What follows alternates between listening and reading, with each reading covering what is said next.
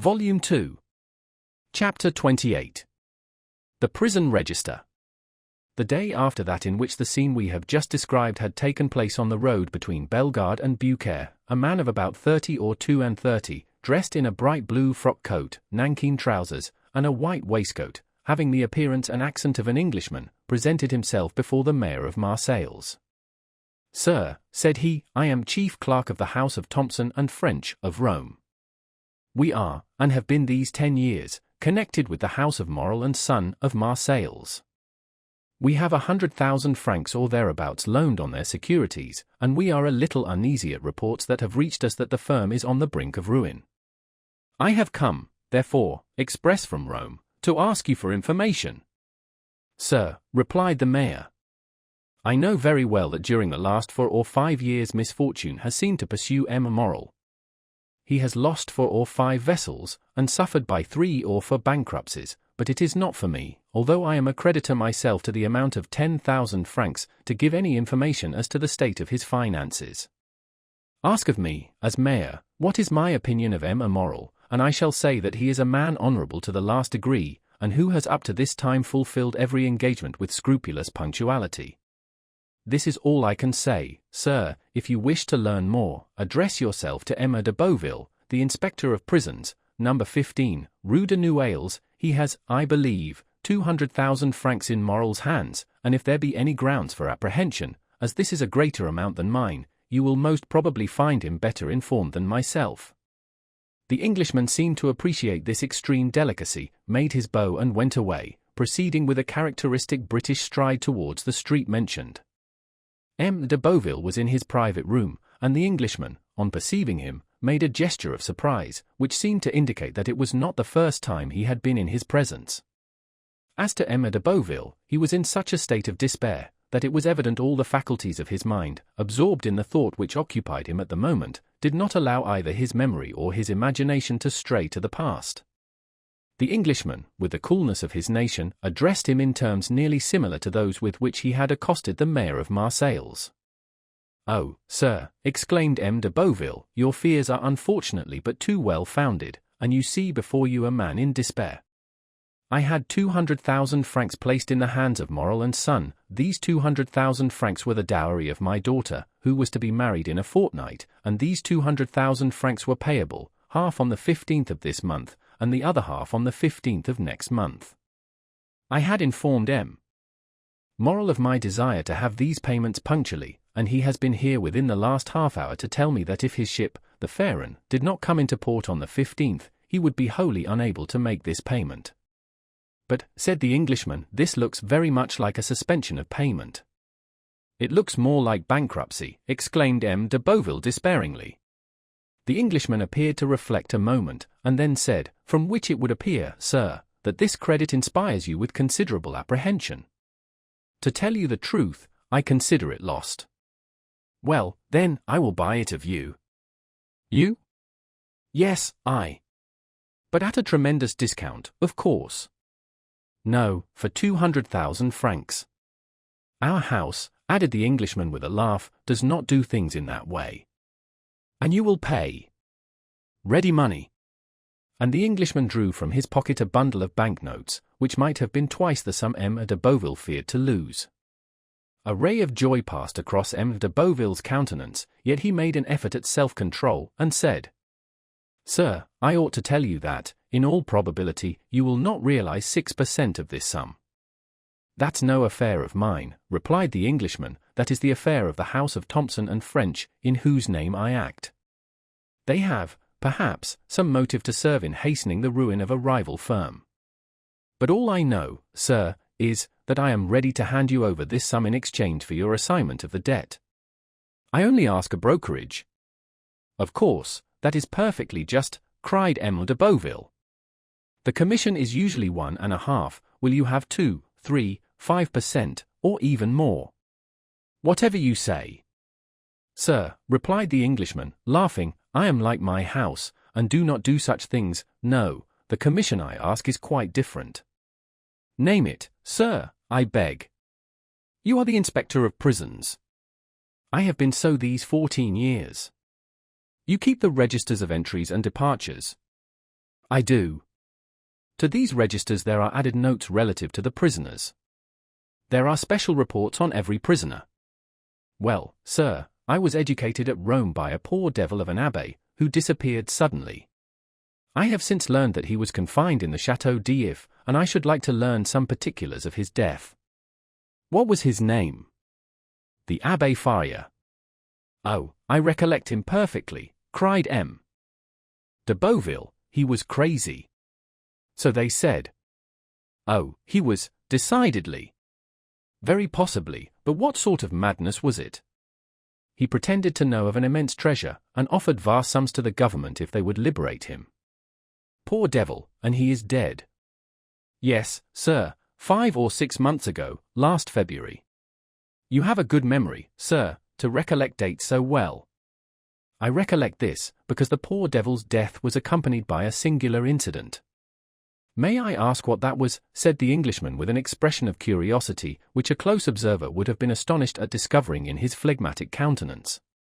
Oh dear, yes, sir, the Abbé's dungeon was 40 or 50 feet distant from that of one of Bonaparte's emissaries, one of those who had contributed the most to the return of the usurper in 1815, a very resolute and very dangerous man. Indeed, said the Englishman. Yes, replied M. de Beauville, I myself had occasion to see this man in 1816 or 1817, and we could only go into his dungeon with a file of soldiers. That man made a deep impression on me, I shall never forget his countenance. The Englishman smiled imperceptibly. And you say, sir, he interposed, that the 2 dungeons were separated by a distance of 50 feet, but it appears that this Edmond Dantès. This dangerous man's name was Edmond Dantès. It appears, sir, that this Edmond Dantès had procured tools, or made them, for they found a tunnel through which the prisoners held communication with one another. This tunnel was dug, no doubt, with an intention of escape. No doubt, but unfortunately for the prisoners, the Abbé Faria had an attack of catalepsy, and died. That must have cut short the projects of escape. For the dead man, yes, replied M. de Beauville, but not for the survivor. On the contrary, this Dantès saw a means of accelerating his escape.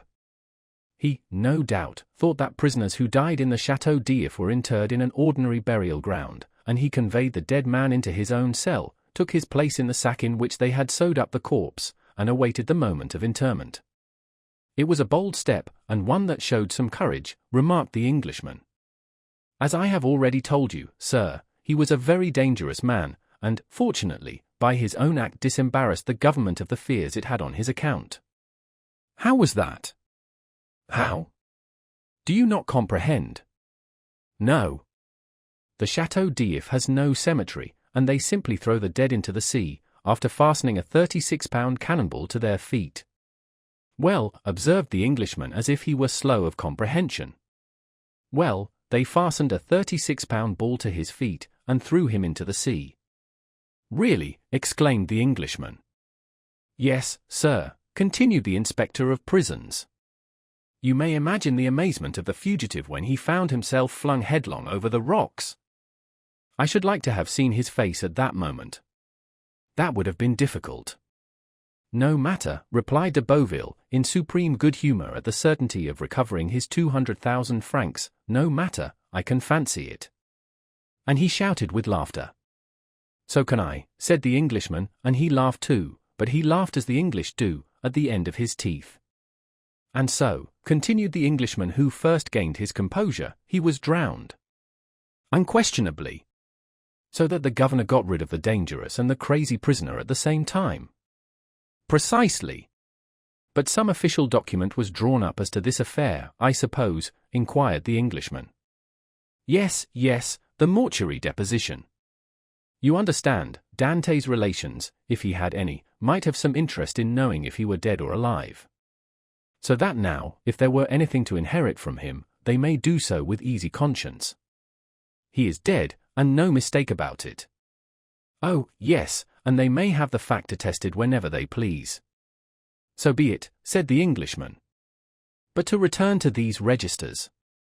True, this story has diverted our attention from them. Excuse me.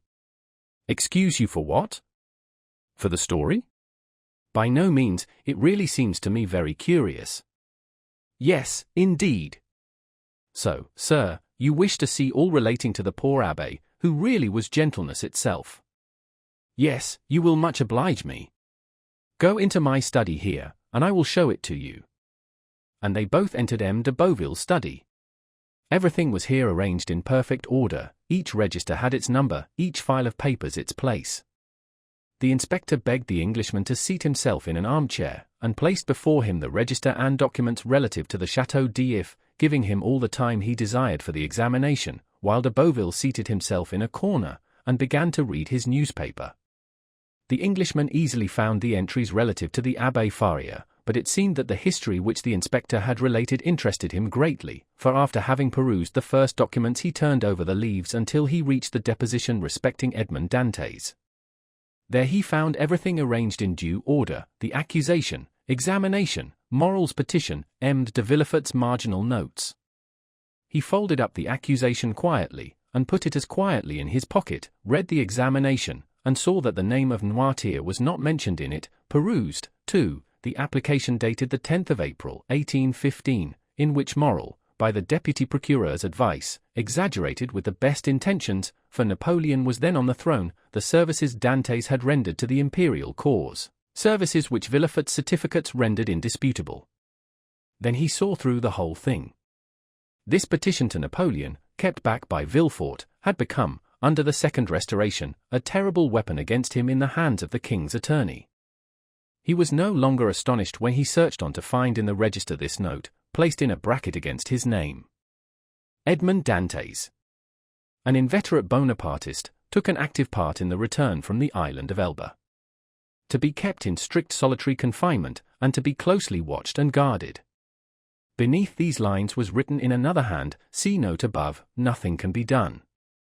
He compared the writing in the bracket with the writing of the certificate placed beneath Morel's petition, and discovered that the note in the bracket was the same writing as the certificate, that is to say, was in Villefort's handwriting. As to the note which accompanied this, the Englishman understood that it might have been added by some inspector who had taken a momentary interest in Dantès' situation, but who had, from the remarks we have quoted, found it impossible to give any effect to the interest he had felt. As we have said, the inspector, from discretion, and that he might not disturb the Abbé Faria's pupil in his researches, had seated himself in a corner, and was reading Le Drapeau Blanc. He did not see the Englishman fold up and place in his pocket the accusation written by Danglars under the arbor of La Reserve, and which had the postmark, Marseilles, the 27th of February, delivery 6 o'clock, p.m.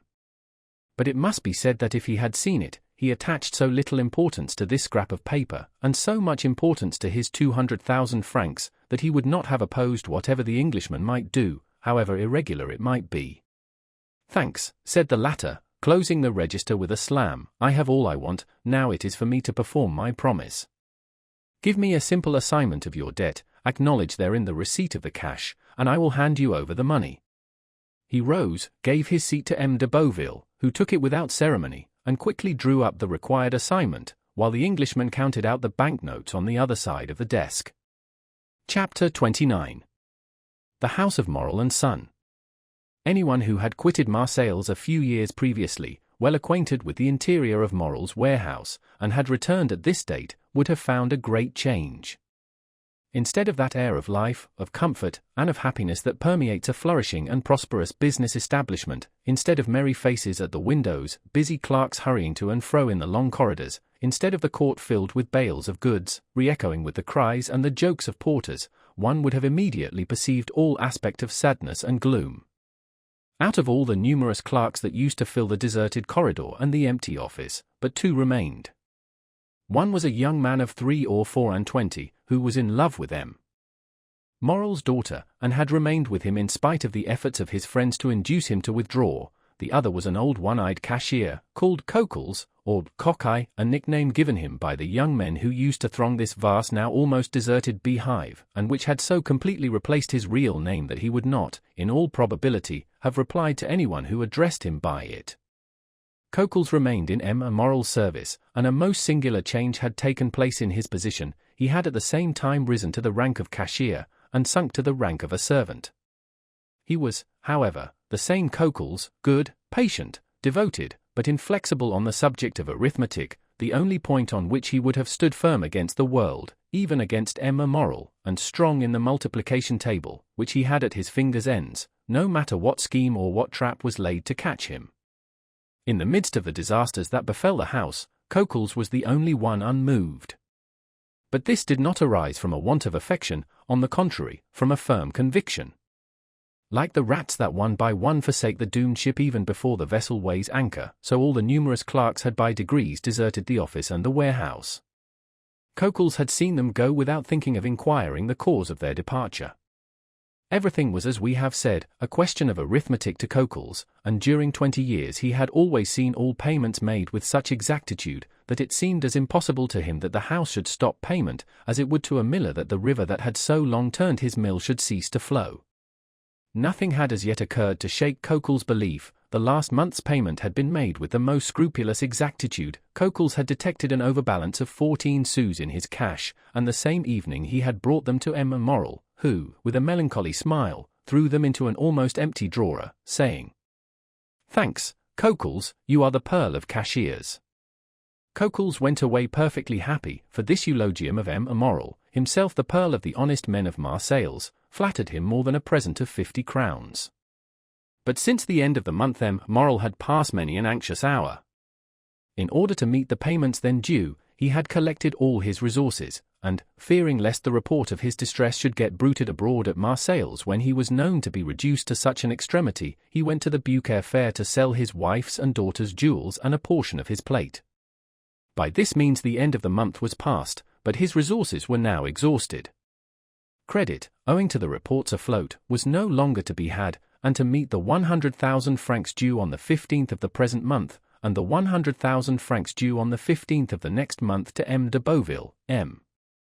Moral had, in reality, no hope but the return of the Pharaon, of whose departure he had learnt from a vessel which had weighed anchor at the same time, and which had already arrived in harbour. But this vessel which, like the Pharaon, came from Calcutta, had been in for a fortnight, while no intelligence had been received of the Pharaon. Such was the state of affairs when, the day after his interview with M. de Beauville, the confidential clerk of the house of Thompson and French of Rome, presented himself at M. Moral's. Emmanuel received him. This young man was alarmed by the appearance of every new face, for every new face might be that of a new creditor, come in anxiety to question the head of the house. The young man, wishing to spare his employer the pain of this interview, questioned the newcomer, but the stranger declared that he had nothing to say to M. Emmanuel, and that his business was with M. Moral in person. Emmanuel sighed, and summoned Cockles. Cockles appeared, and the young man bade him conduct the stranger to M. Moral's apartment. Cockles went first, and the stranger followed him. On the staircase they met a beautiful girl of 16 or 17, who looked with anxiety at the stranger. M. Moral is in his room, is he not, Mademoiselle Julie? Said the cashier. Yes, I think so, at least, said the young girl hesitatingly. Go and see, Cockles, and if my father is there, announce this gentleman. It will be useless to announce me, mademoiselle, returned the Englishman. M. Moral does not know my name. This worthy gentleman has only to announce the confidential clerk of the house of Thompson and French of Rome, with whom your father does business. The young girl turned pale and continued to descend, while the stranger and Cockles continued to mount the staircase. She entered the office where Emmanuel was, while Cockles, by the aid of a key he possessed, opened a door in the corner of a landing place on the second staircase, conducted the stranger into an antechamber, opened a second door, which he closed behind him, and after having left the clerk of the house of Thompson and French alone, returned and signed to him that he could enter. The Englishman entered, and found Moral seated at a table, turning over the formidable columns of his ledger, which contained the list of his liabilities.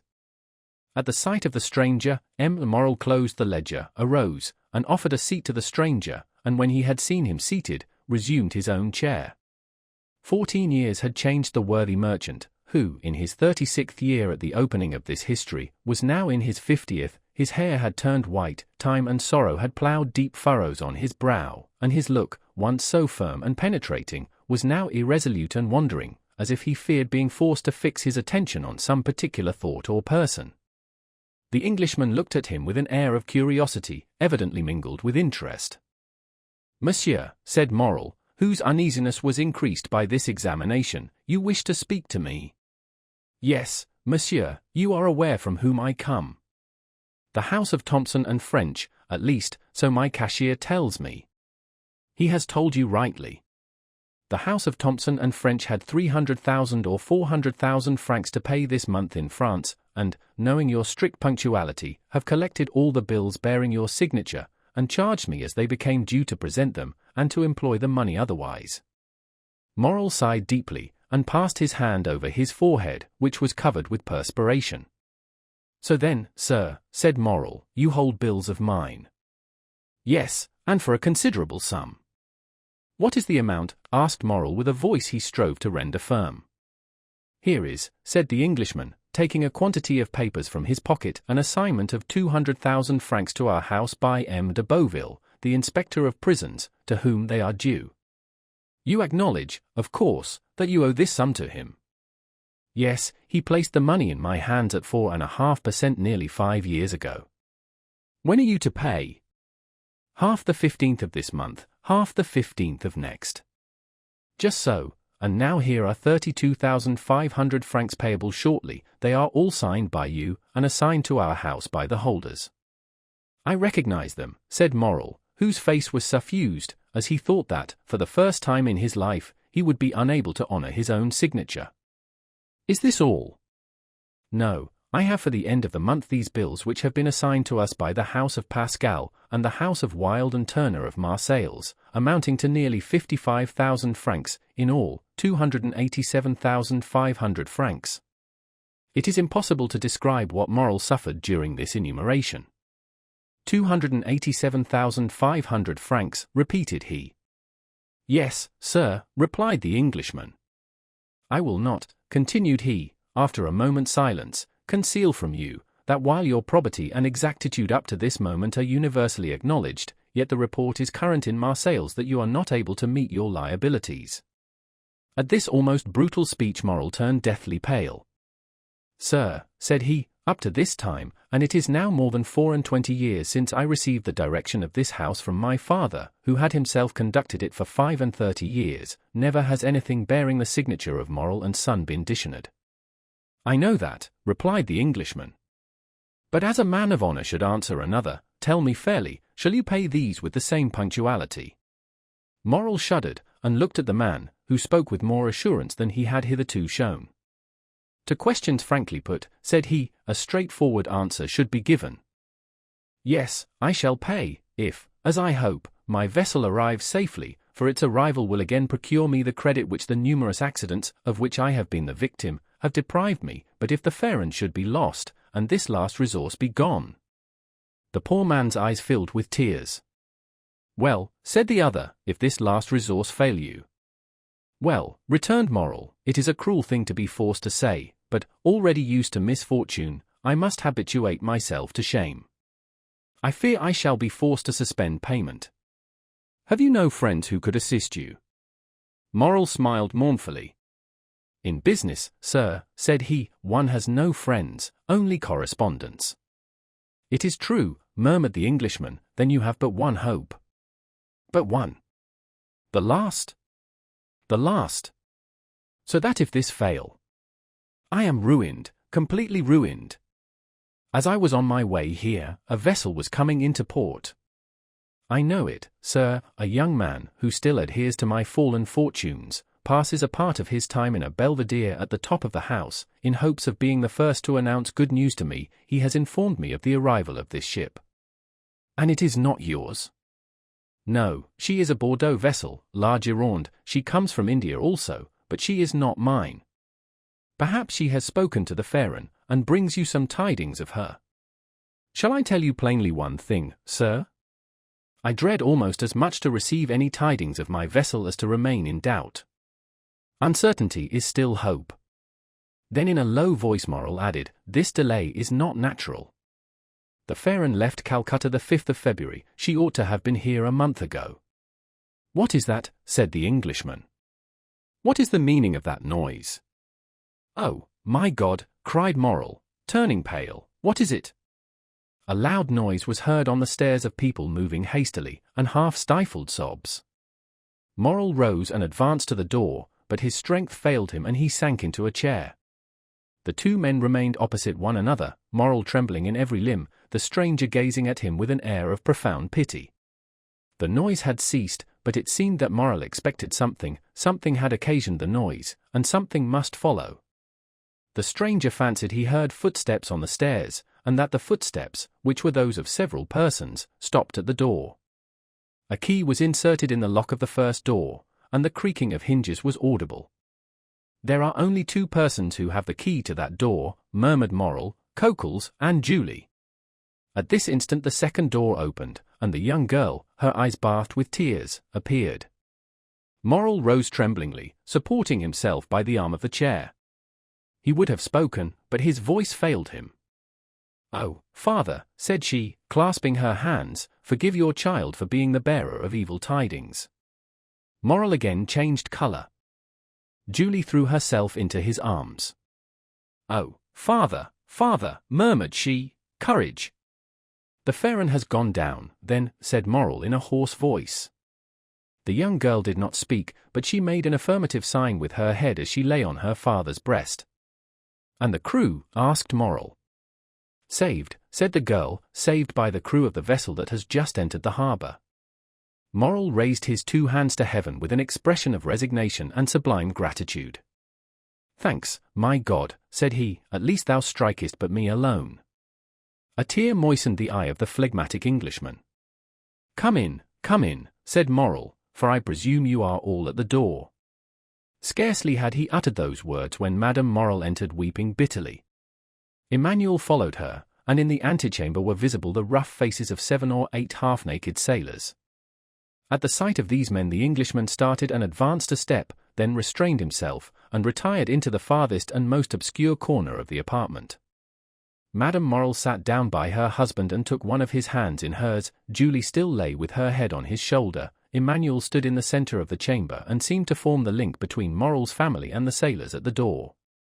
"How did this happen?" said Morrel. "Draw nearer, Penelon," said the young man, "and tell us all about it." An old seaman, bronzed by the tropical sun, advanced, twirling the remains of a hat between his hands. "Good day, Emma Morrel," said he, as if he had just quitted Marseilles the previous evening, and had just returned from Aix or Toulon.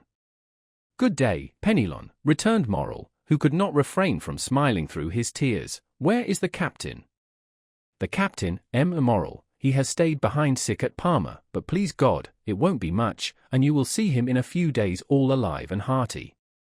"Well, now tell your story, Penelon." Penelon rolled his quid in his cheek, placed his hand before his mouth, turned his head, and sent a long jet of tobacco juice into the antechamber, advanced his foot, balanced himself, and began. "You see, Emma Morrel," said he, "we were somewhere between Cape Blanc and Cape Boyarda, sailing with a fair breeze, south-southwest after a week's calm, when Captain Gourmand comes up to me, I was at the helm I should tell you, and says, 'Penelon, what do you think of those clouds coming up over there?' I was just then looking at them myself. 'What do I think, Captain?' 'Why, I think that they are rising faster than they have any business to do, and that they would not be so black if they didn't mean mischief.' 'That's my opinion too,' said the captain, 'and I'll take precautions accordingly. We are carrying too much canvas. Avast, there, all hands! Take in the studding sails and stow the flying jib.' It was time, the squall was on us, and the vessel began to heel. 'Ah,' said the captain, 'we have still too much canvas set, all hands lower the mainsail.' 5 minutes after, it was down, and we sailed under mizzen-topsails and topgallant sails. 'Well, Penelon,' said the captain, 'what makes you shake your head?' 'Why,' I says, 'I still think you've got too much on.' 'I think you're right,' answered he, 'we shall have a gale.' 'A gale?' 'More than that, we shall have a tempest, or I don't know what's what.' You could see the wind coming like the dust at Montredon. Luckily the captain understood his business. 'Take in 2 reefs in the top sails,' cried the captain, 'let go the bowlines, haul the brace, lower the topgallant sails, haul out the reef tackles on the yards.' 'That was not enough for those latitudes,' said the Englishman, 'I should have taken 4 reefs in the topsails and furled the spanker.'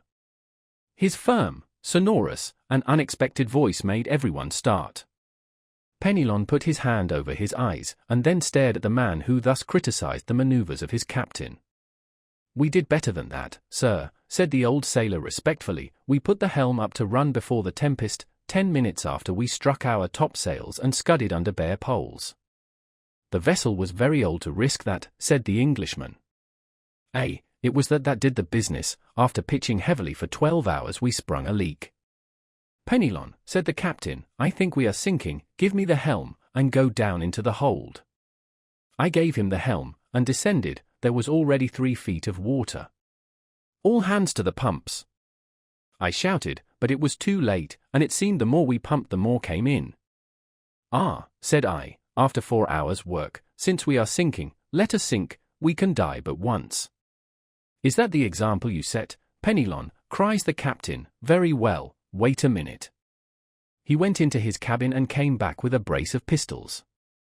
"I will blow the brains out of the first man who leaves the pump," said he. "Well done," said the Englishman. "There's nothing gives you so much courage as good reasons," continued the sailor, and during that time the wind had abated, and the sea gone down, but the water kept rising, not much, only 2 inches an hour, but still it rose. 2 inches an hour does not seem much, but in 12 hours that makes 2 feet, and 3 we had before, that makes 5. "Come," said the captain, "we have done all in our power, and Emma Morrel will have nothing to reproach us with. We have tried to save the ship, let us now save ourselves. To the boats, my lads, as quick as you can." "Now," continued Penelon, "you see, M. Morrel, a sailor is attached to his ship, but still more to his life, so we did not wait to be told twice, the more so, that the ship was sinking under us, and seemed to say, 'Get along, save yourselves.' We soon launched the boat, and all 8 of us got into it. The captain descended last, or rather, he did not descend, he would not quit the vessel, so I took him round the waist, and threw him into the boat, and then I jumped after him. It was time, for just as I jumped the deck burst with a noise like the broadside of a man-o'-war. 10 minutes after she pitched forward, then the other way, spun round, and then goodbye to the Pharaon. As for us, we were 3 days without anything to eat or drink, so that we began to think of drawing lots who should feed the rest. When we saw La Gironde, we made signals of distress, she perceived us, made for us, and took us all on board. There now, Emma Morrel, that's the whole truth, on the honor of a sailor, is not it true, you fellows there?" A general murmur of approbation showed that the narrator had faithfully detailed their misfortunes and sufferings. "Well, well," said Emma Morrel, "I know there was no one in fault but destiny. It was the will of God that this should happen, blessed be his name. What wages are due to you?" "Oh, don't let us talk of that, Emma Morrel." "Yes, but we will talk of it." "Well, then, 3 months, said Penelon. "Coquels, pay 200 francs to each of these good fellows," said Morrel. At another time, added he, I should have said, give them, besides, 200 francs over as a present, but times are changed, and the little money that remains to me is not my own, so do not think me mean on this account. Penelon turned to his companions, and exchanged a few words with them. As for that, Emma Morrel, said he, again turning his quid, as for that. As for what? The money. Well, we all say that 50 francs will be enough for us at present, and that we will wait for the rest. Thanks, my friends, thanks, cried Morrel gratefully, take it, and if you can find another employer, enter his service, you are free to do so. These last words produced a prodigious effect on the seaman. Penelon nearly swallowed his quid, fortunately he recovered. What, Emma Morrel, said he in a low voice, you send us away, you are then angry with us. No, said Emma Morrel, I am not angry, quite the contrary, and I do not send you away, but I have no more ships, and therefore I do not want any sailors. No more ships, returned Penelon, well, then, you'll build some, we'll wait for you. I have no money to build ships with, Penelon, said the poor owner mournfully, so I cannot accept your kind offer. No more money? Then you must not pay us, we can scud, like the Pharaon, under bare poles. Enough, cried Morrel, almost overpowered, leave me, I pray you, we shall meet again in a happier time. Emmanuel, go with them, and see that my orders are executed. At least, we shall see each other again, M. Morrel asked Penelon. Yes, I hope so, at least. Now go. He made a sign to Coquels, who went first, the seaman followed him and Emmanuel brought up the rear. Now, said the owner to his wife and daughter, leave me, I wish to speak with this gentleman. And he glanced towards the clerk of Thompson and French, who had remained motionless in the corner during this scene, in which he had taken no part, except the few words we have mentioned.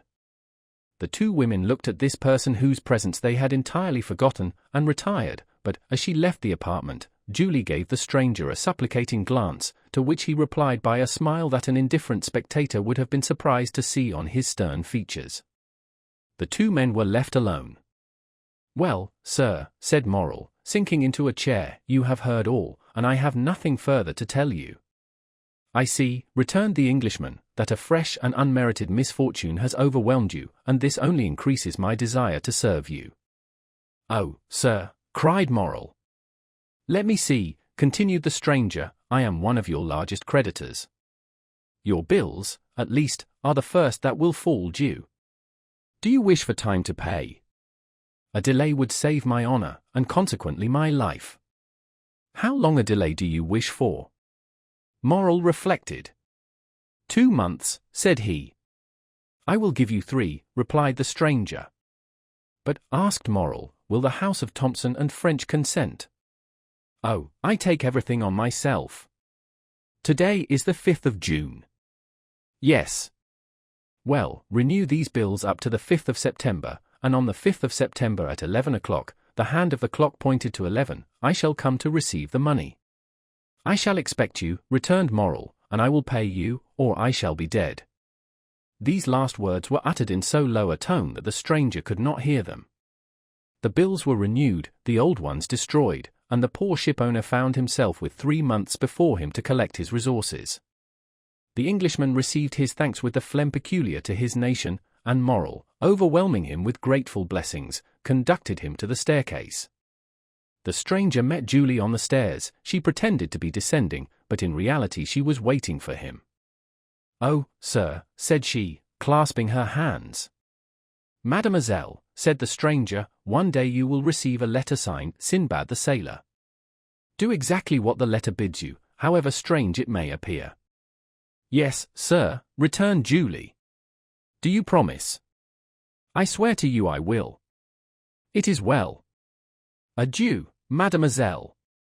Continue to be the good, sweet girl you are at present, and I have great hopes that heaven will reward you by giving you Emmanuel for a husband. Julie uttered a faint cry, blushed like a rose, and leaned against the baluster. The stranger waved his hand, and continued to descend. In the court he found Penelon, who, with a rouleau of 100 francs in either hand, seemed unable to make up his mind to retain them. Come with me, my friend, said the Englishman, I wish to speak to you. Chapter 30.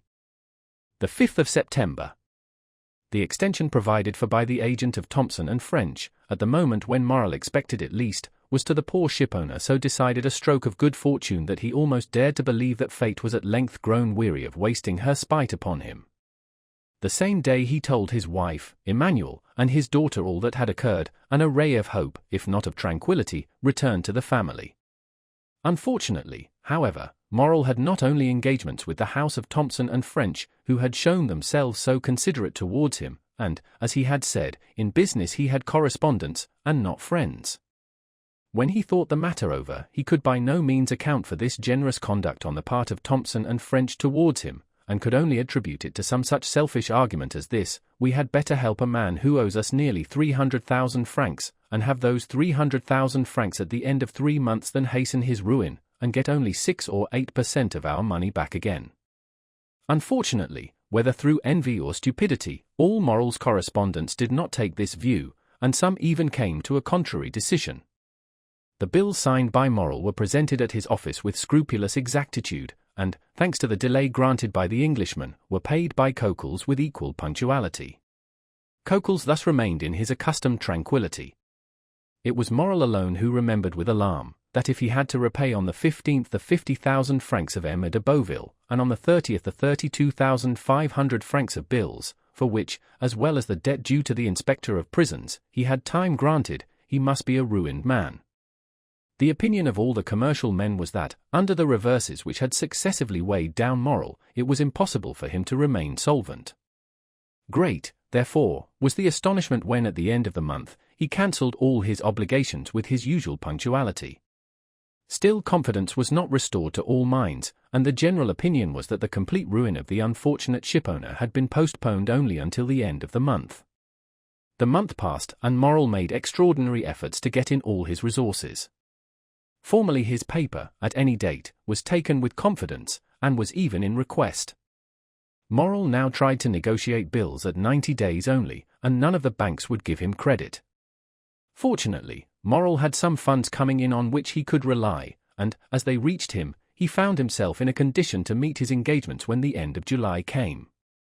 The agent of Thompson and French had not been again seen at Marseilles. The day after, or 2 days after his visit to Morrel, he had disappeared, and as in that city he had had no intercourse but with the mayor, the inspector of prisons, and Emma Morrel, his departure left no trace except in the memories of these 3 persons. As to the sailors of the Pharaon, they must have found snug berths elsewhere, for they also had disappeared. Captain Gourmand, recovered from his illness, had returned from Parma. He delayed presenting himself at Morrel's, but the owner, hearing of his arrival, went to see him. The worthy shipowner knew, from Penelon's recital, of the captain's brave conduct during the storm, and tried to console him. He brought him also the amount of his wages, which Captain Gourmand had not dared to apply for. As he descended the staircase, Morrel met Penelon, who was going up. Penelon had, it would seem, made good use of his money, for he was newly clad. When he saw his employer, the worthy tar seemed much embarrassed, drew on one side into the corner of the landing-place, passed his quid from one cheek to the other, stared stupidly with his great eyes, and only acknowledged the squeeze of the hand which Morrel as usual gave him by a slight pressure in return. Morrel attributed Penelon's embarrassment to the elegance of his attire. It was evident the good fellow had not gone to such an expense on his own account. He was, no doubt, engaged on board some other vessel, and thus his bashfulness arose from the fact of his not having, if we may so express ourselves, worn mourning for the Pharaon longer. Perhaps he had come to tell Captain Gourmand of his good luck, and to offer him employment from his new master. "Worthy fellows," said Morrel, as he went away, "may your new master love you as I loved you, and be more fortunate than I have been." August rolled by in unceasing efforts on the part of Morrel to renew his credit or revive the old. On the 20th of August it was known at Marseilles that he had left town in the mail coach, and then it was said that the bills would go to protest at the end of the month, and that Morrel had gone away and left his chief clerk Emmanuel, and his cashier Coquels, to meet the creditors. But, contrary to all expectation, when the 31st of August came, the house opened as usual, and Coquels appeared behind the grating of the counter, examined all bills presented with the usual scrutiny, and, from first to last, paid all with the usual precision. There came in, moreover, 2 drafts which M. Morrel had fully anticipated, and which Coquels paid as punctually as the bills which the shipowner had accepted. All this was incomprehensible, and then, with the tenacity peculiar to prophets of bad news, the failure was put off until the end of September. On the 1st, Morrel returned. He was awaited by his family with extreme anxiety, for from this journey to Paris they hoped great things. Morrel had thought of Danglars, who was now immensely rich, and had lain under great obligations to Morrel in former days, since to him it was owing that Danglars entered the service of the Spanish banker, with whom he had laid the foundations of his vast wealth. It was said at this moment that Danglars was worth from 6 to 8 millions of francs, and had unlimited credit. Danglars, then, without taking a crown from his pocket, could save Morrel. He had but to pass his word for a loan, and Morrel was saved. Morrel had long thought of Danglars, but had kept away from some instinctive motive, and had delayed as long as possible availing himself of this last resource. And Morrel was right, for he returned home crushed by the humiliation of a refusal. Yet, on his arrival, Morrel did not utter a complaint, or say one harsh word. He embraced his weeping wife and daughter, pressed Emmanuel's hand with friendly warmth, and then going to his private room on the 2nd floor had sent for Coquels. Then, said the 2 women to Emmanuel, "We are indeed ruined. It was agreed in a brief council held among them that Julie should write to her brother, who was in garrison at Nimes, to come to them as speedily as possible. The poor women felt instinctively that they required all their strength to support the blow that impended. Besides, Maximilian Morrel, though hardly 22, had great influence over his father. He was a strong-minded, upright young man. At the time when he decided on his profession, his father had no desire to choose for him, but had consulted young Maximilian's taste. He had at once declared for a military life, and had in consequence studied hard, passed brilliantly through the Polytechnic School, and left it as sub-lieutenant of the 53rd of the line. For a year he had held this rank, and expected promotion on the first vacancy. In his regiment Maximilian Morrel was noted for his rigid observance, not only of the obligations imposed on a soldier, but also of the duties of a man, and he thus gained the name of the Stoic. We need hardly say that many of those who gave him this epithet repeated it because they had heard it, and did not even know what it meant. This was the young man whom his mother and sister called to their aid to sustain them under the serious trial which they felt they would soon have to endure. They had not mistaken the gravity of this event, for the moment after Morrel had entered his private office with Coquels, Julie saw the latter leave it pale, trembling, and his features betraying the utmost consternation. She would have questioned him as he passed by her, but the worthy creature hastened down the staircase with unusual precipitation, and only raised his hands to heaven and exclaimed, "Oh, mademoiselle, mademoiselle, what a dreadful misfortune! Who could ever have believed it?" A moment afterwards Julie saw him go upstairs carrying 2 or 3 heavy ledgers, a portfolio, and a bag of money. Morrel examined the ledgers, opened the portfolio, and counted the money. All his funds amounted to 6,000 or 8,000 francs, his bills receivable up to the 5th to 4,000 or 5,000, which, making the best of everything, gave him 14,000 francs to meet debts amounting to 287,500 francs. He had not even the means for making a possible settlement on account. However, when Morrel went down to his dinner, he appeared very calm. This calmness was more alarming to the 2 women than the deepest dejection would have been. After dinner Morrel usually went out and used to take his coffee at the Club of the Phocéens, and read the Semaphore. This day he did not leave the house, but returned to his office. As to Coquels, he seemed completely bewildered. For part of the day he went into the courtyard, seated himself on a stone with his head bare and exposed to the blazing sun. Emmanuel tried to comfort the women, but his eloquence faltered. The young man was too well acquainted with the business of the house, not to feel that a great catastrophe hung over the Morrel family. Night came, the 2 women had watched, hoping that when he left his room Morrel would come to them, but they heard him pass before their door, and trying to conceal the noise of his footsteps. They listened, he went into his sleeping room, and fastened the door inside. Madame Morrel sent her daughter to bed, and half an hour after Julie had retired, she rose, took off her shoes, and went stealthily along the passage, to see through the keyhole what her husband was doing. In the passage she saw a retreating shadow. It was Julie, who, uneasy herself, had anticipated her mother. The young lady went towards Madame Morrel. "He is writing," she said. They had understood each other without speaking. Madame Morrel looked again through the keyhole. Morrel was writing, but Madame Morrel remarked, what her daughter had not observed, that her husband was writing on stamped paper. The terrible idea that he was writing his will flashed across her. She shuddered, and yet had not strength to utter a word.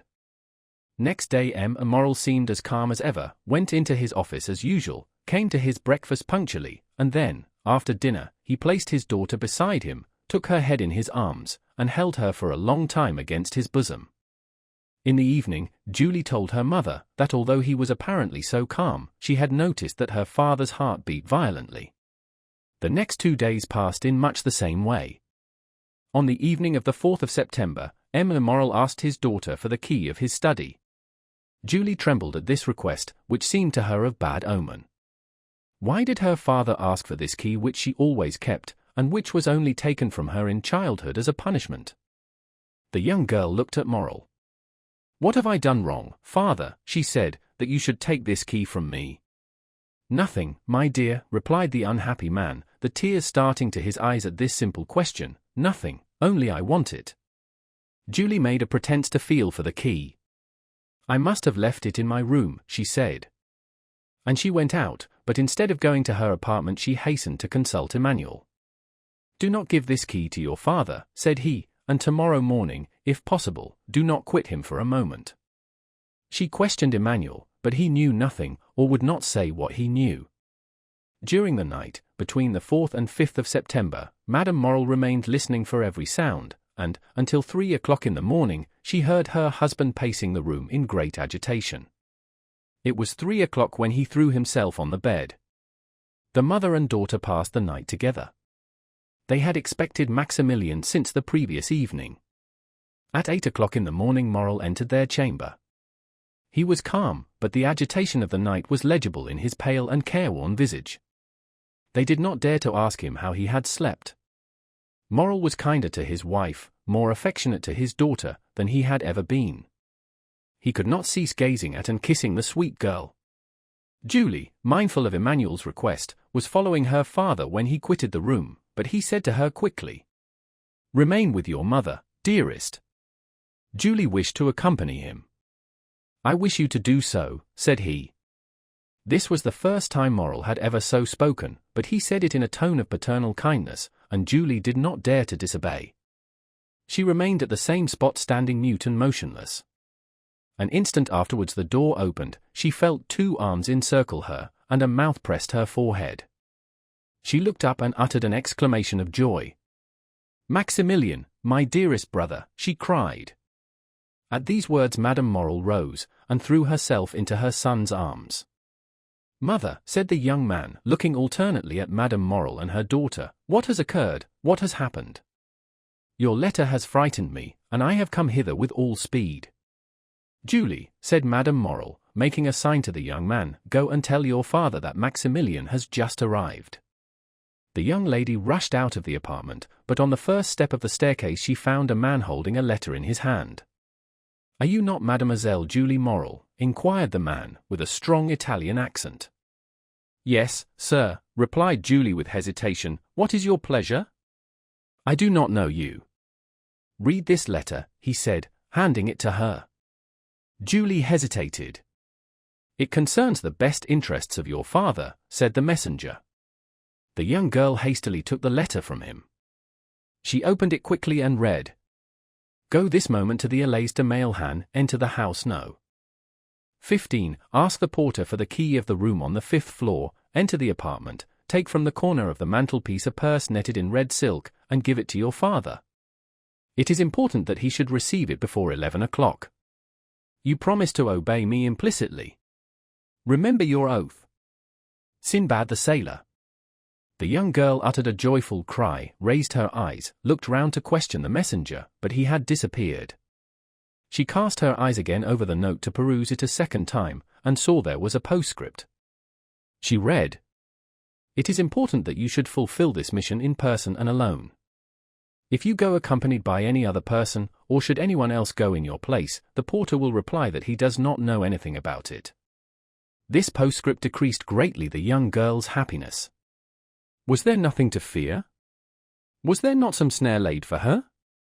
Her innocence had kept her in ignorance of the dangers that might assail a young girl of her age. But there is no need to know danger in order to fear it. Indeed, it may be observed that it is usually unknown perils that inspire the greatest terror. Julie hesitated, and resolved to take counsel.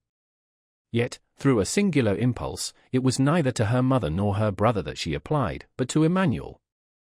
She hastened down and told him what had occurred on the day when the agent of Thompson and French had come to her father's, related the scene on the staircase, repeated the promise she had made, and showed him the letter. "You must go, then, mademoiselle," said Emmanuel. "Go there," murmured Julie. "Yes, I will accompany you." "But did you not read that I must be alone?" said Julie. "And you shall be alone," replied the young man. "I will await you at the corner of the Rue du Musée, and if you are so long absent as to make me uneasy, I will hasten to rejoin you, and woe to him of whom you shall have cause to complain to me." "Then, Emmanuel," said the young girl with hesitation, "it is your opinion that I should obey this invitation?" "Yes." "Did not the messenger say your father's safety depended upon it?" "But what danger threatens him, then, Emmanuel?" she asked. Emmanuel hesitated a moment, but his desire to make Julie decide immediately made him reply. "Listen," he said, "today is the 5th of September, is it not?" "Yes." "Today, then, at 11 o'clock, your father has nearly 300,000 francs to pay." "Yes, we know that." "Well, then," continued Emmanuel, "we have not 15,000 francs in the house. What will happen then? Why, if today before 11 o'clock your father has not found someone who will come to his aid, he will be compelled at 12 o'clock to declare himself a bankrupt." "Oh, come, then, come," cried she, hastening away with the young man.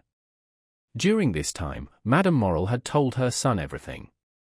The young man knew quite well that, after the succession of misfortunes which had befallen his father, great changes had taken place in the style of living and housekeeping, but he did not know that matters had reached such a point. He was thunderstruck. Then, rushing hastily out of the apartment, he ran upstairs, expecting to find his father in his study, but he rapped there in vain. While he was yet at the door of the study he heard the bedroom door open, turned, and saw his father. Instead of going direct to his study, Morrel had returned to his bedchamber, which he was only this moment quitting. Morrel uttered a cry of surprise at the sight of his son, of whose arrival he was ignorant. He remained motionless on the spot, pressing with his left hand something he had concealed under his coat. Maximilian sprang down the staircase, and threw his arms round his father's neck, but suddenly he recoiled, and placed his right hand on Morrel's breast.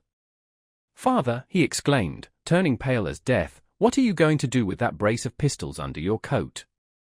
"Oh, this is what I feared," said Morrel. "Father, father, in heaven's name," exclaimed the young man, "what are these weapons for?" "Maximilian," replied Morrel, looking fixedly at his son, "you are a man, and a man of honor. Come, and I will explain to you." And with a firm step Morrel went up to his study, while Maximilian followed him, trembling as he went. Morrel opened the door, and closed it behind his son, then, crossing the anteroom, went to his desk on which he placed the pistols, and pointed with his finger to an open ledger. In this ledger was made out an exact balance sheet of his affairs. Morrel had to pay, within half an hour, 287,500 francs. All he possessed was 15,257 francs. "Read," said Morrel. The young man was overwhelmed as he read. Morrel said not a word. What could he say? What need he add to such a desperate proof in figures? "And have you done all that is possible, father, to meet this disastrous result?" asked the young man, after a moment's pause. "I have," replied Morrel. "You have no money coming in on which you can rely?" "None." "You have exhausted every resource?" "All." "And in half an hour," said Maximilian in a gloomy voice, "our name is dishonored." "Blood washes out dishonor," said Morrel. "You are right, father, I understand you." Then extending his hand towards one of the pistols, he said, "There is one for you and one for me, thanks." Morrel caught his hand. "Your mother, your sister. Who will support them?" A shudder ran through the young man's frame. "Father," he said, "do you reflect that you are bidding me to live?" "Yes, I do so bid you," answered Morrel. "It is your duty. You have a calm, strong mind, Maximilian. Maximilian, you are no ordinary man. I make no requests or commands, I only ask you to examine my position as if it were your own, and then judge for yourself." The young man reflected for a moment, then an expression of sublime resignation appeared in his eyes, and with a slow and sad gesture he took off his two epaulets, the insignia of his rank.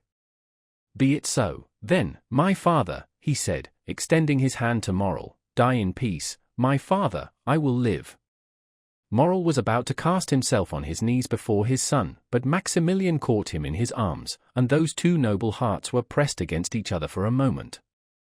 "You know it is not my fault," said Morrel. Maximilian smiled. "I know, father, you are the most honorable man I have ever known." "Good, my son. And now there is no more to be said, go and rejoin your mother and sister." "My father," said the young man, bending his knee, "bless me." Morrel took the head of his son between his two hands, drew him forward, and kissing his forehead several times said, "Oh, yes, yes, I bless you in my own name, and in the name of 3 generations of irreproachable men, who say through me, the edifice which misfortune has destroyed, Providence may build up again. On seeing me die such a death, the most inexorable will have pity on you. To you, perhaps, they will accord the time they have refused to me. Then do your best to keep our name free from dishonor. Go to work, labor, young man, struggle ardently and courageously, live, yourself, your mother and sister, with the most rigid economy, so that from day to day the property of those whom I leave in your hands may augment and fructify. Reflect how glorious a day it will be, how grand, how solemn, that day of complete restoration, on which you will say in this very office, my father died because he could not do what I have this day done, but he died calmly and peaceably, because in dying he knew what I should do. My father, cried the young man, why should you not live? If I live, all would be changed. If I live, interest would be converted into doubt, pity into hostility. If I live, I am only a man who has broken his word, failed in his engagements, in fact, only a bankrupt. If, on the contrary, I die, remember, Maximilian, my corpse is that of an honest but unfortunate man.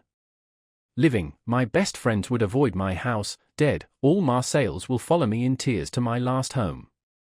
Living, you would feel shame at my name. Dead, you may raise your head and say, I am the son of him you killed, because, for the first time, he has been compelled to break his word.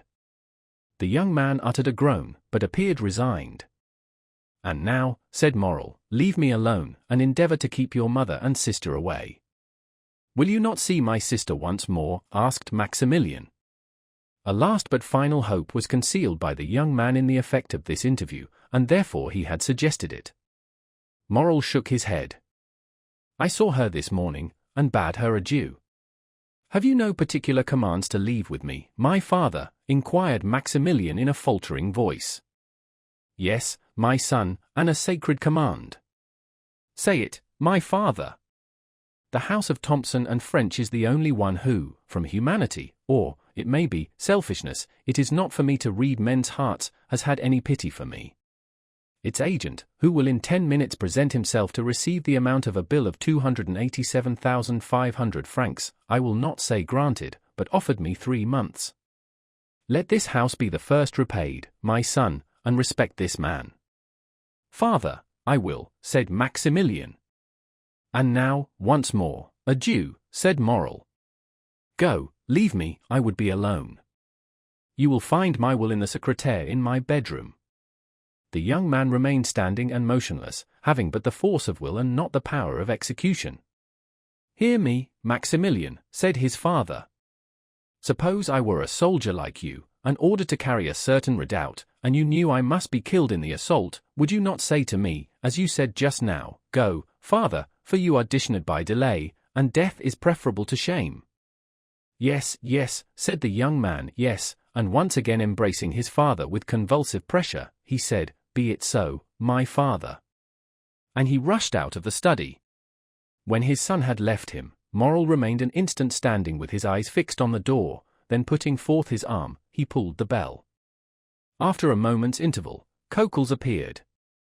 It was no longer the same man, the fearful revelations of the 3 last days had crushed him. This thought, the house of Morrel is about to stop payment, bent him to the earth more than 20 years would otherwise have done. My worthy Coquels, said Morrel in a tone impossible to describe, do you remain in the antechamber? When the gentleman who came 3 months ago, the agent of Thompson and French, arrives, announce his arrival to me. Coquels made no reply, he made a sign with his head, went into the anteroom, and seated himself. Morrel fell back in his chair, his eyes fixed on the clock. There were 7 minutes left, that was all. The hand moved on with incredible rapidity, he seemed to see its motion. What passed in the mind of this man at the supreme moment of his agony cannot be told in words. He was still comparatively young, he was surrounded by the loving care of a devoted family, but he had convinced himself by a course of reasoning, illogical perhaps, yet certainly plausible, that he must separate himself from all he held dear in the world, even life itself. To form the slightest idea of his feelings, one must have seen his face with its expression of enforced resignation and its tear-moistened eyes raised to heaven. The minute hand moved on. The pistols were loaded, he stretched forth his hand, took one up, and murmured his daughter's name. Then he laid it down, seized his pen, and wrote a few words. It seemed to him as if he had not taken a sufficient farewell of his beloved daughter. Then he turned again to the clock, counting time now not by minutes, but by seconds. He took up the deadly weapon again, his lips parted and his eyes fixed on the clock, and then shuddered at the click of the trigger as he cocked the pistol. At this moment of mortal anguish the cold sweat came forth upon his brow, a pang stronger than death clutched at his heartstrings. He heard the door of the staircase creak on its hinges, the clock gave its warning to strike 11, the door of his study opened. Morrel did not turn round, he expected these words of Coquel's, the agent of Thompson and French. He placed the muzzle of the pistol between his teeth. Suddenly he heard a cry, it was his daughter's voice. He turned and saw Julie. The pistol fell from his hands. "My father," cried the young girl, out of breath, and half dead with joy, "saved, you are saved." And she threw herself into his arms, holding in her extended hand a red, netted silk purse. "Saved, my child," said Morrel, "what do you mean?" "Yes, saved, saved." "See, see," said the young girl. Morrel took the purse, and started as he did so, for a vague remembrance reminded him that it once belonged to himself. At one end was the receipted bill for the 287,000 francs, and at the other was a diamond as large as a hazelnut, with these words on a small slip of parchment, "Julie's dowry." Morrel passed his hand over his brow, it seemed to him a dream. At this moment the clock struck 11. He felt as if each stroke of the hammer fell upon his heart. "Explain, my child," he said, "explain, my child," he said, "explain, where did you find this purse?" "In a house in the Allées de Mailhan, number 15, on the corner of a mantelpiece in a small room on the 5th floor." "But," cried Morrel, "this purse is not yours." Julie handed to her father the letter she had received in the morning. "And did you go alone?" asked Morrel, after he had read it. "Emmanuel accompanied me, father. He was to have waited for me at the corner of the Rue du Musée, but, strange to say, he was not there when I returned." "Monsieur Morrel," exclaimed a voice on the stairs, "Monsieur Morrel." "It is his voice," said Julie. At this moment Emmanuel entered, his countenance full of animation and joy.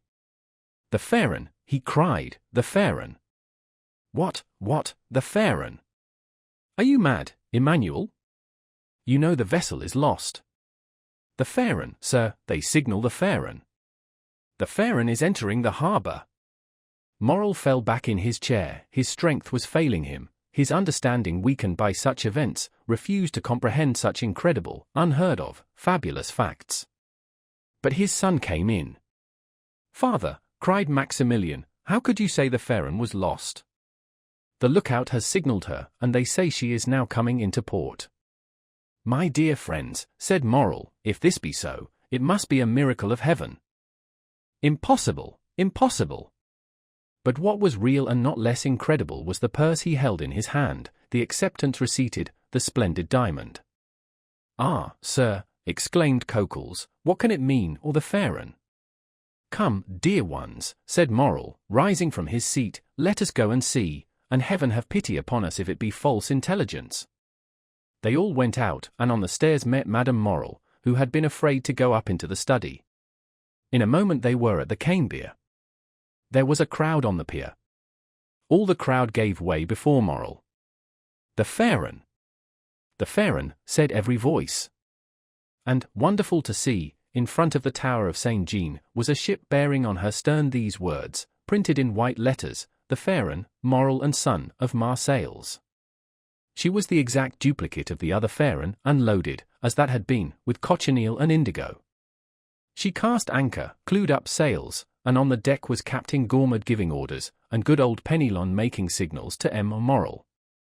To doubt any longer was impossible, there was the evidence of the senses, and 10,000 persons who came to corroborate the testimony.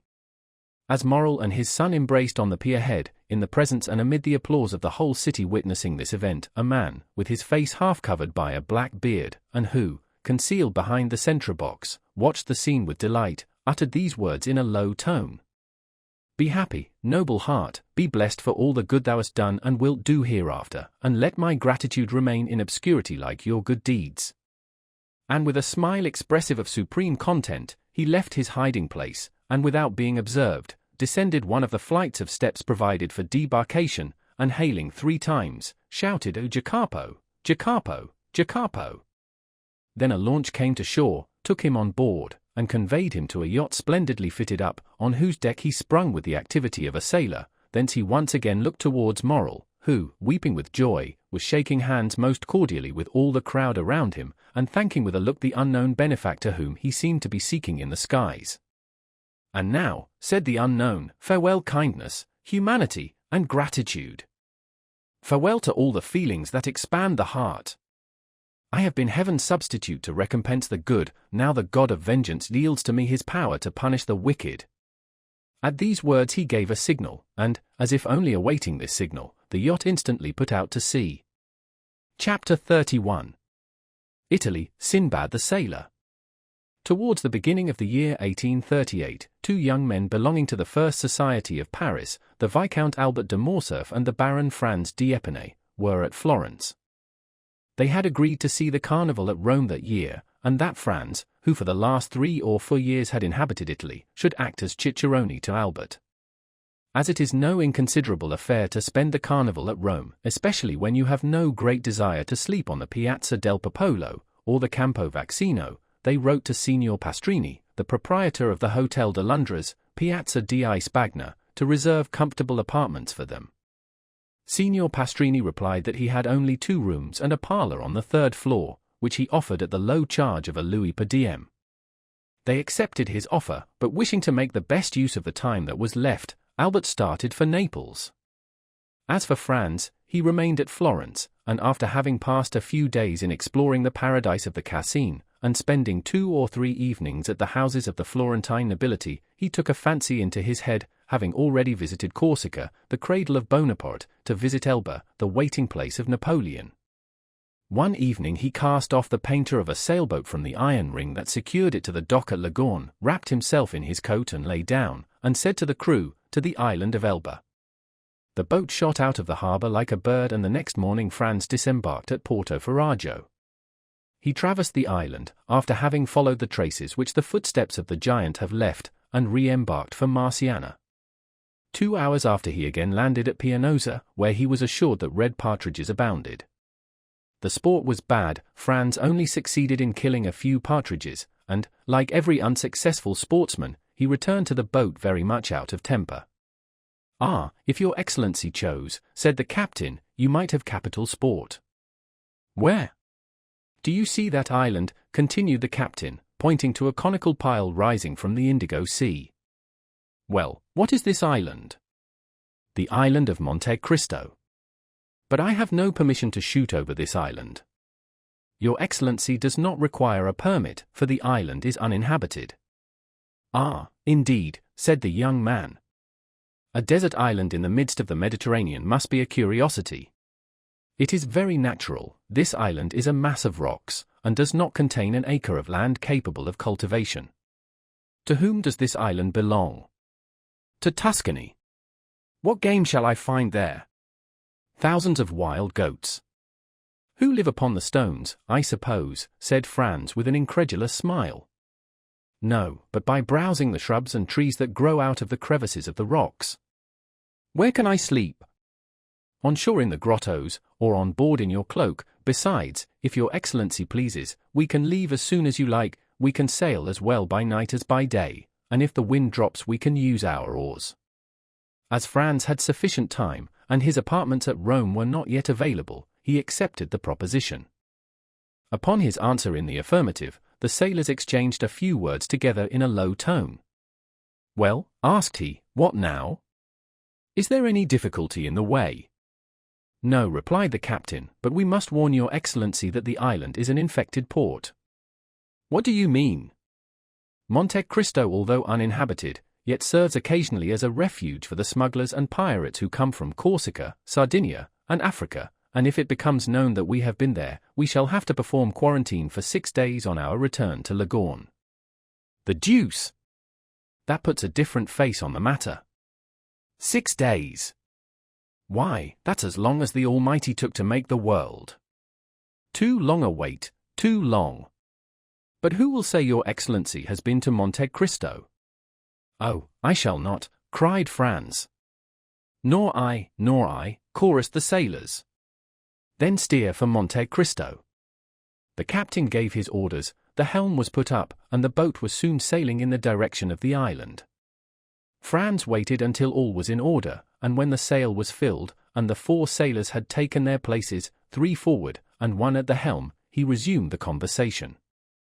Gaetano, said he to the captain, you tell me Monte Cristo serves as a refuge for pirates, who are, it seems to me, a very different kind of game from the goats. Yes, your Excellency, and it is true. I knew there were smugglers, but I thought that since the capture of Algiers, and the destruction of the Regency, pirates existed only in the romances of Cooper and Captain Marryat. Your Excellency is mistaken, there are pirates, like the bandits who were believed to have been exterminated by Pope Leo XII, and who yet, every day, rob travellers at the gates of Rome. Has not your Excellency heard that the French chargé d'affaires was robbed 6 months ago within 500 paces of Velletri? Oh, yes, I heard that.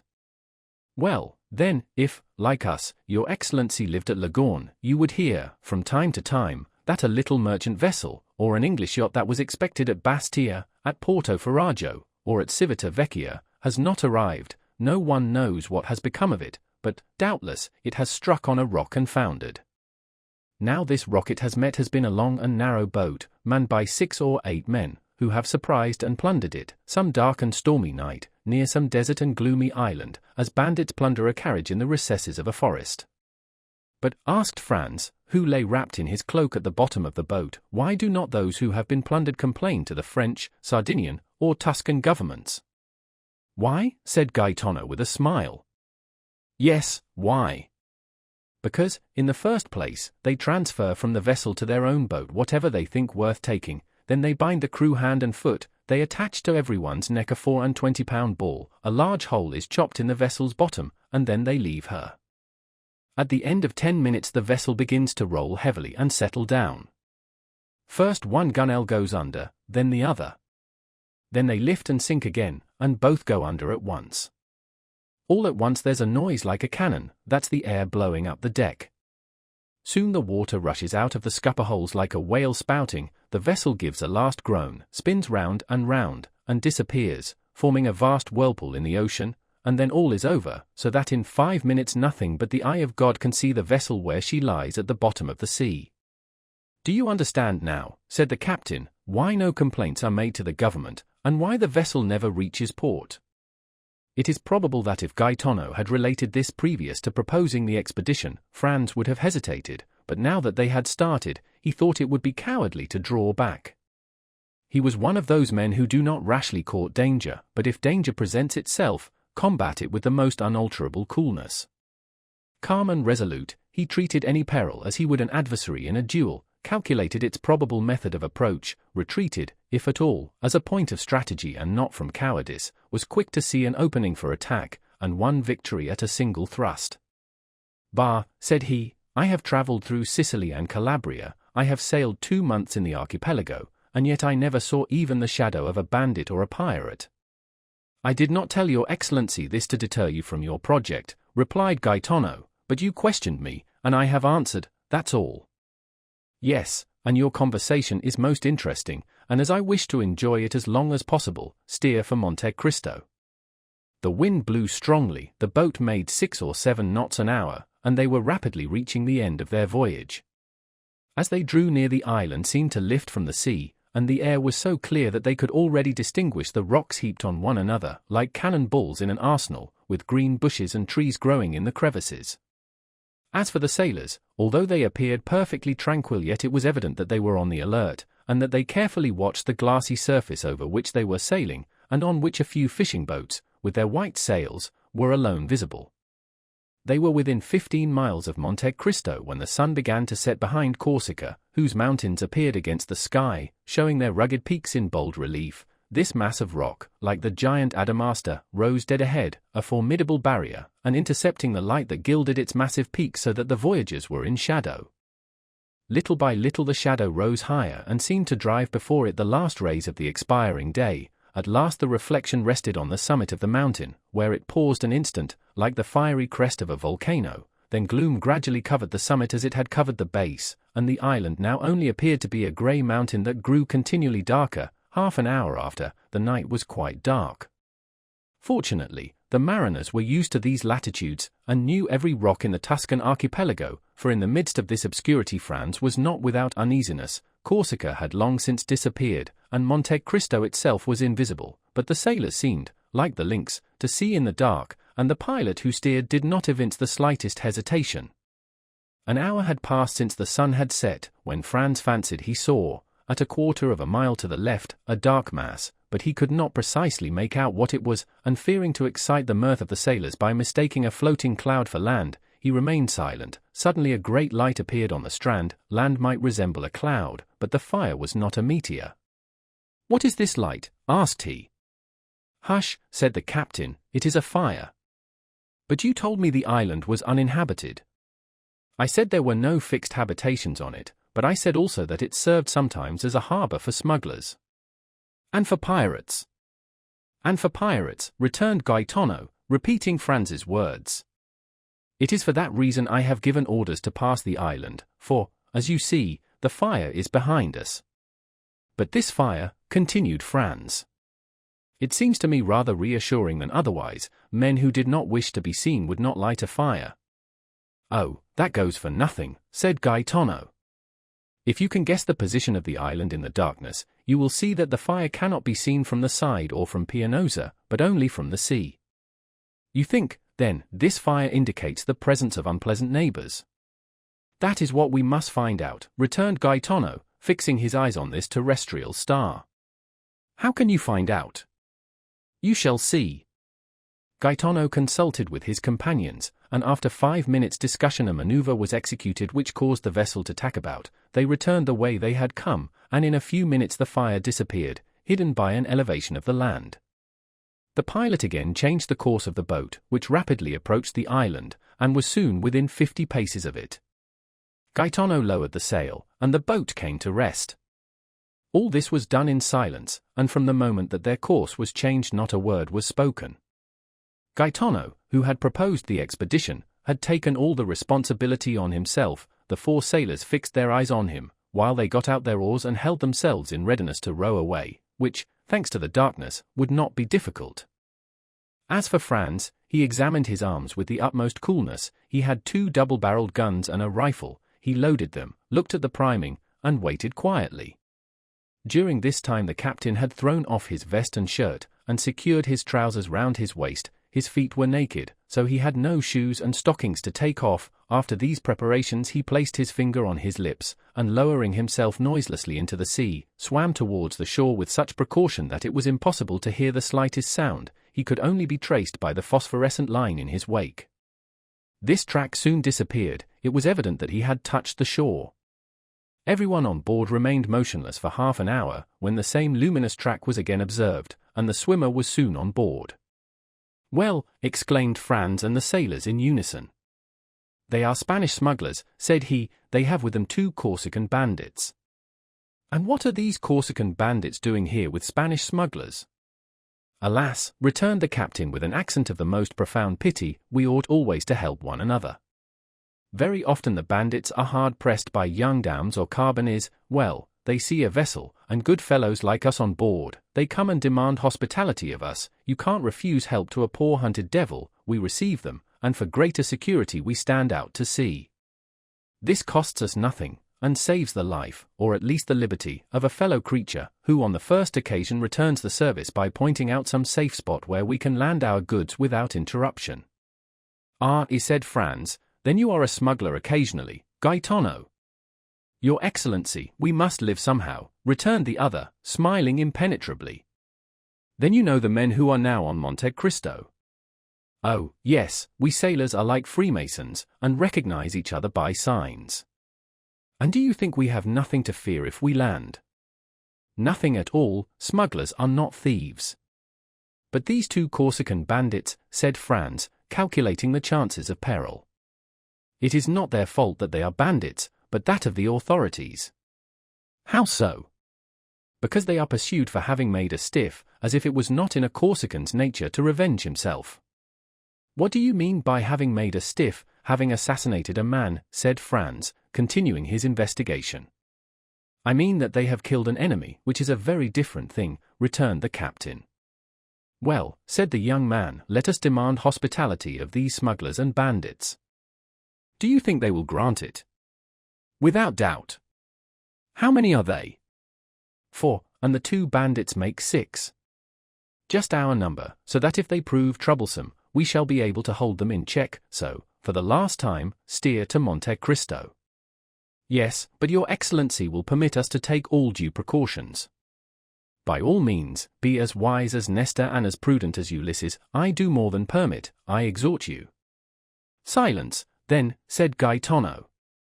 Everyone obeyed. For a man who, like Franz, viewed his position in its true light, it was a grave one.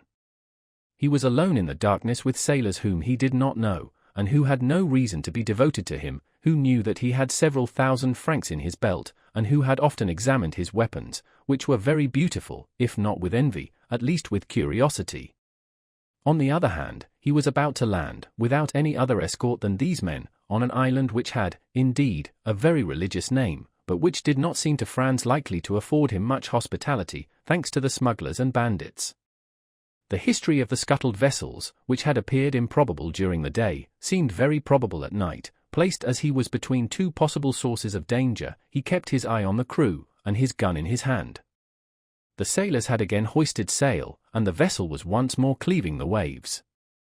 Through the darkness Franz, whose eyes were now more accustomed to it, could see the looming shore along which the boat was sailing, and then, as they rounded a rocky point, he saw the fire more brilliant than ever, and about it 5 or 6 persons seated. The blaze illumined the sea for 100 paces around. Gaetano skirted the light, carefully keeping the boat in the shadow. Then, when they were opposite the fire, he steered to the center of the circle, singing a fishing song, of which his companion sung the chorus. At the first words of the song the men seated round the fire arose and approached the landing place, their eyes fixed on the boat, evidently seeking to know who the newcomers were and what were their intentions. They soon appeared satisfied and returned, with the exception of one, who remained at the shore, to their fire, at which the carcass of a goat was roasting. When the boat was within 20 paces of the shore, the man on the beach, who carried a carbine, presented arms after the manner of a sentinel, and cried, "Who comes there?" in Sardinian. Franz coolly cocked both barrels. Gaetano then exchanged a few words with this man which the traveller did not understand, but which evidently concerned him. "Will your excellency give your name, or remain incognito?" asked the captain. "My name must rest unknown," replied Franz, "merely say I am a Frenchman travelling for pleasure." As soon as Gaetano had transmitted this answer, the sentinel gave an order to one of the men seated round the fire, who rose and disappeared among the rocks. Not a word was spoken, everyone seemed occupied, Franz with his disembarkment, the sailors with their sails, the smugglers with their goat, but in the midst of all this carelessness it was evident that they mutually observed each other. The man who had disappeared returned suddenly on the opposite side to that by which he had left. He made a sign with his head to the sentinel, who, turning to the boat, said, "Essa comedy." The Italian essa comedy is untranslatable. It means at once, "Come, enter, you are welcome, make yourself at home, you are the master." It is like that Turkish phrase of Molière's that so astonished the bourgeois gentleman by the number of things implied in its utterance. The sailors did not wait for a second invitation, for strokes of the oar brought them to land. Gaetano sprang to shore, exchanged a few words with the sentinel, then his comrades disembarked, and lastly came Franz. One of his guns was swung over his shoulder, Gaetano had the other, and a sailor held his rifle. His dress, half artist, half dandy, did not excite any suspicion, and, consequently, no disquietude. The boat was moored to the shore, and they advanced a few paces to find a comfortable bivouac, but, doubtless, the spot they chose did not suit the smuggler who filled the post of sentinel, for he cried out, "Not that way, if you please." Gaetano faltered an excuse, and advanced to the opposite side, while 2 sailors kindled torches at the fire to light them on their way. They advanced about 30 paces, and then stopped at a small esplanade surrounded with rocks, in which seats had been cut, not unlike sentry boxes. Around in the crevices of the rocks grew a few dwarf oaks and thick bushes of myrtles.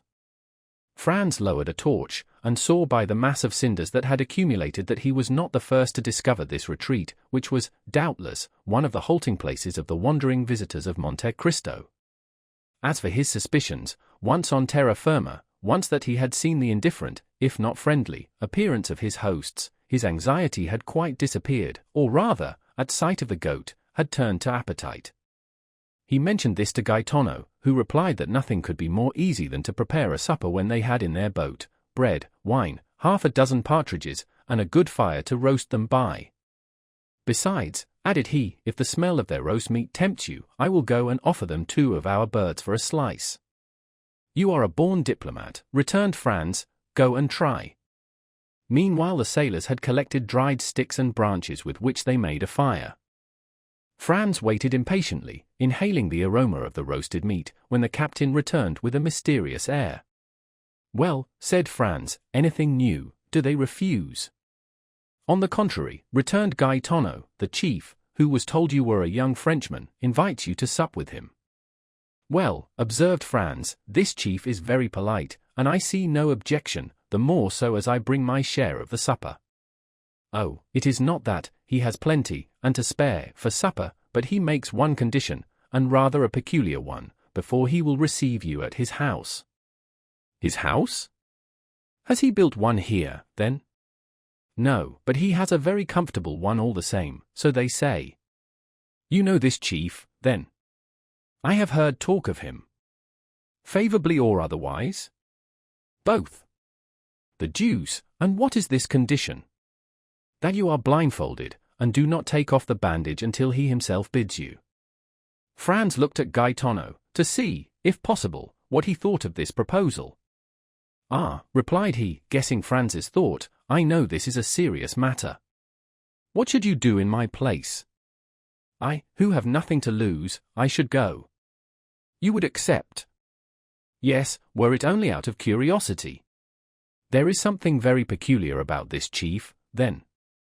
Listen, said Gaetano, lowering his voice, I do not know if what they say is true. He stopped to see if anyone was near. What do they say? That this chief inhabits a cavern to which the Pitti Palace is nothing.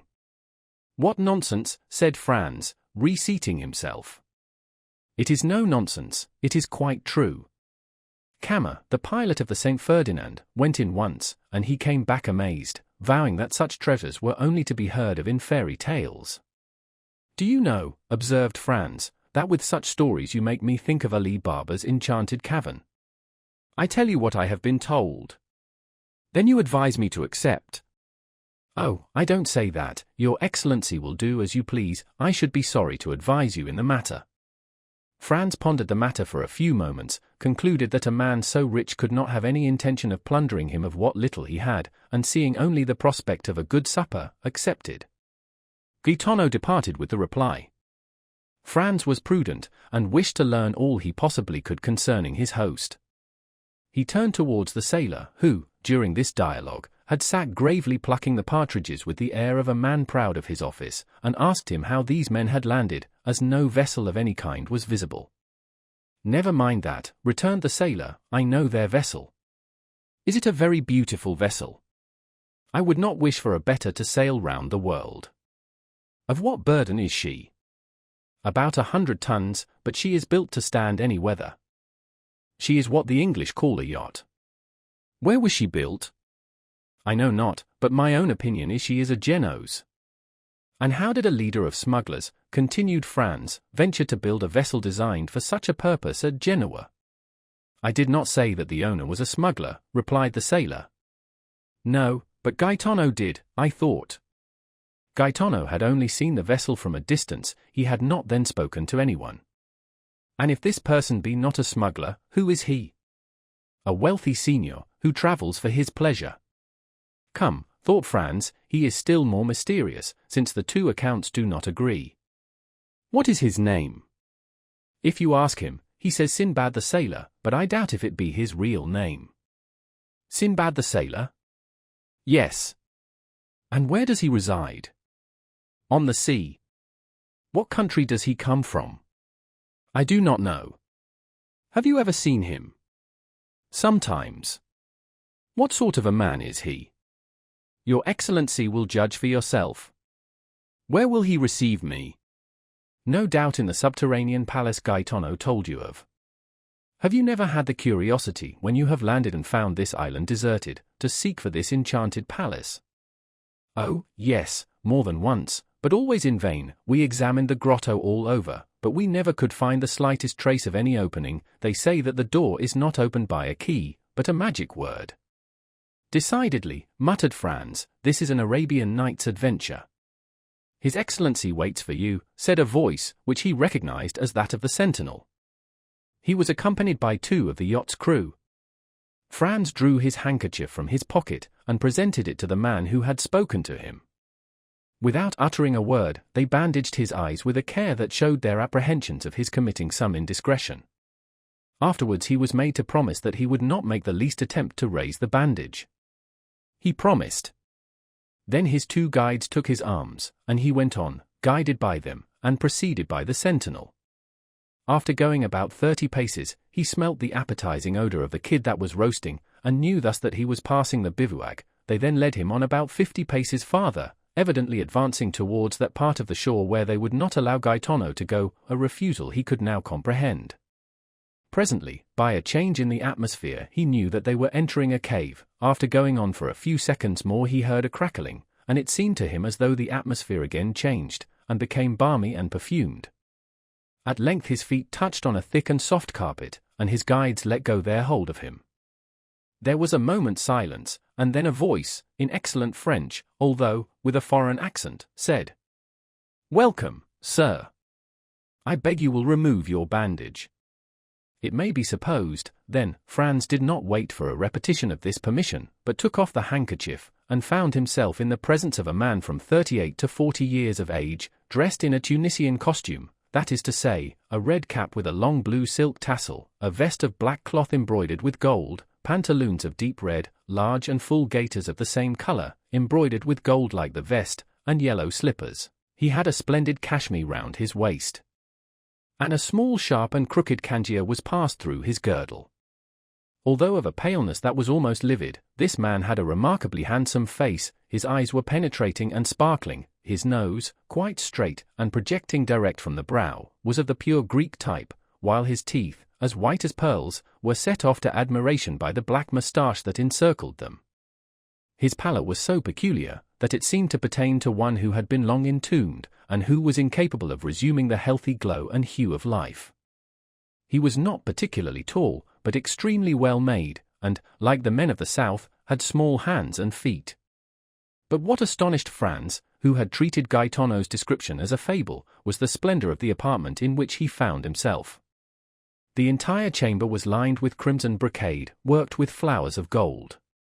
In a recess was a kind of divan, surmounted with a stand of Arabian swords in silver scabbards, and the handles resplendent with gems. From the ceiling hung a lamp of Venetian glass, of beautiful shape and color, while the feet rested on a Turkey carpet, in which they sunk to the instep. Tapestry hung before the door by which Franz had entered, and also in front of another door, leading into a second apartment which seemed to be brilliantly illuminated. The host gave Franz time to recover from his surprise, and, moreover, returned look for look, not even taking his eyes off him. "Sir," he said, after a pause, "1,000 excuses for the precaution taken in your introduction hither, but as, during the greater portion of the year, this island is deserted, if the secret of this abode were discovered, I should doubtless find on my return my temporary retirement in a state of great disorder, which would be exceedingly annoying, not for the loss it occasioned me, but because I should not have the certainty I now possess of separating myself from all the rest of mankind at pleasure.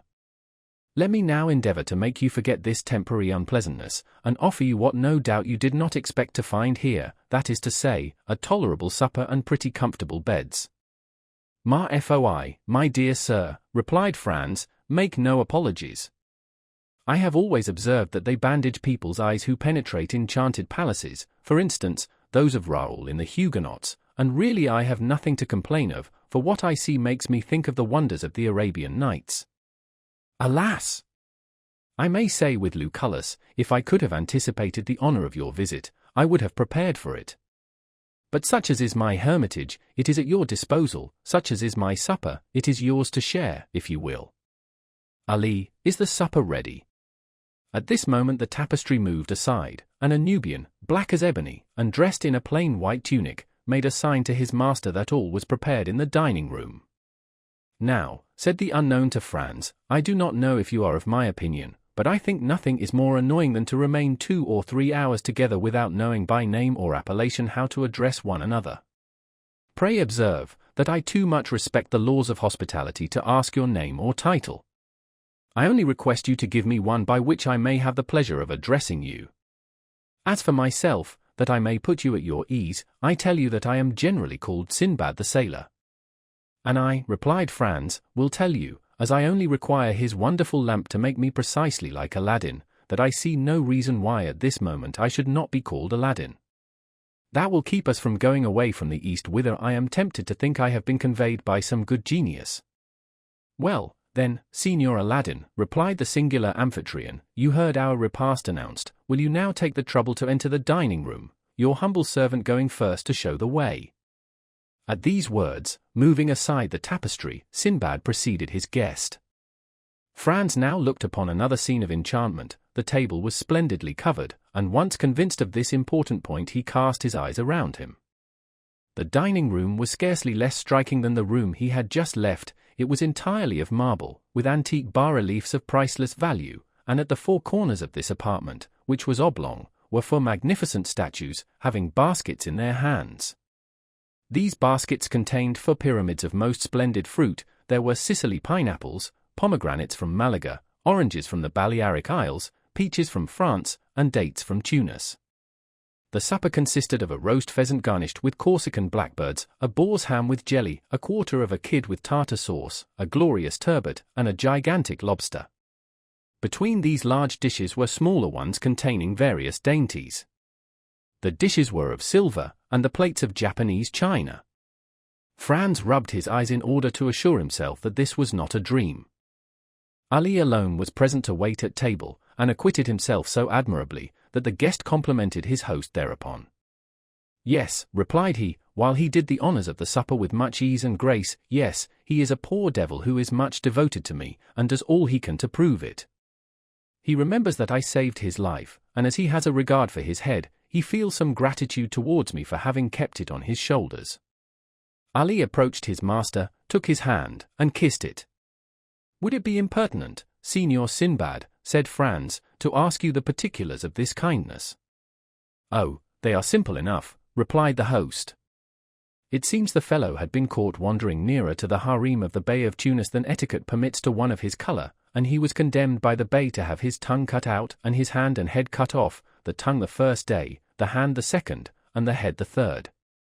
I always had a desire to have a mute in my service, so learning the day his tongue was cut out, I went to the Bey, and proposed to give him for Ali a splendid double-barreled gun, which I knew he was very desirous of having. He hesitated a moment, he was so very desirous to complete the poor devil's punishment. But when I added to the gun an English cutlass with which I had shivered his Highness's yataghan to pieces, the Bey yielded, and agreed to forgive the hand and head, but on condition that the poor fellow never again set foot in Tunis. This was a useless clause in the bargain, for whenever the coward sees the first glimpse of the shores of Africa, he runs down below, and can only be induced to appear again when we are out of sight of that quarter of the globe. Franz remained a moment silent and pensive, hardly knowing what to think of the half-kindness, half-cruelty, with which his host related the brief narrative. And like the celebrated sailor whose name you have assumed, he said, by way of changing the conversation, you pass your life in traveling. Yes. I made a vow at a time when I little thought I should ever be able to accomplish it, said the unknown with a singular smile, and I made some others also which I hope I may fulfill in due season. Although Sinbad pronounced these words with much calmness, his eyes gave forth gleams of extraordinary ferocity. You have suffered a great deal, sir, said Franz inquiringly. Sinbad started and looked fixedly at him, as he replied, What makes you suppose so? Everything, answered Franz, your voice, your look, your pallid complexion, and even the life you lead. I live the happiest life possible, the real life of a pasha. I am king of all creation. I am pleased with one place, and stay there. I get tired of it, and leave it. I am free as a bird and have wings like one. My attendants obey my slightest wish. Sometimes I amuse myself by delivering some bandit or criminal from the bonds of the law.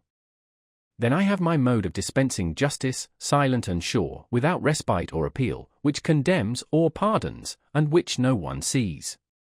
Ah, if you had tasted my life, you would not desire any other, and would never return to the world unless you had some great project to accomplish there. Revenge, for instance, observed Franz. The unknown fixed on the young man one of those looks which penetrate into the depth of the heart and thoughts. "And why revenge?" he asked. "Because," replied Franz, "you seem to me like a man who, persecuted by society, has a fearful account to settle with it." "Ah," responded Sinbad, laughing with his singular laugh, which displayed his white and sharp teeth. "You have not guessed rightly. Such as you see me I am, a sort of philosopher, and one day perhaps I shall go to Paris to rival Monsieur Appert, and the man in the little blue cloak." "And will that be the first time you ever took that journey?" "Yes, it will." "I must seem to you by no means curious, but I assure you that it is not my fault I have delayed it so long. It will happen one day or the other." "And do you propose to make this journey very shortly?" "I do not know. It depends on circumstances which depend on certain arrangements. I should like to be there at the time you come, and I will endeavor to repay you, as far as lies in my power, for your liberal hospitality displayed to me at Monte Cristo." "I should avail myself of your offer with pleasure," replied the host, "but, unfortunately, if I go there, it will be, in all probability, incognito."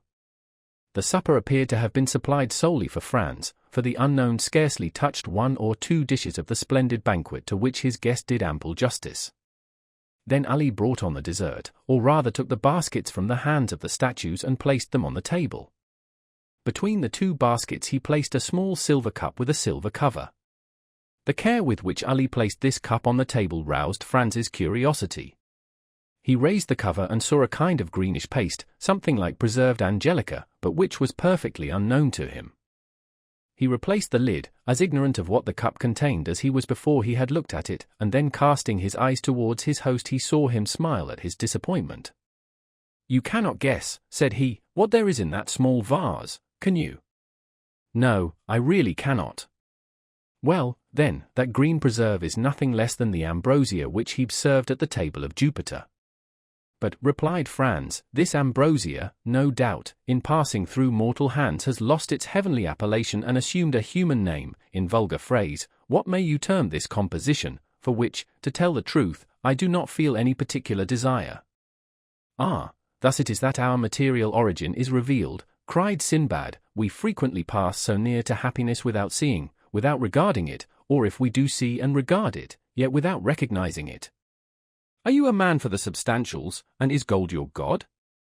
Taste this, and the mines of Peru, Gujarat, and Golconda are open to you. Are you a man of imagination, a poet? Taste this, and the boundaries of possibility disappear, the fields of infinite space open to you, you advance free in heart, free in mind, into the boundless realms of unfettered reverie. Are you ambitious, and do you seek after the greatnesses of the earth? Taste this, and in an hour you will be a king, not a king of a petty kingdom hidden in some corner of Europe like France, Spain, or England, but king of the world, king of the universe, king of creation. Without bowing at the feet of Satan, you will be king and master of all the kingdoms of the earth. Is it not tempting what I offer you, and is it not an easy thing, since it is only to do thus? Look!" At these words he uncovered the small cup which contained the substance so lauded, took a teaspoonful of the magic sweetmeat, raised it to his lips, and swallowed it slowly with his eyes half shut and his head bent backwards.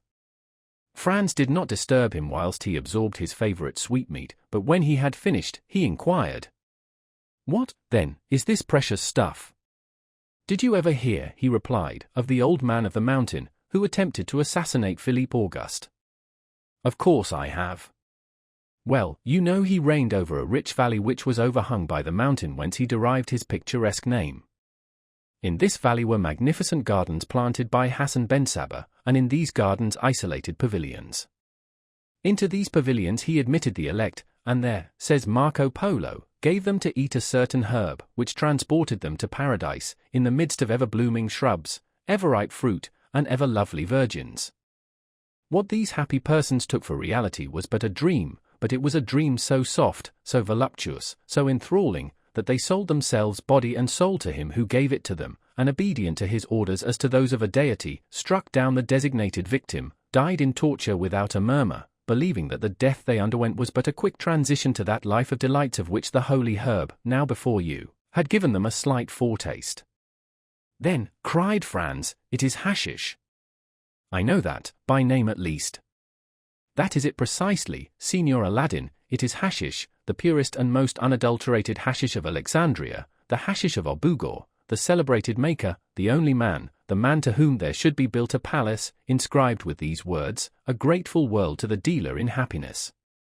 Do you know, said Franz, I have a very great inclination to judge for myself of the truth or exaggeration of your eulogies. Judge for yourself, Signor Aladdin, judge, but do not confine yourself to one trial. Like everything else, we must habituate the senses to a fresh impression, gentle or violent, sad or joyous. There is a struggle in nature against this divine substance, in nature which is not made for joy and clings to pain. Nature subdued must yield in the combat, the dream must succeed to reality, and then the dream reigns supreme, then the dream becomes life, and life becomes the dream. But what changes occur? It is only by comparing the pains of actual being with the joys of the assumed existence, that you would desire to live no longer, but to dream thus forever. When you return to this mundane sphere from your visionary world, you would seem to leave a Neapolitan spring for a Lapland winter, to quit paradise for earth, heaven for hell. Taste the hashish, guest of mine, taste the hashish. Franz's only reply was to take a teaspoonful of the marvelous preparation, about as much in quantity as his host had eaten, and lift it to his mouth. Diable, he said, after having swallowed the divine preserve.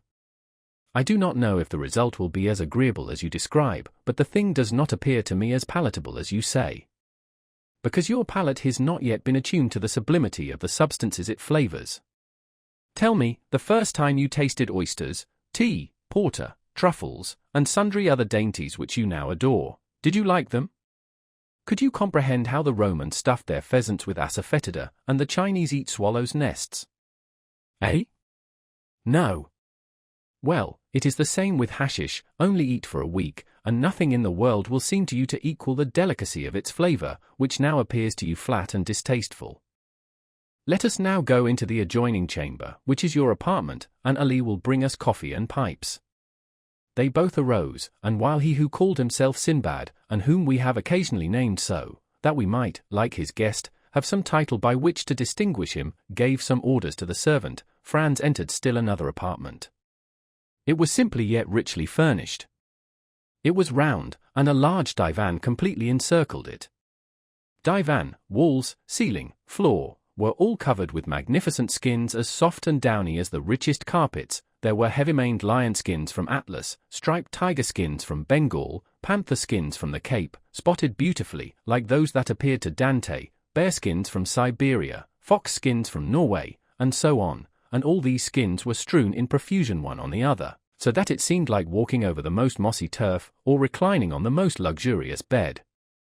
Both laid themselves down on the divan, chibouks with jasmine tubes and amber mouthpieces were within reach, and all prepared so that there was no need to smoke the same pipe twice.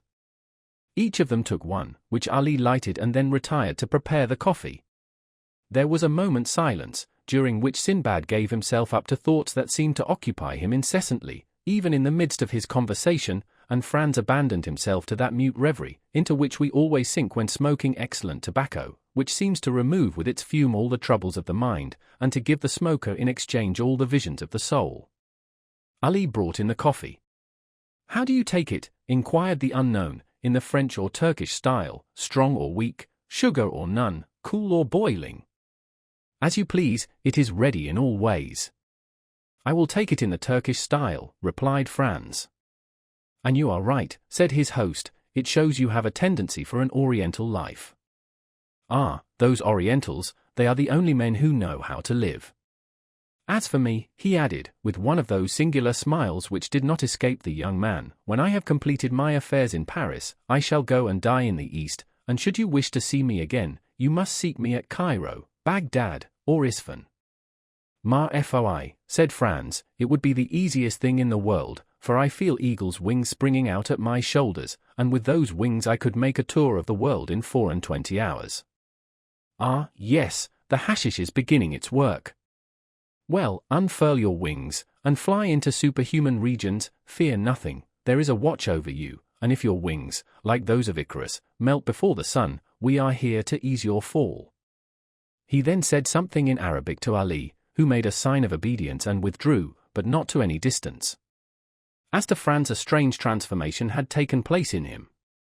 All the bodily fatigue of the day, all the preoccupation of mind which the events of the evening had brought on, disappeared as they do at the first approach of sleep, when we are still sufficiently conscious to be aware of the coming of slumber. His body seemed to acquire an airy lightness, his perception brightened in a remarkable manner, his senses seemed to redouble their power, the horizon continued to expand, but it was not the gloomy horizon of vague alarms, and which he had seen before he slept, but a blue, transparent, unbounded horizon, with all the blue of the ocean, all the spangles of the sun, all the perfumes of the summer breeze. Then, in the midst of the songs of his sailors, songs so clear and sonorous, that they would have made a divine harmony had their notes been taken down, he saw the island of Monte Cristo, no longer as a threatening rock in the midst of the waves, but as an oasis in the desert. Then, as his boat drew nearer, the songs became louder, for an enchanting and mysterious harmony rose to heaven, as if some Lorelei had decreed to attract a soul thither, or Amphion, the enchanter, intended there to build a city. At length the boat touched the shore, but without effort, without shock, as lips touch lips, and he entered the grotto amidst continued strains of most delicious melody.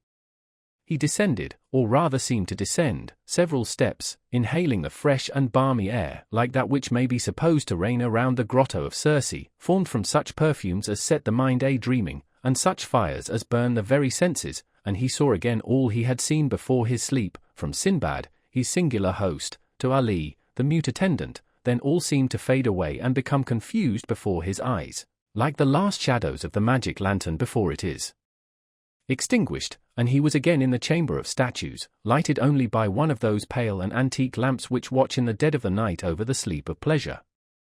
They were the same statues, rich in form, in attraction, and poesy, with eyes of fascination, smiles of love, and bright and flowing hair. They were Phryne, Cleopatra, Messalina, those three celebrated courtesans. Then among them glided like a pure ray, like a Christian angel in the midst of Olympus, one of those chaste figures, those calm shadows, those soft visions, which seemed to veil its virgin brow before these marble wantons. Then the three statues advanced towards him with looks of love, and approached the couch on which he was reposing, their feet hidden in their long white tunics, their throats bare, hair flowing like waves, and assuming attitudes which the gods could not resist, but which saints withstood, and looks inflexible and ardent like those with which the serpent charms the bird. And then he gave way before looks that held him in a torturing grasp and delighted his senses as with a voluptuous kiss. It seemed to Franz that he closed his eyes, and in a last look about him saw the vision of modesty completely veiled, and then followed a dream of passion like that promised by the prophet to the elect. Lips of stone turned to flame, breasts of ice became like heated lava, so that to Franz, yielding for the first time to the sway of the drug, love was a sorrow and voluptuousness a torture, as burning mouths were pressed to his thirsty lips, and he was held in cool serpent-like embraces. The more he strove against this unhallowed passion, the more his senses yielded to its thrall, and at length, weary of a struggle that taxed his very soul, he gave way and sank back breathless and exhausted beneath the kisses of these marble goddesses, and the enchantment of his marvelous dream. Chapter 32. The Waking. When Franz returned to himself, he seemed still to be in a dream. He thought himself in a sepulchre, into which a ray of sunlight in pity scarcely penetrated. He stretched forth his hand, and touched stone. He rose to his seat, and found himself lying on his bournus in a bed of dry heather, very soft and odoriferous. The vision had fled, and as if the statues had been but shadows from the tomb, they had vanished at his waking. He advanced several paces towards the point whence the light came, and to all the excitement of his dream succeeded the calmness of reality. He found that he was in a grotto, went towards the opening, and through a kind of fanlight saw a blue sea and an azure sky. The air and water were shining in the beams of the morning sun. On the shore the sailors were sitting, chatting and laughing, and at 10 yards from them the boat was at anchor, undulating gracefully on the water. There for some time he enjoyed the fresh breeze which played on his brow, and listened to the dash of the waves on the beach, that left against the rocks a lace of foam as white as silver. He was for some time without reflection or thought for the divine charm which is in the things of nature, especially after a fantastic dream. Then gradually this view of the outer world, so calm, so pure, so grand, reminded him of the elusiveness of his vision, and once more awakened memory. He recalled his arrival on the island, his presentation to a smuggler chief, a subterranean palace full of splendor, an excellent supper, and a spoonful of hashish. It seemed, however, even in the very face of open day, that at least a year had elapsed since all these things had passed, so deep was the impression made in his mind by the dream, and so strong a hold had it taken of his imagination. Thus every now and then he saw in fancy amid the sailors, seated on a rock, or undulating in the vessel, one of the shadows which had shared his dream with looks and kisses. Otherwise, his head was perfectly clear, and his body refreshed. He was free from the slightest headache. On the contrary, he felt a certain degree of lightness, a faculty for absorbing the pure air, and enjoying the bright sunshine more vividly than ever. He went gaily up to the sailors, who rose as soon as they perceived him, and the patron, accosting him, said, "The Signor Sinbad has left his compliments for your Excellency, and desires us to express the regret he feels at not being able to take his leave in person, but he trusts you will excuse him, as very important business calls him to Malaga." "So, then, Gaetano," said Franz, "this is, then, all reality. There exists a man who has received me in this island, entertained me right royally, and has departed while I was asleep. He exists as certainly as that you may see his small yacht with all her sails spread, and if you will use your glass, you will, in all probability, recognize your host in the midst of his crew."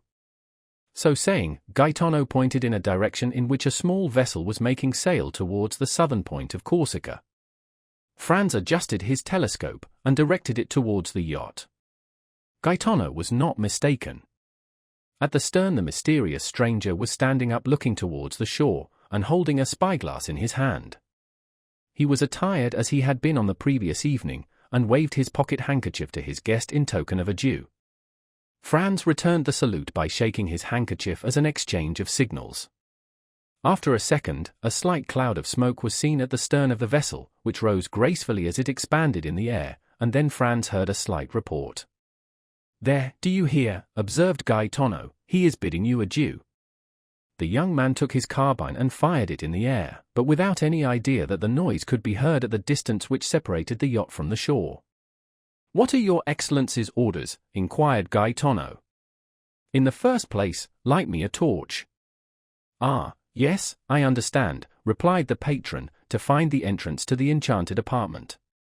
"With much pleasure, your Excellency, if it would amuse you, and I will get you the torch you ask for. But I too have had the idea you have, and 2 or 3 times the same fancy has come over me, but I have always given it up. Giovanni, light a torch," he added, "and give it to his Excellency." Giovanni obeyed. Franz took the lamp, and entered the subterranean grotto, followed by Gaetano. He recognized the place where he had awaked by the bed of heather that was there, but it was in vain that he carried his torch all round the exterior surface of the grotto. He saw nothing, unless that, by traces of smoke, others had before him attempted the same thing, and, like him, in vain. Yet he did not leave a foot of this granite wall, as impenetrable as futurity, without strict scrutiny. He did not see a fissure without introducing the blade of his hunting sword into it, or a projecting point on which he did not lean and press in the hopes it would give way. All was vain, and he lost 2 hours in his attempts, which were at last utterly useless. At the end of this time he gave up his search, and Gaetano smiled. When Franz appeared again on the shore, the yacht only seemed like a small white speck on the horizon. He looked again through his glass, but even then he could not distinguish anything. Gaetano reminded him that he had come for the purpose of shooting goats, which he had utterly forgotten. He took his fowling piece, and began to hunt over the island with the air of a man who is fulfilling a duty, rather than enjoying a pleasure, and at the end of a quarter of an hour he had killed a goat and 2 kids. These animals, though wild and agile as chamois, were too much like domestic goats, and Franz could not consider them as game. Moreover, other ideas, much more enthralling, occupied his mind. Since, the evening before, he had really been the hero of one of the tales of the 1001 Nights, and he was irresistibly attracted towards the grotto. Then, in spite of the failure of his first search, he began a second, after having told Gaetano to roast one of the 2 kids. The second visit was a long one, and when he returned the kid was roasted and the repast ready. Franz was sitting on the spot where he was on the previous evening when his mysterious host had invited him to supper, and he saw the little yacht, now like a seagull on the wave, continuing her flight towards Corsica. "Why," he remarked to Gaetano, "you told me that Signor Sinbad was going to Malaga, while it seems he is in the direction of Porto Vecchio." "Don't you remember," said the patron, "I told you that among the crew there were 2 Corsican brigands."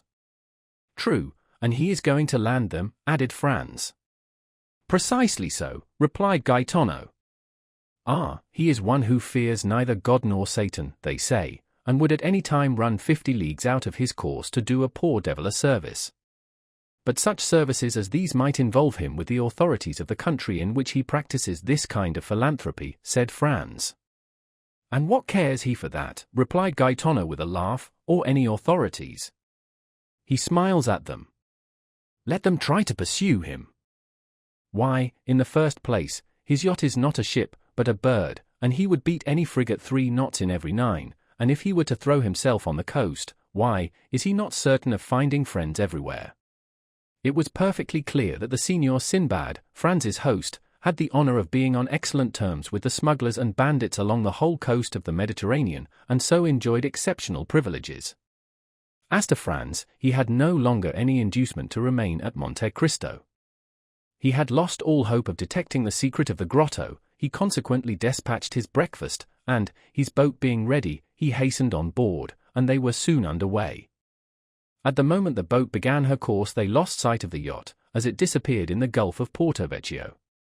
With it was effaced the last trace of the preceding night, and then supper, Sinbad, hashish, statues, all became a dream for Franz.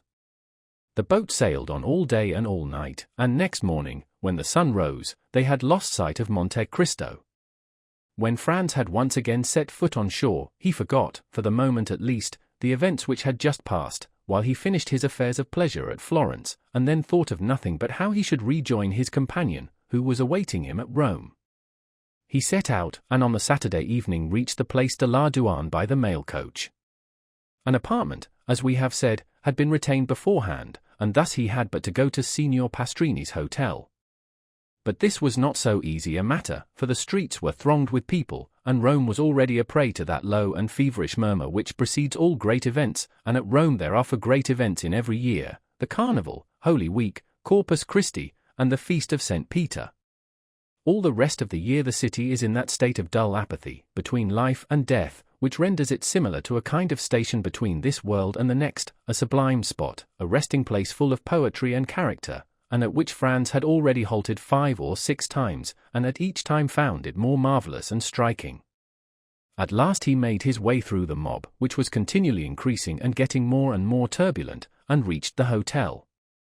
On his first inquiry he was told, with the impertinence peculiar to hired hackney coachmen and innkeepers with their houses full, that there was no room for him at the Hotel de Londres. Then he sent his card to Signor Pastrini, and asked for Albert de Morcerf. This plan succeeded, and Signor Pastrini himself ran to him, excusing himself for having made his Excellency wait, scolding the waiters, taking the candlestick from the porter, who was ready to pounce on the traveller and was about to lead him to Albert, when Morcerf himself appeared. The apartment consisted of 2 small rooms and a parlour. The 2 rooms looked onto the street, a fact which Signor Pastrini commented upon as an inappreciable advantage. The rest of the floor was hired by a very rich gentleman who was supposed to be a Sicilian or Maltese, but the host was unable to decide to which of the 2 nations the traveller belonged. "Very good, Signor Pastrini," said Franz, "but we must have some supper instantly, and a carriage for tomorrow and the following days." "As to supper," replied the landlord, "you shall be served immediately, but as for the carriage—" "What as to the carriage?" exclaimed Albert. Come, Signor Pastrini, no joking, we must have a carriage." "Sir," replied the host, We will do all in our power to procure you one, this is all I can say. And when shall we know? Inquired Franz. Tomorrow morning, answered the innkeeper. Oh, the deuce! Then we shall pay the more, that's all, I see plainly enough. At Drake's or Aaron's one pays 25 lire for common days, and 30 or 35 lire a day more for Sundays and feast days, add 5 lire a day more for extras, that will make 40, and there's an end of it. I am afraid if we offer them double that we shall not procure a carriage. Then they must put horses to mine. It is a little worse for the journey, but that's no matter. There are no horses. Albert looked at Franz like a man who hears a reply he does not understand. Do you understand that, my dear Franz? No horses, he said, but can't we have post horses? They have been all hired this fortnight, and there are none left but those absolutely requisite for posting. What are we to say to this? Asked Franz. I say, that when a thing completely surpasses my comprehension, I am accustomed not to dwell on that thing, but to pass to another. Is supper ready, Signor Pastrini? Yes, Your Excellency. Well, then, let us sup. But the carriage and horses, said Franz. Be easy, my dear boy, they will come in due season, it is only a question of how much shall be charged for them. Morcerf then, with that delighted philosophy which believes that nothing is impossible to a full purse or well-lined pocket-book, supped, went to bed, slept soundly, and dreamed he was racing all over Rome at carnival time in a coach with 6 horses. Chapter 33. Roman Bandits. The next morning Franz woke first, and instantly rang the bell. The sound had not yet died away when Signor Pastrini himself entered. Well, Excellency, said the landlord triumphantly, and without waiting for Franz to question him, I feared yesterday, when I would not promise you anything, that you were too late. There is not a single carriage to be had, that is, for the 3 last days. Yes, returned Franz, for the very 3 days it is most needed. What is the matter? Said Albert, entering, no carriage to be had. Just so, returned Franz, you have guessed it. Well, your eternal city is a nice sort of place. That is to say, Excellency, replied Pastrini, who was desirous of keeping up the dignity of the capital of the Christian world in the eyes of his guest, that there are no carriages to be had from Sunday to Tuesday evening, but from now till Sunday you can have 50 if you please. Ah, that is something, said Albert, today is Thursday, and who knows what may arrive between this and Sunday. 10 or 12,000 travellers will arrive, replied Franz, which will make it still more difficult. My friend, said Morcerf, let us enjoy the present without gloomy forebodings for the future. At least we can have a window. Where? In the Corso. Ah, a window, exclaimed Signor Pastrini, utterly impossible. There was only one left on the 5th floor of the Doria Palace, and that has been let to a Russian prince for 20 sequins a day. The 2 young men looked at each other with an air of stupefaction. Well, said Franz to Albert, do you know what is the best thing we can do? It is to pass the carnival at Venice, there we are sure of obtaining gondolas if we cannot have carriages. Ah, the devil, no, cried Albert, I came to Rome to see the carnival, and I will, though I see it on stilts. Bravo! An excellent idea. We will disguise ourselves as monster pulcinellos or shepherds of the lands, and we shall have complete success. Do your excellencies still wish for a carriage from now to Sunday morning? Parbleu, said Albert, do you think we are going to run about on foot in the streets of Rome, like lawyers' clerks? I hasten to comply with your excellency's wishes, only, I tell you beforehand, the carriage will cost you 6 piastres a day. And, as I am not a millionaire, like the gentleman in the next apartments, said Franz, I warn you, that as I have been 4 times before at Rome, I know the prices of all the carriages. We will give you 12 piastres for today, tomorrow, and the day after, and then you will make a good profit. But, Excellency, said Pastrini, still striving to gain his point. Now go, returned Franz, or I shall go myself and bargain with your affettitor, who is mine also. He is an old friend of mine, who has plundered me pretty well already, and, in the hope of making more out of me, he will take a less price than the one I offer you. You will lose the preference, and that will be your fault. "Do not give yourselves the trouble, Excellency," returned Signor Pastrini, with the smile peculiar to the Italian speculator when he confesses defeat. "I will do all I can, and I hope you will be satisfied. And now we understand each other. When do you wish the carriage to be here?" "In an hour." "In an hour it will be at the door."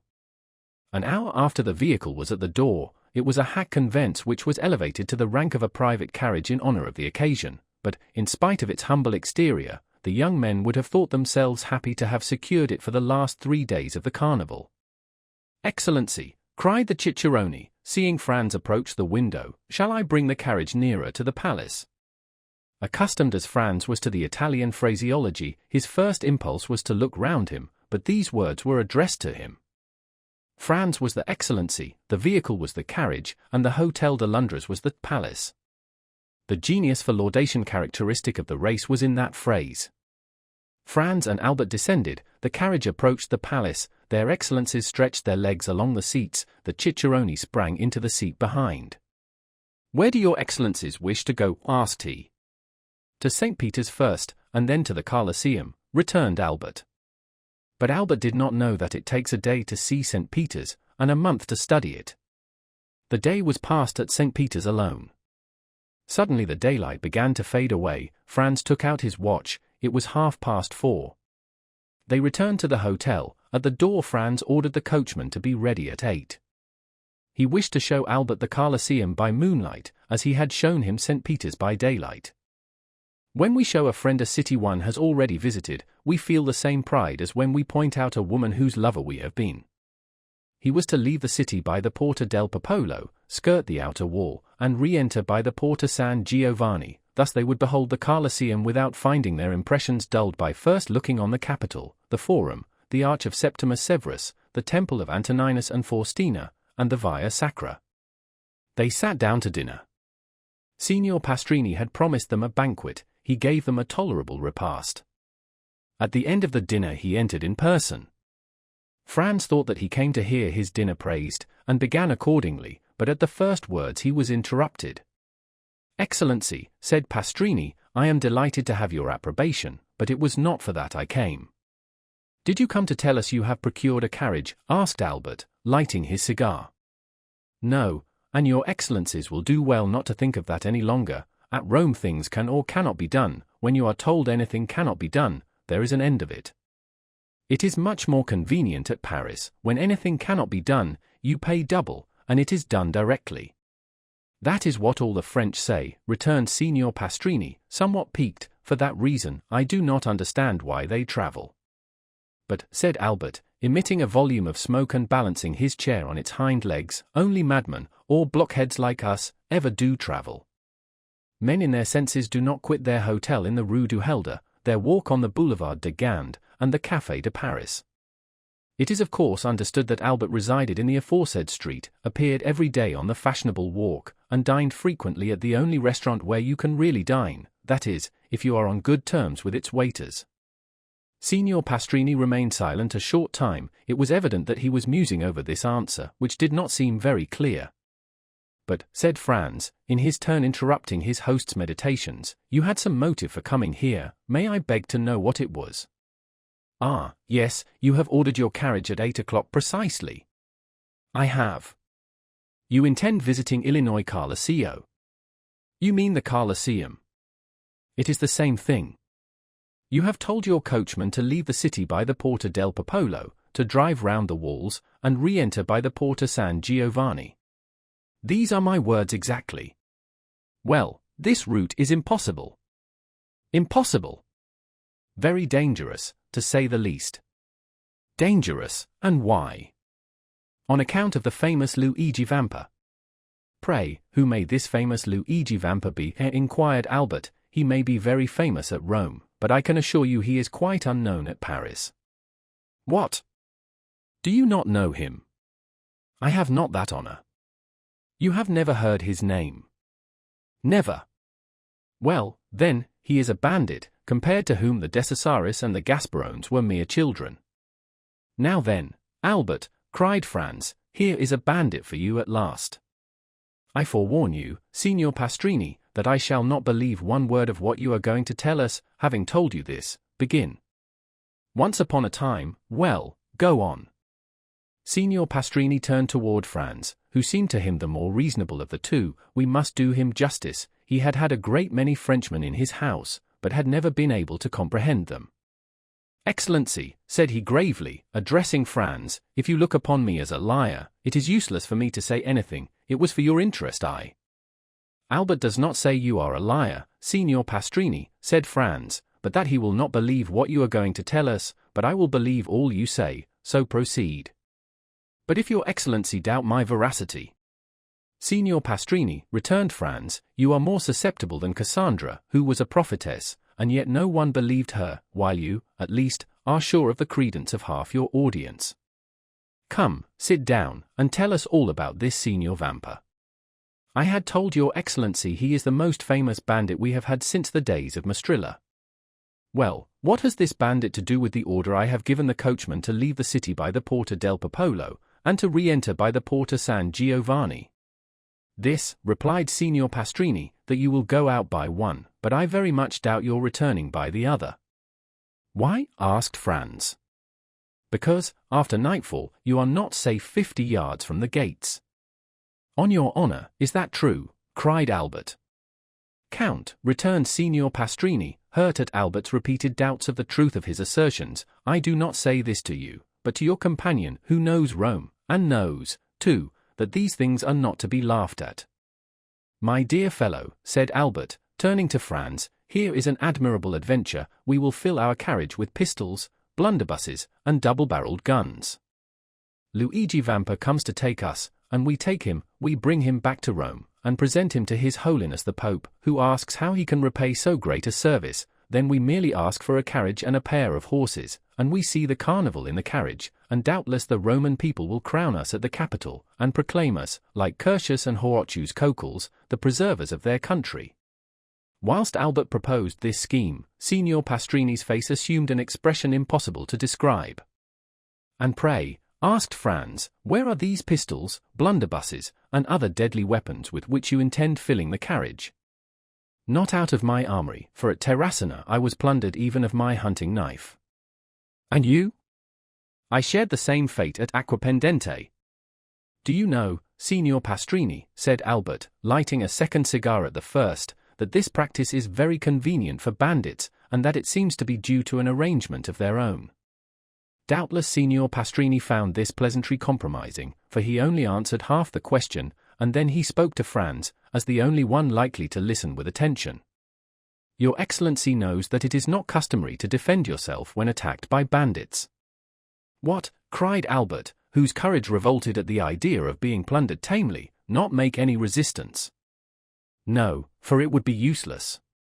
What could you do against a dozen bandits who spring out of some pit, ruin, or aqueduct, and level their pieces at you? Parbleu, they should kill me. The innkeeper turned to Franz with an air that seemed to say, your friend is decidedly mad. My dear Albert, returned Franz, your answer is sublime, and worthy that let him die, of Cornhill, only, when Horace made that answer, the safety of Rome was concerned, but, as for us, it is only to gratify a whim, and it would be ridiculous to risk our lives for so foolish a motive.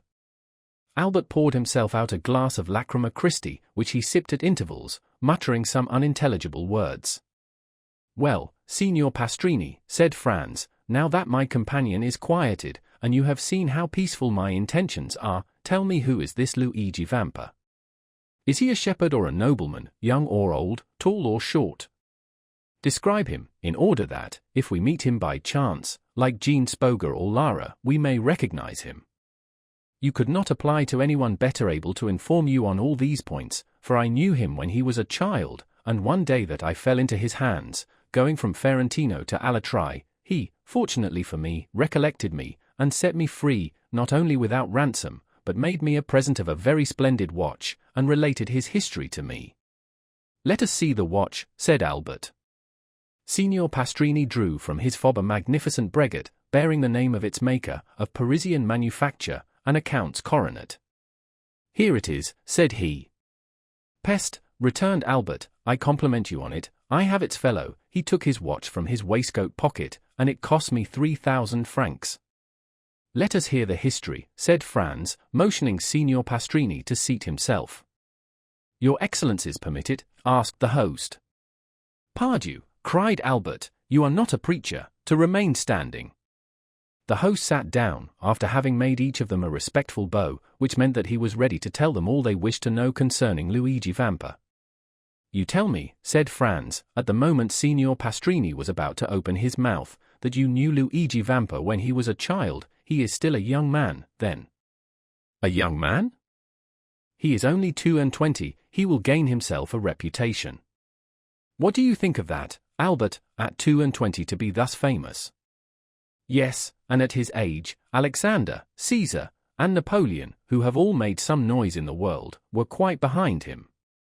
So, continued Franz, the hero of this history is only 22. Scarcely so much. Is he tall or short? Of the middle height, about the same stature as His Excellency, returned the host, pointing to Albert. Thanks for the comparison, said Albert, with a bow. Go on, Signor Pastrini, continued Franz, smiling at his friend's susceptibility. To what class of society does he belong?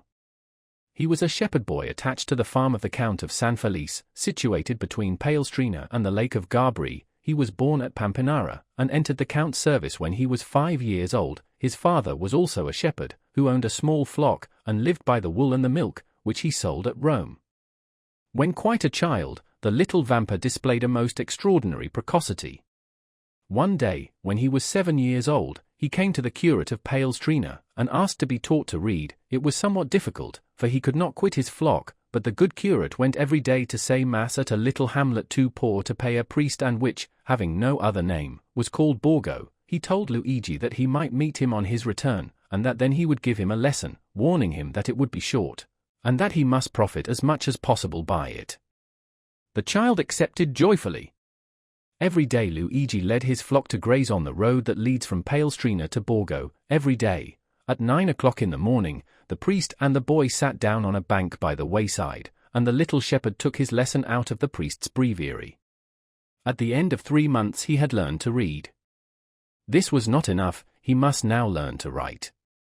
The priest had a writing teacher at Rome make 3 alphabets, one large, one middling, and one small, and pointed out to him that by the help of a sharp instrument he could trace the letters on a slate, and thus learn to write.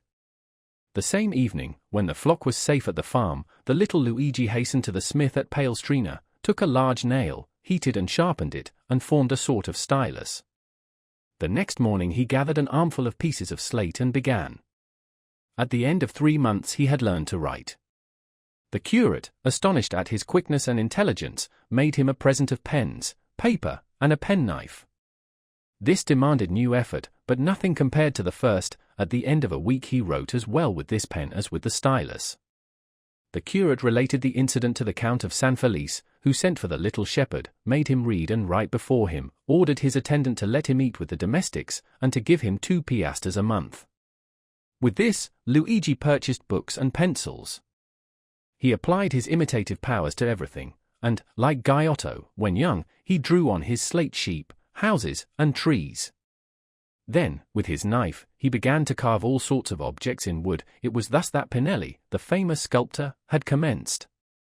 A girl of 6 or 7, that is, a little younger than Vampa, tended sheep on a farm near Palestrina. She was an orphan, born at Valmontone, and was named Teresa. The 2 children met, sat down near each other, let their flocks mingle together, played, laughed, and conversed together. In the evening they separated the Count of San Felice flock from those of Baron Savetri, and the children returned to their respective farms, promising to meet the next morning. The next day they kept their word, and thus they grew up together.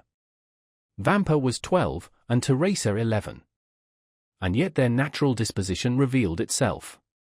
Beside his taste for the fine arts, which Luigi had carried as far as he could in his solitude, he was given to alternating fits of sadness and enthusiasm, was often angry and capricious, and always sarcastic.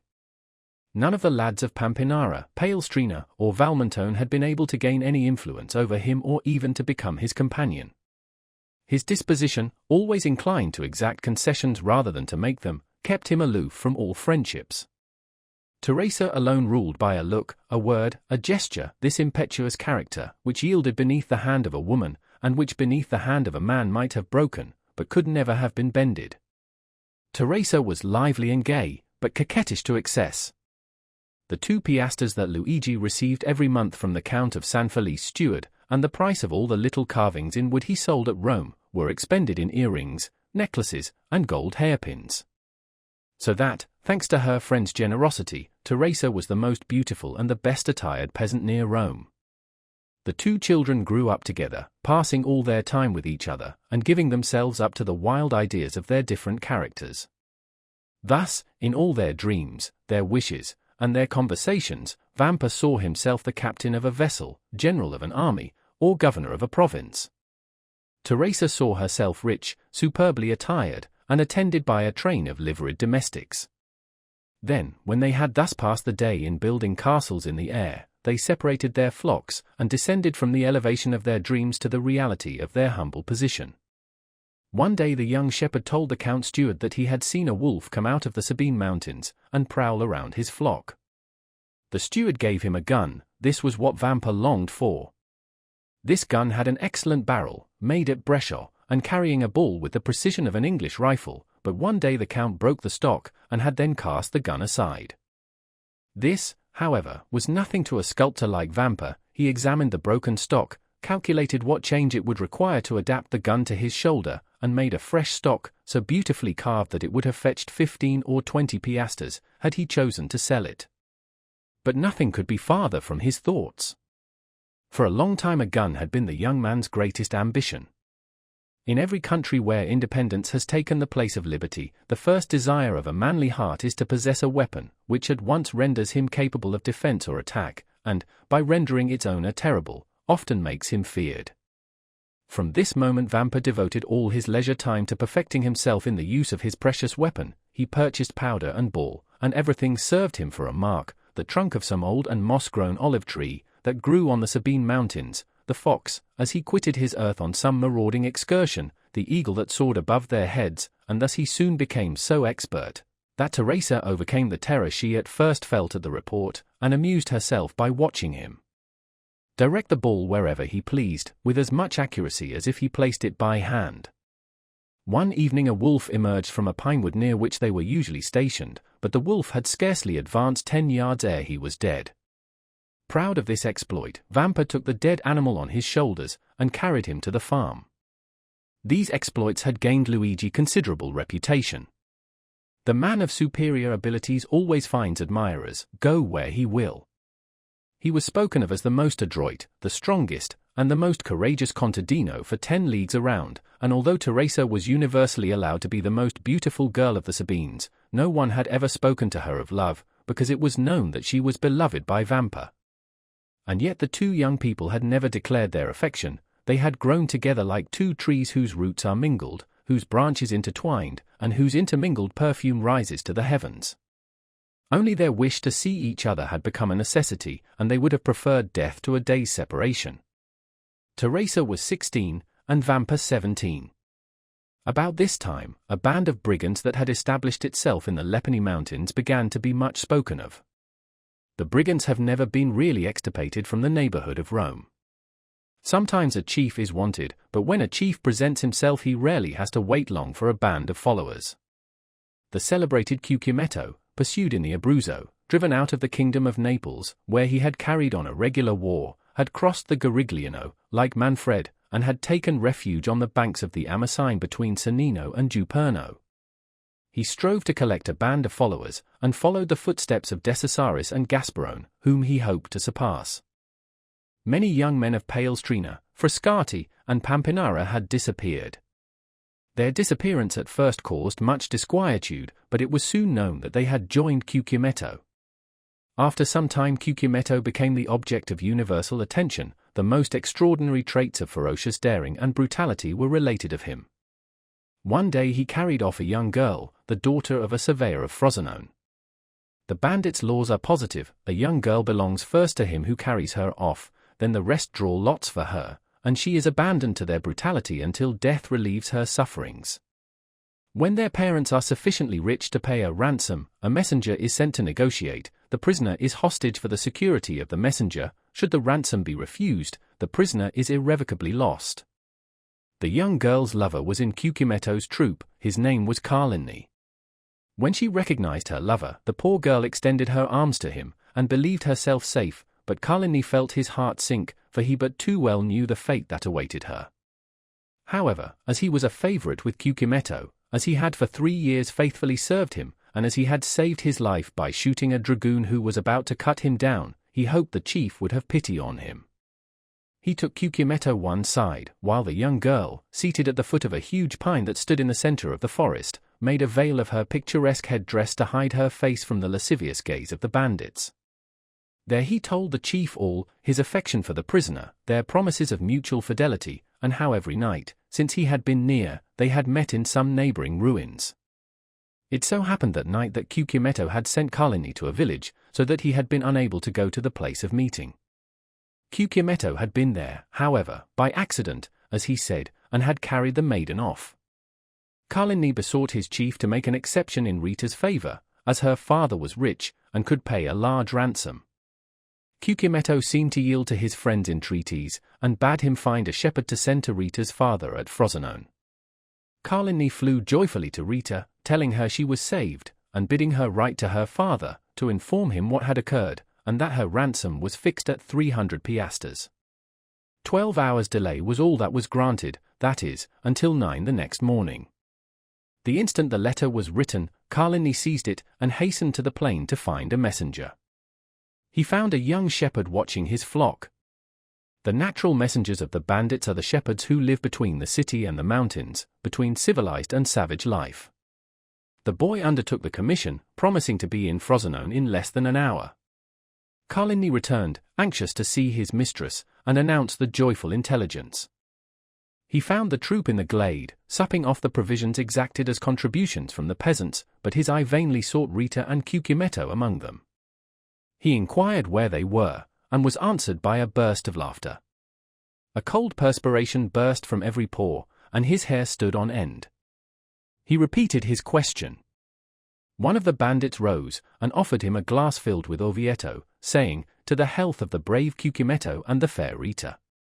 At this moment Carlini heard a woman's cry. He divined the truth, seized the glass, broke it across the face of him who presented it, and rushed towards the spot whence the cry came. After 100 yards he turned the corner of the thicket. He found Rita senseless in the arms of Cucumetto. At the sight of Carlini, Cucumetto rose, a pistol in each hand. The two brigands looked at each other for a moment, the one with a smile of lasciviousness on his lips, the other with the pallor of death on his brow. A terrible battle between the two men seemed imminent, but by degrees Carlini's features relaxed. His hand, which had grasped one of the pistols in his belt, fell to his side. Rita lay between them. The moon lighted the group. "Well," said Cucumetto, "have you executed your commission?" "Yes, captain," returned Carlini. "At 9 o'clock tomorrow Rita's father will be here with the money. It is well. In the meantime, we will have a merry night. This young girl is charming, and does credit to your taste. Now, as I am not egotistical, we will return to our comrades and draw lots for her." "You have determined, then, to abandon her to the common law," said Carlini. "Why should an exception be made in her favor? I thought that my entreaties—" "What right have you, any more than the rest, to ask for an exception?" "It is true. But never mind," continued Cucumetto, laughing, "sooner or later your turn will come." Carlini's teeth clenched convulsively. "Now, then," said Cucumetto, advancing towards the other bandits, "are you coming?" "I follow you." Cucumetto departed, without losing sight of Carlini, for, doubtless, he feared lest he should strike him unawares, but nothing betrayed a hostile design on Carlini's part.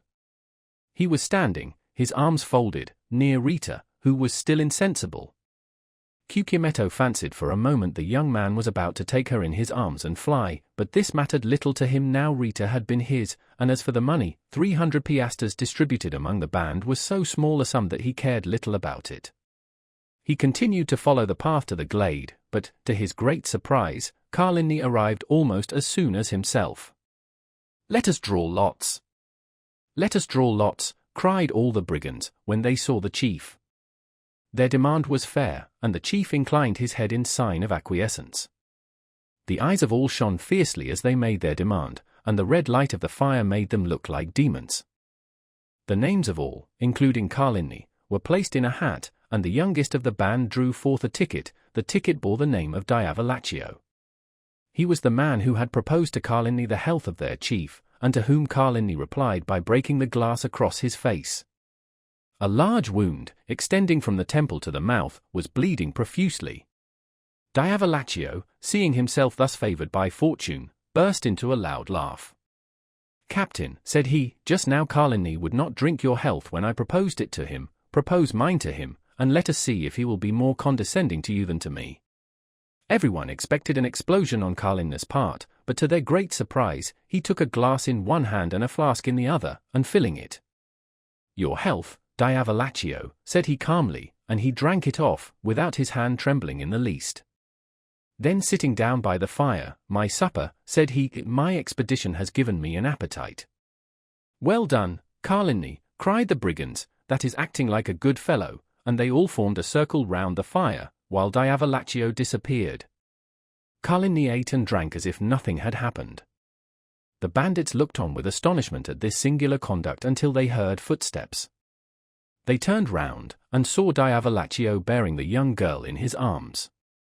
Her head hung back, and her long hair swept the ground. As they entered the circle, the bandits could perceive, by the firelight, the unearthly pallor of the young girl and of Diavolaccio.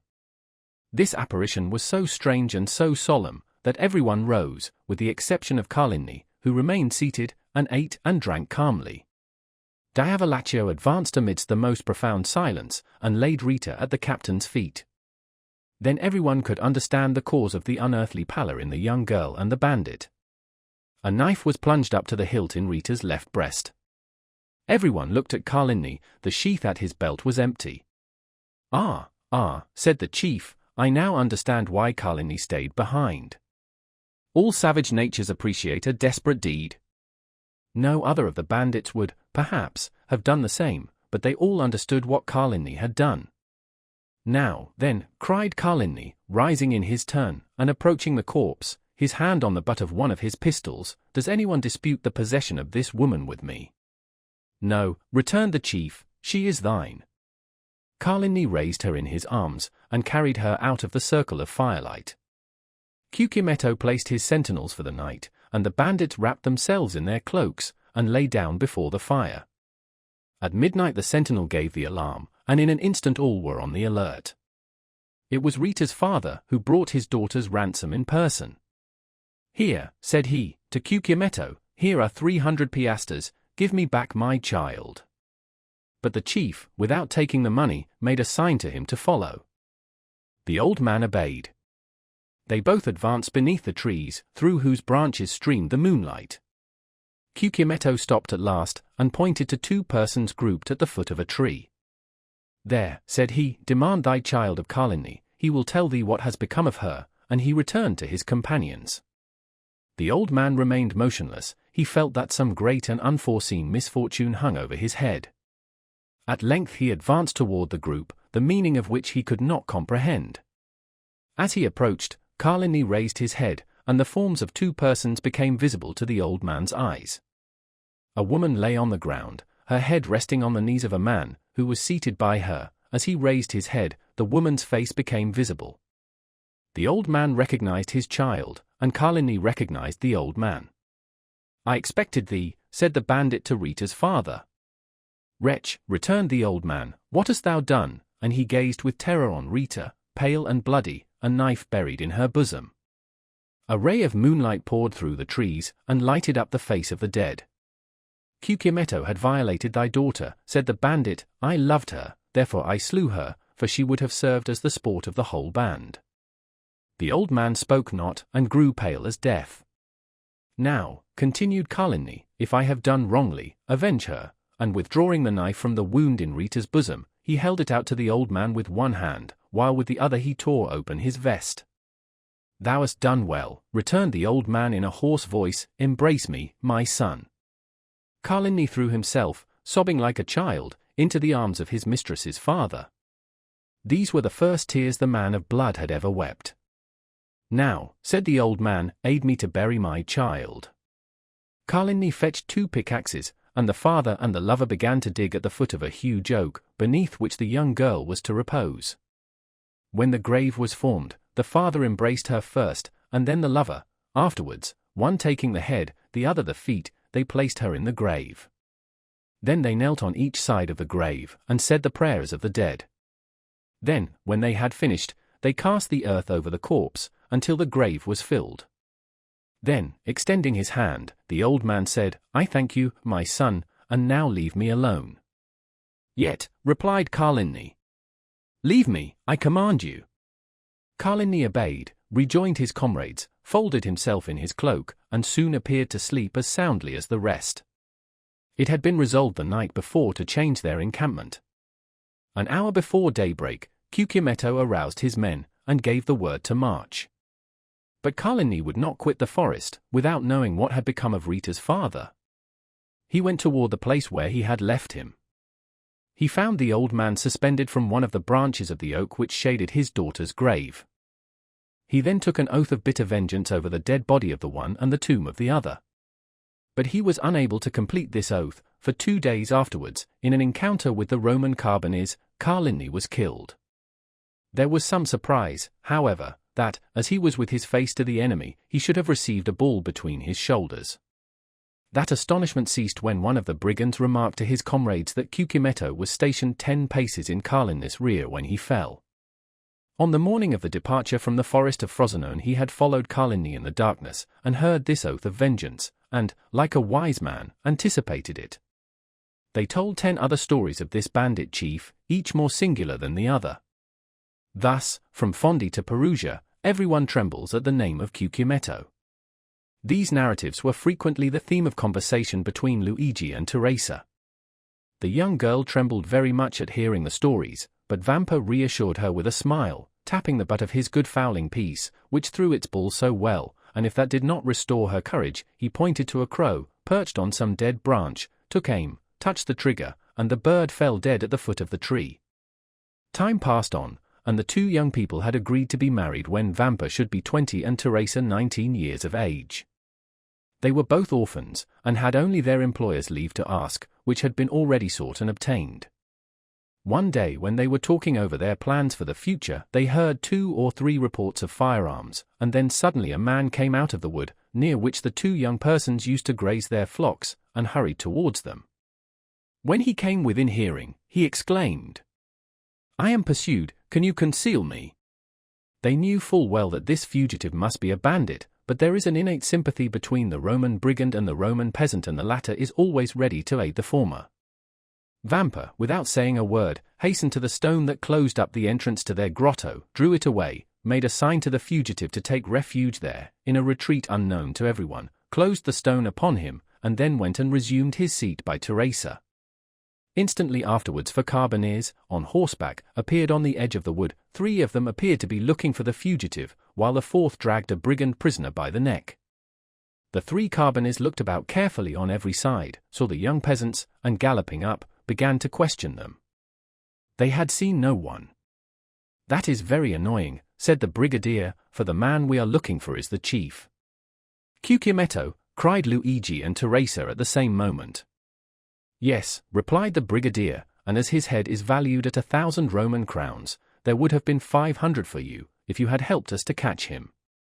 The 2 young persons exchanged looks. The brigadier had a moment's hope. 500 Roman crowns are 3,000 lire, and 3,000 lire are a fortune for 2 poor orphans who are going to be married. "Yes, it is very annoying," said Vampa, "but we have not seen him."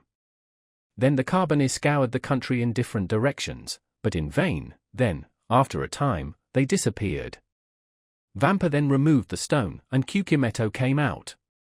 Through the crevices in the granite he had seen the 2 young peasants talking with the carbineers, and guessed the subject of their parley. He had read in the countenances of Luigi and Teresa their steadfast resolution not to surrender him, and he drew from his pocket a purse full of gold, which he offered to them. But Vampa raised his head proudly. As to Teresa, her eye sparkled when she thought of all the fine gowns and gay jewelry she could buy with this purse of gold. Cucumetto was a cunning fiend, and had assumed the form of a brigand instead of a serpent, and this look from Teresa showed to him that she was a worthy daughter of Eve, and he returned to the forest, pausing several times on his way, under the pretext of saluting his protectors. Several days elapsed, and they neither saw nor heard of Cucumetto. The time of the carnival was at hand. The Count of San Felice announced a grand masked ball, to which all that were distinguished in Rome were invited. Teresa had a great desire to see this ball. Luigi asked permission of his protector, the steward, that she and he might be present amongst the servants of the house. This was granted. The ball was given by the Count for the particular pleasure of his daughter Carmela, whom he adored. Carmela was precisely the age and figure of Teresa, and Teresa was as handsome as Carmela. On the evening of the ball Teresa was attired in her best, her most brilliant ornaments in her hair, and gayest glass beads. She was in the costume of the women of Frascati. Luigi wore the very picturesque garb of the Roman peasant at holiday time. They both mingled, as they had leave to do, with the servants and peasants.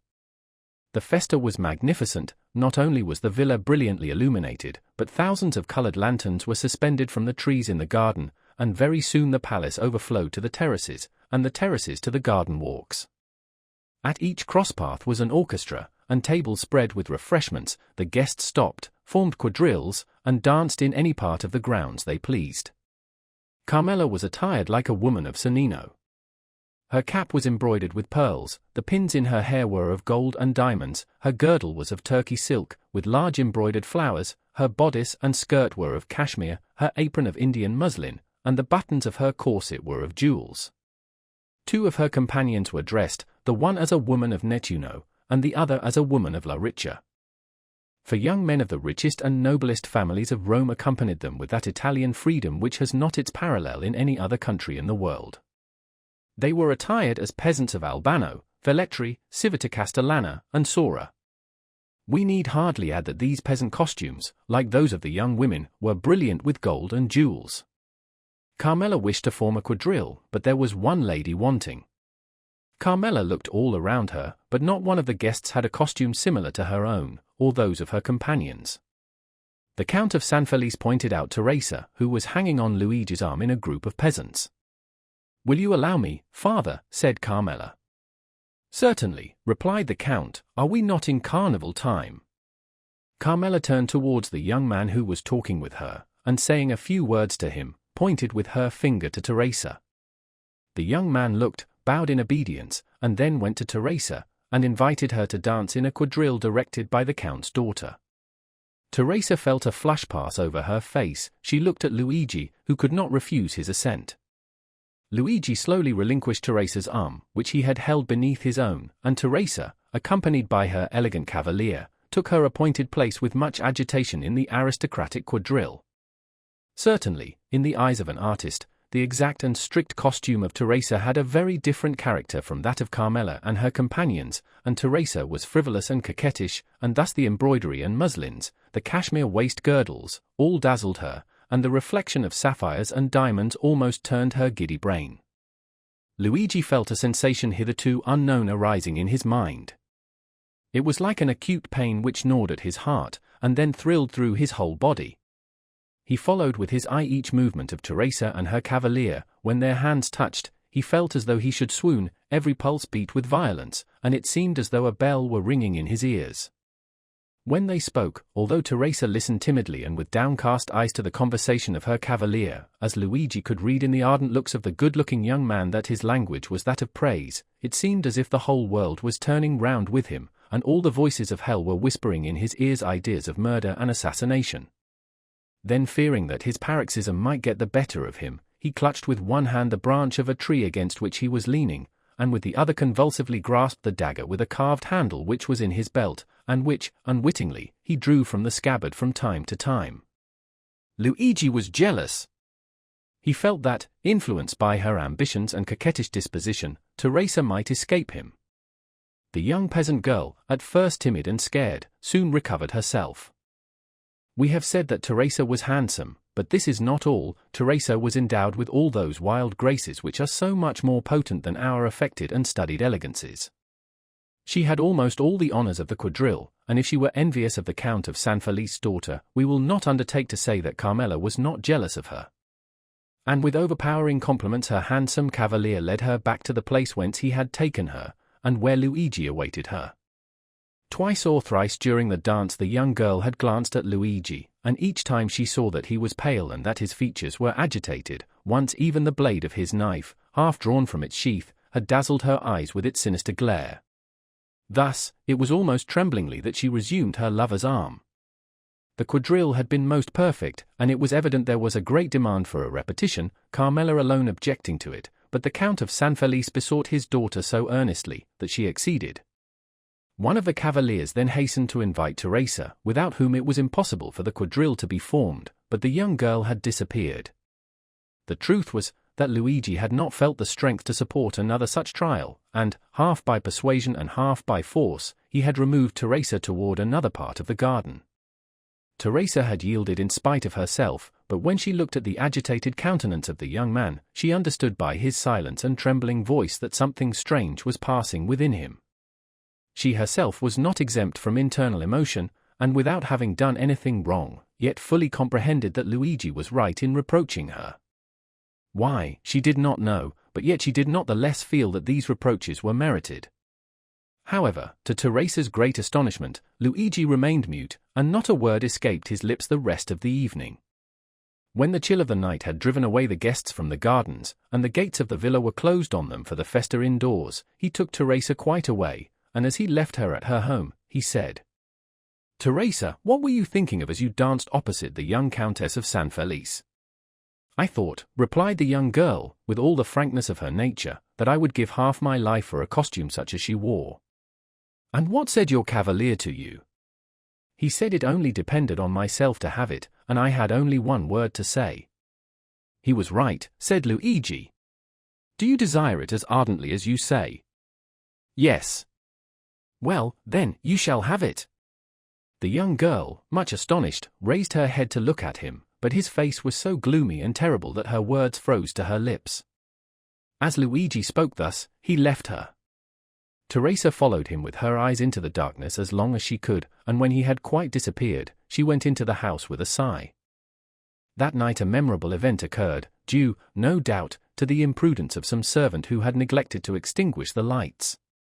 The villa of San Felice took fire in the rooms adjoining the very apartment of the lovely Carmela. Awakened in the night by the light of the flames, she sprang out of bed, wrapped herself in a dressing gown, and attempted to escape by the door, but the corridor by which she hoped to fly was already a prey to the flames. She then returned to her room, calling for help as loudly as she could, when suddenly her window, which was 20 feet from the ground, was opened. A young peasant jumped into the chamber, seized her in his arms, and with superhuman skill and strength conveyed her to the turf of the grass plot, where she fainted. When she recovered, her father was by her side. All the servants surrounded her, offering her assistance. An entire wing of the villa was burnt down, but what of that, as long as Carmela was safe and uninjured? Her preserver was everywhere sought for, but he did not appear. He was inquired after, but no one had seen him. Carmela was greatly troubled that she had not recognized him. As the Count was immensely rich, accepting the danger Carmela had run, and the marvelous manner in which she had escaped, made that appear to him rather a favor of Providence than a real misfortune. The loss occasioned by the conflagration was to him but a trifle. The next day, at the usual hour, the two young peasants were on the borders of the forest. Luigi arrived first. He came toward Teresa in high spirits, and seemed to have completely forgotten the events of the previous evening. The young girl was very pensive, but seeing Luigi so cheerful, she on her part assumed a smiling air, which was natural to her when she was not excited or in a passion. Luigi took her arm beneath his own, and led her to the door of the grotto. Then he paused. The young girl, perceiving that there was something extraordinary, looked at him steadfastly. "Teresa," said Luigi, "yesterday evening you told me you would give all the world to have a costume similar to that of the Count's daughter." "Yes," replied Teresa with astonishment, "but I was mad to utter such a wish." And I replied, "Very well, you shall have it." "Yes," replied the young girl, whose astonishment increased at every word uttered by Luigi, "but of course your reply was only to please me." "I have promised no more than I have given you, Teresa," said Luigi proudly. "Go into the grotto and dress yourself." At these words he drew away the stone, and showed Teresa the grotto, lighted up by 2 wax lights, which burnt on each side of a splendid mirror. On a rustic table, made by Luigi, were spread out the pearl necklace and the diamond pins, and on a chair at the side was laid the rest of the costume. Teresa uttered a cry of joy, and, without inquiring whence this attire came, or even thanking Luigi, darted into the grotto, transformed into a dressing-room. Luigi pushed the stone behind her, for on the crest of a small adjacent hill which cut off the view toward Palestrina, he saw a traveller on horseback, stopping a moment, as if uncertain of his road, and thus presenting against the blue sky that perfect outline which is peculiar to distant objects in southern climes. When he saw Luigi, he put his horse into a gallop and advanced toward him. Luigi was not mistaken. The traveller, who was going from Palestrina to Tivoli, had mistaken his way. The young man directed him, but as at a distance of 1/4 of a mile the road again divided into 3 ways, and on reaching these the traveller might again stray from his route, he begged Luigi to be his guide. Luigi threw his cloak on the ground, placed his carbine on his shoulder, and freed from his heavy covering, preceded the traveller with the rapid step of a mountaineer, which a horse can scarcely keep up with. In 10 minutes Luigi and the traveller reached the crossroads. On arriving there, with an air as majestic as that of an emperor, he stretched his hand towards that one of the roads which the traveller was to follow. "That is your road, Excellency, and now you cannot again mistake." "And here is your recompense," said the traveller, offering the young herdsman some small pieces of money. "Thank you," said Luigi, drawing back his hand, "I render a service, I do not sell it." "Well," replied the traveller, who seemed used to this difference between the servility of a man of the cities and the pride of the mountaineer, "if you refuse wages, you will, perhaps, accept a gift." "Ah, yes, that is another thing." "Then," said the traveller, "take these 2 Venetian sequins and give them to your bride, to make herself a pair of earrings." "And then do you take this poniard," said the young herdsman, "you will not find one better carved between Albano and Civita Castellana." "I accept it," answered the traveller, "but then the obligation will be on my side, for this poniard is worth more than 2 sequins. For a dealer perhaps, but for me, who engraved it myself, it is hardly worth a piastre." "What is your name?" inquired the traveller. "Luigi Vampa," replied the shepherd, with the same air as he would have replied, "Alexander, King of Macedon." "And yours?" "I," said the traveller, "am called Sinbad the Sailor." Franz d'Épinay started with surprise. "Sinbad the Sailor," he said. "Yes," replied the narrator, "that was the name which the traveller gave to Vampa as his own." "Well, and what may you have to say against this name?" inquired Albert. "It is a very pretty name, and the adventures of the gentleman of that name amused me very much in my youth, I must confess." Franz said no more. The name of Sinbad the Sailor, as may well be supposed, awakened in him a world of recollections, as had the name of the Count of Monte Cristo on the previous evening. "Proceed," said he to the host. Vampa put the 2 sequins haughtily into his pocket, and slowly returned by the way he had gone. As he came within 200 or 300 paces of the grotto, he thought he heard a cry. He listened to know whence this sound could proceed. A moment afterwards he thought he heard his own name pronounced distinctly. The cry proceeded from the grotto. He bounded like a chamois, cocking his carbine as he went, and in a moment reached the summit of a hill opposite to that on which he had perceived the traveller. 3 cries for help came more distinctly to his ear. He cast his eyes around him and saw a man carrying off Teresa, as Nessus, the centaur, carried Deianira. This man, who was hastening towards the wood, was already 3/4 of the way on the road from the grotto to the forest. Vampa measured the distance. The man was at least 200 paces in advance of him, and there was not a chance of overtaking him. The young shepherd stopped, as if his feet had been rooted to the ground. Then he put the butt of his carbine to his shoulder, took aim at the ravisher, followed him for a second in his track, and then fired. The ravisher stopped suddenly, his knees bent under him, and he fell with Teresa in his arms. The young girl rose instantly, but the man lay on the earth struggling in the agonies of death. Vampa then rushed towards Teresa, for at 10 paces from the dying man her legs had failed her, and she had dropped on her knees, so that the young man feared that the ball that had brought down his enemy had also wounded his betrothed. Fortunately, she was unscathed, and it was fright alone that had overcome Teresa. When Luigi had assured himself that she was safe and unharmed, he turned towards the wounded man. He had just expired, with clenched hands, his mouth in a spasm of agony, and his hair on end in the sweat of death. His eyes remained open and menacing. Vampa approached the corpse, and recognized Cucumetto. From the day on which the bandit had been saved by the two young peasants, he had been enamored of Teresa, and had sworn she should be his.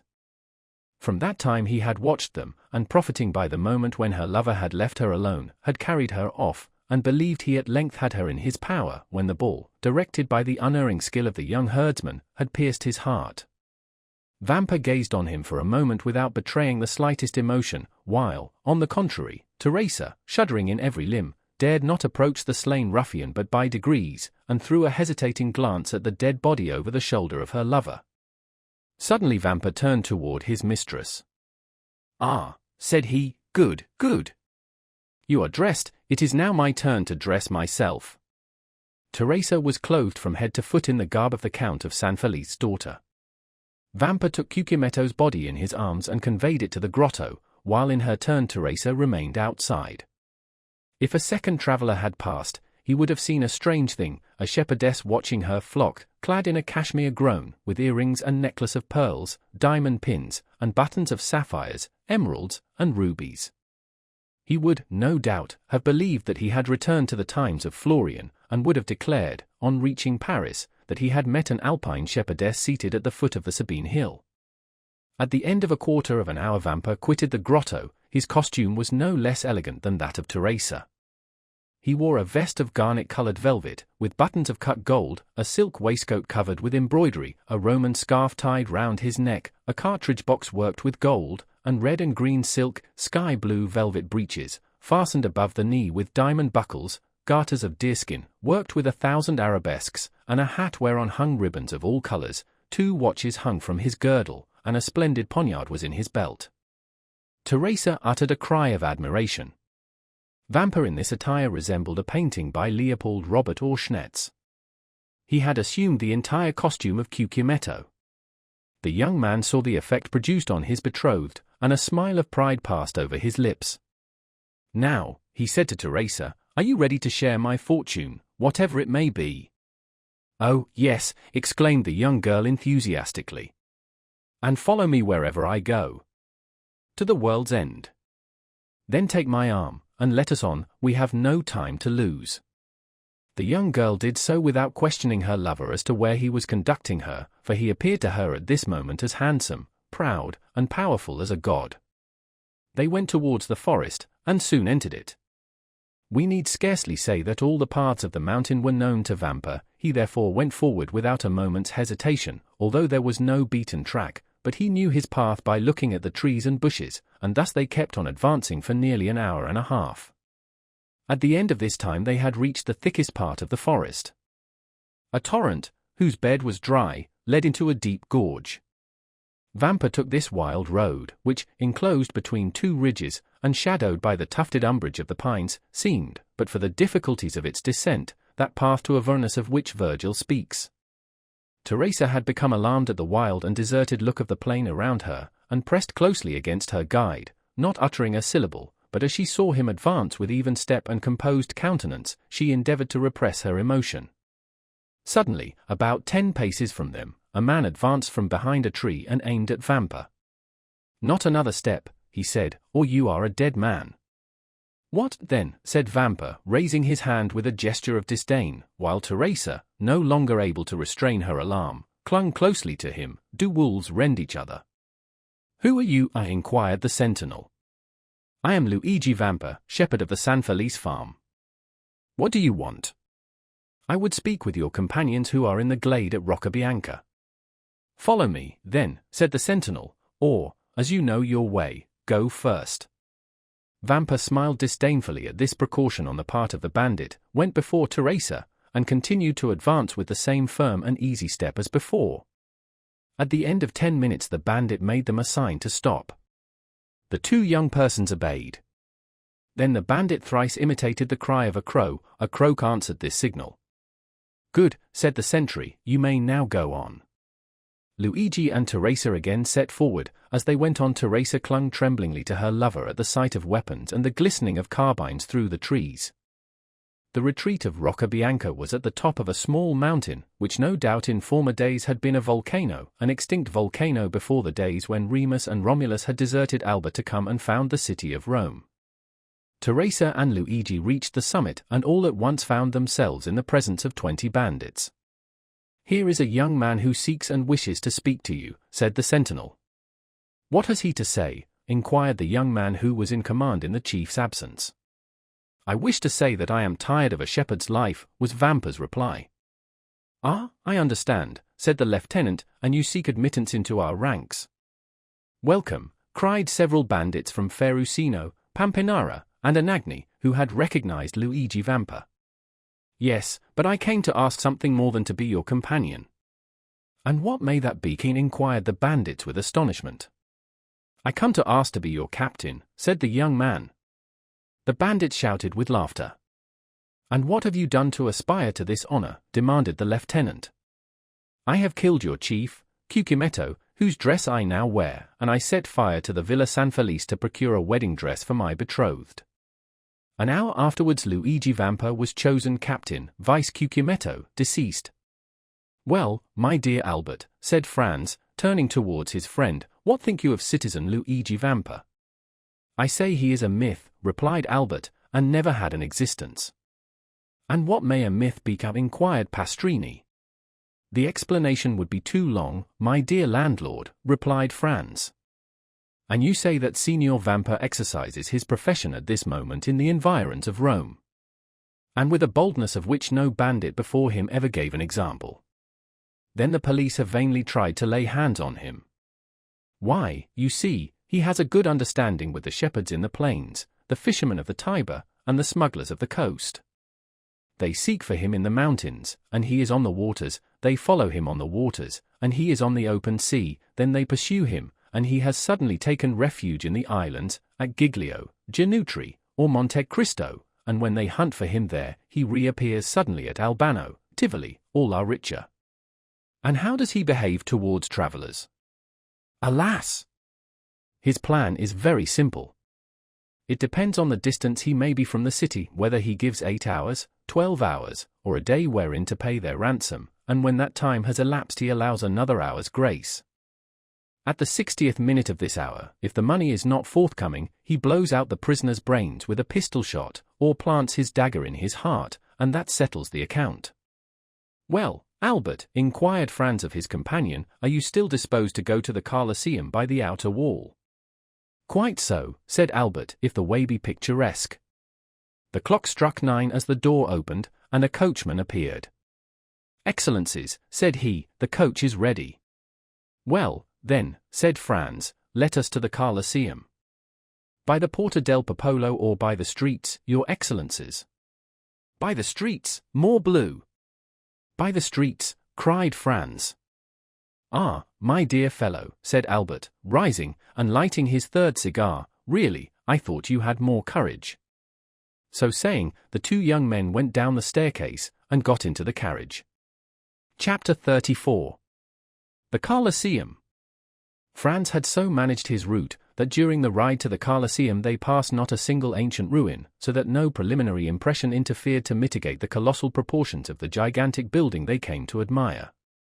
The road selected was a continuation of the Via Sistina, then by cutting off the right angle of the street in which stands Santa Maria Maggiore and proceeding by the Via Urbana and San Pietro in Vincoli, the travellers would find themselves directly opposite the Colosseum.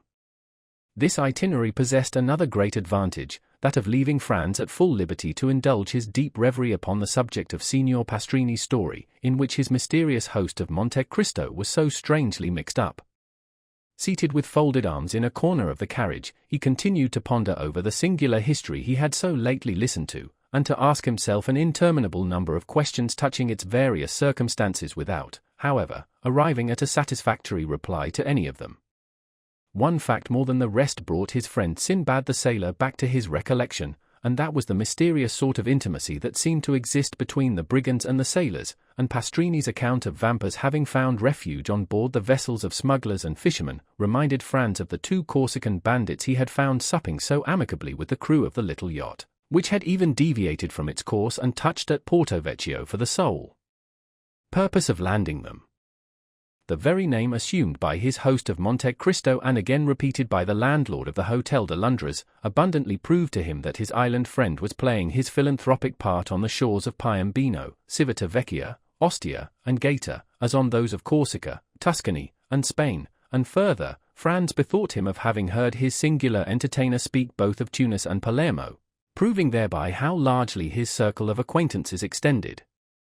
But however the mind of the young man might be absorbed in these reflections, they were at once dispersed at the sight of the dark frowning ruins of the stupendous Colosseum, through the various openings of which the pale moonlight played and flickered like the unearthly gleam from the eyes of the wandering dead. The carriage stopped near the Metasu Downs, the door was opened, and the young men, eagerly alighting, found themselves opposite a cicerone, who appeared to have sprung up from the ground, so unexpected was his appearance. The usual guide from the hotel having followed them, they had paid 2 conductors, nor is it possible, at Rome, to avoid this abundant supply of guides, besides the ordinary cicerone, who seizes upon you directly you set foot in your hotel, and never quits you while you remain in the city. There is also a special cicerone belonging to each monument, nay, almost to each part of a monument. It may, therefore, be easily imagined there is no scarcity of guides at the Colosseum, the wonder of all ages, which Martial thus eulogizes. Let Memphis cease to boast the barbarous miracles of her pyramids, and the wonders of Babylon be talked of no more among us, all must bow to the superiority of the gigantic labor of the Caesars, and the many voices of fame spread far and wide the surpassing merits of this incomparable monument. As for Albert and Franz, they essayed not to escape from their Ciceronian tyrants, and, indeed, it would have been so much the more difficult to break their bondage, as the guides alone are permitted to visit these monuments with torches in their hands. Thus, then, the young men made no attempt at resistance, but blindly and confidingly surrendered themselves into the care and custody of their conductors. Franz had already made 7 or 8 similar excursions to the Colosseum, while his less favored companion trod for the first time in his life the classic ground forming the monument of Flavius Vespasian, and, to his credit be it spoken, his mind, even amid the glib loquacity of the guides, was duly and deeply touched with awe and enthusiastic admiration of all he saw, and certainly no adequate notion of these stupendous ruins can be formed save by such as have visited them and more.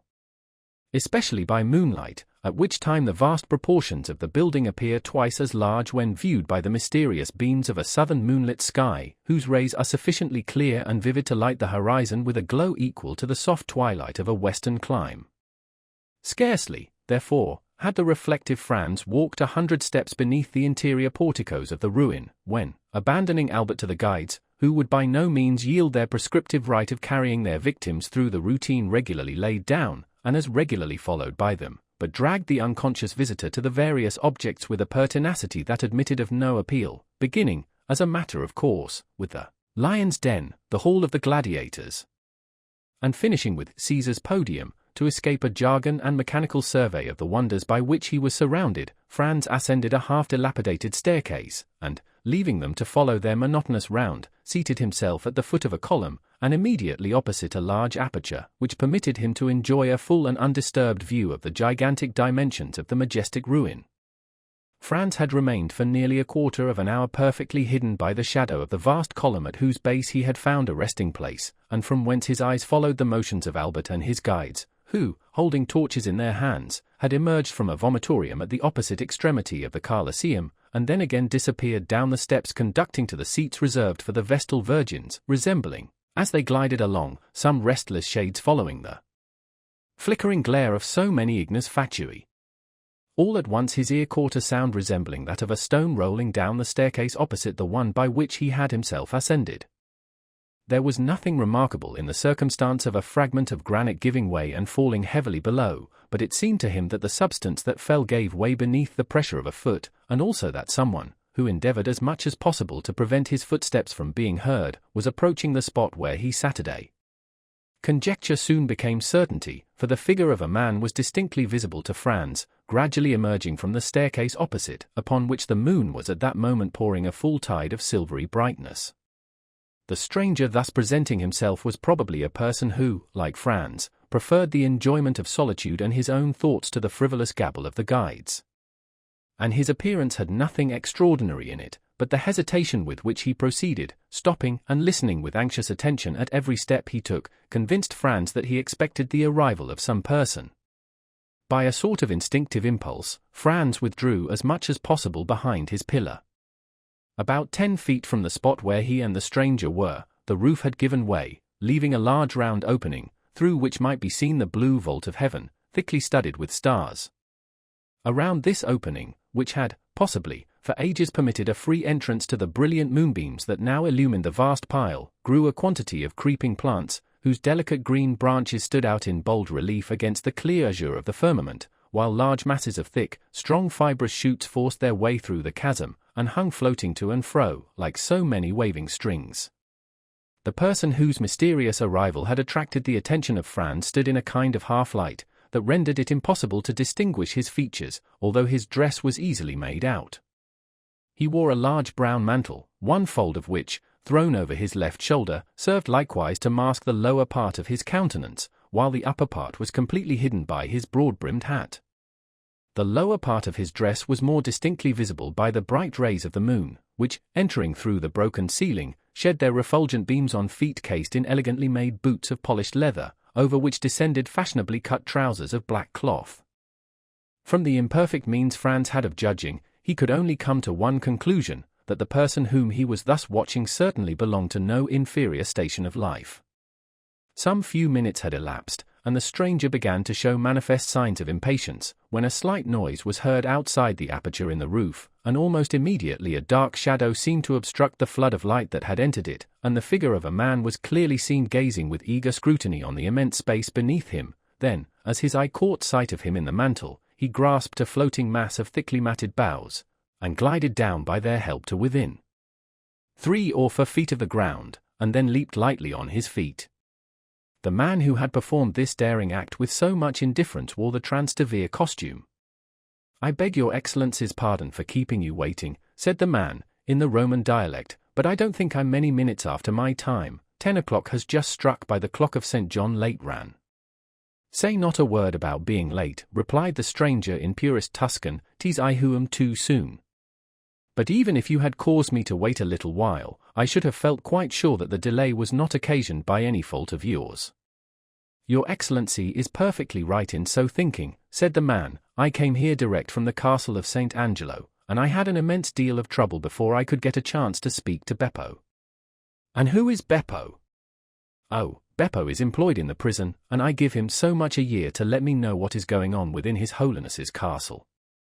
"Indeed! You are a provident person, I see." "Why, you see, no one knows what may happen. Perhaps some of these days I may be entrapped, like poor Peppino, and may be very glad to have some little nibbling mouse to gnaw the meshes of my net, and so help me out of prison." "Briefly, what did you learn?" "That 2 executions of considerable interest will take place the day after tomorrow at 2 o'clock, as is customary at Rome at the commencement of all great festivals. One of the culprits will be Mazzolato. He is an atrocious villain, who murdered the priest who brought him up, and deserves not the smallest pity. The other sufferer is sentenced to be decapitato, and he, your Excellency, is poor Peppino. The fact is, that you have inspired not only the pontifical government, but also the neighboring states, with such extreme fear, that they are glad of all opportunity of making an example. But Peppino did not even belong to my band. He was merely a poor shepherd, whose only crime consisted in furnishing us with provisions, which makes him your accomplice to all intents and purposes. But mark the distinction with which he is treated. Instead of being knocked on the head as you would be if once they caught hold of you, he is simply sentenced to be guillotined, by which means, too, the amusements of the day are diversified, and there is a spectacle to please every spectator, without reckoning the wholly unexpected one I am preparing to surprise them with." "My good friend," said the man in the cloak, "excuse me for saying that you seem to me precisely in the mood to commit some wild or extravagant act. Perhaps I am, but one thing I have resolved on, and that is, to stop at nothing to restore a poor devil to liberty who has got into this scrape solely from having served me. I should hate and despise myself as a coward did I desert the brave fellow in his present extremity. And what do you mean to do? To surround the scaffold with 20 of my best men, who, at a signal from me, will rush forward directly Peppino is brought for execution, and, by the assistance of their stilettos, drive back the guard, and carry off the prisoner. That seems to me as hazardous as uncertain, and convinces me that my scheme is far better than yours. And what is your Excellency's project? Just this. I will so advantageously bestow 2,000 piastres, that the person receiving them shall obtain a respite till next year for Peppino, and during that year, another skilfully placed 1,000 piastres will afford him the means of escaping from his prison. And do you feel sure of succeeding? Pardieu, exclaimed the man in the cloak, suddenly expressing himself in French. What did your Excellency say? Inquired the other. I said, my good fellow, that I would do more single-handed by the means of gold than you and all your troop could effect with stilettos, pistols, carbines, and blunderbusses included. Leave me, then, to act, and have no fears for the result. At least, there can be no harm in myself and party being in readiness, in case your Excellency should fail. None whatever. Take what precautions you please, if it is any satisfaction to you to do so, but rely upon my obtaining the reprieve I seek. Remember, the execution is fixed for the day after tomorrow, and that you have but 1 day to work in. And what of that? Is not a day divided into 24 hours, each hour into 60 minutes, and every minute subdivided into 60 seconds? Now in 86,400 seconds very many things can be done. And how shall I know whether your Excellency has succeeded or not? Oh, that is very easily arranged. I have engaged the 3 lower windows at the Café Wrongfully. Should I have obtained the requisite pardon for Peppino, the 2 outside windows will be hung with yellow damasks, and the centre with white, having a large cross in red marked on it. And whom will you employ to carry the reprieve to the officer directing the execution? Send one of your men, disguised as a penitent friar, and I will give it to him. His dress will procure him the means of approaching the scaffold itself, and he will deliver the official order to the officer, who, in his turn, will hand it to the executioner. In the meantime, it will be as well to acquaint Peppino with what we have determined on, if it be only to prevent his dying of fear or losing his senses, because in either case a very useless expense will have been incurred.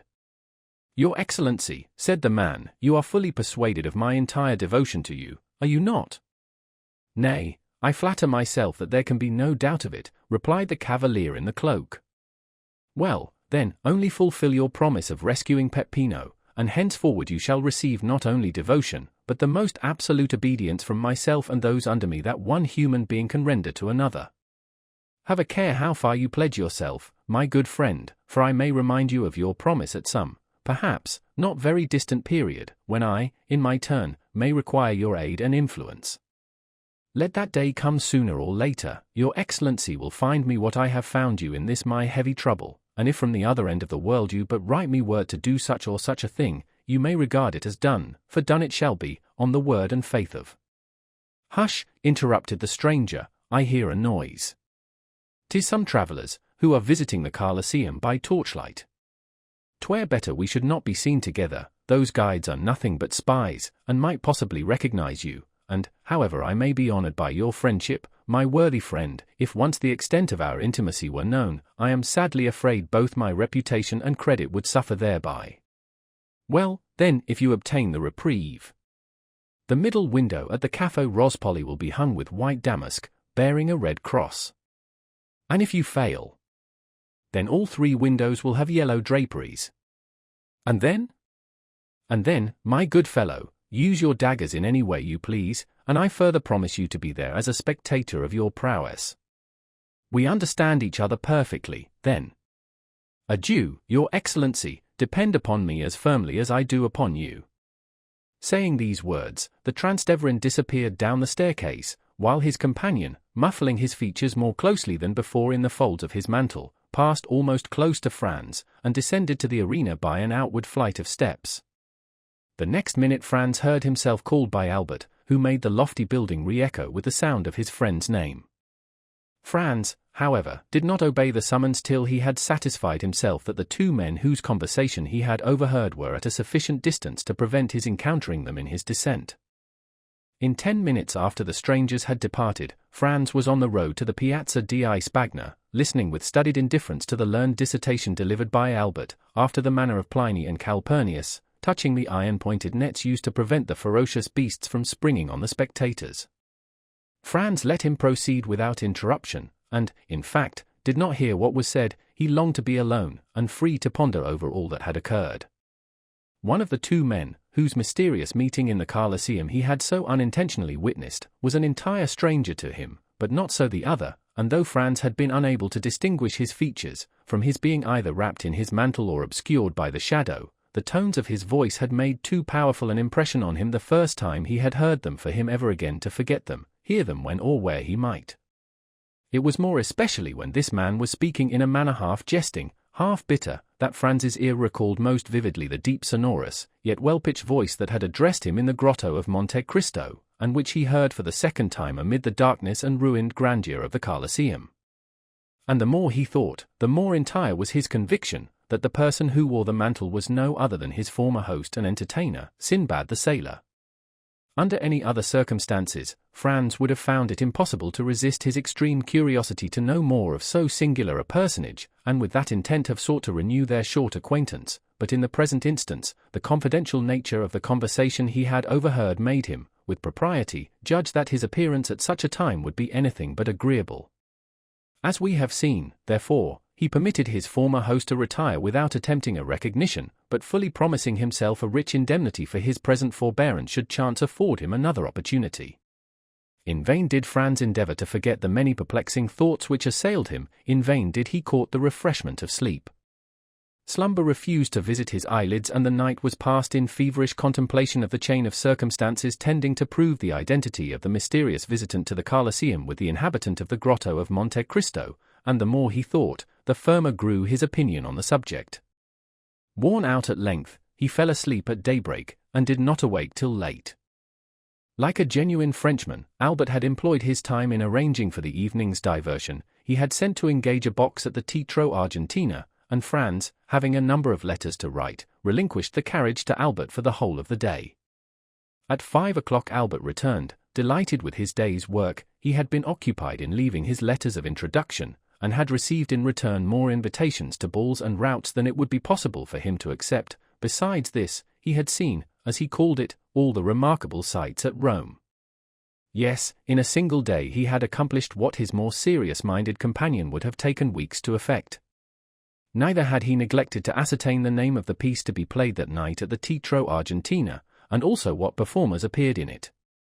The opera of Parisina was announced for representation, and the principal actors were Coselli, Moriani, and La Specchia.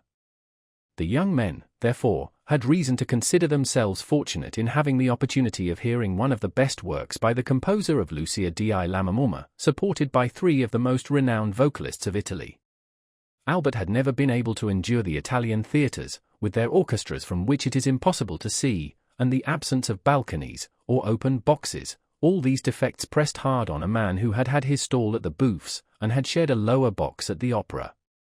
Still, in spite of this, Albert displayed his most dazzling and effective costumes each time he visited the theatres, but, alas, his elegant toilet was wholly thrown away, and one of the most worthy representatives of Parisian fashion had to carry with him the mortifying reflection that he had nearly overrun Italy without meeting with a single adventure. Sometimes Albert would affect to make a joke of his want of success, but internally he was deeply wounded, and his self-love immensely piqued, to think that Albert de Morcerf, the most admired and most sought after of any young person of his day, should thus be passed over, and merely have his labor for his pains. And the thing was so much the more annoying, as, according to the characteristic modesty of a Frenchman, Albert had quitted Paris with the full conviction that he had only to show himself in Italy to carry all before him, and that upon his return he should astonish the Parisian world with the recital of his numerous love affairs. Alas, poor Albert!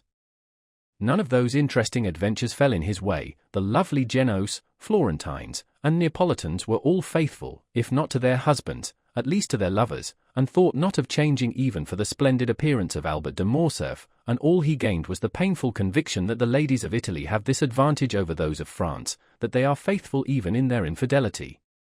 Yet he could not restrain a hope that in Italy, as elsewhere, there might be an exception to the general rule. Albert, besides being an elegant, well-looking young man, was also possessed of considerable talent and ability, and moreover, he was a viscount, a recently created one, certainly, but in the present day it is not necessary to go as far back as Noah in tracing a descent, and a genealogical tree is equally estimated, whether dated from 1399 or merely 1815, but to crown all these advantages, Albert de Morcerf commanded an income of 50,000 livres, a more than sufficient sum to render him a personage of considerable importance in Paris. It was therefore no small mortification to him to have visited most of the principal cities in Italy without having excited the most trifling observation. Albert, however, hoped to indemnify himself for all these slights and indifferences during the carnival, knowing full well that among the different states and kingdoms in which this festivity is celebrated, Rome is the spot where even the wisest and gravest throw off the usual rigidity of their lives, and deign to mingle in the follies of this time of liberty and relaxation. The carnival was to commence on the morrow, therefore Albert had not an instant to lose in setting forth the programme of his hopes, expectations, and claims to notice. With this design he had engaged a box in the most conspicuous part of the theatre, and exerted himself to set off his personal attractions by the aid of the most rich and elaborate toilet. The box taken by Albert was in the first circle, although each of the 3 tiers of boxes is deemed equally aristocratic, and is, for this reason, generally styled the nobility's boxes, and although the box engaged for the 2 friends was sufficiently capacious to contain at least a dozen persons, it had cost less than would be paid at some of the French theatres for one admitting merely 4 occupants. Another motive had influenced Albert's selection of his seat, who knew but that, thus advantageously placed, he might not in truth attract the notice of some fair Roman, and an introduction might ensue that would procure him the offer of a seat in a carriage, or a place in a princely balcony, from which he might behold the gaieties of the carnival. These united considerations made Albert more lively and anxious to please than he had hitherto been. Totally disregarding the business of the stage, he leaned from his box and began attentively scrutinizing the beauty of each pretty woman, aided by a powerful opera glass, but, alas, this attempt to attract notice wholly failed, not even curiosity had been excited, and it was but too apparent that the lovely creatures, into whose good graces he was desirous of stealing, were all so much engrossed with themselves, their lovers, or their own thoughts, that they had not so much as noticed him or the manipulation of his glass. The truth was, that the anticipated pleasures of the carnival, with the Holy Week that was to succeed it, so filled every fair breast, as to prevent the least attention being bestowed even on the business of the stage. The actors made their entries and exits unobserved or unthought of. At certain conventional moments, the spectators would suddenly cease their conversation, or rouse themselves from their musings, to listen to some brilliant effort of Moriani's, a well-executed recitative by Coselli, or to join in loud applause at the wonderful powers of La Specchia, but that momentary excitement over, they quickly relapsed into their former state of preoccupation or interesting conversation. Towards the close of the first act, the door of a box which had been hitherto vacant was opened, a lady entered to whom Franz had been introduced in Paris, where indeed, he had imagined she still was. The quick eye of Albert caught the involuntary start with which his friend beheld the new arrival, and, turning to him, he said hastily, "Do you know the woman who has just entered that box?" "Yes, what do you think of her?" "Oh, she is perfectly lovely, what a complexion! And such magnificent hair!" "Is she French?" "No, a Venetian." "And her name is?" "Countess G." "Ah, I know her by name," exclaimed Albert. "She is said to possess as much wit and cleverness as beauty. I was to have been presented to her when I met her at Madame Villefort's ball." "Shall I assist you in repairing your negligence?" asked Franz. "My dear fellow, are you really on such good terms with her as to venture to take me to her box?" "Why, I have only had the honor of being in her society and conversing with her 3 or 4 times in my life, but you know that even such an acquaintance as that might warrant my doing what you ask." At that instant, the Countess perceived Franz, and graciously waved her hand to him, to which he replied by a respectful inclination of the head. "Upon my word," said Albert, "you seem to be on excellent terms with the beautiful Countess." you are mistaken in thinking so," returned Franz calmly, "but you merely fall into the same error which leads so many of our countrymen to commit the most egregious blunders, I mean that of judging the habits and customs of Italy and Spain by our Parisian notions. Believe me, nothing is more fallacious than to form any estimate of the degree of intimacy you may suppose existing among persons by the familiar terms they seem upon. There is a similarity of feeling at this instant between ourselves and the Countess, nothing more." "Is there, indeed, my good fellow? Pray tell me, is it sympathy of heart?" "No, of taste," continued Franz gravely. "And in what manner has this congeniality of mind been evinced?" "By the Countess's visiting the Colosseum, as we did last night, by moonlight, and nearly alone." "You were with her, then?" "I was." "And what did you say to her?" "Oh, we talked of the illustrious dead of whom that magnificent ruin is a glorious monument."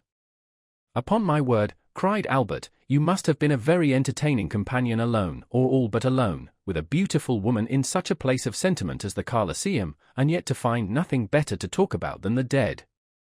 All I can say is, if ever I should get such a chance, the living should be my theme." "And you will probably find your theme ill-chosen." "But," said Albert, breaking in upon his discourse, "never mind the past, let us only remember the present. Are you not going to keep your promise of introducing me to the fair subject of our remarks?" "Certainly, directly the curtain falls on the stage. What a confounded long time this first act lasts! I believe, on my soul, that they never mean to finish it." "Oh, yes, they will, only listen to that charming finale. How exquisitely Coselli sings his part! But what an awkward, inelegant fellow he is. Well, then, what do you say to La Specchia? Did you ever see anything more perfect than her acting? Why, you know, my dear fellow, when one has been accustomed to Marley Brand and Sontag, such singers as these don't make the same impression on you they perhaps do on others. At least, you must admire Moriani's style and execution. I never fancied men of his dark, ponderous appearance singing with a voice like a woman's." "My good friend," said Franz, turning to him, while Albert continued to point his glass at every box in the theatre, "you seem determined not to approve, you are really too difficult to please." The curtain at length fell on the performances, to the infinite satisfaction of the Viscount of Morcerf, who seized his hat, rapidly passed his fingers through his hair, arranged his cravat and wristbands, and signified to Franz that he was waiting for him to lead the way. Franz, who had mutely interrogated the Countess, and received from her a gracious smile in token that he would be welcome, sought not to retard the gratification of Albert's eager impatience, but began at once the tour of the house, closely followed by Albert, who availed himself of the few minutes required to reach the opposite side of the theatre to settle the height and smoothness of his collar, and to arrange the lappets of his coat. This important task was just completed as they arrived at the Countess's box. At the knock, the door was immediately opened, and the young man who was seated beside the Countess, in obedience to the Italian custom, instantly rose and surrendered his place to the strangers, who, in turn, would be expected to retire upon the arrival of other visitors. Franz presented Albert as one of the most distinguished young men of the day, both as regarded his position in society and extraordinary talents, nor did he say more than the truth, for in Paris and the circle in which the Viscount moved, he was looked upon and cited as a model of perfection. Franz added that his companion, deeply grieved at having been prevented the honor of being presented to the Countess during her sojourn in Paris, was most anxious to make up for it, and had requested him, Franz, to remedy the past misfortune by conducting him to her box, and concluded by asking pardon for his presumption in having taken it upon himself to do so. The Countess, in reply, bowed gracefully to Albert, and extended her hand with cordial kindness to Franz. Then, inviting Albert to take the vacant seat beside her, she recommended Franz to take the next best, if he wished to view the ballet, and pointed to the one behind her own chair. Albert was soon deeply engrossed in discoursing upon Paris and Parisian matters, speaking to the Countess of the various persons they both knew there. Franz perceived how completely he was in his element, and, unwilling to interfere with the pleasure he so evidently felt, took up Albert's glass, and began in his turn to survey the audience. Sitting alone, in the front of a box immediately opposite, but situated on the third row, was a woman of exquisite beauty, dressed in a Greek costume, which evidently, from the ease and grace with which she wore it, was her national attire. Behind her, but in deep shadow, was the outline of a masculine figure, but the features of this latter personage it was not possible to distinguish. Franz could not forbear breaking in upon the apparently interesting conversation passing between the Countess and Albert, to inquire of the former if she knew who was the fair Albanian opposite, since beauty such as hers was well worthy of being observed by either sex. "All I can tell about her," replied the Countess, "is, that she has been at Rome since the beginning of the season, for I saw her where she now sits the very first night of the season, and since then she has never missed a performance. Sometimes she is accompanied by the person who is now with her, and at others she is merely attended by a black servant." "And what do you think of her personal appearance?" "Oh, I consider her perfectly lovely. She is just my idea of what Medora must have been." Franz and the Countess exchanged a smile, and then the latter resumed her conversation with Albert, while Franz returned to his previous survey of the house and company. The curtain rose on the ballet, which was one of those excellent specimens of the Italian school, admirably arranged and put on the stage by Henri, who has established for himself a great reputation throughout Italy for his taste and skill in the choreographic art, one of those masterly productions of grace, method, and elegance in which the whole corps de ballet, from the principal dancers to the humblest supernumerary, are all engaged on the stage at the same time, and 150 persons may be seen exhibiting the same attitude, or elevating the same arm or leg with a simultaneous movement, that would lead you to suppose that but one mind, one act of volition, influenced the moving mass. The ballet was called Polescar. However much the ballet might have claimed his attention, Franz was too deeply occupied with the beautiful Greek to take any note of it, while she seemed to experience an almost childlike delight in watching it, her eager, animated looks contrasting strongly with the utter indifference of her companion, who, during the whole time the piece lasted, never even moved, not even when the furious, crashing din produced by the trumpets, cymbals, and Chinese bells sounded their loudest from the orchestra.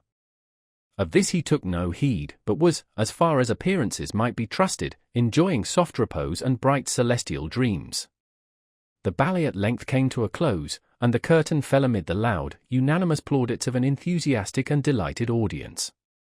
Owing to the very judicious plan of dividing the two acts of the opera with a ballet, the pauses between the performances are very short, the singers in the opera having time to repose themselves and change their costume, when necessary, while the dancers are executing their pirouettes and exhibiting their graceful steps.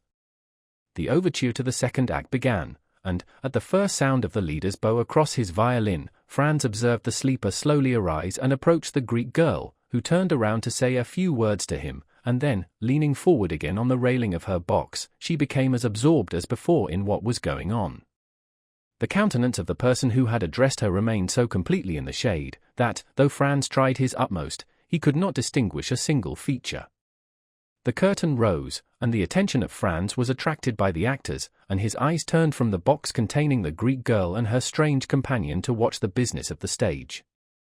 Most of my readers are aware that the second act of Parisina opens with the celebrated and effective duet in which Parisina, while sleeping, betrays to Azo the secret of her love for Hugo. The injured husband goes through all the emotions of jealousy until conviction seizes on his mind, and then, in a frenzy of rage and indignation, he awakens his guilty wife to tell her that he knows her guilt and to threaten her with his vengeance. This duet is one of the most beautiful, expressive and terrible conceptions that has ever emanated from the fruitful pen of Donizetti. Franz now listened to it for the third time, yet its notes, so tenderly expressive and fearfully grand as the wretched husband and wife give vent to their different griefs and passions, thrilled through the soul of Franz with an effect equal to his first emotions upon hearing it. Excited beyond his usual calm demeanor, Franz rose with the audience, and was about to join the loud, enthusiastic applause that followed, but suddenly his purpose was arrested, his hands fell by his sides, and the half-uttered bravos expired on his lips. The occupant of the box in which the Greek girl sat appeared to share the universal admiration that prevailed, for he left his seat to stand up in front, so that, his countenance being fully revealed, Franz had no difficulty in recognizing him as the mysterious inhabitant of Monte Cristo, and the very same person he had encountered the preceding evening in the ruins of the Colosseum, and whose voice and figure had seemed so familiar to him. All doubt of his identity was now at an end, his singular host evidently resided at Rome. The surprise and agitation occasioned by this full confirmation of Franz's former suspicion had no doubt imparted a corresponding expression to his features, for the Countess, after gazing with a puzzled look at his face, burst into a fit of laughter, and begged to know what had happened. "Countess," returned Franz, totally unheeding her raillery, "I asked you a short time since if you knew any particulars respecting the Albanian lady opposite. I must now beseech you to inform me who and what is her husband." "Nay," answered the Countess, "I know no more of him than yourself. Perhaps you never before noticed him." "What a question, so truly French! Do you not know that we Italians have eyes only for the man we love?" "True," replied Franz. "All I can say is," continued the Countess, taking up the lorgnette and directing it toward the box in question, "that the gentleman, whose history I am unable to furnish, seems to me as though he had just been dug up. He looks more like a corpse permitted by some friendly gravedigger to quit his tomb for a while, and revisit this earth of ours, than anything human. How ghastly pale he is!"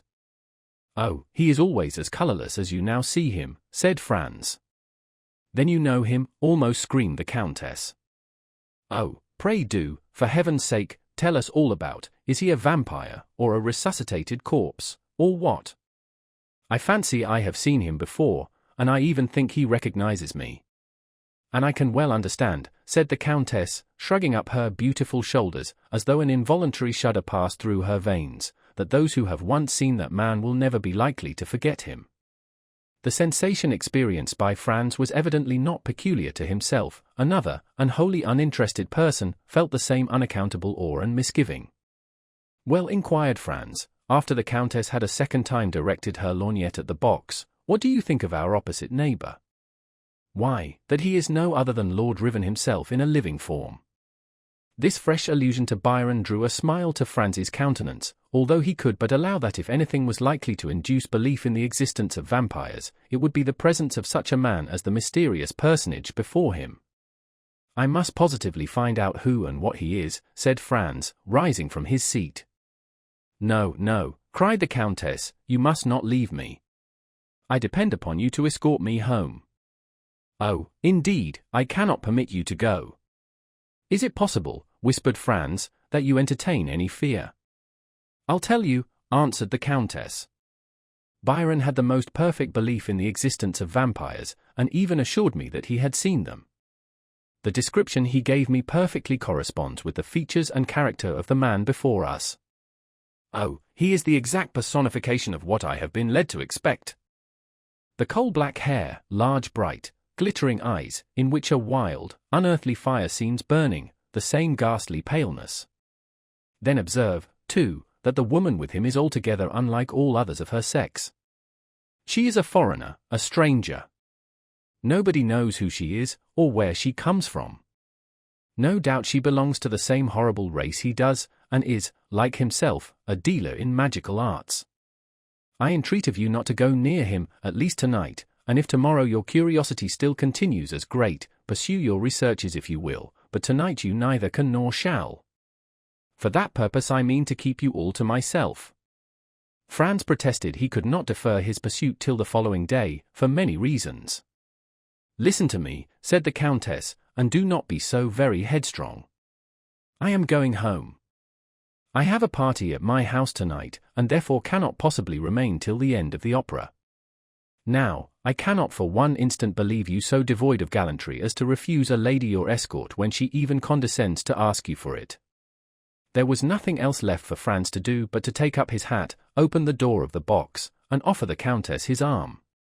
It was quite evident, by her manner, that her uneasiness was not feigned, and Franz himself could not resist a feeling of superstitious dread, so much the stronger in him, as it arose from a variety of corroborative recollections, while the terror of the Countess sprang from an instinctive belief, originally created in her mind by the wild tales she had listened to till she believed them truths. Franz could even feel her arm tremble as he assisted her into the carriage. Upon arriving at her hotel, Franz perceived that she had deceived him when she spoke of expecting company. On the contrary, her own return before the appointed hour seemed greatly to astonish the servants. "Excuse my little subterfuge," said the Countess, in reply to her companion's half-reproachful observation on the subject, "but that horrid man had made me feel quite uncomfortable, and I longed to be alone, that I might compose my startled mind." Franz essayed to smile. Nay, said she, do not smile, it ill accords with the expression of your countenance, and I am sure it does not spring from your heart. However, promise me one thing. What is it?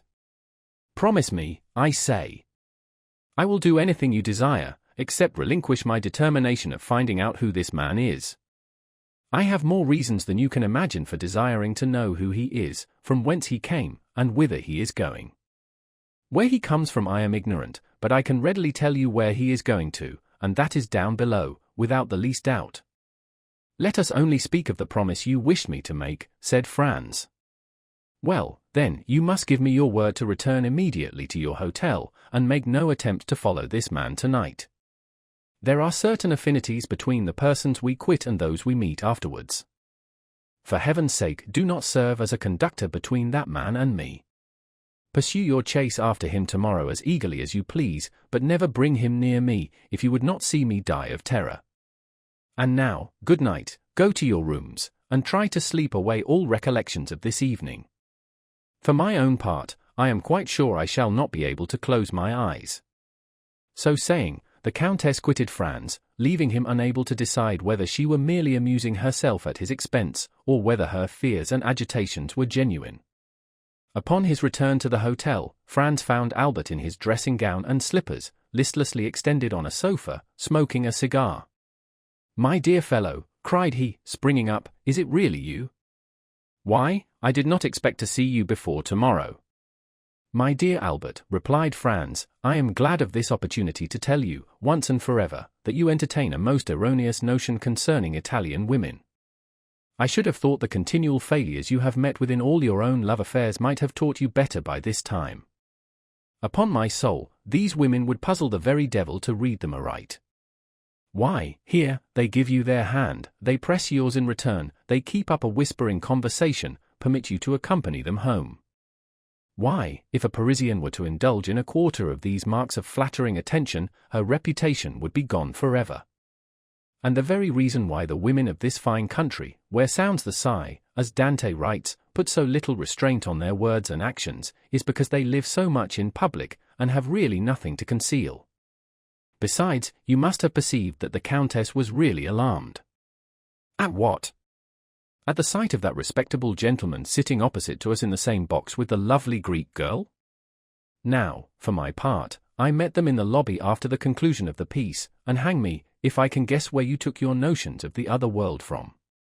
I can assure you that this hobgoblin of yours is a deuced fine-looking fellow, admirably dressed. Indeed, I feel quite sure, from the cut of his clothes, they are made by a first-rate Paris tailor, probably Blin or Haman. He was rather too pale, certainly, but then, you know, paleness is always looked upon as a strong proof of aristocratic descent and distinguished breeding."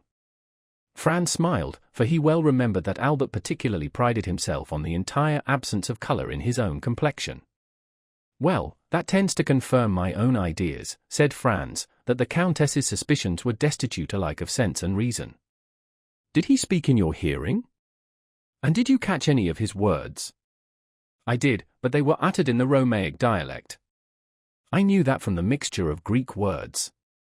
I don't know whether I ever told you that when I was at college I was rather strong in Greek." "He spoke the Romaic language, did he?" "I think so." "That settles it," murmured Franz. "'Tis he, past all doubt." "What do you say?" "Nothing, nothing. But tell me, what were you thinking about when I came in?" "Oh, I was arranging a little surprise for you." "Indeed? Of what nature?" "Why, you know it is quite impossible to procure a carriage." "Certainly, and I also know that we have done all that human means afforded to endeavor to get one. Now, then, in this difficulty a bright idea has flashed across my brain." Franz looked at Albert as though he had not much confidence in the suggestions of his imagination. "I tell you what, Franz," cried Albert, "you deserve to be called out for such a misgiving and incredulous glance as that you were pleased to bestow on me just now. And I promise to give you the satisfaction of a gentleman if your scheme turns out as ingenious as you assert." "Well, then, hearken to me." "I listen." "You agree, do you not, that obtaining a carriage is out of the question?" "I do." "Neither can we procure horses." True, we have offered any sum, but have failed. Well, now, what do you say to a cart? I dare say such a thing might be had. Very possibly. And a pair of oxen. As easily found as the cart. Then you see, my good fellow, with a cart and a couple of oxen our business can be managed. The cart must be tastefully ornamented, and if you and I dress ourselves as Neapolitan reapers, we may get up a striking tableau, after the manner of that splendid picture by Leopold Robert. It would add greatly to the effect if the Countess would join us in the costume of a peasant from Puzzlei or Sorrento. Our group would then be quite complete, more especially as the Countess is quite beautiful enough to represent a Madonna. Well, said Franz, this time, Albert, I am bound to give you credit for having hit upon a most capital idea. And quite a national one, too, replied Albert with gratified pride. A mere mask borrowed from our own festivities. Ha, ha, ye Romans! You thought to make us, unhappy strangers, trot at the heels of your processions, like so many lazzaroni, because no carriages or horses are to be had in your beggarly city. But you don't know us, when we can't have one thing we invent another. And have you communicated your triumphant idea to anybody? Only to our host. Upon my return home I sent for him, and I then explained to him what I wished to procure. He assured me that nothing would be easier than to furnish all I desired. One thing I was sorry for, when I bade him have the horns of the oxen gilded, he told me there would not be time, as it would require 3 days to do that, so you see we must do without this little superfluity. And where is he now? Who? Our host.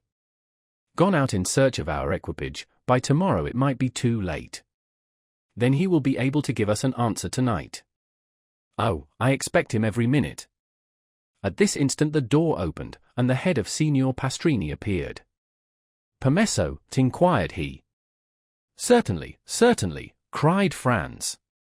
Come in, my host. Now, then, asked Albert eagerly, have you found the desired cart and oxen? Better than that, replied Signor Pastrini, with the air of a man perfectly well satisfied with himself. Take care, my worthy host, said Albert, better is a sure enemy to well. Let your excellencies only leave the matter to me, returned Signor Pastrini in a tone indicative of unbounded self-confidence. But what have you done? Asked Franz. Speak out, there's a worthy fellow. Your excellencies are aware, responded the landlord, swelling with importance, that the Count of Monte Cristo is living on the same floor with yourselves. I should think we did know it, exclaimed Albert, since it is owing to that circumstance that we are packed into these small rooms, like two poor students in the back streets of Paris. When, then, the Count of Monte Cristo, hearing of the dilemma in which you are placed, has sent to offer you seats in his carriage and 2 places at his windows in the Palazzo Rospoli. The friends looked at each other with unutterable surprise. But do you think, asked Albert, that we ought to accept such offers from a perfect stranger? What sort of person is this Count of Monte Cristo? Asked Franz of his host. A very great nobleman, but whether Maltese or Sicilian I cannot exactly say, but this I know, that he is noble as a Borghese and rich as a gold mine.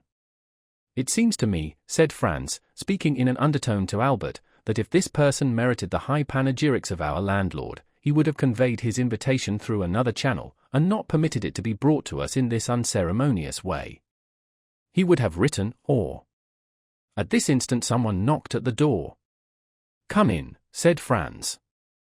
A servant, wearing a livery of considerable style and richness, appeared at the threshold, and, placing 2 cards in the landlord's hands, who forthwith presented them to the 2 young men, he said, Please to deliver these, from the Count of Monte Cristo to Viscount Albert de Morcerf and M. Franz d'Épinay. The Count of Monte Cristo, continued the servant, begs these gentlemen's permission to wait upon them as their neighbor, and he will be honored by an intimation of what time they will please to receive him. Faith, Franz, whispered Albert, there is not much to find fault with here.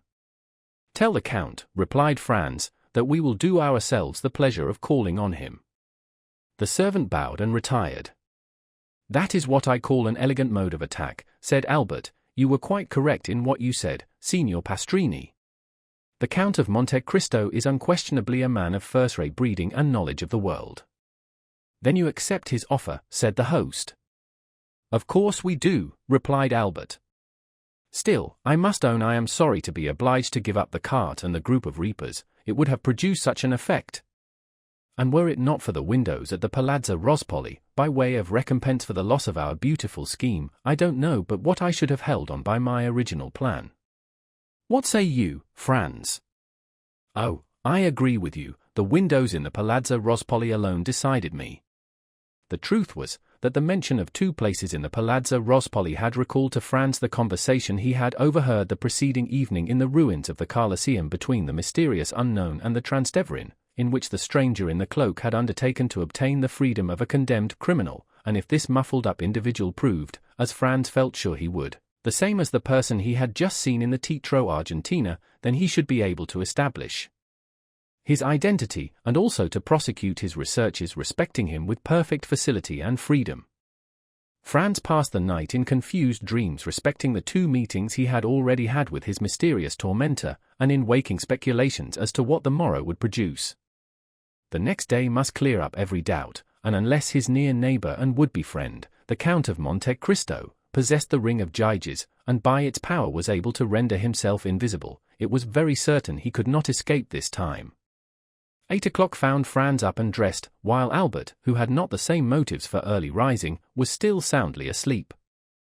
The first act of Franz was to summon his landlord, who presented himself with his accustomed obsequiousness. "Pray, Signor Pastrini," asked Franz, "is not some execution appointed to take place today?" "Yes, Your Excellency, but if your reason for inquiry is that you may procure a window to view it from, you are much too late." "Oh, no," answered Franz, "I had no such intention, and even if I had felt a wish to witness the spectacle, I might have done so from Monte Pincio, could I not?" "Ah," exclaimed mine host, "I did not think it likely Your Excellency would have chosen to mingle with such a rabble as are always collected on that hill, which, indeed, they consider as exclusively belonging to themselves." "Very possibly I may not go," answered Franz, "but in case I feel disposed, give me some particulars of today's executions." "What particulars would Your Excellency like to hear?" "Why, the number of persons condemned to suffer, their names, and description of the death they are to die." "That happens just lucky, Your Excellency. Only a few minutes ago they brought me the tavollettas." "What are they?" "Sort of wooden tablets hung up at the corners of streets the evening before an execution, on which is pasted up a paper containing the names of the condemned persons, their crimes, and mode of punishment. The reason for so publicly announcing all this is, that all good and faithful Catholics may offer up their prayers for the unfortunate culprits, and, above all, beseech of heaven to grant them a sincere repentance. And these tablets are brought to you that you may add your prayers to those of the faithful, are they?" asked Franz somewhat incredulously. "Oh, dear, no, Your Excellency. I have not time for anybody's affairs but my own and those of my honorable guests, but I make an agreement with the man who pastes up the papers, and he brings them to me as he would the playbills, that in case any person staying at my hotel should like to witness an execution, he may obtain every requisite information concerning the time and place, etc." "Upon my word, that is a most delicate attention on your part, Signor Pastrini," cried Franz.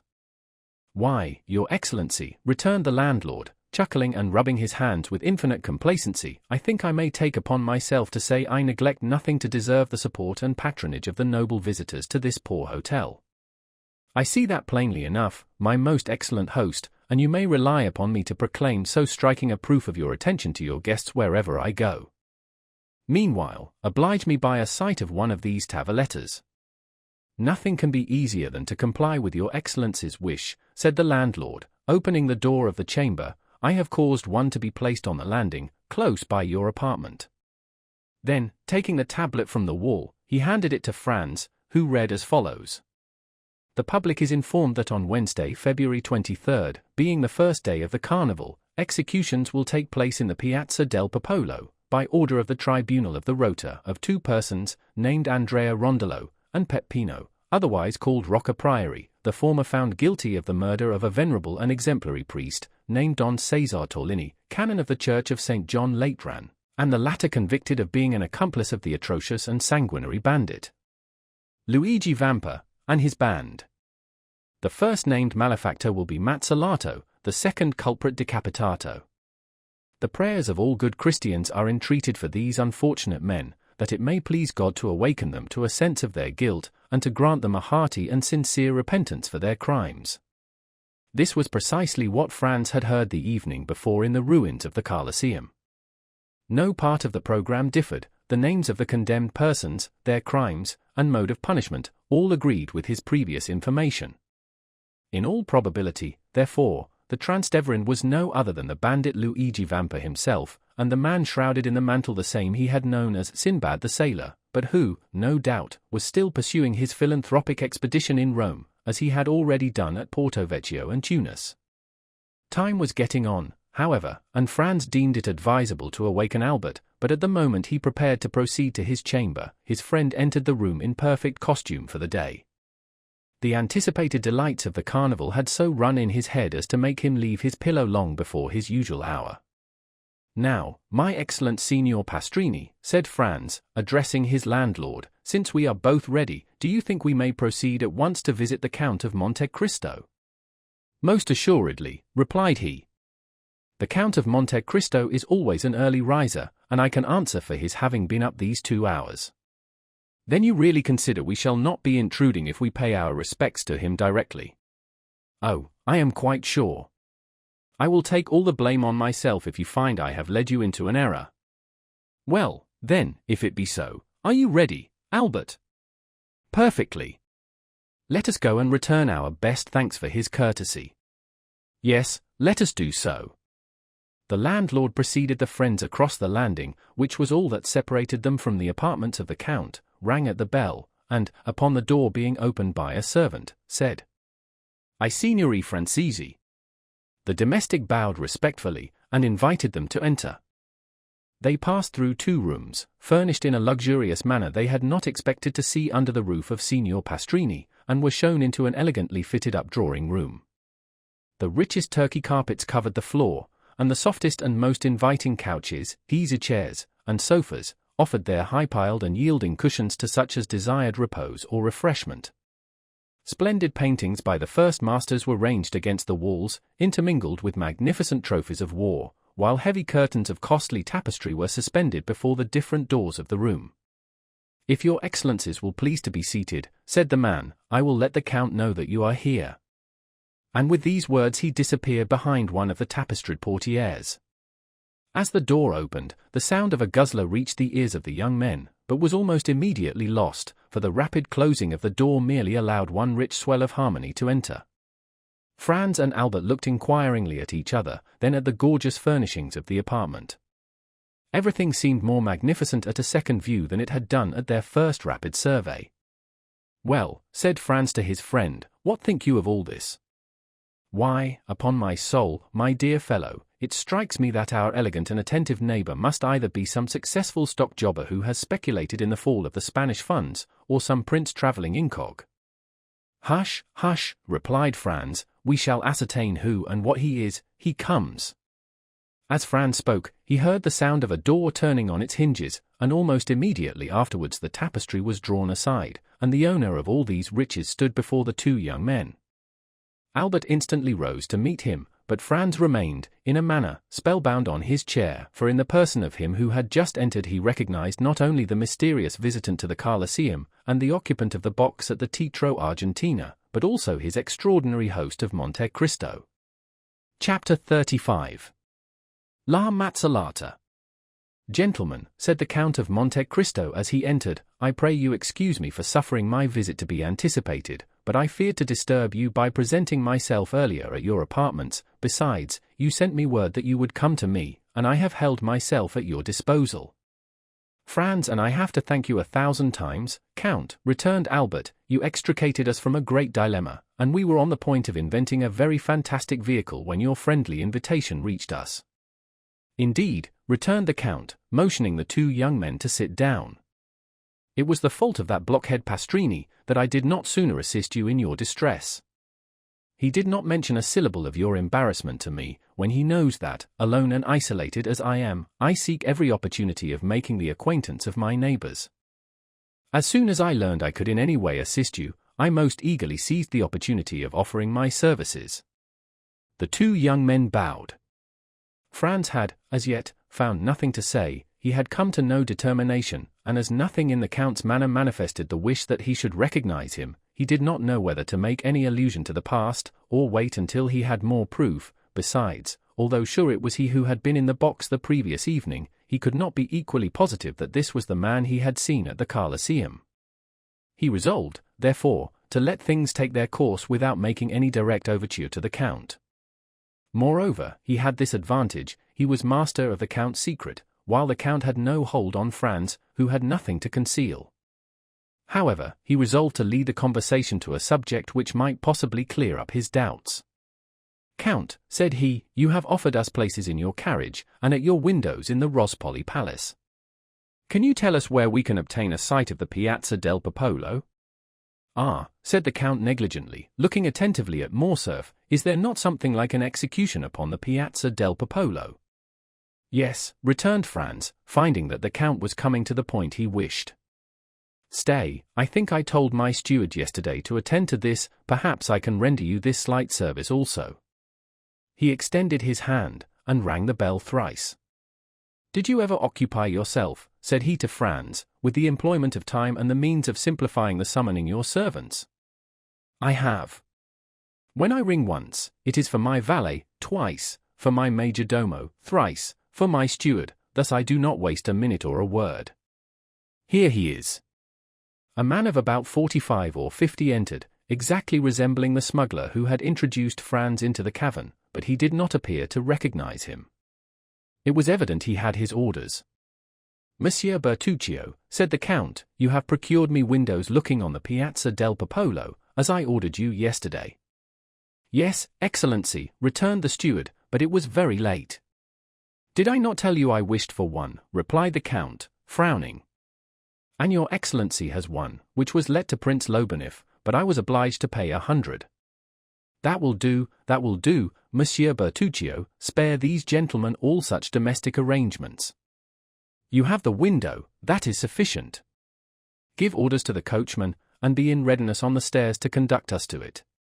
The steward bowed, and was about to quit the room. "Ah," continued the Count, "be good enough to ask Pastrini if he has received the tavoletta, and if he can send us an account of the execution."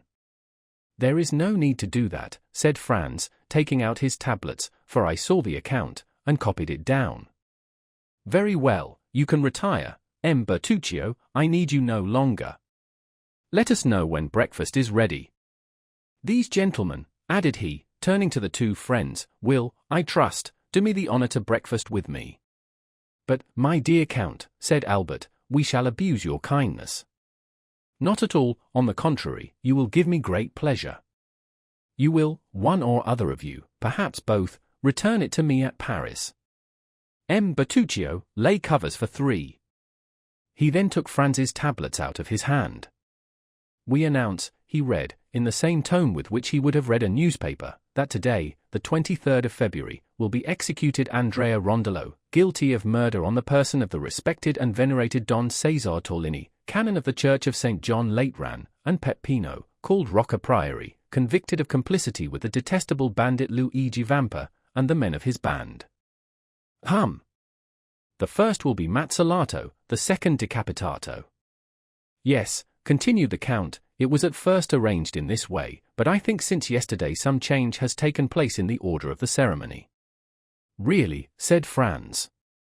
"Yes, I passed the evening at the Cardinal Rospigliosi's, and their mention was made of something like a pardon for one of the 2 men." "For Andrea Rondello?" asked Franz. "No," replied the Count, carelessly, "for the other." He glanced at the tablets as if to recall the name, "for Peppino, called Rocca Priori. You are thus deprived of seeing a man guillotined, but the mazzolata still remains, which is a very curious punishment when seen for the first time, and even the second, while the other, as you must know, is very simple. The mandea never fails, never trembles, never strikes 30 times ineffectually, like the soldier who beheaded the Count of Chalais, and to whose tender mercy Richelieu had doubtless recommended the sufferer. Ah," added the Count, in a contemptuous tone, "do not tell me of European punishments, they are in the infancy, or rather the old age, of cruelty." "Really, Count," replied Franz, "one would think that you had studied the different tortures of all the nations of the world." There are, at least, few that I have not seen, said the Count coldly. And you took pleasure in beholding these dreadful spectacles. My first sentiment was horror, the second indifference, the third curiosity. Curiosity, that is a terrible word. Why so? In life, our greatest preoccupation is death. Is it not then curious to study the different ways by which the soul and body can part, and how, according to their different characters, temperaments, and even the different customs of their countries, different persons bear the transition from life to death, from existence to annihilation? As for myself, I can assure you of one thing: the more men you see die, the easier it becomes to die yourself, and in my opinion, death may be a torture, but it is not an expiation. I do not quite understand you, replied Franz. Pray explain your meaning, for you excite my curiosity to the highest pitch.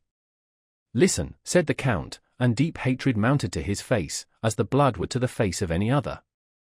If a man had by unheard of and excruciating tortures destroyed your father, your mother, your betrothed, a being who, when torn from you, left a desolation, a wound that never closes, in your breast, do you think the reparation that society gives you is sufficient when it interposes the knife of the guillotine between the base of the occiput and the trapezial muscles of the murderer, and allows him who has caused us years of moral sufferings to escape with a few moments of physical pain? Yes, I know, said Franz, that human justice is insufficient to console us. She can give blood in return for blood, that is all, but you must demand from her only what it is in her power to grant. I will put another case to you, continued the Count, that where society, attacked by the death of a person, avenges death by death. But are there not 1,000 tortures by which a man may be made to suffer without society taking the least cognizance of them, or offering him even the insufficient means of vengeance, of which we have just spoken? Are there not crimes for which the impalement of the Turks, the augurs of the Persians, the stake and the brand of the Iroquois Indians, are inadequate tortures, and which are unpunished by society? Answer me, do not these crimes exist? Yes, answered Franz, and it is to punish them that duelling is tolerated. Ah, duelling, cried the Count, a pleasant manner, upon my soul, of arriving at your end when that end is vengeance. A man has carried off your mistress, a man has seduced your wife, a man has dishonored your daughter, he has rendered the whole life of one who had the right to expect from heaven that portion of happiness God has promised to every one of his creatures, an existence of misery and infamy, and you think you are avenged because you send a ball through the head, or pass a sword through the breast, of that man who has planted madness in your brain, and despair in your heart. And remember, moreover, that it is often he who comes off victorious from the strife, absolved of all crime in the eyes of the world. No, no, continued the Count, had I to avenge myself, it is not thus I would take revenge. Then you disapprove of duelling? You would not fight a duel? Asked Albert in his turn, astonished at this strange theory. Oh, yes, replied the Count, understand me, I would fight a duel for a trifle, for an insult, for a blow, and the more so that, thanks to my skill in all bodily exercises, and the indifference to danger I have gradually acquired, I should be almost certain to kill my man.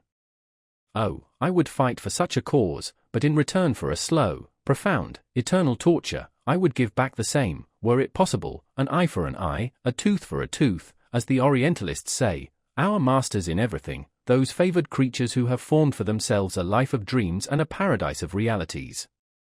But, said Franz to the Count, with this theory, which renders you at once judge and executioner of your own cause, it would be difficult to adopt a course that would forever prevent your falling under the power of the law.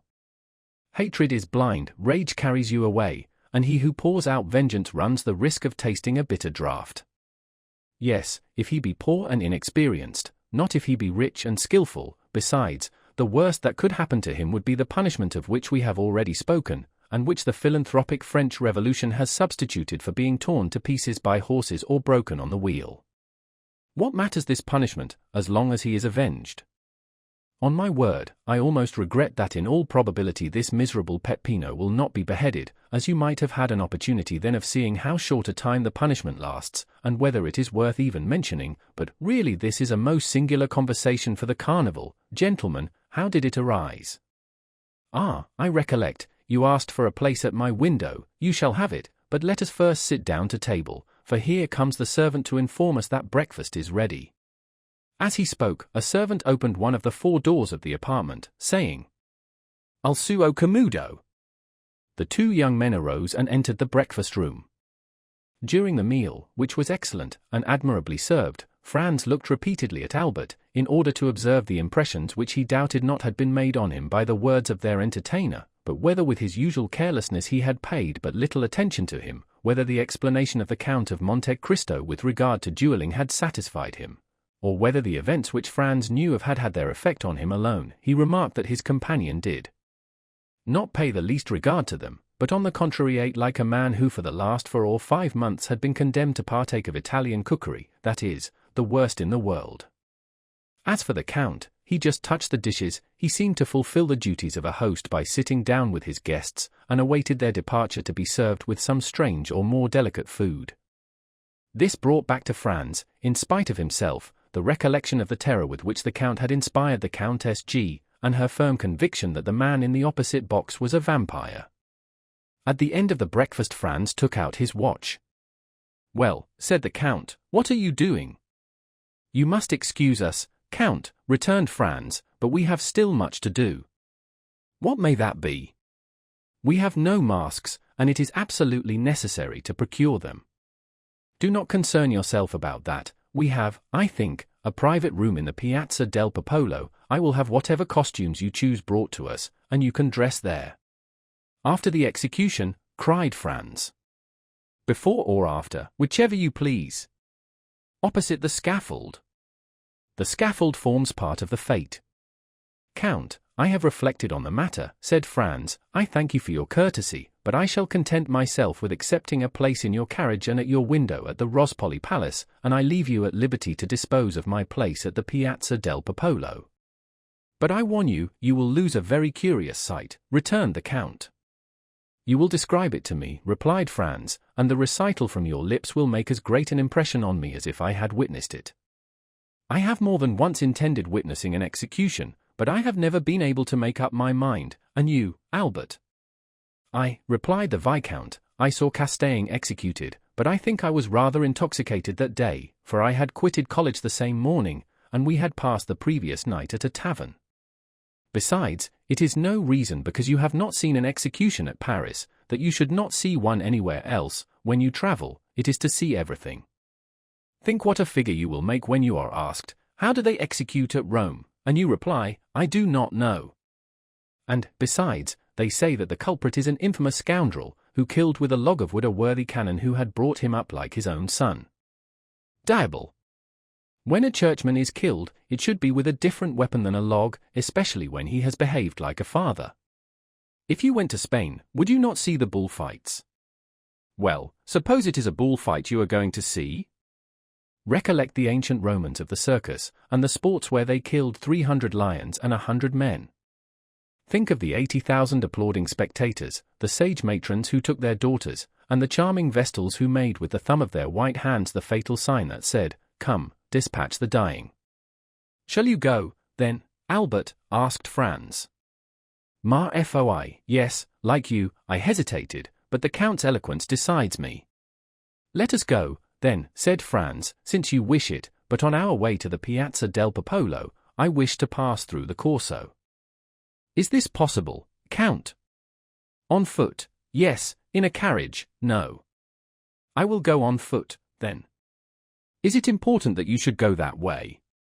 "Yes, there is something I wish to see." "Well, we will go by the Corso. We will send the carriage to wait for us on the Piazza del Popolo, by the Via del Barbuino, for I shall be glad to pass, myself, through the Corso, to see if some orders I have given have been executed." "Excellency," said a servant, opening the door, "a man in the dress of a penitent wishes to speak to you." "Ah! Yes," returned the Count, "I know who he is. Gentlemen, will you return to the salon? You will find good cigars on the center table. I will be with you directly." The young men rose and returned into the salon, while the Count, again apologizing, left by another door. Albert, who was a great smoker, and who had considered it no small sacrifice to be deprived of the cigars of the Café de Paris, approached the table, and uttered a cry of joy at perceiving some veritable puros. "Well," asked Franz, "what think you of the Count of Monte Cristo?" "What do I think?" said Albert, evidently surprised at such a question from his companion. "I think he is a delightful fellow, who does the honors of his table admirably, who has travelled much, read much, is, like Brutus, of the Stoic school, and moreover," added he, sending a volume of smoke up towards the ceiling, "that he has excellent cigars." Such was Albert's opinion of the Count, and as Franz well knew that Albert professed never to form an opinion except upon long reflection, he made no attempt to change it. "But," said he, "did you observe one very singular thing?" "What?" "How attentively he looked at you." "At me?" "Yes." Albert reflected. "Ah," replied he, sighing, "that is not very surprising. I have been more than a year absent from Paris, and my clothes are of a most antiquated cut. The Count takes me for a provincial. The first opportunity you have, undeceive him, I beg, and tell him I am nothing of the kind." Franz smiled. An instant after the Count entered. "I am now quite at your service, gentlemen," said he. "The carriage is going one way to the Piazza del Popolo, and we will go another, and, if you please, by the Corso. Take some more of these cigars, M. de Morcerf." "With all my heart," returned Albert. "Italian cigars are horrible. When you come to Paris, I will return all this. I will not refuse. I intend going there soon, and since you allow me, I will pay you a visit. Come, we have not any time to lose. It is 12:30. Let us set off." All three descended. The coachman received his master's orders, and drove down the Via del Babuino. While the three gentlemen walked along the Piazza di Spagna and the Via Frattina, which led directly between the Fiano and Rospoli palaces, Franz's attention was directed towards the windows of that last palace, for he had not forgotten the signal agreed upon between the man in the mantle and the Trastevere peasant. "Which are your windows?" asked he of the Count, with as much indifference as he could assume. "The three last," returned he, with a negligence evidently unaffected, for he could not imagine with what intention the question was put. Franz glanced rapidly towards the three windows. The side windows were hung with yellow damask, and the center one with white damask and a red cross. The man in the mantle had kept his promise to the Transteverin, and there could now be no doubt that he was the Count. The three windows were still untenanted. Preparations were making on every side, chairs were placed, scaffolds were raised, and windows were hung with flags. The masks could not appear, the carriages could not move about, but the masks were visible behind the windows, the carriages, and the doors. Franz, Albert, and the Count continued to descend the Corso. As they approached the Piazza del Popolo, the crowd became more dense, and above the heads of the multitude two objects were visible: the obelisk, surmounted by a cross, which marks the center of the square, and in front of the obelisk, at the point where the three streets, del Babuino, del Corso, and di Ripetta, meet, the two uprights of the scaffold, between which glittered the curved knife of the Mandea. At the corner of the street they met the Count's steward, who was awaiting his master. The window, let at an exorbitant price, which the Count had doubtless wished to conceal from his guests, was on the second floor of the great palace, situated between the Via del Babuino and the Monte Pincio. It consisted, as we have said, of a small dressing room, opening into a bedroom, and, when the door of communication was shut, the inmates were quite alone. On chairs were laid elegant masquerade costumes of blue and white satin. "As you left the choice of your costumes to me," said the Count to the two friends, "I have had these brought, as they will be the most worn this year, and they are most suitable, on account of the confetti, sweetmeats, as they do not show the flour." Franz heard the words of the Count but imperfectly, and he perhaps did not fully appreciate this new attention to their wishes, for he was wholly absorbed by the spectacle that the Piazza del Popolo presented, and by the terrible instrument that was in the center. It was the first time Franz had ever seen a guillotine. We say guillotine, because the Roman Mandea is formed on almost the same model as the French instrument. The knife, which is shaped like a crescent, that cuts with the convex side, falls from a less height, and that is all the difference. Two men, seated on the movable plank on which the victim is laid, were eating their breakfasts, while waiting for the criminal. Their repast consisted apparently of bread and sausages. One of them lifted the plank, took out a flask of wine, drank some, and then passed it to his companion. These two men were the executioner's assistants. At this sight Franz felt the perspiration start forth upon his brow. The prisoners, transported the previous evening from the Carceri Nuove to the little church of Santa Maria del Popolo, had passed the night, each accompanied by 2 priests, in a chapel closed by a grating, before which were 2 sentinels, who were relieved at intervals. A double line of carbineers, placed on each side of the door of the church, reached to the scaffold, and formed a circle around it, leaving a path about 10 feet wide, and around the guillotine a space of nearly 100 feet. All the rest of the square was paved with heads. Many women held their infants on their shoulders, and thus the children had the best view. The Monte Pincio seemed a vast amphitheatre filled with spectators. The balconies of the 2 churches at the corner of the Via del Barbuino and the Via di Ripetta were crammed. The steps even seemed a parti-coloured sea that was impelled towards the portico. Every niche in the wall held its living statue. What the Count said was true: the most curious spectacle in life is that of death. And yet, instead of the silence and the solemnity demanded by the occasion, laughter and jests arose from the crowd. It was evident that the execution was, in the eyes of the people, only the commencement of the carnival. Suddenly the tumult ceased, as if by magic, and the doors of the church opened. A brotherhood of penitents, clothed from head to foot in robes of grey sackcloth, with holes for the eyes, and holding in their hands lighted tapers, appeared first. The chief marched at the head. Behind the penitents came a man of vast stature and proportions. He was naked, with the exception of cloth drawers at the left side of which hung a large knife in a sheath, and he bore on his right shoulder a heavy iron sledgehammer. This man was the executioner. He had, moreover, sandals bound on his feet by cords. Behind the executioner came, in the order in which they were to die, first Peppino and then Andrea. Each was accompanied by 2 priests. Neither had his eyes bandaged. Peppino walked with a firm step, doubtless aware of what awaited him. Andrea was supported by 2 priests. Each of them, from time to time, kissed the crucifix a confessor held out to them. At this sight alone Franz felt his legs tremble under him. He looked at Albert. He was as white as his shirt, and mechanically cast away his cigar, although he had not half smoked it.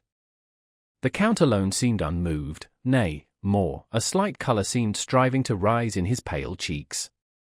His nostrils dilated like those of a wild beast that scents its prey, and his lips, half opened, disclosed his white teeth, small and sharp like those of a jackal. And yet his features wore an expression of smiling tenderness, such as Franz had never before witnessed in them. His black eyes especially were full of kindness and pity. However, the 2 culprits advanced, and as they approached their faces became visible. Peppino was a handsome young man of 4 or 25, bronzed by the sun. He carried his head erect, and seemed on the watch to see on which side his liberator would appear. Andrea was short and fat. His visage, marked with brutal cruelty, did not indicate age. He might be 30. In prison he had suffered his beard to grow, his head fell on his shoulder, his legs bent beneath him, and his movements were apparently automatic and unconscious. "I thought," said Franz to the Count, "that you told me there would be but 1 execution." "I told you true," replied he coldly. "And yet here are 2 culprits." "Yes, but only one of these 2 is about to die, the other has many years to live. If the pardon is to come, there is no time to lose." "And see, here it is," said the Count. At the moment when Peppino reached the foot of the mandea, a priest arrived in some haste, forced his way through the soldiers, and, advancing to the chief of the brotherhood, gave him a folded paper. The piercing eye of Peppino had noticed all. The chief took the paper, unfolded it, and, raising his hand, "Heaven be praised, and His Holiness also," said he in a loud voice, "here is a pardon for one of the prisoners." "A pardon?" cried the people with one voice, "a pardon?" At this cry Andrea raised his head. "Pardon for whom?" cried he. Peppino remained breathless. "A pardon for Peppino, called Rocca Priori," said the principal friar. And he passed the paper to the officer commanding the carbineers, who read and returned it to him. "For Peppino," cried Andrea, who seemed roused from the torpor in which he had been plunged. "Why for him and not for me? We ought to die together. I was promised he should die with me. You have no right to put me to death alone. I will not die alone, I will not." And he broke from the priest, struggling and raving like a wild beast, and striving desperately to break the cords that bound his hands. The executioner made a sign, and his 2 assistants leaped from the scaffold and seized him. "What is going on?" asked Franz of the Count, for, as all the talk was in the Roman dialect, he had not perfectly understood it. "Do you not see," returned the Count, "that this human creature who is about to die is furious that his fellow-sufferer does not perish with him? And, were he able, he would rather tear him to pieces with his teeth and nails than let him enjoy the life he himself is about to be deprived of." "Oh, man, race of crocodiles," cried the Count, extending his clenched hands towards the crowd, "how well do I recognize you there, and that at all times you are worthy of yourselves." Meanwhile Andrea and the 2 executioners were struggling on the ground, and he kept exclaiming, "He ought to die, he shall die, I will not die alone." "Look, look," cried the Count, seizing the young men's hands, "look, for on my soul it is curious. Here is a man who had resigned himself to his fate, who was going to the scaffold to die, like a coward, it is true, but he was about to die without resistance. Do you know what gave him strength? Do you know what consoled him? It was that another partook of his punishment, that another partook of his anguish, that another was to die before him. Lead 2 sheep to the butcher's, 2 oxen to the slaughterhouse, and make one of them understand that his companion will not die, the sheep will bleat for pleasure, the ox will bellow with joy. But man, whom God created in his own image, man, upon whom God has laid his first, his sole commandment, to love his neighbor, man, to whom God has given a voice to express his thoughts, what is his first cry when he hears his fellowman is saved? A blasphemy. Honor to man, this masterpiece of nature, this king of the creation." And the Count burst into a laugh, a terrible laugh, that showed he must have suffered horribly to be able thus to laugh. However, the struggle still continued, and it was dreadful to witness. The 2 assistants carried Andrea up to the scaffold, the people all took part against Andrea, and 20,000 voices cried, "Put him to death! Put him to death!" Franz sprang back, but the Count seized his arm and held him before the window. "What are you doing?" said he. "Do you pity him? If you heard the cry of a mad dog, you would take your gun, you would unhesitatingly shoot the poor beast, who, after all, was only guilty of having been bitten by another dog. And yet you pity a man who, without being bitten by one of his race, has yet murdered his benefactor, and who, now unable to kill anyone, because his hands are bound, wishes to see his companion in captivity perish. No, look! The recommendation was needless. Franz was fascinated by the horrible spectacle. The 2 assistants had borne Andrea to the scaffold, and there, in spite of his struggles, his bites, and his cries, had forced him to his knees. During this time the executioner had raised his mace, and signed to them to get out of the way. The criminal strove to rise, but, ere he had time, the mace fell on his left temple. A dull and heavy sound was heard, and the man dropped like an ox on his face, and then turned over on his back. The executioner let fall his mace, drew his knife, and with one stroke opened his throat, and mounting on his stomach, stamped violently on it with his feet. At every stroke a jet of blood sprang from the wound. This time Franz could contain himself no longer, but sank, half fainting, into a seat. Albert, with his eyes closed, was standing grasping the window curtains. The Count was erect and triumphant, like the avenging angel. Chapter 36. The Carnival at Rome. When Franz recovered his senses, he saw Albert drinking a glass of water, of which, to judge from his pallor, he stood in great need, and the Count, who was assuming his masquerade costume. He glanced mechanically towards the piazza. The scene was wholly changed. Scaffold, executioners, victims, all had disappeared, only the people remained, full of noise and excitement. The bell of Montecitorio, which only sounds on the Pope's decease and the opening of the carnival, was ringing a joyous peal. "Well," asked he of the Count, "what has, then, happened?" "Nothing," replied the Count, "only, as you see, the carnival has commenced. Make haste and dress yourself." "In fact," said Franz, "this horrible scene has passed away like a dream." "It is but a dream, a nightmare, that has disturbed you." "Yes, that I have suffered, but the culprit?" "That is a dream also, only he has remained asleep, while you have awakened, and who knows which of you is the most fortunate?" "But Peppino, what has become of him?" "Peppino is a lad of sense, who, unlike most men, who are happy in proportion as they are noticed, was delighted to see that the general attention was directed towards his companion. He profited by this distraction to slip away among the crowd, without even thanking the worthy priests who accompanied him. Decidedly, man is an ungrateful and egotistical animal. But dress yourself, C. M. de Morcerf sets you the example. Albert was drawing on the satin pantaloon over his black trousers and varnished boots. "Well, Albert," said Franz, "do you feel much inclined to join the revels? Come, answer frankly." "Ma foi, no," returned Albert.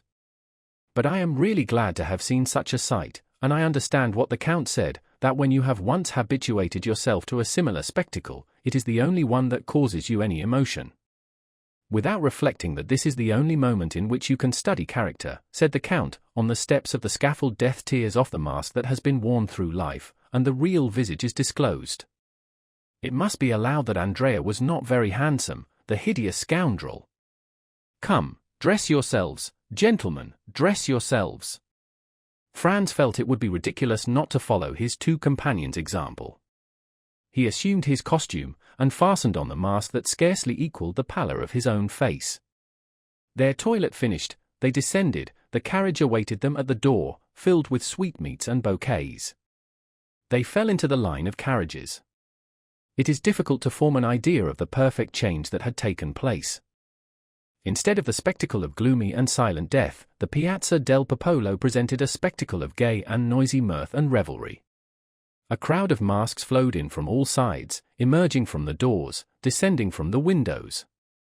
From every street and every corner drove carriages filled with clowns, harlequins, dominoes, mummers, pantomimists, Transteverins, knights, and peasants, screaming, fighting, gesticulating, throwing eggs filled with flour, confetti, nosegays, attacking, with their sarcasms and their missiles, friends and foes, companions and strangers, indiscriminately, and no one took offense, or did anything but laugh. Franz and Albert were like men who, to drive away a violent sorrow, have recourse to wine, and who, as they drink and become intoxicated, feel a thick veil drawn between the past and the present. They saw, or rather continued to see, the image of what they had witnessed, but little by little the general vertigo seized them, and they felt themselves obliged to take part in the noise and confusion.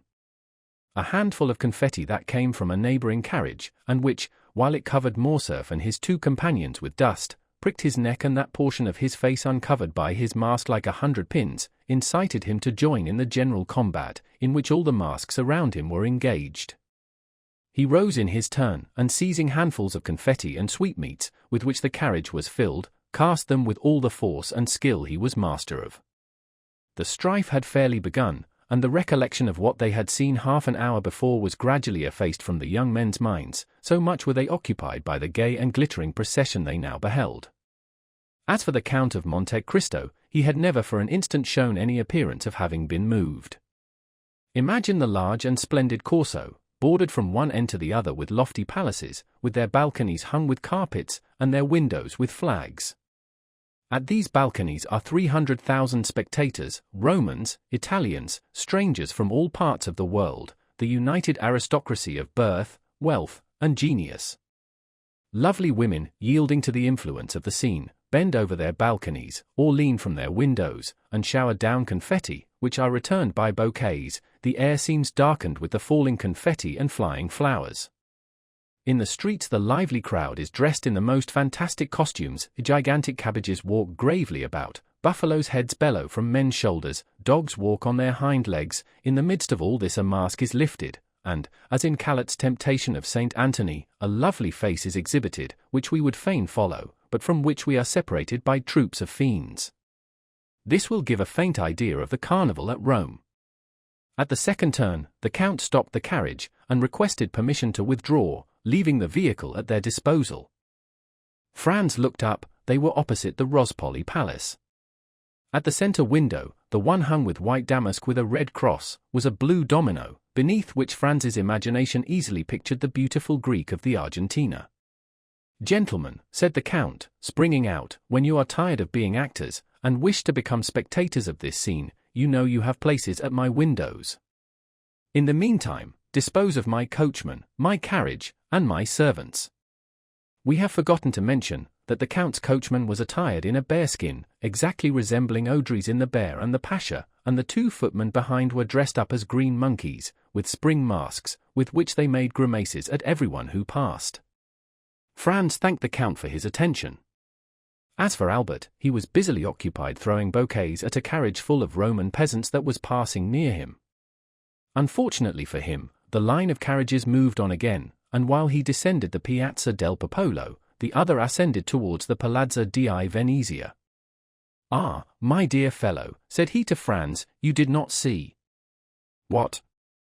"There, that calash filled with Roman peasants." "No." "Well, I am convinced they are all charming women."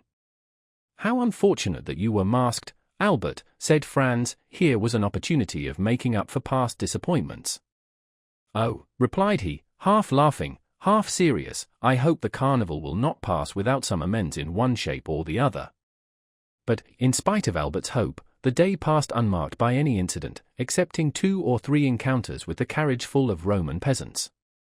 At one of these encounters, accidentally or purposely, Albert's mask fell off. He instantly rose and cast the remainder of the bouquets into the carriage.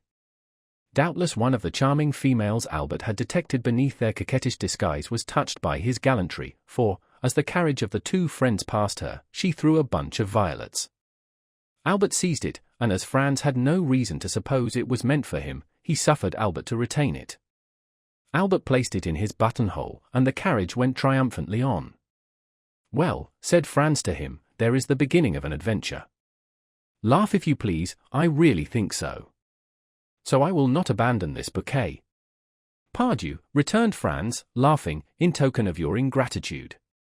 The jest, however, soon appeared to become earnest, for when Albert and Franz again encountered the carriage with the contadini, the one who had thrown the violets to Albert clapped her hands when she beheld them in his buttonhole. "Bravo, bravo," said Franz, "things go wonderfully.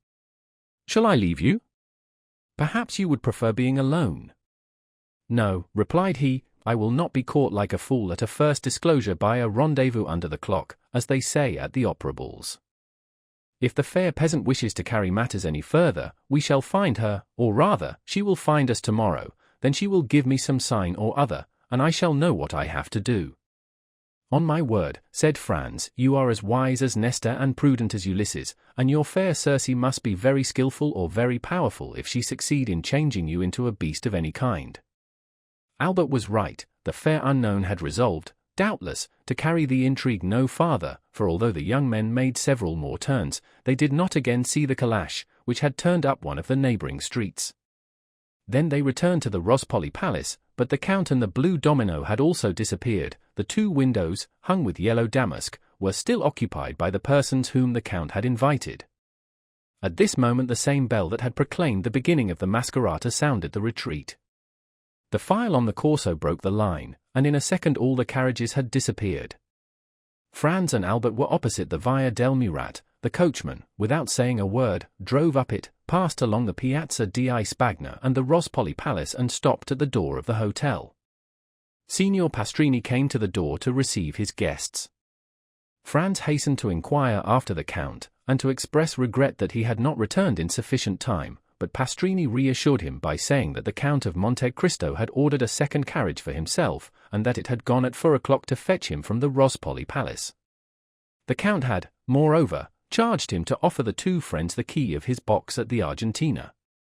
Franz questioned Albert as to his intentions, but Albert had great projects to put into execution before going to the theatre, and instead of making any answer, he inquired if Signor Pastrini could procure him a tailor. "A tailor," said the host, "and for what?" "To make us between now and tomorrow 2 Roman peasant costumes," returned Albert. The host shook his head. "To make you 2 costumes between now and tomorrow? I ask your Excellency's pardon, but this is quite a French demand, for the next week you will not find a single tailor who would consent to sew 6 buttons on a waistcoat if you paid him a crown apiece for each button." "Then I must give up the idea." "No, we have them ready-made. Leave all to me, and tomorrow, when you awake, you shall find a collection of costumes with which you will be satisfied." "My dear Albert," said Franz, "leave all to our host. he has already proved himself full of resources. Let us dine quietly, and afterwards go and see l'Italien en Alger."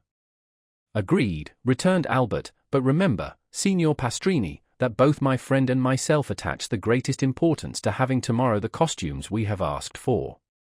The host again assured them they might rely on him, and that their wishes should be attended to, upon which Franz and Albert mounted to their apartments, and proceeded to disencumber themselves of their costumes.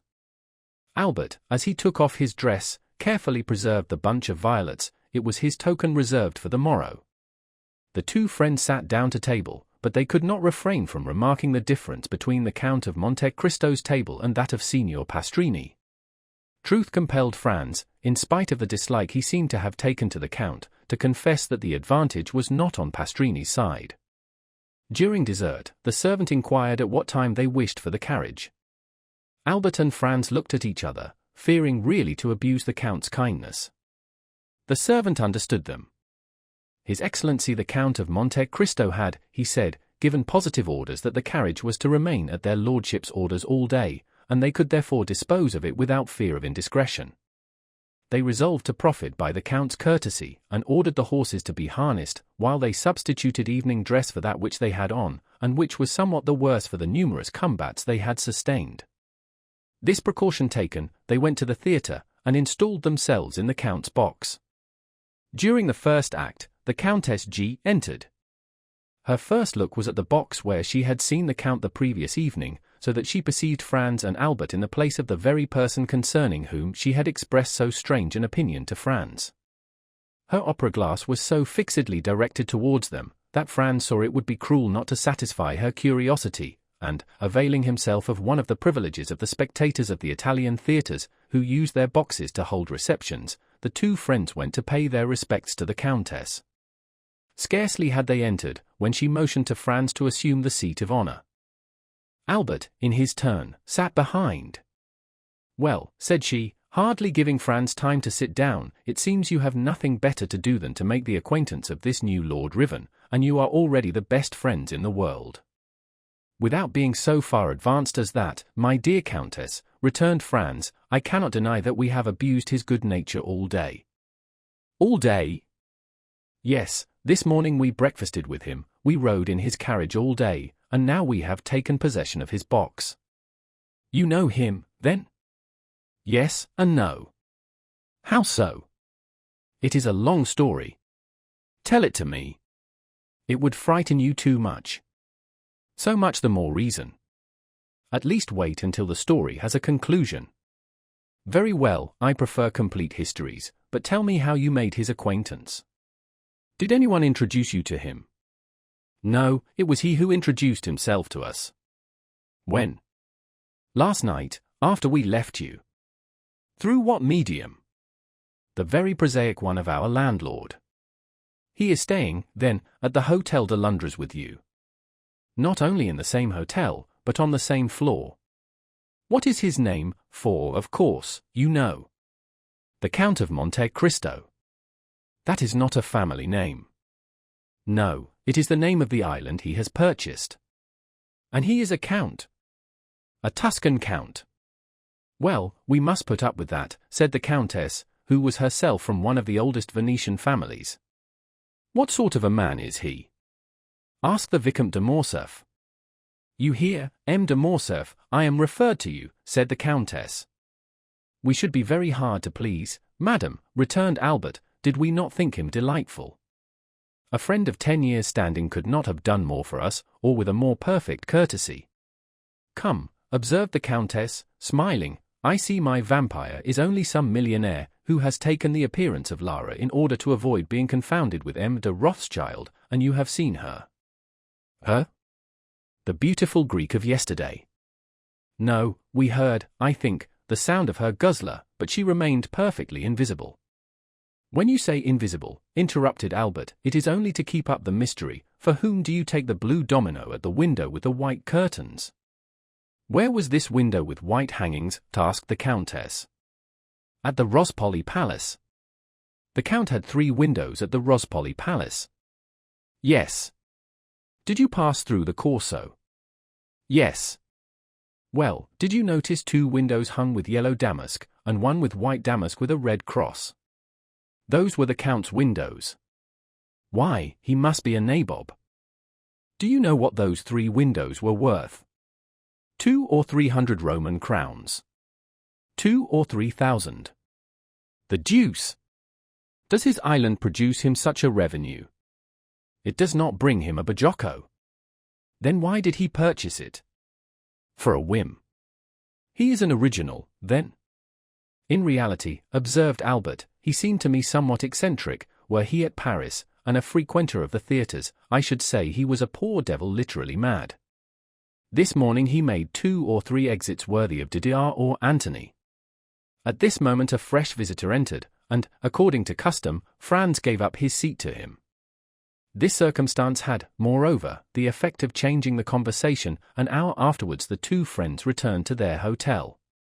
Signor Pastrini had already set about procuring their disguises for the morrow, and he assured them that they would be perfectly satisfied.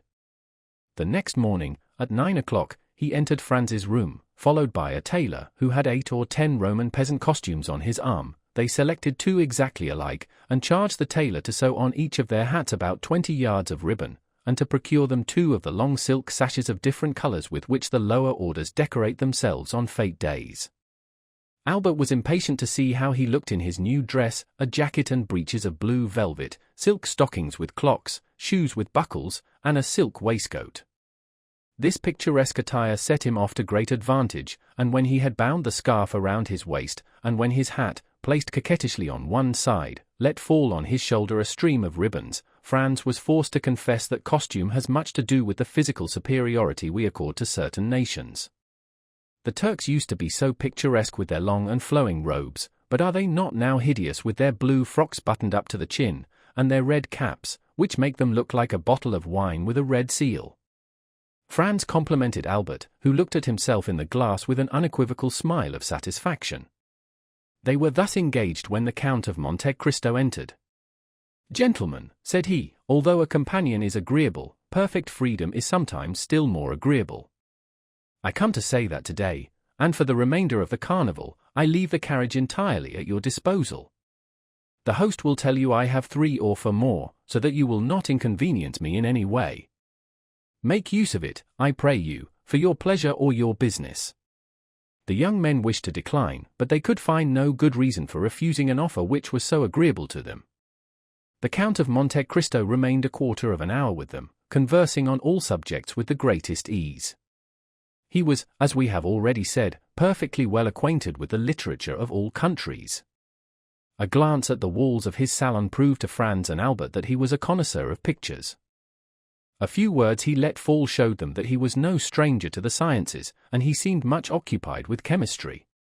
The 2 friends did not venture to return the Count the breakfast he had given them. It would have been too absurd to offer him in exchange for his excellent table the very inferior one of Signor Pastrini. They told him so frankly, and he received their excuses with the air of a man who appreciated their delicacy. Albert was charmed with the Count's manners, and he was only prevented from recognizing him for a perfect gentleman by reason of his varied knowledge. The permission to do what he liked with the carriage pleased him above all, for the fair peasants had appeared in a most elegant carriage the preceding evening, and Albert was not sorry to be upon an equal footing with them. At 1:30 they descended. The coachman and footman had put on their livery over their disguises, which gave them a more ridiculous appearance than ever, and which gained them the applause of Franz and Albert. Albert had fastened the faded bunch of violets to his buttonhole. At the first sound of the bell they hastened into the Corso by the Via Vittoria. At the second turn, a bunch of fresh violets, thrown from a carriage filled with harlequins, indicated to Albert that, like himself and his friend, the peasants had changed their costume also, and whether it was the result of chance, or whether a similar feeling had possessed them both, while he had donned their costume, they had assumed his. Albert placed the fresh bouquet in his buttonhole, but he kept the faded one in his hand, and when he again met the calash, he raised it to his lips, an action which seemed greatly to amuse not only the fair lady who had thrown it, but her joyous companions also. The day was as gay as the preceding one, perhaps even more animated and noisy. The Count appeared for an instant at his window, but when they again passed he had disappeared. It is almost needless to say that the flirtation between Albert and the fair peasant continued all day. In the evening, on his return, Franz found a letter from the embassy informing him that he would have the honor of being received by His Holiness the next day. At each previous visit he had made to Rome, he had solicited and obtained the same favor, and incited as much by a religious feeling as by gratitude. He was unwilling to quit the capital of the Christian world without laying his respectful homage at the feet of one of St. Peter's successors who has set the rare example of all the virtues. He did not then think of the carnival, for in spite of his condescension and touching kindness, one cannot incline oneself without or before the venerable and noble old man called Gregory XVI. On his return from the Vatican, Franz carefully avoided the Corso. He brought away with him a treasure of pious thoughts, to which the mad gaiety of the maskers would have been profanation. At 5 Albert entered overjoyed. The harlequin had reassumed her peasant's costume, and as she passed she raised her mask. She was charming. Franz congratulated Albert, who received his congratulations with the air of a man conscious that they are merited.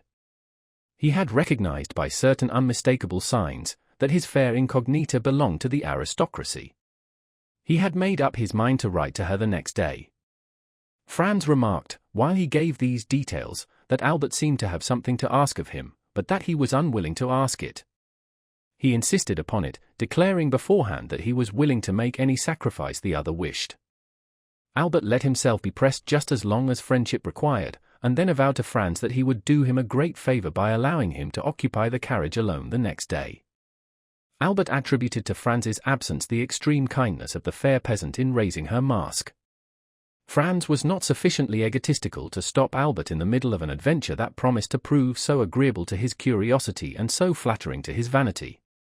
He felt assured that the perfect indiscretion of his friend would duly inform him of all that happened, and as, during 3 years that he had travelled all over Italy, a similar piece of good fortune had never fallen to his share, Franz was by no means sorry to learn how to act on such an occasion. He therefore promised Albert that he would content himself the morrow with witnessing the carnival from the windows of the Wrongfully Palace. The next morning he saw Albert pass and repass, holding an enormous bouquet, which he doubtless meant to make the bearer of his amorous epistle. This belief was changed into certainty when Franz saw the bouquet, conspicuous by a circle of white camellias, in the hand of a charming harlequin dressed in rose-colored satin. The evening was no longer joy, but delirium. Albert nothing doubted but that the fair unknown would reply in the same manner. Franz anticipated his wishes by saying that the noise fatigued him, and that he should pass the next day in writing and looking over his journal. Albert was not deceived, for the next evening Franz saw him enter triumphantly shaking a folded paper which he held by one corner. "Well," said he, "was I mistaken?" "She has answered you," cried Franz. "Read." This word was pronounced in a manner impossible to describe. Franz took the letter, and read.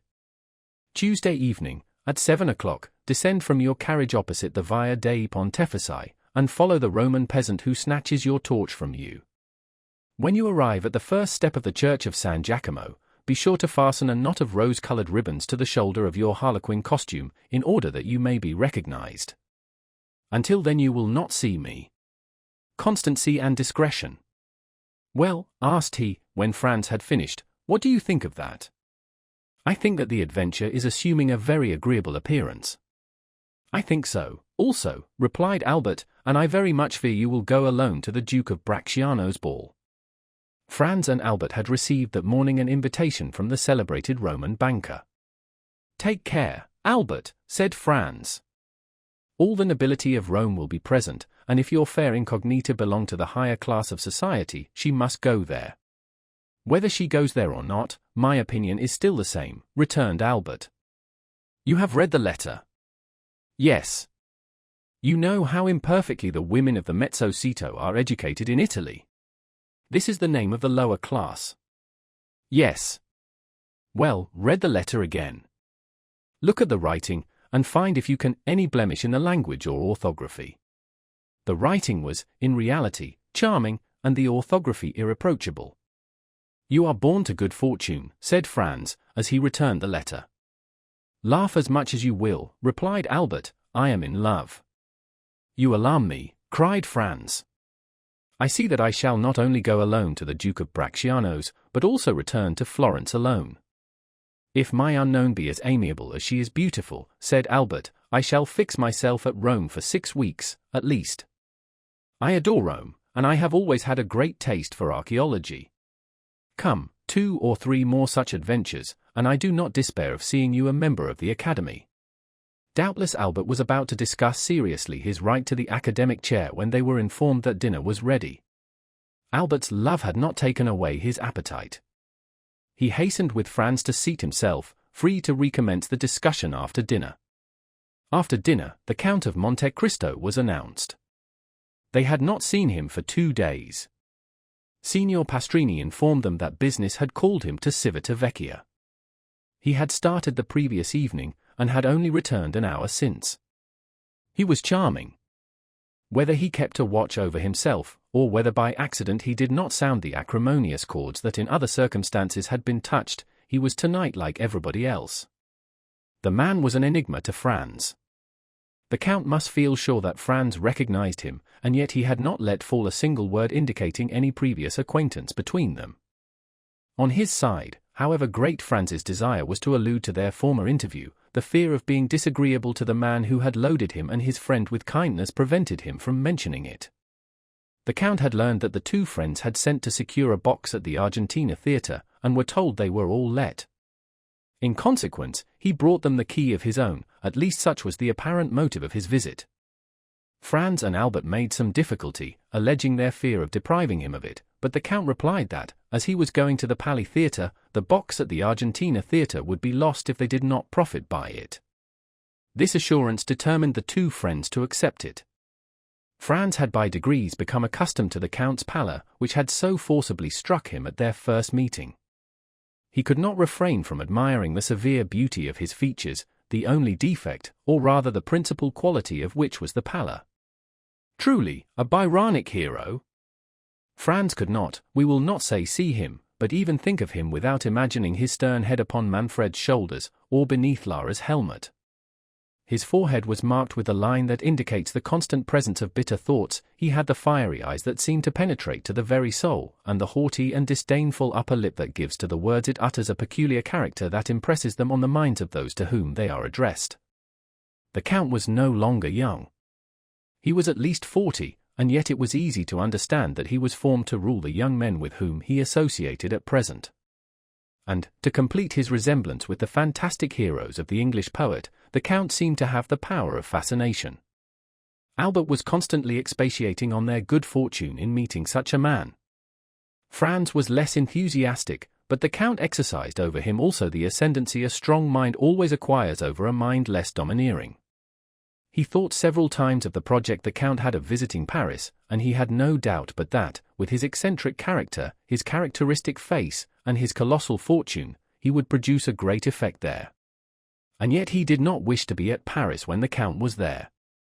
The evening passed as evenings mostly pass at Italian theatres, that is, not in listening to the music, but in paying visits and conversing. The Countess G. wished to revive the subject of the Count, but Franz announced he had something far newer to tell her, and, in spite of Albert's demonstrations of false modesty, he informed the Countess of the great event which had preoccupied them for the last 3 days. As similar intrigues are not uncommon in Italy, if we may credit travellers, the Comtesse did not manifest the least incredulity, but congratulated Albert on his success.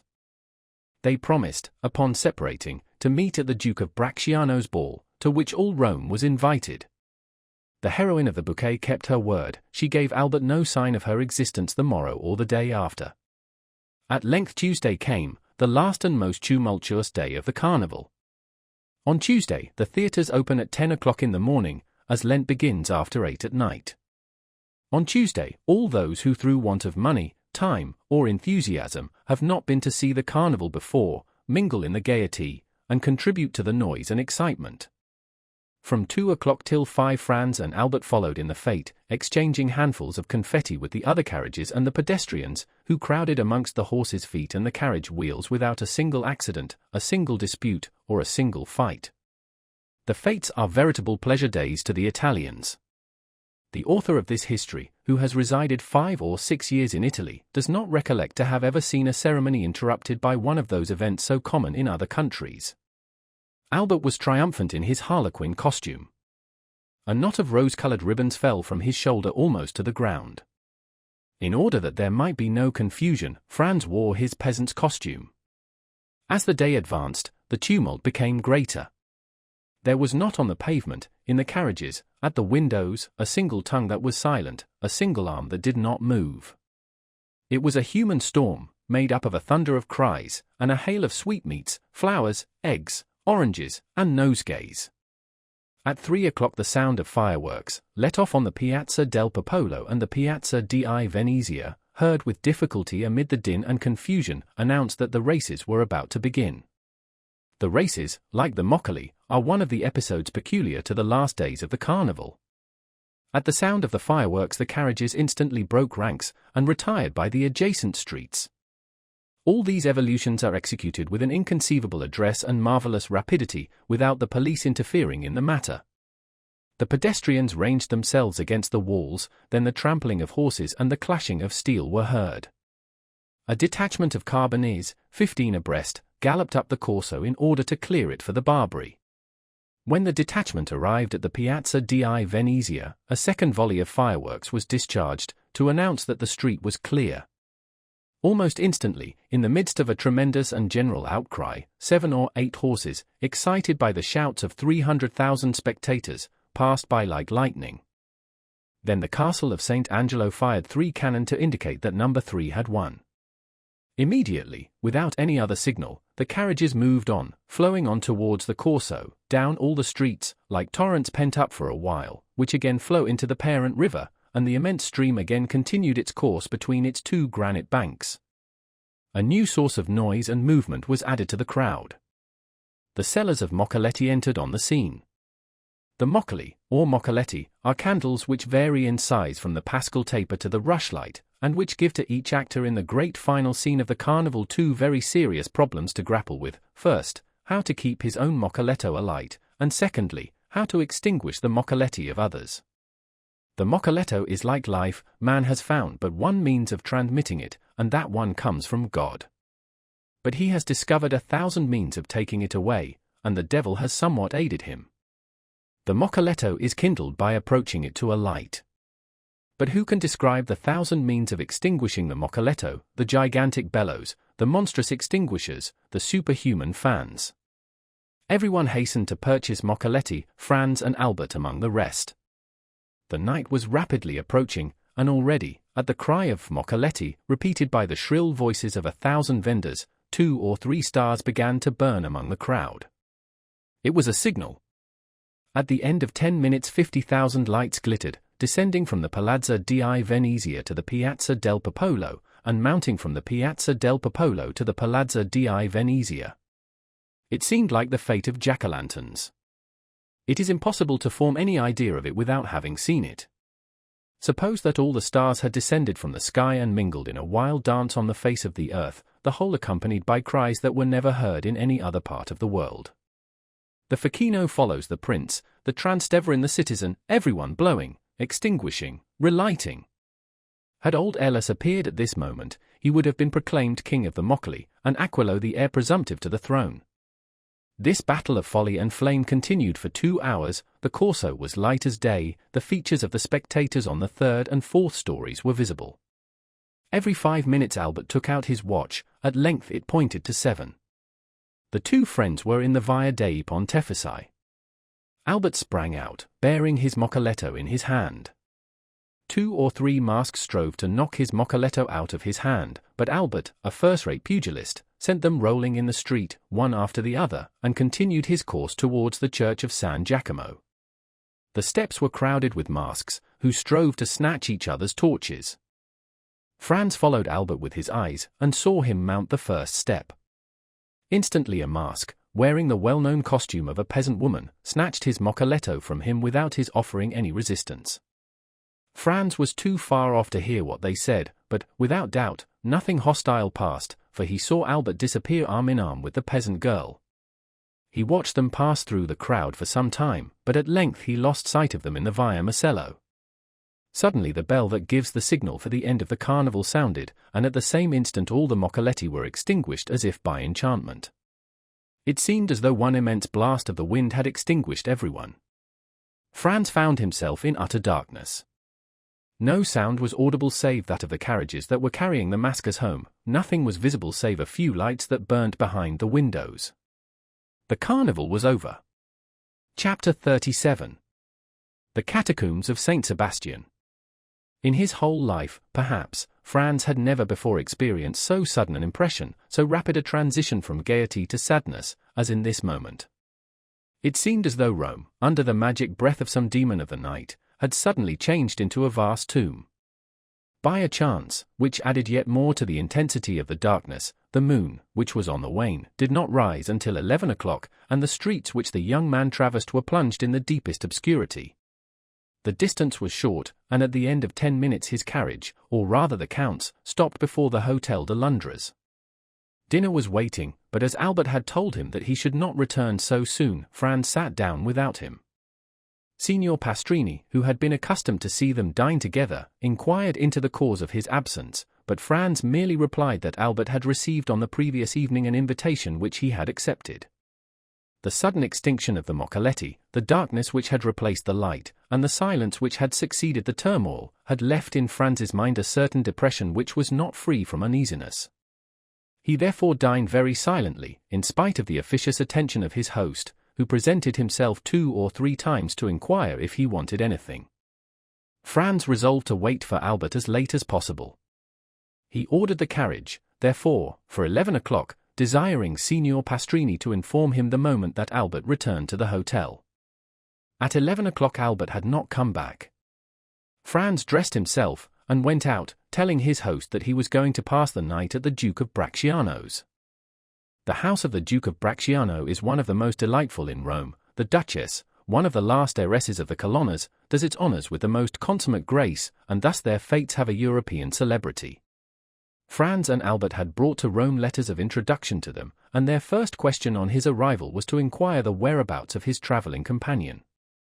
Franz replied that he had left him at the moment they were about to extinguish the Moccoli, and that he had lost sight of him in the Via Marcello. "Then he has not returned," said the Duke. "I waited for him until this hour," replied Franz. "And do you know whither he went?" "No, not precisely. However, I think it was something very like a rendezvous." "Diavolo," said the Duke, "this is a bad day, or rather a bad night, to be out late, is it not, Countess?" These words were addressed to the Countess G., who had just arrived, and was leaning on the arm of Signor Tarlonia, the Duke's brother. "I think, on the contrary, that it is a charming night," replied the Countess, "and those who are here will complain of but one thing, that of its too rapid flight." "I am not speaking," said the Duke with a smile, "of the persons who are here. The men run no other danger than that of falling in love with you, and the women of falling ill of jealousy at seeing you so lovely. I meant persons who were out in the streets of Rome." "Ah?" asked the Countess, "who is out in the streets of Rome at this hour, unless it be to go to a ball?" "Our friend, Albert de Morcerf, Countess, whom I left in pursuit of his unknown about 7 o'clock this evening," said Franz, "and whom I have not seen since." "And don't you know where he is?" "Not at all." "Is he armed?" "He is in masquerade." "You should not have allowed him to go," said the Duke to Franz, "you, who know Rome better than he does." "You might as well have tried to stop number 3 of the Barbary, who gained the prize in the race today," replied Franz, "and then moreover, what could happen to him?" "Who can tell? The night is gloomy, and the Tiber is very near the Via Marcello." Franz felt a shudder run through his veins at observing that the feeling of the Duke and the Countess was so much in unison with his own personal disquietude. "I informed them at the hotel that I had the honor of passing the night here, Duke," said Franz, "and desired them to come and inform me of his return." "Ah," replied the Duke, "here, I think, is one of my servants who is seeking you." The Duke was not mistaken. When he saw Franz, the servant came up to him. "Your Excellency," he said, "the master of the Hôtel de Londres has sent to let you know that a man is waiting for you with a letter from the Viscount of Morcerf." "A letter from the Viscount?" exclaimed Franz. "Yes." "And who is the man?" "I do not know." "Why did he not bring it to me here?" "The messenger did not say." "And where is the messenger?"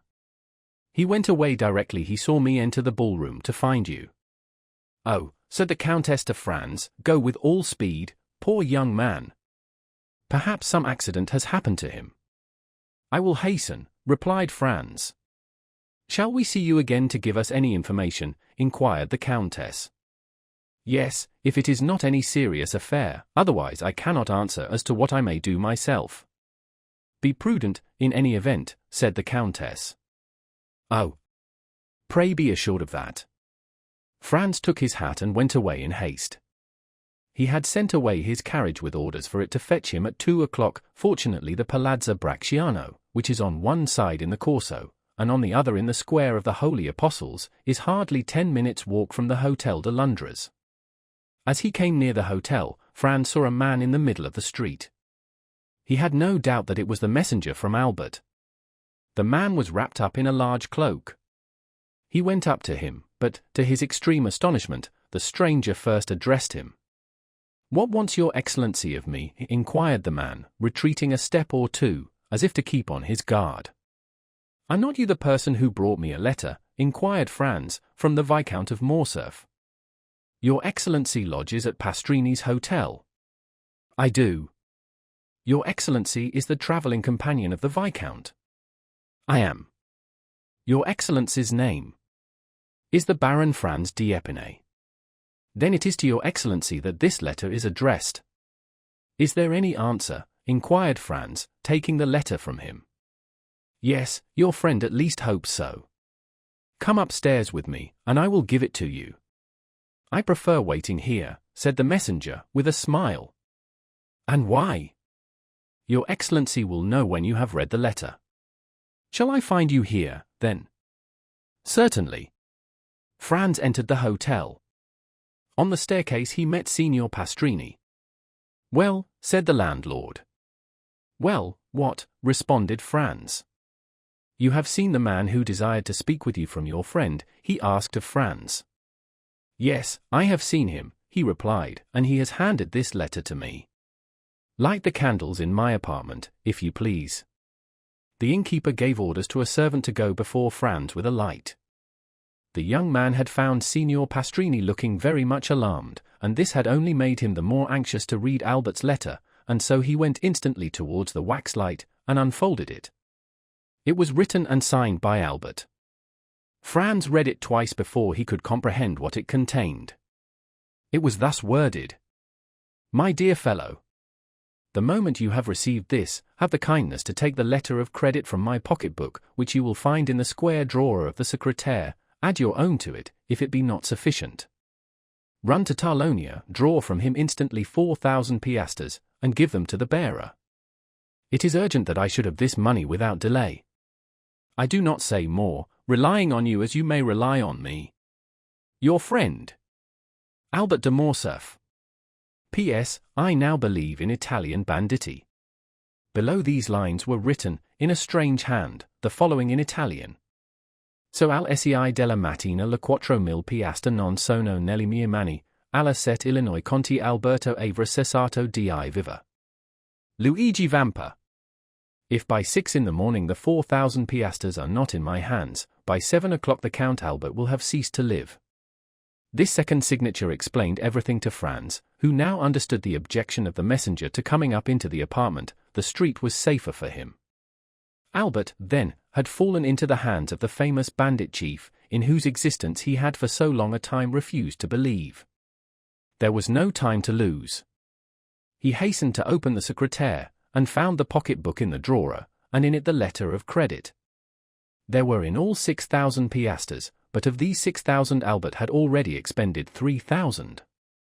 As to Franz, he had no letter of credit, as he lived at Florence, and had only come to Rome to pass 7 or 8 days. He had brought but 100 louis, and of these he had not more than 50 left.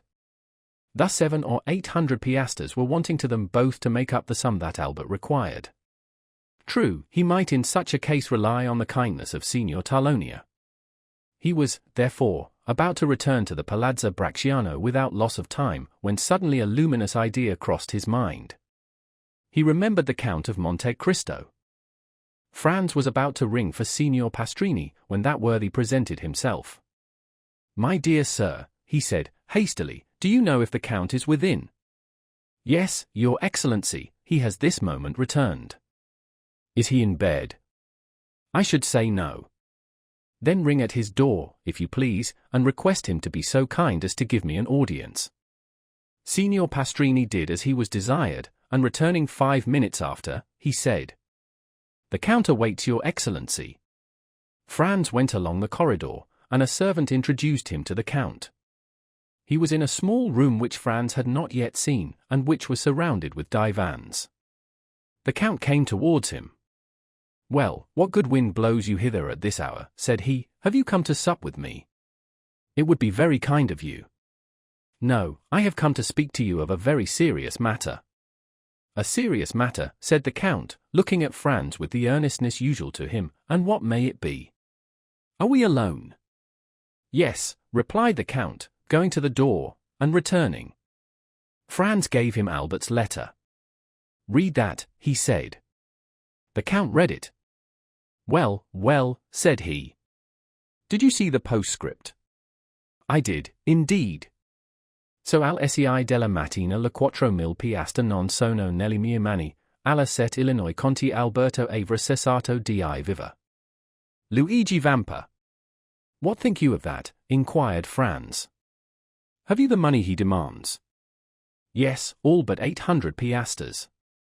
The Count went to his secretaire, opened it, and pulling out a drawer filled with gold, said to Franz, "I hope you will not offend me by applying to anyone but myself." "You see, on the contrary, I come to you first and instantly," replied Franz. "And I thank you, have what you will," and he made a sign to Franz to take what he pleased. "Is it absolutely necessary, then, to send the money to Luigi Vampa?" asked the young man, looking fixedly in his turn at the Count. "Judge for yourself," replied he. "The postscript is explicit. I think that if you would take the trouble of reflecting, you could find a way of simplifying the negotiation," said Franz. "How so?" returned the Count, with surprise. "If we were to go together to Luigi Vampa, I am sure he would not refuse you Albert's freedom.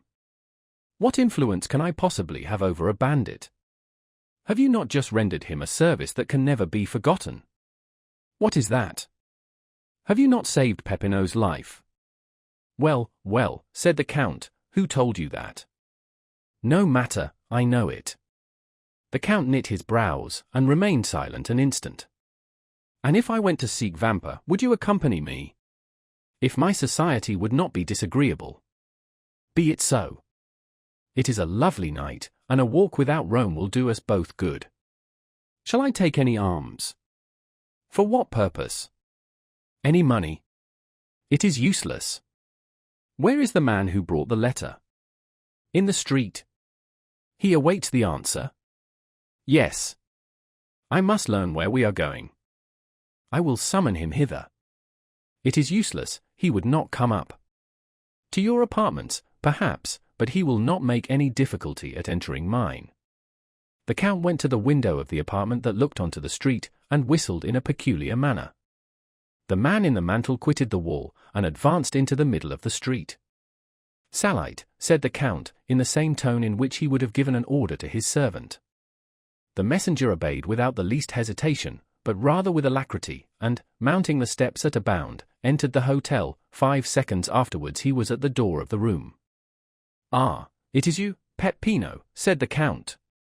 But Peppino, instead of answering, threw himself on his knees, seized the Count's hand, and covered it with kisses. "Ah," said the Count, "you have, then, not forgotten that I saved your life. That is strange, for it is a week ago." "No, Excellency, and never shall I forget it," returned Peppino, with an accent of profound gratitude. "Never?" "That is a long time, but it is something that you believe so. Rise and answer." Peppino glanced anxiously at Franz. "Oh, you may speak before His Excellency," said he is one of my friends. "You allow me to give you this title," continued the Count in French. "It is necessary to excite this man's confidence." "You can speak before me," said Franz. "I am a friend of the Count's." "Good," returned Peppino. "I am ready to answer any questions your Excellency may address to me. How did the Viscount Albert fall into Luigi's hands?" Excellency, the Frenchman's carriage passed several times, the one in which was Teresa. The chief's mistress. Yes. The Frenchman threw her a bouquet, or Teresa returned it, all this with the consent of the chief, who was in the carriage. What, cried Franz, was Luigi Vampa in the carriage with the Roman peasants? It was he who drove, disguised as the coachman, replied Peppino. Well, said the Count. Well, then, the Frenchman took off his mask. Teresa, with the chief's consent, did the same. The Frenchman asked for a rendezvous. Teresa gave him one, only, instead of Teresa, it was Beppo who was on the steps of the church of San Giacomo. What, exclaimed Franz, the peasant girl who snatched his moccoletto from him? Was a lad of 15, replied Peppino. But it was no disgrace to your friend to have been deceived. Beppo has taken in plenty of others. And Beppo led him outside the walls, said the Count. Exactly so, a carriage was waiting at the end of the Via Marcello. Beppo got in, inviting the Frenchman to follow him, and he did not wait to be asked twice. He gallantly offered the right-hand seat to Beppo, and sat by him. Beppo told him he was going to take him to a villa a league from Rome. The Frenchman assured him he would follow him to the end of the world.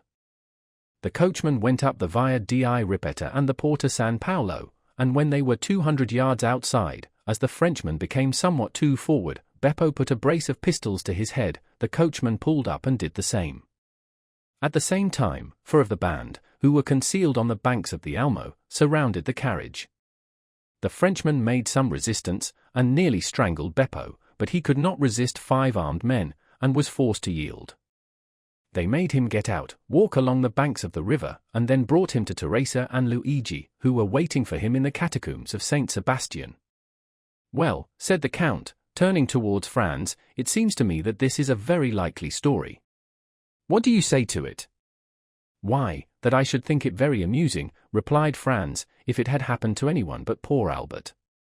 And, in truth, if you had not found me here, said the Count, it might have proved a gallant adventure which would have cost your friend dear, but now, be assured, his alarm will be the only serious consequence. And shall we go and find him? Inquired Franz. Oh, decidedly, sir. He is in a very picturesque place. Do you know the catacombs of St. Sebastian? I was never in them, but I have often resolved to visit them. Well, here is an opportunity made to your hand, and it would be difficult to contrive a better. Have you a carriage? No. That is of no consequence. I always have one ready, day and night. Always ready? Yes. I am a very capricious being, and I should tell you that sometimes when I rise, or after my dinner, or in the middle of the night, I resolve on starting for some particular point, and away I go. The Count rang, and a footman appeared. Order out the carriage, he said, and remove the pistols which are in the holsters. You need not awaken the coachman, Ali will drive. In a very short time the noise of wheels was heard, and the carriage stopped at the door. The Count took out his watch. 12:30, he said. We might start at 5 o'clock and be in time, but the delay may cause your friend to pass an uneasy night, and therefore we had better go with all speed to extricate him from the hands of the infidels. Are you still resolved to accompany me? More determined than ever. Well, then, come along. Franz and the Count went downstairs, accompanied by Peppino. At the door they found the carriage. Ali was on the box, in whom Franz recognized the dumb slave of the grotto of Monte Cristo. Franz and the Count got into the carriage. Peppino placed himself beside Ali, and they set off at a rapid pace. Ali had received his instructions, and went down the Corso, crossed the Campo Vaccino, went up the Strada San Gregorio, and reached the gates of St. Sebastian. Then the porter raised some difficulties, but the Count of Monte Cristo produced a permit from the governor of Rome, allowing him to leave or enter the city at any hour of the day or night. The portcullis was therefore raised, the porter had a louis for his trouble, and they went on their way. The road which the carriage now traversed was the ancient Appian Way, and bordered with tombs. From time to time, by the light of the moon, which began to rise, Franz imagined that he saw something like a sentinel appear at various points among the ruins, and suddenly retreat into the darkness on a signal from Peppino. A short time before they reached the baths of Caracalla the carriage stopped. Peppino opened the door, and the Count and Franz alighted. "In 10 minutes," said the Count to his companion, "we shall be there." He then took Peppino aside, gave him an order in a low voice, and Peppino went away, taking with him a torch, brought with them in the carriage. 5 minutes elapsed, during which Franz saw the shepherd going along a narrow path that led over the irregular and broken surface of the Campagna, and finally he disappeared in the midst of the tall red herbage, which seemed like the bristling manet of an enormous lion. "Now," said the Count, "let us follow him." Franz and the Count in their turn then advanced along the same path, which, at the distance of 100 paces, led them over a declivity to the bottom of a small valley. They then perceived 2 men conversing in the obscurity. "Ought we to go on," asked Franz of the Count, "or should we pause?" "Let us go on, Peppino will have warned the sentry of our coming." One of the 2 men was Peppino, and the other a bandit on the lookout. Franz and the Count advanced, and the bandit saluted them. "Your Excellency," said Peppino, addressing the Count, "if you will follow me, the opening of the catacombs is close at hand." "Go on, then," replied the Count. They came to an opening behind a clump of bushes and in the midst of a pile of rocks, by which a man could scarcely pass. Peppino glided first into this crevice. After they got along a few paces the passage widened. Peppino passed, lighted his torch, and turned to see if they came after him. The Count first reached an open space and Franz followed him closely. The passageway sloped in a gentle descent, enlarging as they proceeded. Still Franz and the Count were compelled to advance in a stooping posture, and were scarcely able to proceed abreast of one another. They went on 150 paces in this way, and then were stopped by, "Who comes there?" At the same time they saw the reflection of a torch on a carbine barrel.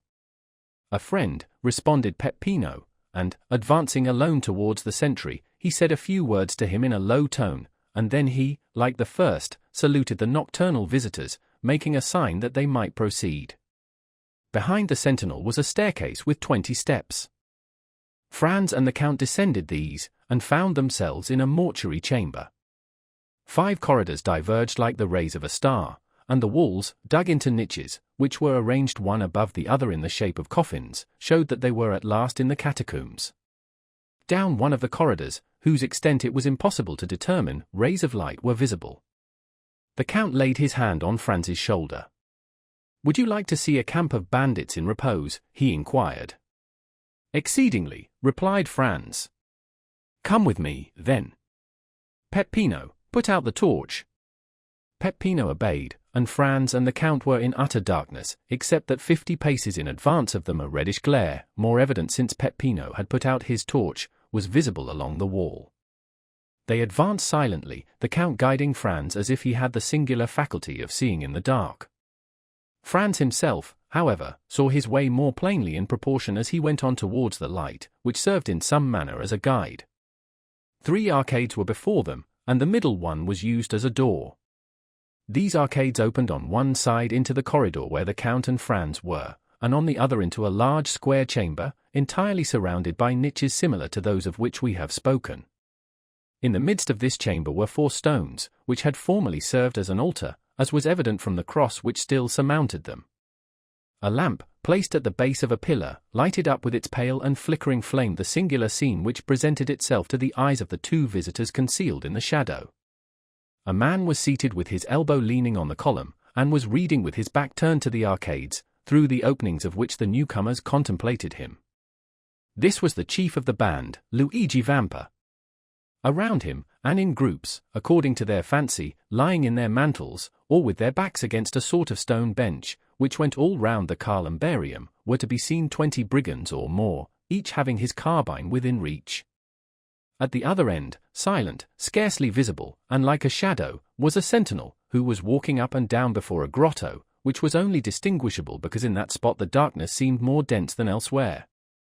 When the Count thought Franz had gazed sufficiently on this picturesque tableau, he raised his finger to his lips, to warn him to be silent, and, ascending the 3 steps which led to the corridor of the columbarium, entered the chamber by the middle arcade, and advanced towards Vampa, who was so intent on the book before him that he did not hear the noise of his footsteps. "Who comes there?" cried the sentinel, who was less abstracted, and who saw by the lamplight a shadow approaching his chief.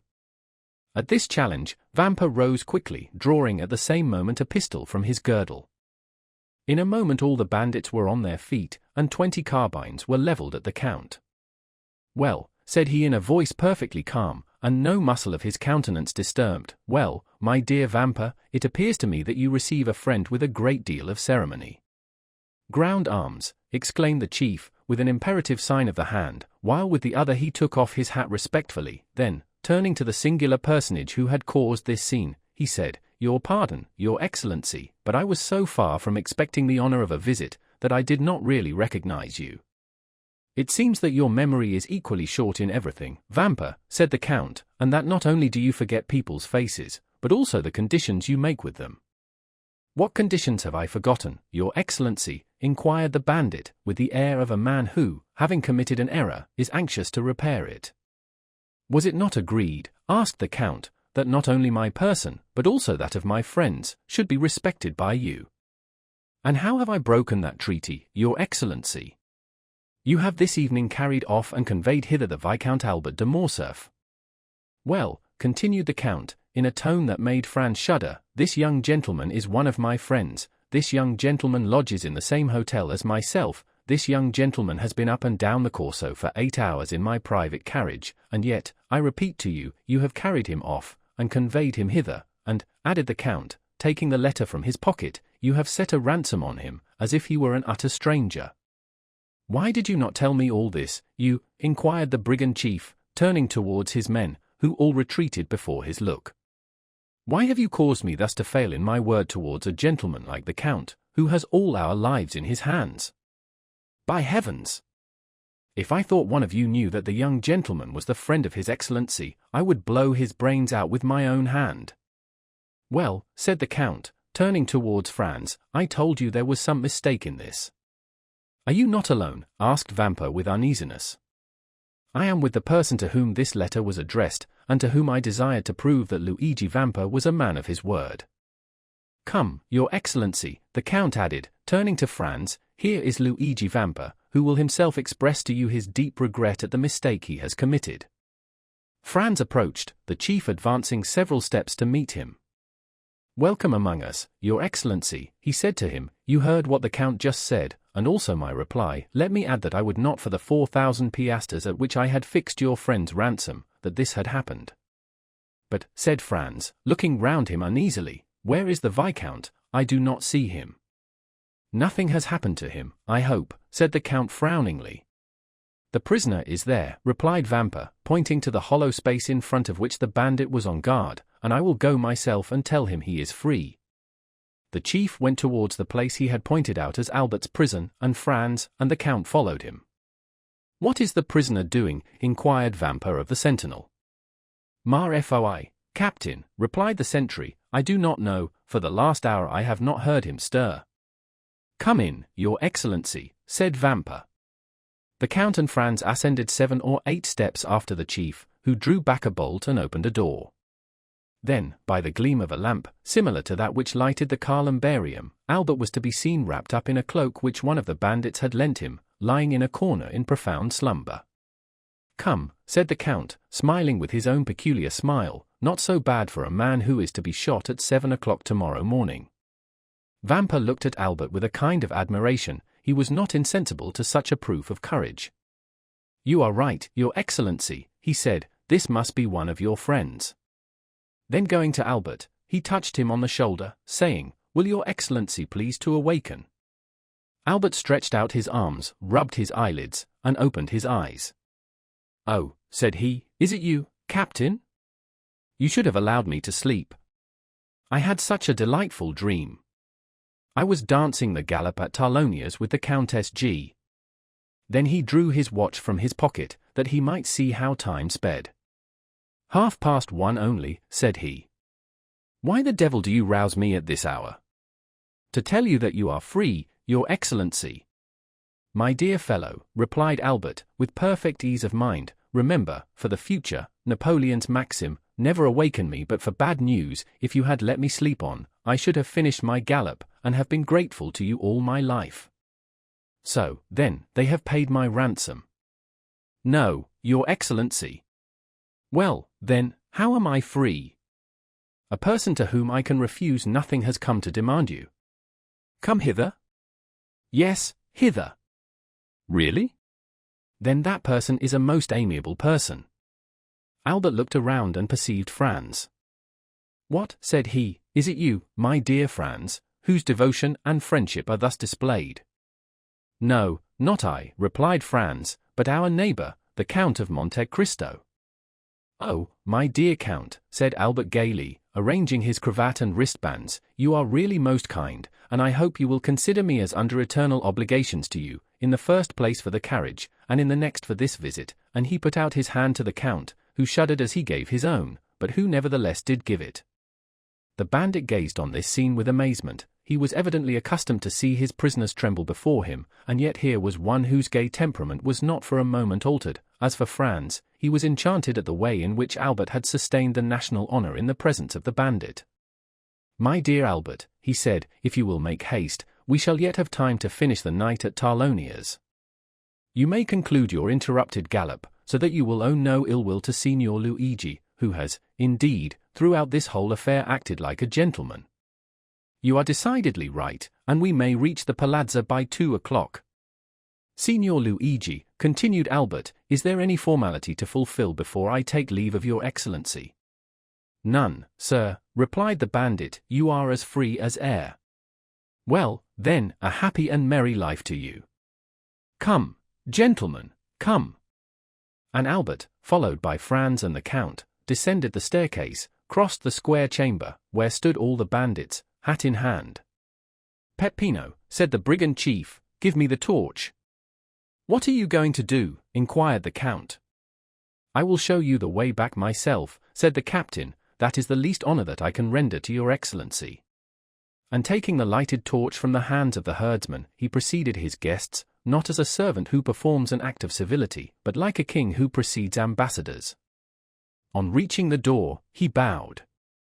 And now, your Excellency, added he, allow me to repeat my apologies, and I hope you will not entertain any resentment at what has occurred.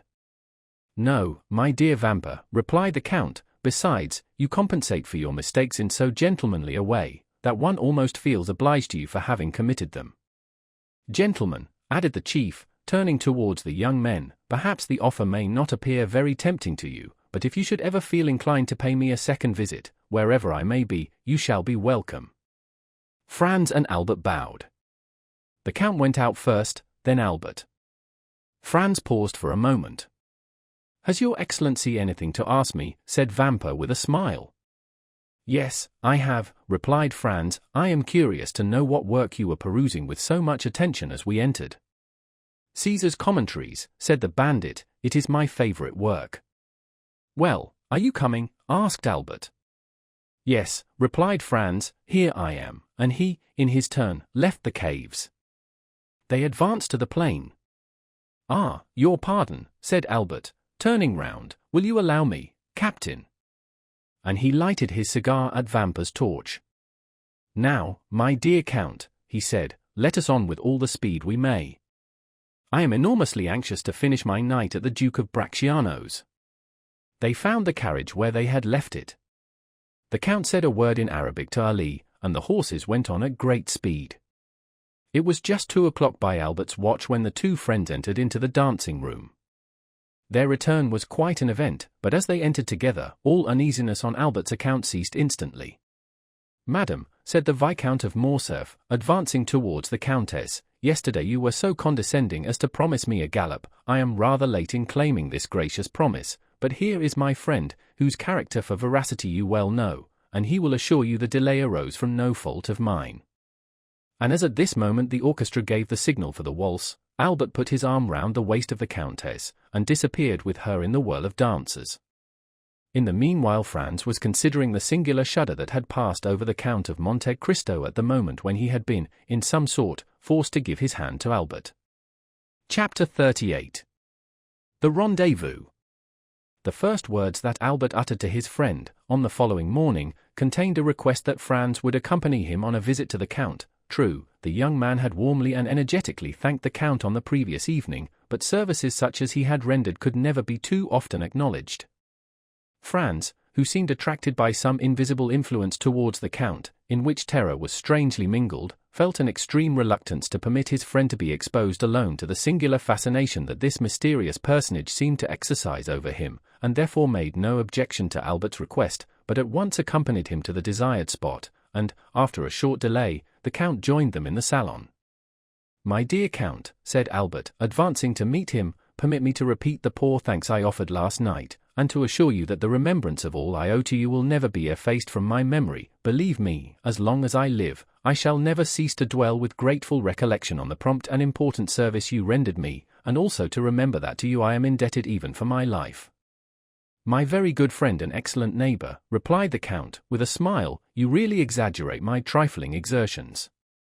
You owe me nothing but some trifle of 20,000 francs, which you have been saved out of your traveling expenses, so that there is not much of a score between us, but you must really permit me to congratulate you on the ease and unconcern with which you resigned yourself to your fate, and the perfect indifference you manifested as to the turn events might take." "Upon my word," said Albert, "I deserve no credit for what I could not help, namely, a determination to take everything as I found it, and to let those bandits see that although men get into troublesome scrapes all over the world, there is no nation but the French that can smile even in the face of grim death himself. All that, however, has nothing to do with my obligations to you, and I now come to ask you whether, in my own person, my family, or connections, I can in any way serve you. My father, the Comte de Morcerf, although of Spanish origin, possesses considerable influence, both at the court of France and Madrid, and I unhesitatingly place the best services of myself, and all to whom my life is dear, at your disposal." "Monsieur de Morcerf," replied the Count, "your offer, far from surprising me, is precisely what I expected from you, and I accept it in the same spirit of hearty sincerity with which it is made. Nay, I will go still further, and say that I had previously made up my mind to ask a great favor at your hands." "Oh, pray name it." "I am wholly a stranger to Paris. It is a city I have never yet seen." "Is it possible," exclaimed Albert, "that you have reached your present age without visiting the finest capital in the world? I can scarcely credit it." "Nevertheless, it is quite true. Still, I agree with you in thinking that my present ignorance of the first city in Europe is a reproach to me in every way, and calls for immediate correction, but, in all probability, I should have performed so important, so necessary a duty, as that of making myself acquainted with the wonders and beauties of your justly celebrated capital, had I known any person who would have introduced me into the fashionable world, but unfortunately I possess no acquaintance there, and, of necessity, was compelled to abandon the idea. So distinguished an individual as yourself," cried Albert, "could scarcely have required an introduction." "You are most kind, but as regards myself, I can find no merit I possess, save that, as a millionaire, I might have become a partner in the speculations of M. Aguado and M. Rothschild, but as my motive in traveling to your capital would not have been for the pleasure of dabbling in stocks, I stayed away till some favorable chance should present itself of carrying my wish into execution. Your offer, however, smooths all difficulties, and I have only to ask you, my dear M. de Morcerf," these words were accompanied by a most peculiar smile, "whether you undertake, upon my arrival in France, to open to me the doors of that fashionable world of which I know no more than a Huron or a native of Cochinchina." "Oh, that I do, and with infinite pleasure," answered Albert, "and so much the more readily as a letter received this morning from my father summons me to Paris, in consequence of a treaty of marriage. My dear Franz, do not smile, I beg of you, with a family of high standing, and connected with the very cream of Parisian society." "Connected by marriage, you mean," said Franz, laughingly. "Well, never mind how it is," answered Albert, "it comes to the same thing in the end. Perhaps by the time you return to Paris, I shall be quite a sober, staid father of a family. A most edifying representative I shall make of all the domestic virtues, don't you think so? But as regards your wish to visit our fine city, my dear Count, I can only say that you may command me and mine to any extent you please." "Then it is settled," said the Count, "and I give you my solemn assurance that I only waited an opportunity like the present to realize plans that I have long meditated." Franz did not doubt that these plans were the same concerning which the Count had dropped a few words in the grotto of Monte Cristo, and while the Count was speaking the young man watched him closely, hoping to read something of his purpose in his face, but his countenance was inscrutable, especially when, as in the present case, it was veiled in a sphinx-like smile. "But tell me now, Count," exclaimed Albert, delighted at the idea of having to chaperone so distinguished a person as Monte Cristo, "tell me truly whether you are in earnest, or if this project of visiting Paris is merely one of the chimerical and uncertain air castles of which we make so many in the course of our lives, but which, like a house built on the sand, is liable to be blown over by the first puff of wind." "I pledge you my honor," returned the Count, "that I mean to do as I have said. Both inclination and positive necessity compel me to visit Paris." "When do you propose going thither? Have you made up your mind when you shall be there yourself?" "Certainly I have, in a fortnight or 3 weeks' time, that is to say, as fast as I can get there." "Nay," said the Count, "I will give you 3 months ere I join you. You see, I make an ample allowance for all delays and difficulties." "And in 3 months' time," said Albert, "you will be at my house." "Shall we make a positive appointment for a particular day and hour?" inquired the Count. "Only let me warn you that I am proverbial for my punctilious exactitude in keeping my engagements." "Day for day, hour for hour," said Albert, "that will suit me to a dot." "So be it, then," replied the Count, and extending his hand towards a calendar, suspended near the chimney-piece, he said, "Today is the 21st of February, and drawing out his watch, added, "It is exactly 10:30 o'clock. Now promise me to remember this, and expect me the 21st of May at the same hour in the forenoon." "Capital," exclaimed Albert, "your breakfast shall be waiting." "Where do you live?" "Number 27, Rue du Helder." "Have you bachelor's apartments there?" "I hope my coming will not put you to any inconvenience." "I reside in my father's house, but occupy a pavilion at the farther side of the courtyard, entirely separated from the main building." "Quite sufficient," replied the Count, as, taking out his tablets, he wrote down No. 27, Rue du Helder, the 21st of May, 10:30 in the morning. "Now then," said the Count, returning his tablets to his pocket, "make yourself perfectly easy. The hand of your timepiece will not be more accurate in marking the time than myself." "Shall I see you again ere my departure?" asked Albert. "That depends. When do you leave?" "Tomorrow evening, at 5 o'clock. "In that case I must say adieu to you, as I am compelled to go to Naples, and shall not return hither before Saturday evening or Sunday morning." "And you, Baron," pursued the Count, addressing Franz, "do you also depart tomorrow?" "Yes." "For France?" "No, for Venice. I shall remain in Italy for another year or 2. "Then we shall not meet in Paris." "I fear I shall not have that honor." "Well, since we must part," said the Count, holding out a hand to each of the young men, "allow me to wish you both a safe and pleasant journey." It was the first time the hand of Franz had come in contact with that of the mysterious individual before him, and unconsciously he shuddered at its touch, for it felt cold and icy as that of a corpse. "Let us understand each other," said Albert. "It is agreed, is it not, that you are to be at number 27, in the Rue du Helder, on the 21st of May, at 10:30 in the morning, and your word of honor passed for your punctuality?"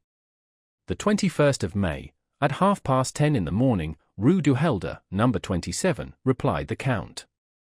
The young men then rose, and bowing to the Count, quitted the room. "What is the matter?" asked Albert of Franz, when they had returned to their own apartments. "You seem more than commonly thoughtful." "I will confess to you, Albert," replied Franz, "the Count is a very singular person, and the appointment you have made to meet him in Paris fills me with 1,000 apprehensions." "My dear fellow," exclaimed Albert, "what can there possibly be in that to excite uneasiness?" "Why, you must have lost your senses." "Whether I am in my senses or not," answered Franz, "that is the way I feel." "Listen to me, Franz," said Albert, "I am glad that the occasion has presented itself for saying this to you, for I have noticed how cold you are in your bearing towards the Count, while he, on the other hand, has always been courtesy itself to us. Have you anything particular against him?" "Possibly." "Did you ever meet him previously to coming hither?" "I have." "And where?" "Will you promise me not to repeat a single word of what I am about to tell you?" "I promise." "Upon your honor?" "Upon my honor." "Then listen to me." Franz then related to his friend the history of his excursion to the island of Monte Cristo and of his finding a party of smugglers there, and the 2 Corsican bandits with them. He dwelt with considerable force and energy on the almost magical hospitality he had received from the Count, and the magnificence of his entertainment in the Grotto of the 1001 Nights. He recounted, with circumstantial exactitude, all the particulars of the supper, the hashish, the statues, the dream, and how, at his awakening, there remained no proof or trace of all these events, save the small yacht, seen in the distant horizon driving under full sail toward Porto Vecchio. Then he detailed the conversation overheard by him at the Colosseum, between the Count and Vampa, in which the Count had promised to obtain the release of the bandit Peppino, an engagement which, as our readers are aware, he most faithfully fulfilled. At last he arrived at the adventure of the preceding night, and the embarrassment in which he found himself placed by not having sufficient cash by 600 or 700 piastres to make up the sum required, and finally of his application to the Count and the picturesque and satisfactory result that followed. Albert listened with the most profound attention. "Well," said he, when Franz had concluded, "what do you find to object to in all you have related? The Count is fond of travelling, and, being rich, possesses a vessel of his own.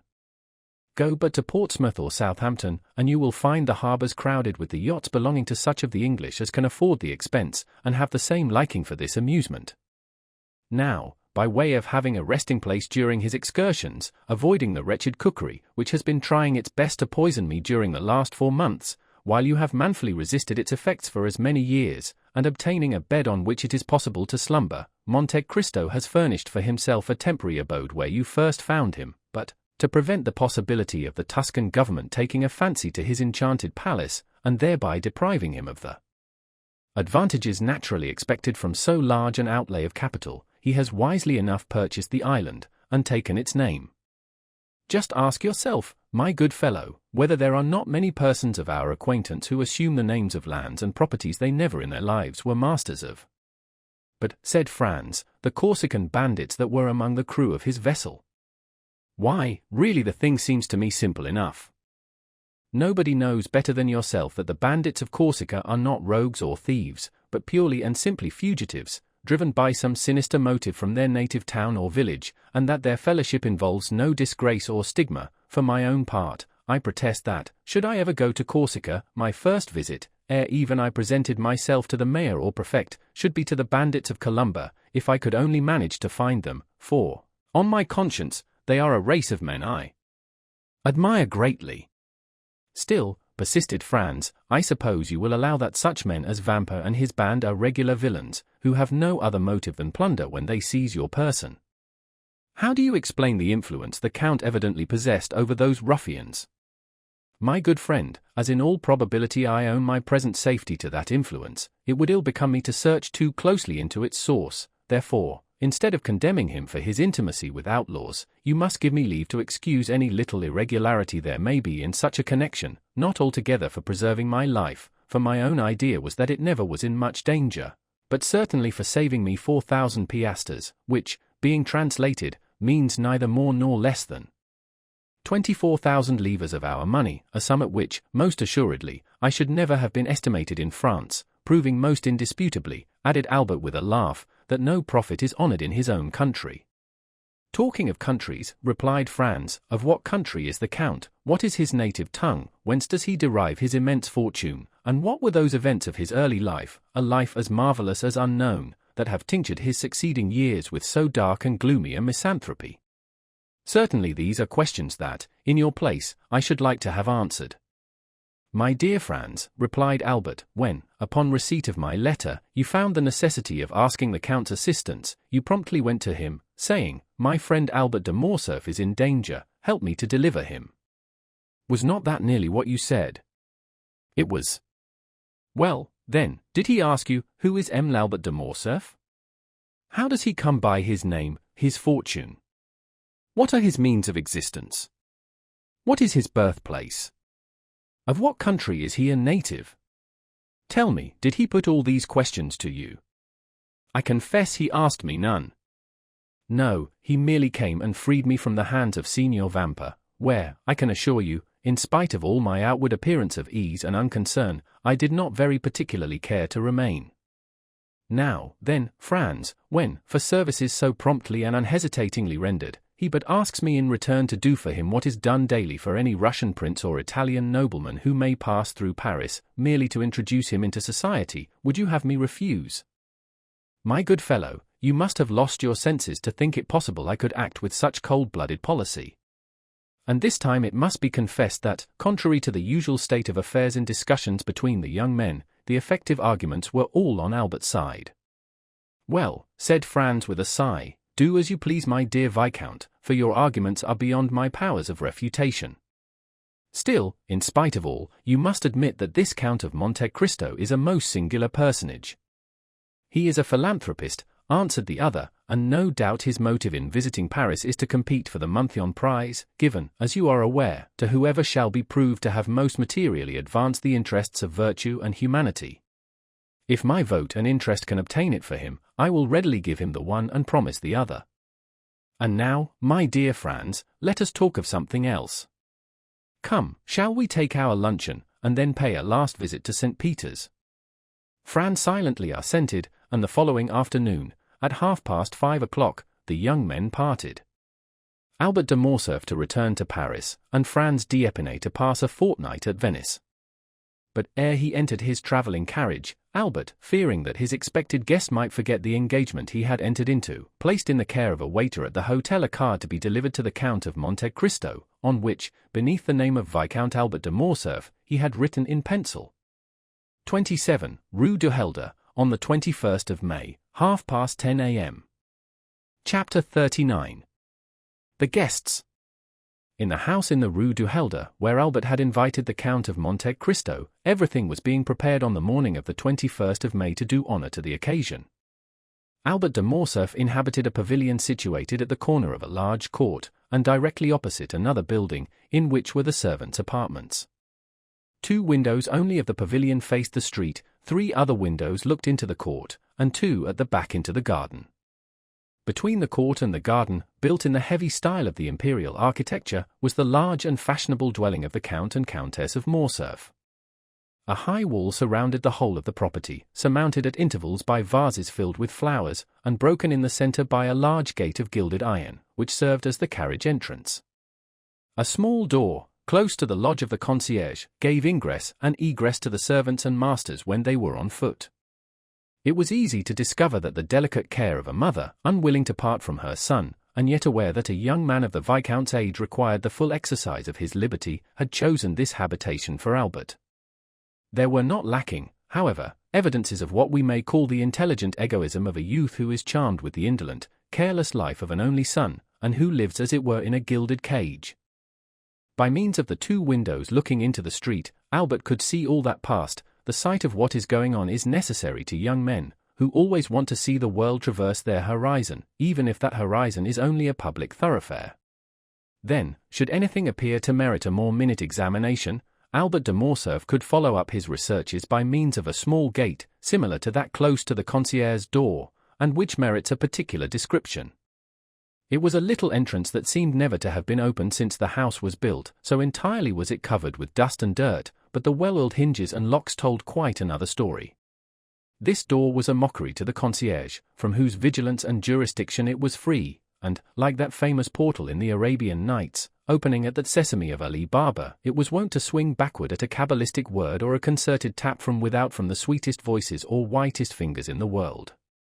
At the end of a long corridor, with which the door communicated, and which formed the antechamber, was, on the right, Albert's breakfast room, looking into the court, and on the left the salon, looking into the garden. Shrubs and creeping plants covered the windows, and hid from the garden and court these 2 apartments, the only rooms into which, as they were on the ground floor, the prying eyes of the curious could penetrate. On the floor above were similar rooms, with the addition of a third, formed out of the antechamber. These 3 rooms were a salon, a boudoir, and a bedroom. The salon downstairs was only an Algerian divan, for the use of smokers. The boudoir upstairs communicated with the bedchamber by an invisible door on the staircase. It was evident that every precaution had been taken.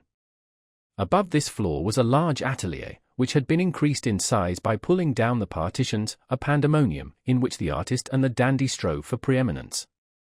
There were collected and piled up all Albert's successive caprices, hunting horns, bass viols, flutes, a whole orchestra, for Albert had had not a taste but a fancy for music. Easels, palettes, brushes, pencils, for music had been succeeded by painting, foils, boxing gloves, broadswords, and single sticks, for, following the example of the fashionable young men of the time, Albert de Morcerf cultivated, with far more perseverance than music and drawing, the three arts that complete a dandy's education, i.e., fencing, boxing, and single stick, and it was here that he received Grisier, Cooks, and Charles Le Boucher. The rest of the furniture of this privileged apartment consisted of old cabinets, filled with Chinese porcelain and Japanese vases, Luca della Robbia faïences, and Palissy platters, of old armchairs, in which perhaps had sat Henry IV. Or Sully, Louis XIII. Or Richelieu, for two of these armchairs, adorned with a carved shield, on which were engraved the fleur-de-lis of France on an azure field, evidently came from the Louvre, or, at least, some royal residence. Over these dark and sombre chairs were thrown splendid stuffs, dyed beneath Persia's sun, or woven by the fingers of the women of Calcutta or of Chundannagar. What these stuffs did there, it was impossible to say. They awaited, while gratifying the eyes, a destination unknown to their owner himself. In the meantime they filled the place with their golden and silky reflections. In the center of the room was a Roller and Blanchard baby grand piano in rosewood, but holding the potentialities of an orchestra in its narrow and sonorous cavity, and groaning beneath the weight of the chefs d'oeuvre of Beethoven, Weber, Mozart, Haydn, Gretry, and Porpora. On the walls, over the doors, on the ceiling, were swords, daggers, Malay creeses, maces, battle-axes, gilded, damasked, and inlaid suits of armor, dried plants, minerals, and stuffed birds, their flame-colored wings outspread in motionless flight, and their beaks forever open. This was Albert's favorite lounging place. However, the morning of the appointment, the young man had established himself in the small salon downstairs.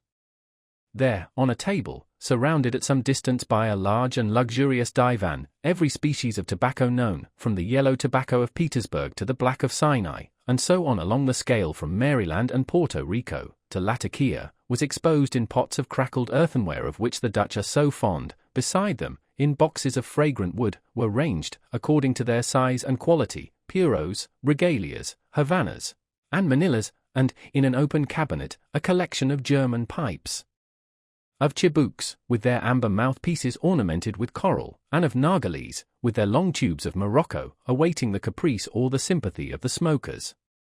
Albert had himself presided at the arrangement, or, rather, the symmetrical derangement, which, after coffee, the guests at a breakfast of modern days love to contemplate through the vapor that escapes from their mouths, and ascends in long and fanciful wreaths to the ceiling. At 9:45, a valet entered. He composed, with a little groom named John, and who only spoke English, all Albert's establishment, although the cook of the hotel was always at his service, and on great occasions the Count's Château also.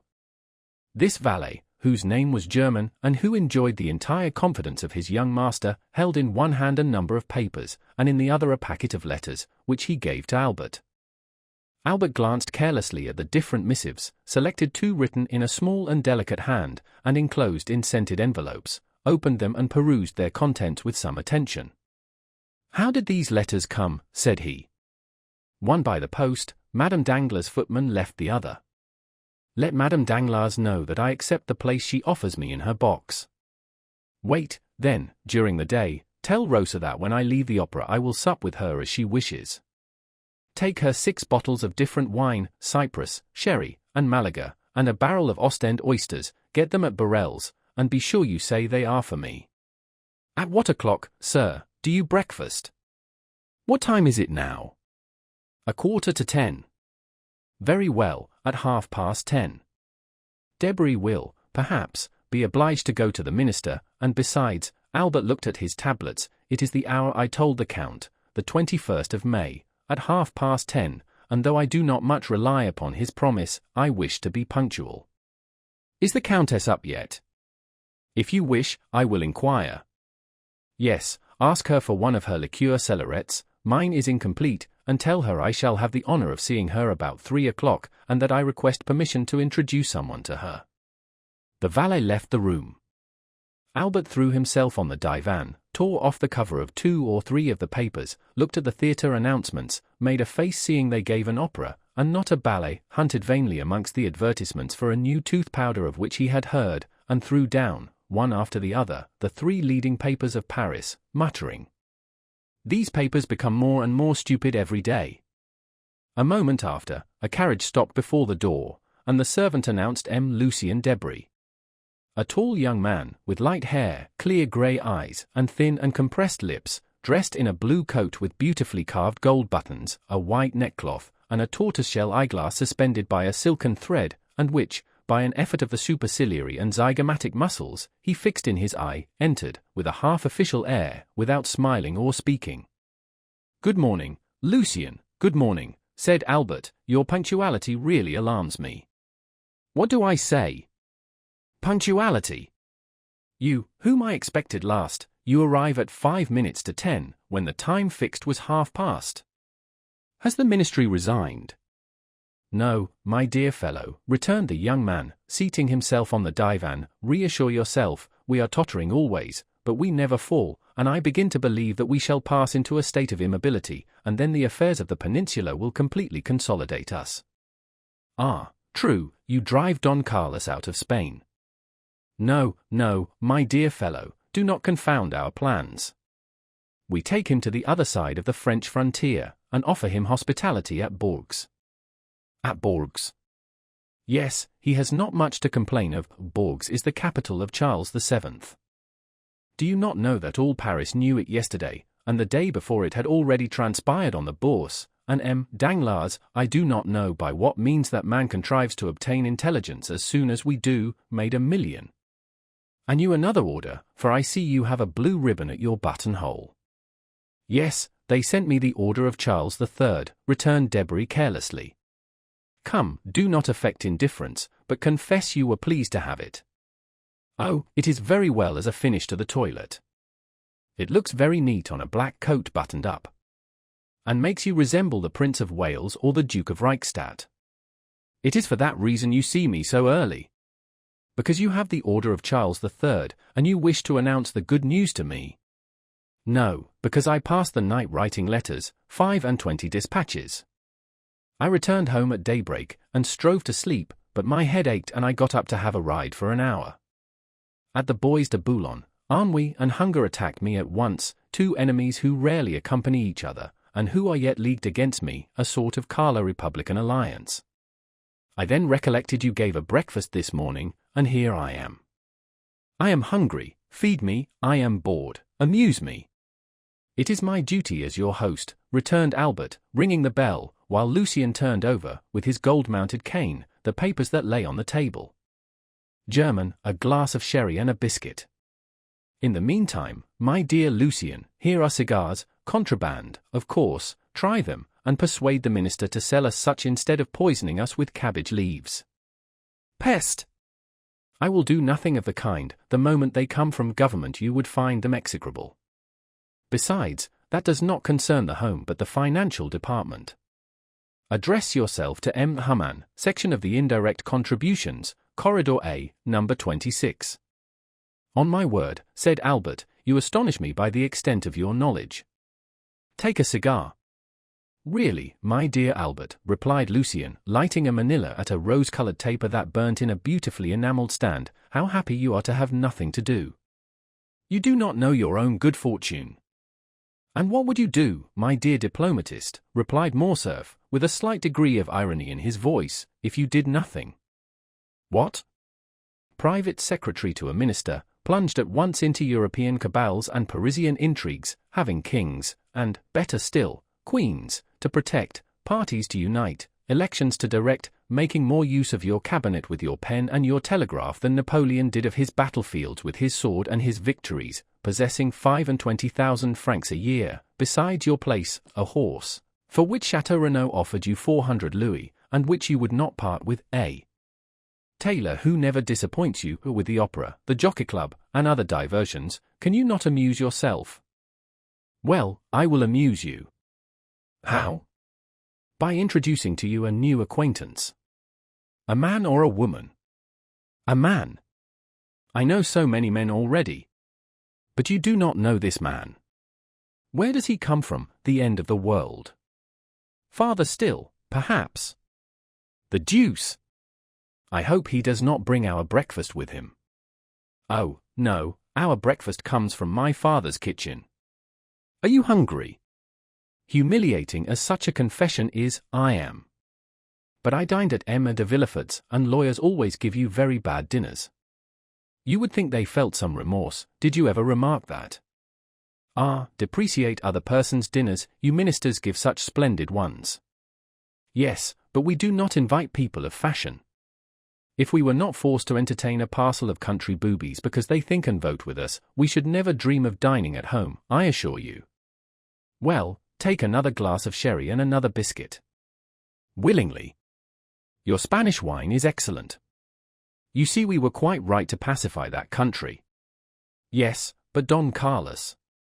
Well, Don Carlos will drink Bordeaux, and in 10 years we will marry his son to the little queen.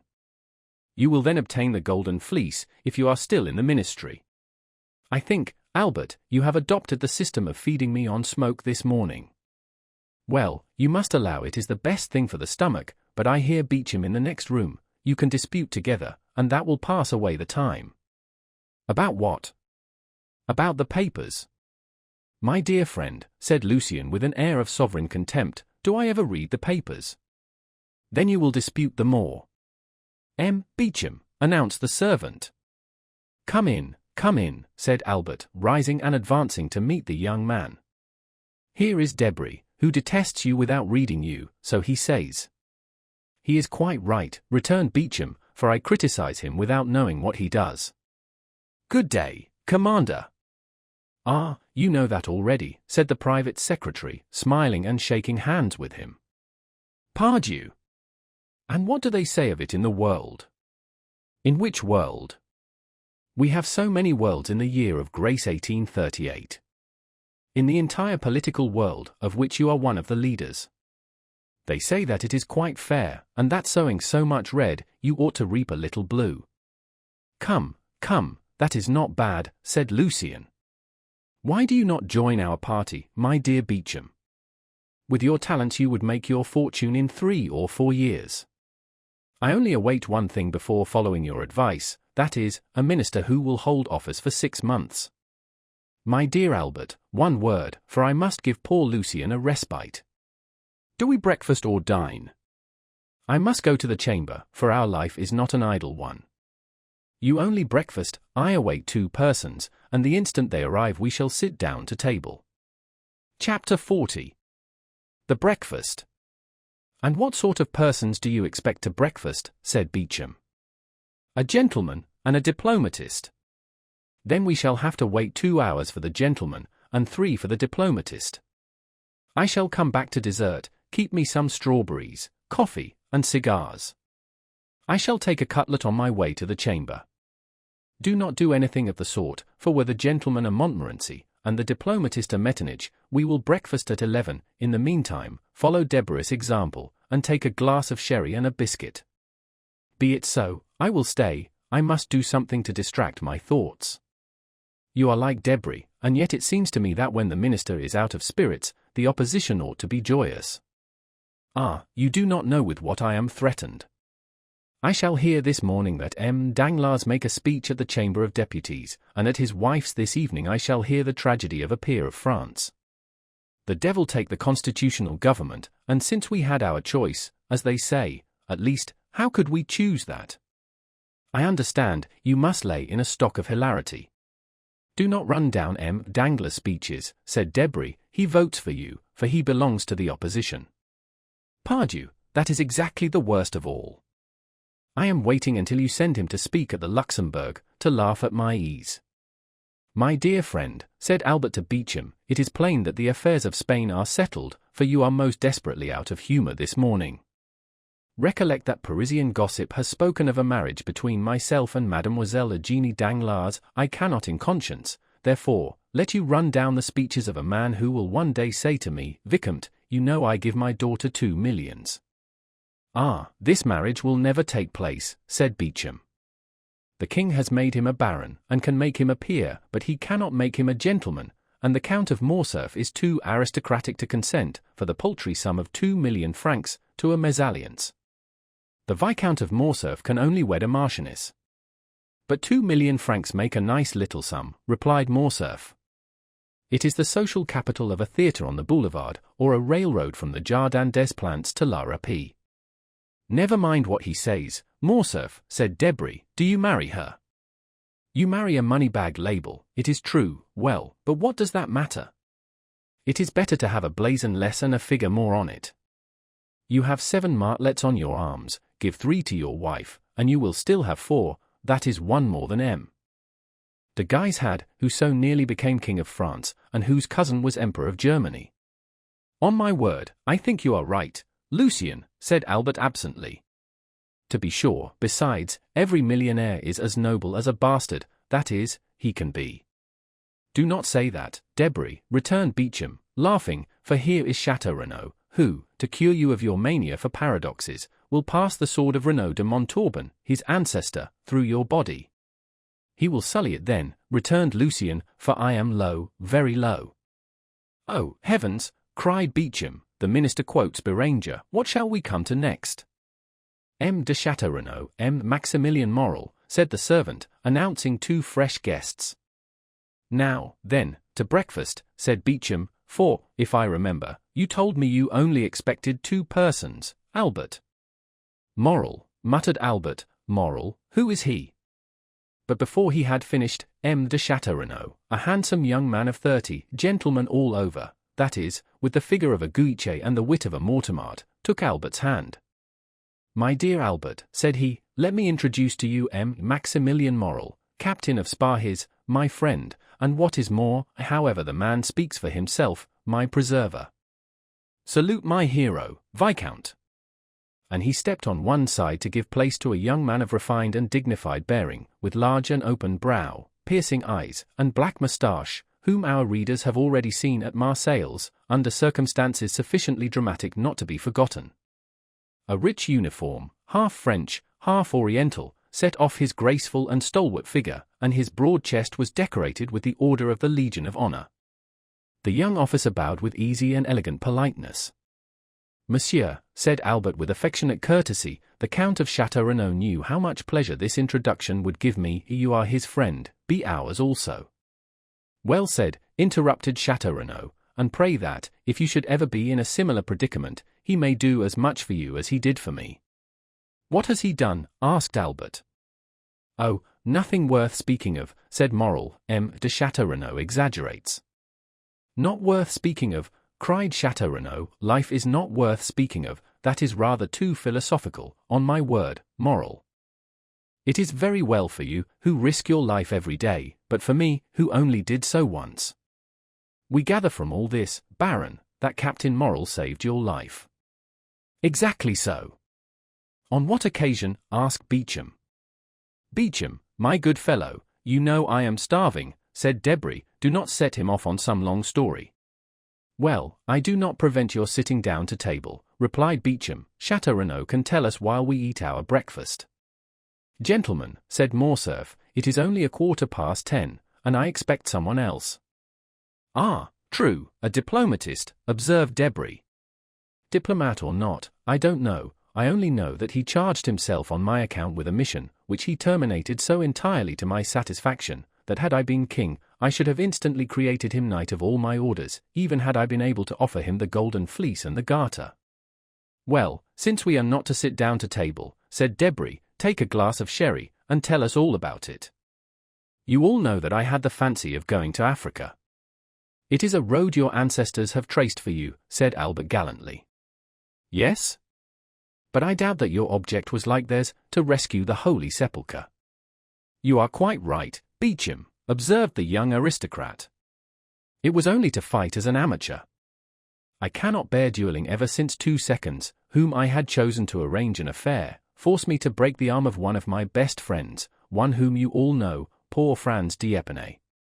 Ah, true, said Debray, you did fight some time ago, about what? The devil take me, if I remember, returned Château Renaud. But I recollect perfectly one thing, that, being unwilling to let such talents as mine sleep, I wished to try upon the Arabs the new pistols that had been given to me. In consequence I embarked for Iran, and went from thence to Constantine, where I arrived just in time to witness the raising of the siege. I retreated with the rest for 48 hours.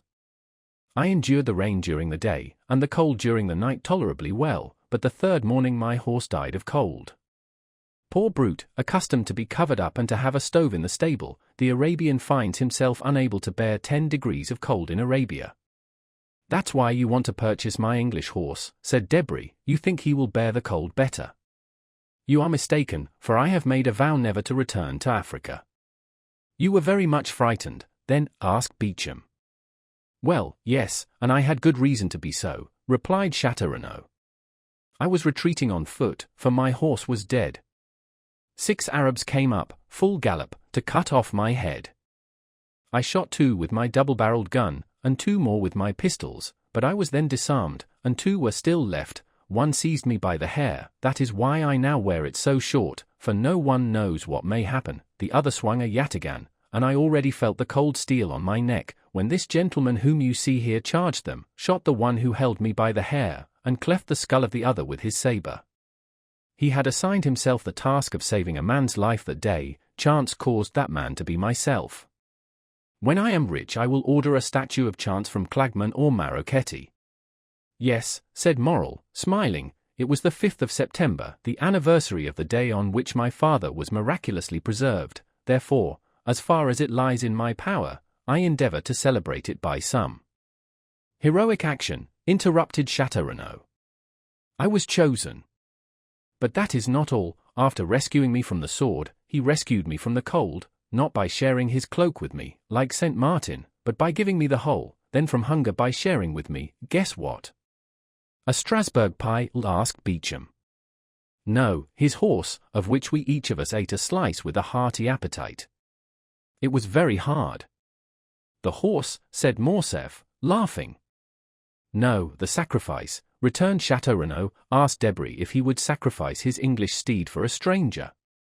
Not for a stranger, said Debray, but for a friend I might, perhaps. I divined that you would become mine, Count, replied Morrel. Besides, as I had the honor to tell you, heroism or not, sacrifice or not, that day I owed an offering to bad fortune in recompense for the favors good fortune had on other days granted to us. The history to which M. Morrel alludes, continued Château, is an admirable one, which he will tell you some day when you are better acquainted with him. Today let us fill our stomachs, and not our memories. What time do you breakfast, Albert? At 10:30. Precisely, asked Debray, taking out his watch. Oh, you will give me 5 minutes' grace, replied Morcerf, for I also expect a preserver.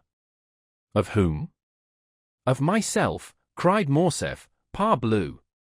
Do you think I cannot be saved as well as anyone else, and that there are only Arabs who cut off heads? Our breakfast is a philanthropic one, and we shall have at table, at least, I hope so, 2 benefactors of humanity. What shall we do, said Debray, we have only 1 month on prize. Well, it will be given to someone who has done nothing to deserve it, said Beauchamp. That is the way the Academy mostly escapes from the dilemma. And where does he come from, asked Debray. You have already answered the question once, but so vaguely that I venture to put it a second time. Really, said Albert, I do not know. When I invited him 3 months ago, he was then at Rome, but since that time who knows where he may have gone. And you think him capable of being exact, demanded Debray. I think him capable of everything. Well, with the 5 minutes' grace, we have only 10 left. I will profit by them to tell you something about my guest. I beg pardon, interrupted Beauchamp, are there any materials for an article in what you are going to tell us? Yes, and for a most curious one. Go on, then, for I see I shall not get to the chamber this morning, and I must make up for it. I was at Rome during the last carnival. We know that, said Beauchamp. Yes, but what you do not know is that I was carried off by bandits. There are no bandits, cried Debray. Yes there are, and most hideous, or rather most admirable ones, for I found them ugly enough to frighten me. Come, my dear Albert, said Debray, confess that your cook is behindhand, that the oysters have not arrived from Ostend or Marennes, and that, like Madame de Maintenon, you are going to replace the dish by a story. Say so at once, we are sufficiently well-bred to excuse you, and to listen to your history, fabulous as it promises to be. And I say to you, fabulous as it may seem, I tell it as a true one from beginning to end. The brigands had carried me off, and conducted me to a gloomy spot, called the Catacombs of Saint Sebastian. I know it, said Château. I narrowly escaped catching a fever there. And I did more than that, replied Morcerf, for I caught one. I was informed that I was prisoner until I paid the sum of 4,000 Roman crowns, about 24,000 francs. Unfortunately, I had not above 1,500. I was at the end of my journey and of my credit. I wrote to Franz, and were he here he would confirm every word. I wrote then to Franz that if he did not come with the 4,000 crowns before 6, at 10 minutes past I should have gone to join the blessed saints and glorious martyrs in whose company I had the honor of being, and Signor Luigi Vampa, such was the name of the chief of these bandits, would have scrupulously kept his word. But Franz did come with the 4,000 crowns, said Château. A man whose name is Franz d'Épinay or Albert de Morcerf has not much difficulty in procuring them. No, he arrived accompanied simply by the guest I am going to present to you. Ah, this gentleman is a Hercules killing Cacus, a Perseus freeing Andromeda. No, he is a man about my own size. Armed to the teeth. He had not even a knitting needle. But he paid your ransom? He said 2 words to the chief and I was free. And they apologized to him for having carried you off, said Beauchamp. Just so. Why, he is a second Ariosto. No, his name is the Count of Monte Cristo. There is no Count of Monte Cristo, said Debray. I do not think so, added Château, with the air of a man who knows the whole of the European nobility perfectly.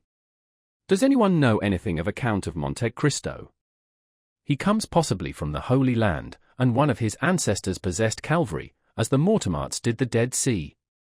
I think I can assist your researches, said Maximilian.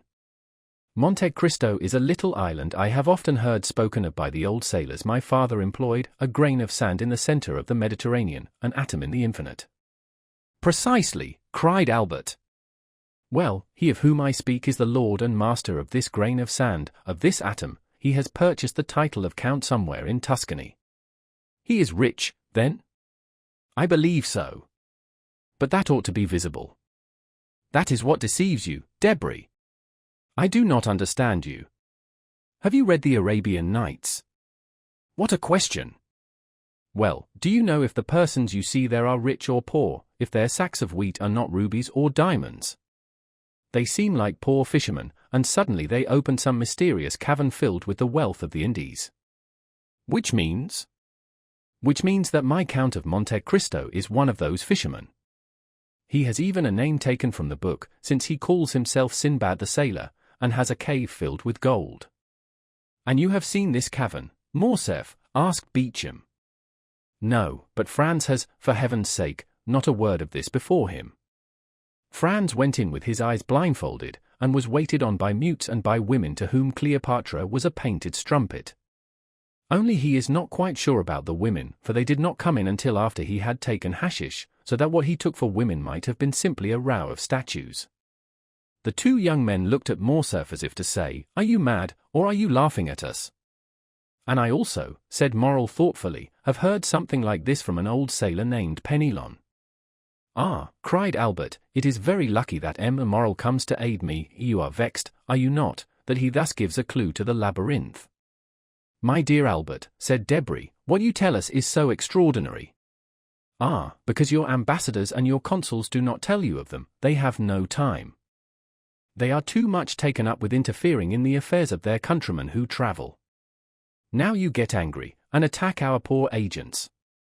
How will you have them protect you? The chamber cuts down their salaries every day, so that now they have scarcely any. Will you be ambassador, Albert? I will send you to Constantinople. No, lest on the first demonstration I make in favor of Mehemet Ali, the Sultan send me the bowstring, and make my secretaries strangle me. You say very true, responded Debray. Yes, said Albert, but this has nothing to do with the existence of the Count of Monte Cristo. Pardieu! Everyone exists. Doubtless, but not in the same way, everyone has not black slaves, a princely retinue, an arsenal of weapons that would do credit to an Arabian fortress, horses that cost 6,000 francs apiece, and Greek mistresses. Have you seen the Greek mistress? I have both seen and heard her. I saw her at the theatre, and heard her one morning when I breakfasted with the Count. He eats, then? Yes, but so little, it can hardly be called eating. He must be a vampire. Laugh, if you will. The Countess G., who knew Lord Riven, declared that the Count was a vampire. Ah, capital, said Beauchamp. For a man not connected with newspapers, here is the pendant to the famous sea serpent of the Constitutional. Wild eyes, the iris of which contracts or dilates at pleasure, said Debray, facial angles strongly developed, magnificent forehead, livid complexion, black beard, sharp and white teeth, politeness unexceptionable. Just so, Lucien, returned Morcerf, you have described him feature for feature. Yes, keen and cutting politeness. This man has often made me shudder, and one day when we were viewing an execution, I thought I should faint, more from hearing the cold and calm manner in which he spoke of every description of torture, than from the sight of the executioner and the culprit. Did he not conduct you to the ruins of the Colosseum and suck your blood? Asked Beauchamp. Or, having delivered you, make you sign a flaming parchment, surrendering your soul to him as Esau did his birthright? Rail on at your ease, gentlemen, said Morcerf, somewhat piqued. When I look at you Parisians, idlers on the Boulevard de Gand or the Bois de Boulogne, and think of this man, it seems to me we are not of the same race. I am highly flattered, returned Beauchamp. At the same time, added Château, your Count of Monte Cristo is a very fine fellow, always accepting his little arrangements with the Italian banditti. There are no Italian banditti, said Debray. No vampire, cried Beauchamp. No Count of Monte Cristo, added Debray. There is 10:30 striking, Albert. Confess you have dreamed this, and let us sit down to breakfast, continued Beauchamp. But the sound of the clock had not died away when Germain announced, His Excellency the Count of Monte Cristo. The involuntary start everyone gave proved how much Morcerf's narrative had impressed them, and Albert himself could not wholly refrain from manifesting sudden emotion. He had not heard a carriage stop in the street, or steps in the antechamber. The door had itself opened noiselessly. The Count appeared, dressed with the greatest simplicity, but the most fastidious dandy could have found nothing to cavil at in his toilet. Every article of dress, hat, coat, gloves, and boots, was from the first makers. He seemed scarcely 35. But what struck everybody was his extreme resemblance to the portrait Debray had drawn. The Count advanced, smiling, into the centre of the room, and approached Albert, who hastened towards him holding out his hand in a ceremonial manner. Punctuality, said Monte Cristo, is the politeness of kings, according to one of your sovereigns, I think, but it is not the same with travellers. However, I hope you will excuse the 2 or 3 seconds I am behindhand. 500 leagues are not to be accomplished without some trouble, and especially in France, where, it seems, it is forbidden to beat the postilions. My dear Count, replied Albert, I was announcing your visit to some of my friends, whom I had invited in consequence of the promise you did me the honour to make, and whom I now present to you. They are the Count of Château, whose nobility goes back to the 12 peers, and whose ancestors had a place at the Round Table, M. Lucien Debray, private secretary to the Minister of the Interior, M. Beauchamp, an editor of a paper, and the terror of the French government, but of whom, in spite of his national celebrity, you perhaps have not heard in Italy, since his paper is prohibited there, and M. Maximilian Morel, captain of Spahis. At this name the Count, who had hitherto saluted everyone with courtesy, but at the same time with coldness and formality, stepped a pace forward, and a slight tinge of red coloured his pale cheeks. You wear the uniform of the new French conquerors, monsieur, said he, it is a handsome uniform.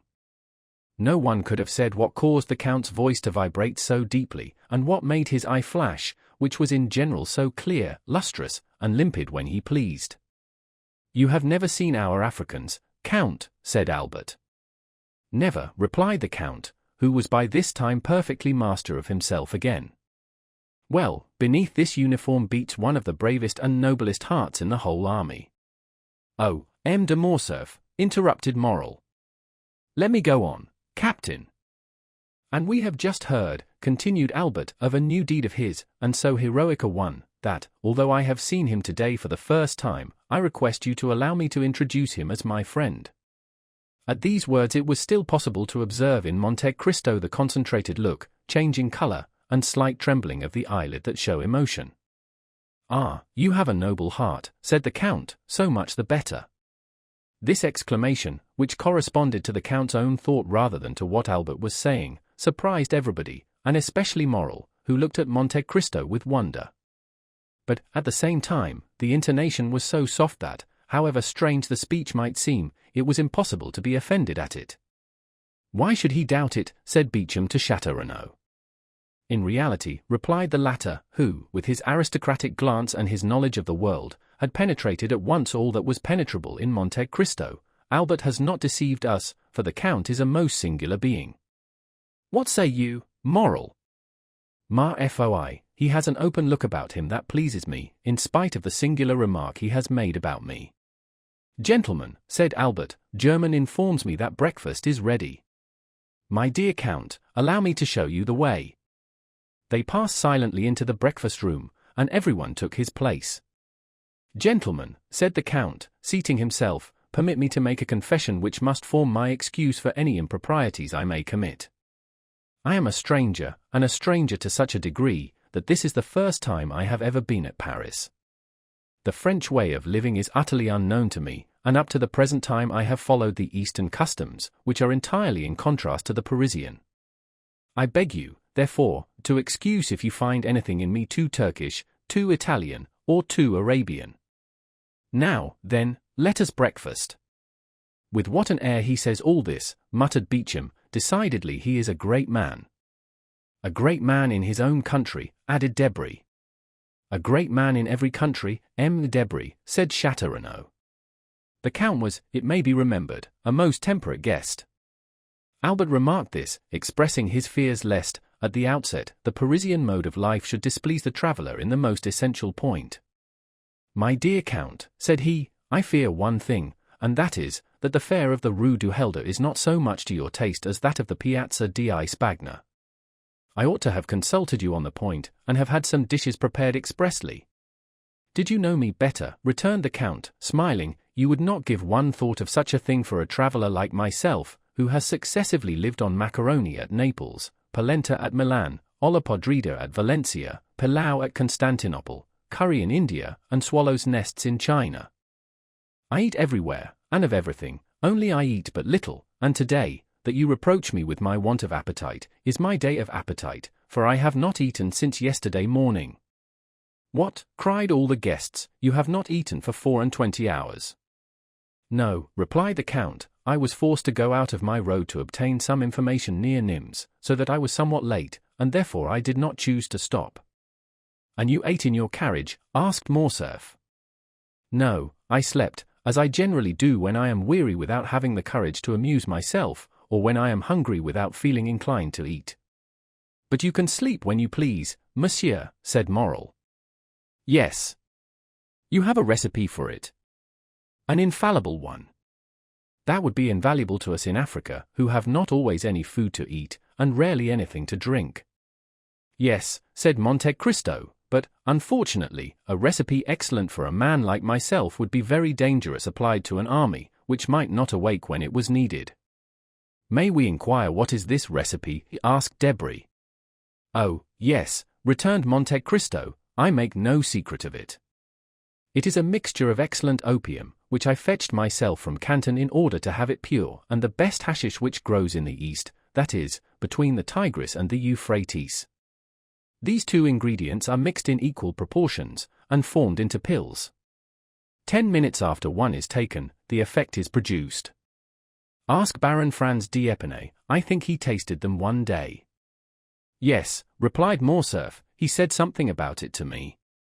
"But," said Beauchamp, who, as became a journalist, was very incredulous, "you always carry this drug about you?" "Always." "Would it be an indiscretion to ask to see those precious pills?" continued Beauchamp, hoping to take him at a disadvantage. "No, monsieur," returned the Count, and he drew from his pocket a marvelous casket, formed out of a single emerald and closed by a golden lid which unscrewed and gave passage to a small greenish-colored pellet about the size of a pea. This ball had an acrid and penetrating odor. There were 4 or 5 more in the emerald, which would contain about a dozen. The casket passed around the table, but it was more to examine the admirable emerald than to see the pills that it passed from hand to hand. "And is it your cook who prepares these pills?" asked Beauchamp. "Oh, no, monsieur," replied Monte Cristo, "I do not thus betray my enjoyments to the vulgar. I am a tolerable chemist, and prepare my pills myself." "This is a magnificent emerald, and the largest I have ever seen," said Château, "although my mother has some remarkable family jewels." "I had 3 similar ones," returned Monte Cristo. "I gave one to the Sultan, who mounted it in his sabre, another to our Holy Father the Pope, who had it set in his tiara, opposite to one nearly as large, though not so fine, given by the Emperor Napoleon to his predecessor, Pius VII. I kept the 3rd for myself, and I had it hollowed out, which reduced its value, but rendered it more commodious for the purpose I intended." Everyone looked at Monte Cristo with astonishment. He spoke with so much simplicity that it was evident he spoke the truth, or that he was mad. However, the sight of the emerald made them naturally incline to the former belief. "And what did these 2 sovereigns give you in exchange for these magnificent presents?" asked Debray. "The Sultan, the liberty of a woman," replied the Count, "the Pope, the life of a man, so that once in my life I have been as powerful as if heaven had brought me into the world on the steps of a throne."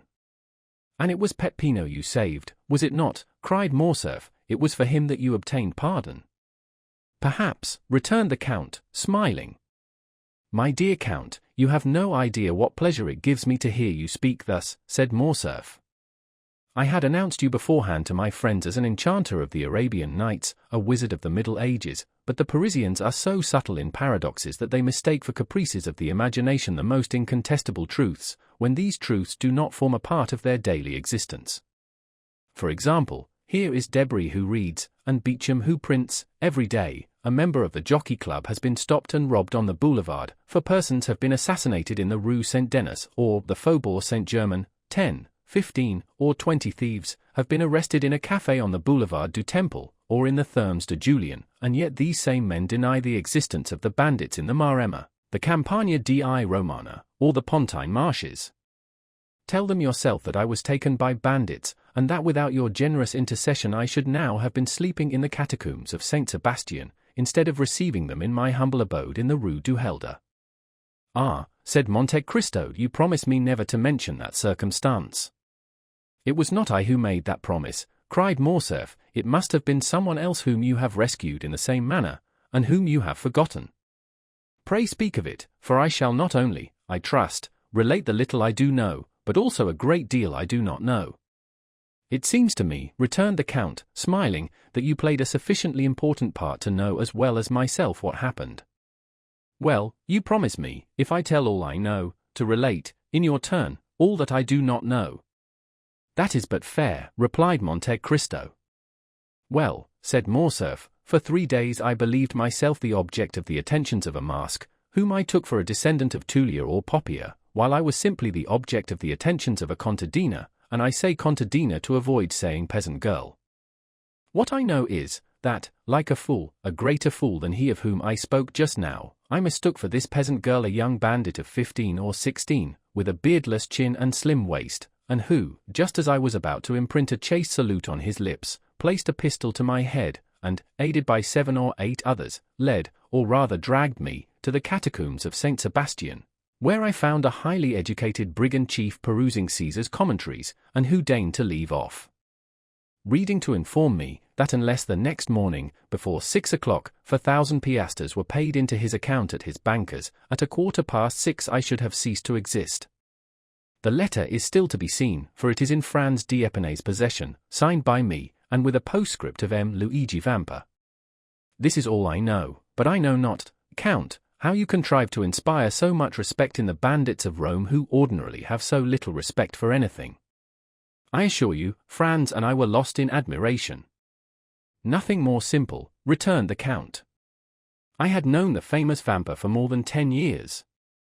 When he was quite a child, and only a shepherd, I gave him a few gold pieces for showing me my way, and he, in order to repay me, gave me a poniard, the hilt of which he had carved with his own hand, and which you may have seen in my collection of arms. In after years, whether he had forgotten this interchange of presents, which ought to have cemented our friendship, or whether he did not recollect me, he sought to take me, but, on the contrary, it was I who captured him and a dozen of his band. I might have handed him over to Roman justice, which is somewhat expeditious, and which would have been particularly so with him, but I did nothing of the sort. I suffered him and his band to depart. With the condition that they should sin no more, said Beauchamp, laughing. I see they kept their promise. No, monsieur, returned Monte Cristo, upon the simple condition that they should respect myself and my friends. Perhaps what I am about to say may seem strange to you, who are socialists, and vaunt humanity and your duty to your neighbor, but I never seek to protect a society which does not protect me, and which I will even say, generally occupies itself about me only to injure me, and thus by giving them a low place in my esteem, and preserving a neutrality towards them, it is society and my neighbor who are indebted to me. Bravo, cried Château, you are the first man I ever met sufficiently courageous to preach egotism. Bravo, Count, bravo. It is frank, at least, said Morrel. But I am sure that the Count does not regret having once deviated from the principles he has so boldly avowed. How have I deviated from those principles, monsieur? Asked Monte Cristo, who could not help looking at Morrel with so much intensity, that 2 or 3 times the young man had been unable to sustain that clear and piercing glance. Why, it seems to me, replied Morrel, that in delivering M. de Morcerf, whom you did not know, you did good to your neighbor and to society. Of which he is the brightest ornament, said Beauchamp, drinking off a glass of champagne. My dear Count, cried Morcerf, you are at fault, you, one of the most formidable logicians I know, and you must see it clearly proved that instead of being an egotist, you are a philanthropist. Ah, you call yourself Oriental, a Levantine, Maltese, Indian, Chinese, your family name is Monte Cristo, Sinbad the Sailor is your baptismal appellation, and yet the first day you set foot in Paris you instinctively display the greatest virtue, or rather the chief defect, of us eccentric Parisians, that is, you assume the vices you have not, and conceal the virtues you possess. My dear Vicomte, returned Monte Cristo, I do not see, in all I have done, anything that merits, either from you or these gentlemen, the pretended eulogies I have received. You were no stranger to me, for I knew you from the time I gave up 2 rooms to you, invited you to breakfast with me, lent you one of my carriages, witnessed the carnival in your company, and saw with you from a window in the Piazza del Popolo the execution that affected you so much that you nearly fainted. I will appeal to any of these gentlemen. Could I leave my guest in the hands of a hideous bandit, as you term him? Besides, you know, I had the idea that you could introduce me into some of the Paris salons when I came to France. You might some time ago have looked upon this resolution as a vague project, but today you see it was a reality, and you must submit to it under penalty of breaking your word. I will keep it, returned Morcerf, but I fear that you will be much disappointed, accustomed as you are to picturesque events and fantastic horizons. Amongst us you will not meet with any of those episodes with which your adventurous existence has so familiarized you. Our Chimborazo is Montmartre, our Himalaya is Mount Valérien, our great desert is the plain of Grenelle, where they are now boring an artesian well to water the caravans.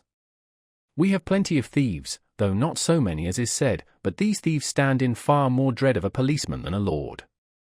France is so prosaic, and Paris so civilized a city, that you will not find in its 85 departments, I say 85, because I do not include Corsica, you will not find, then, in these 85 departments a single hill on which there is not a telegraph, or a grotto in which the commissary of police has not put up a gas lamp. There is but one service I can render you, and for that I place myself entirely at your orders, that is, to present, or make my friends present, you everywhere. Besides, you have no need of anyone to introduce you, with your name, and your fortune, and your talent. Monte Cristo bowed with a somewhat ironical smile. You can present yourself everywhere, and be well received. I can be useful in one way only, if knowledge of Parisian habits, of the means of rendering yourself comfortable, or of the bazaars, can assist, you may depend upon me to find you a fitting dwelling here. I do not dare offer to share my apartments with you, as I shared yours at Rome, I, who do not profess egotism, but am yet egotist par excellence, for, except myself, these rooms would not hold a shadow more, unless that shadow were feminine. Ah, said the Count, that is a most conjugal reservation. I recollect that at Rome you said something of a projected marriage. May I congratulate you? The affair is still in projection. And he who says in projection means already decided, said Debray. No, replied Morcerf, my father is most anxious about it, and I hope, ere long, to introduce you, if not to my wife, at least to my betrothed, Mademoiselle Eugénie Danglars. Eugénie Danglars, said Monte Cristo, tell me, is not her father Baron Danglars? Yes, returned Morcerf, a baron of a new creation. What matter, said Monte Cristo, if he has rendered the state services which merit this distinction? Enormous ones, answered Beauchamp. Although in reality a liberal, he negotiated a loan of 6 millions for Charles X in 1829, who made him a baron and chevalier of the Legion of Honor, so that he wears the ribbon, not, as you would think, in his waistcoat pocket, but at his buttonhole. Ah, interrupted Morcerf, laughing, Beauchamp, keep that for the Corsair or the Charivari, but spare my future father-in-law before me. Then, turning to Monte Cristo, you just now spoke his name as if you knew the Baron. I do not know him, returned Monte Cristo, but I shall probably soon make his acquaintance, for I have a credit opened with him by the house of Richard and Blount, of London, Arstein and Esquils of Vienna, and Thompson and French at Rome. As he pronounced the two last names, the Count glanced at Maximilian Morrel. If the stranger expected to produce an effect on Morrel, he was not mistaken. Maximilian started as if he had been electrified. Thompson and French, said he, do you know this house, monsieur? They are my bankers in the capital of the Christian world, returned the Count quietly. Can my influence with them be of any service to you? Oh, Count, you could assist me perhaps in researches which have been, up to the present, fruitless. This house, in past years, did ours a great service, and has, I know not for what reason, always denied having rendered us this service. I shall be at your orders, said Monte Cristo bowing. But, continued Morcerf, apropos of Danglars, we have strangely wandered from the subject. We were speaking of a suitable habitation for the Count of Monte Cristo. Come, gentlemen, let us all propose some place. Where shall we lodge this new guest in our great capital? Faubourg Saint-Germain, said Château. The Count will find there a charming hotel, with a court and garden. Bah! Château, returned Debray, you only know your dull and gloomy Faubourg Saint-Germain, do not pay any attention to him, Count, live in the Chaussée d'Antin, that's the real centre of Paris. Boulevard de l'Opéra, said Beauchamp, the second floor, a house with a balcony. The Count will have his cushions of silver cloth brought there, and as he smokes his chibouk, see all Paris pass before him. You have no idea, then, Morrel, asked Château, you do not propose anything. Oh, yes, returned the young man, smiling, on the contrary, I have one, but I expected the Count would be tempted by one of the brilliant proposals made him, yet as he has not replied to any of them, I will venture to offer him a suite of apartments in a charming hotel, in the Pompadour style, that my sister has inhabited for a year, in the Rue Meslay. You have a sister? Asked the Count. Yes, monsieur, a most excellent sister. Married? Nearly 9 years. Happy? Asked the Count again. As happy as it is permitted to a human creature to be, replied Maximilian. She married the man she loved, who remained faithful to us in our fallen fortunes, Emmanuel Herbort. Monte Cristo smiled imperceptibly. I lived there during my leave of absence, continued Maximilian, and I shall be, together with my brother-in-law Emmanuel, at the disposition of the Count, whenever he thinks fit to honor us. 1 minute, cried Albert, without giving Monte Cristo the time to reply. Take care, you are going to immure a traveller, Sinbad the sailor, a man who comes to see Paris, you are going to make a patriarch of him. Oh, no, said Morrel, my sister is 25, my brother-in-law is 30, they are gay, young, and happy. Besides, the Count will be in his own house, and only see them when he thinks fit to do so. Thanks, monsieur, said Monte Cristo, I shall content myself with being presented to your sister and her husband, if you will do me the honor to introduce me, but I cannot accept the offer of any one of these gentlemen, since my habitation is already prepared. What? Cried Morcerf. You are, then, going to a hotel? That will be very dull for you. Was I so badly lodged at Rome? Said Monte Cristo smiling. Parbleu! At Rome you spent 50,000 piastres in furnishing your apartments, but I presume that you are not disposed to spend a similar sum every day. It is not that which deterred me, replied Monte Cristo, but as I determined to have a house to myself, I sent on my valet de chambre, and he ought by this time to have bought the house and furnished it. But you have, then, a valet de chambre who knows Paris, said Beauchamp. It is the first time he has ever been in Paris.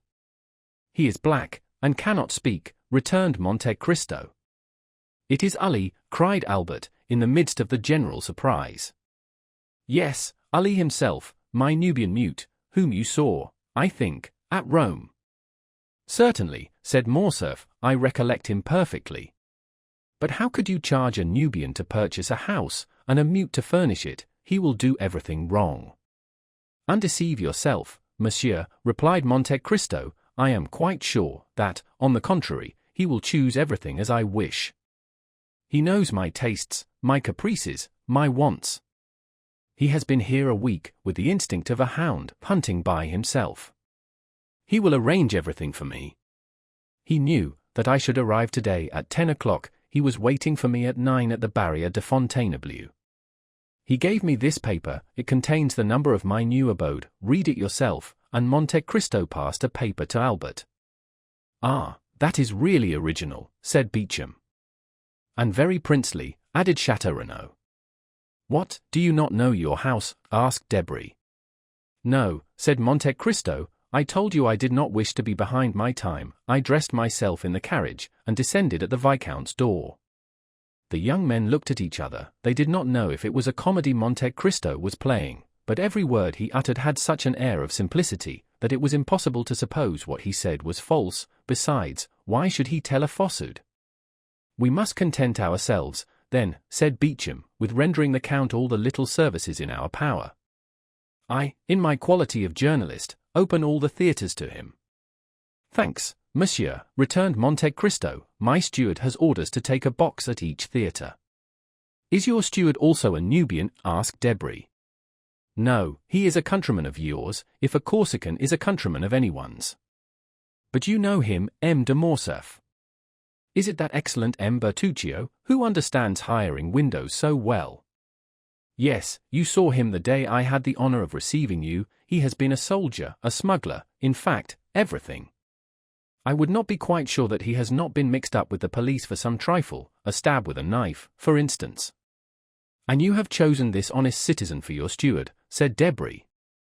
Of how much does he rob you every year? On my word, replied the Count, not more than another. I am sure he answers my purpose, knows no impossibility, and so I keep him. Then, continued Château, since you have an establishment, a steward, and a hotel in the Champs-Élysées, you only want a mistress. Albert smiled.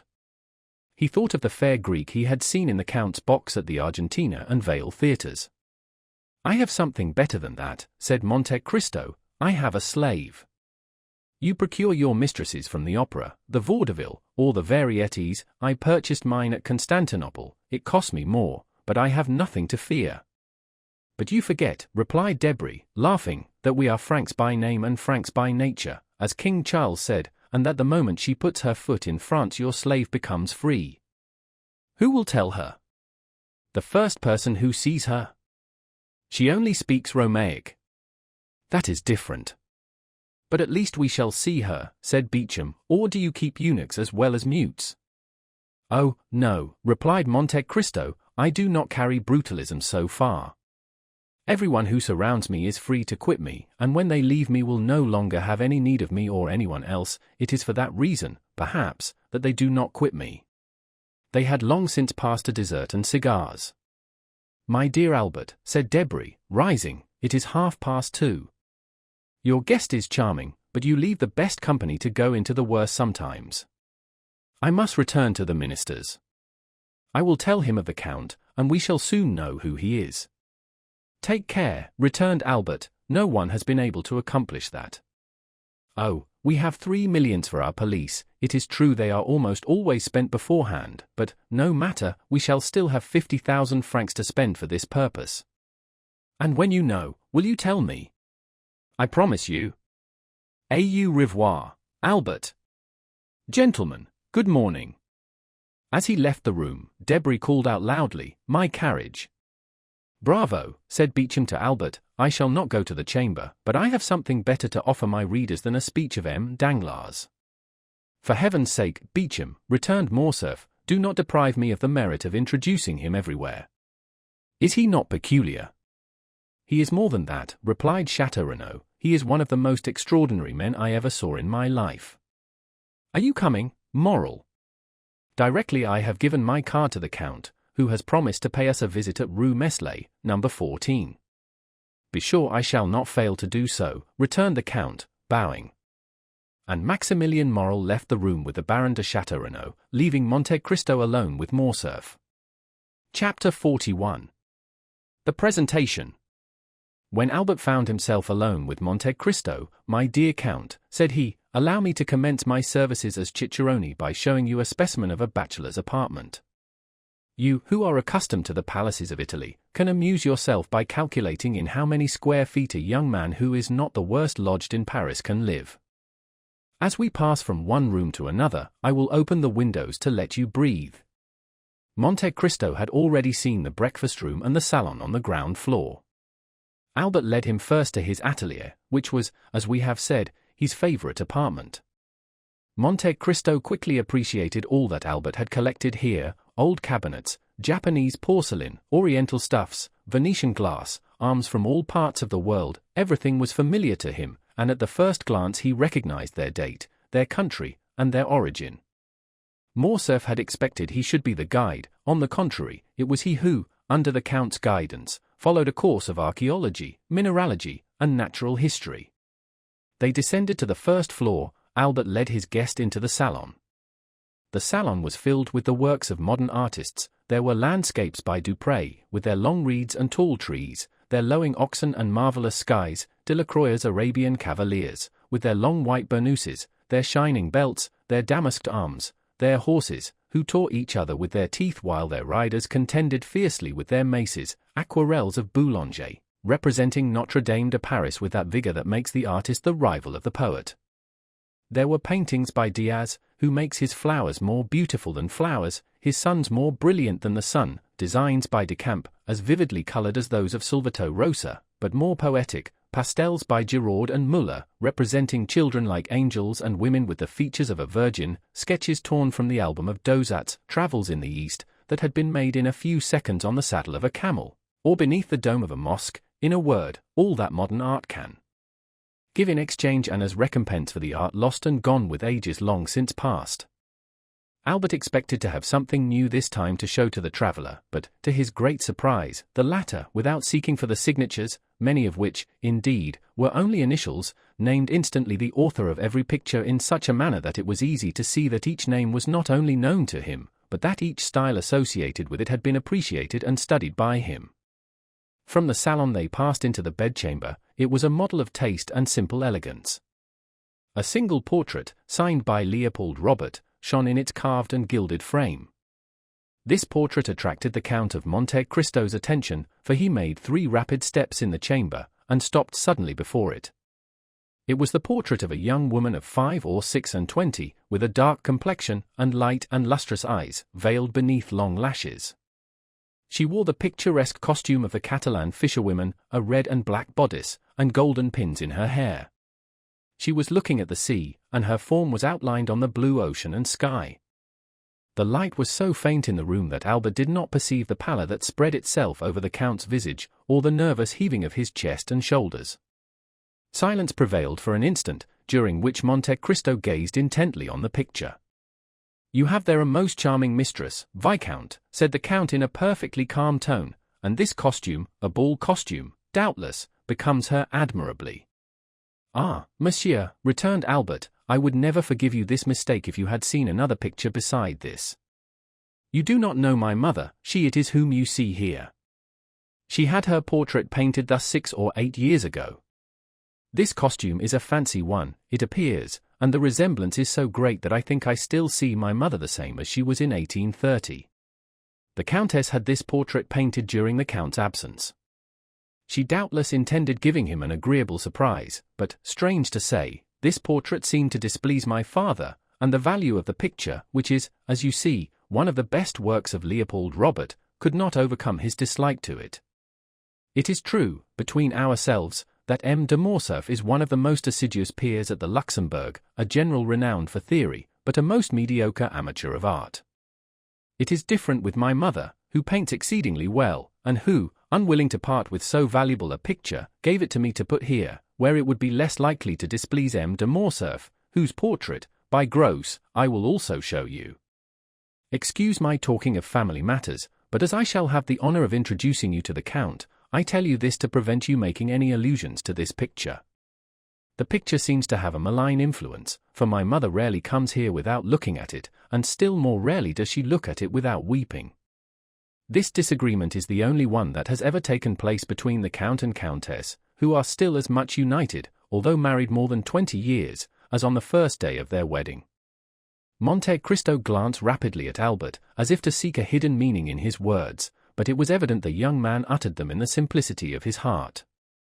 "Now," said Albert, "that you have seen all my treasures, allow me to offer them to you, unworthy as they are.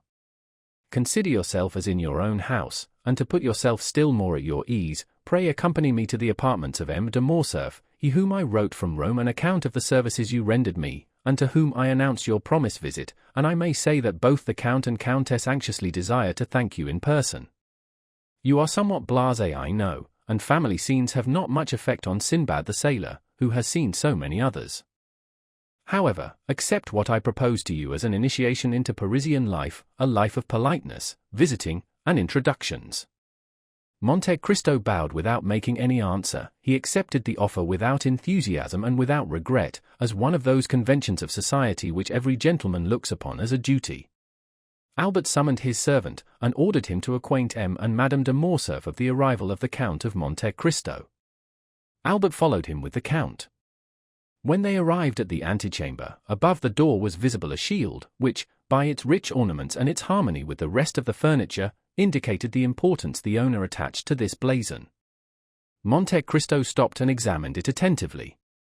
"Azure 7 merlets, or, placed bender," said he.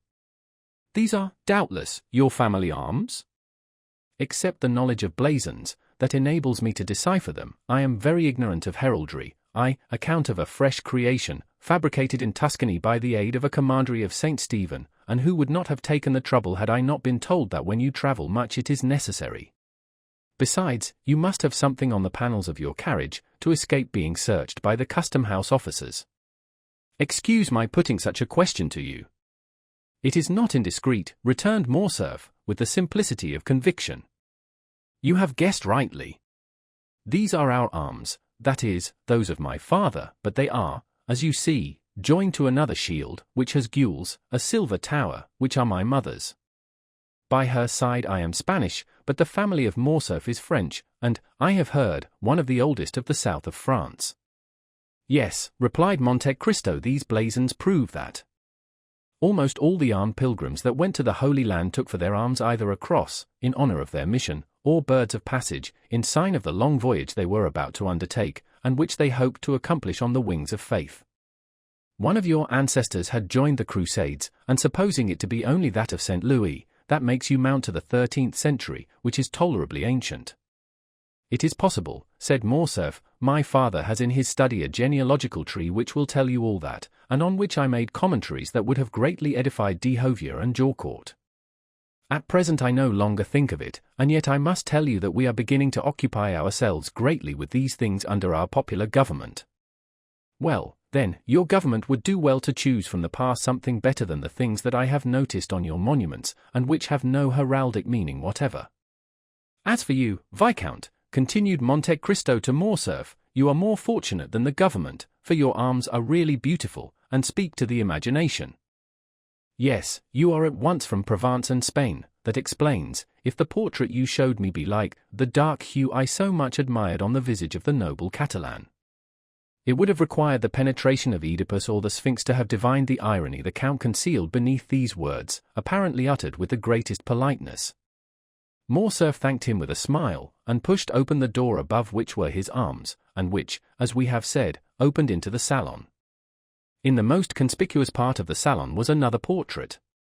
It was that of a man, from 5 to 38, in the uniform of a general officer, wearing the double epaulet of heavy bullion, that indicates superior rank, the ribbon of the Legion of Honor around his neck, which showed he was a commander, and on the right breast, the star of a Grand Officer of the Order of the Saviour, and on the left that of the Grand Cross of Charles III. Which proved that the person represented by the picture had served in the wars of Greece and Spain, or, what was just the same thing as regarded decorations, had fulfilled some diplomatic mission in the two countries.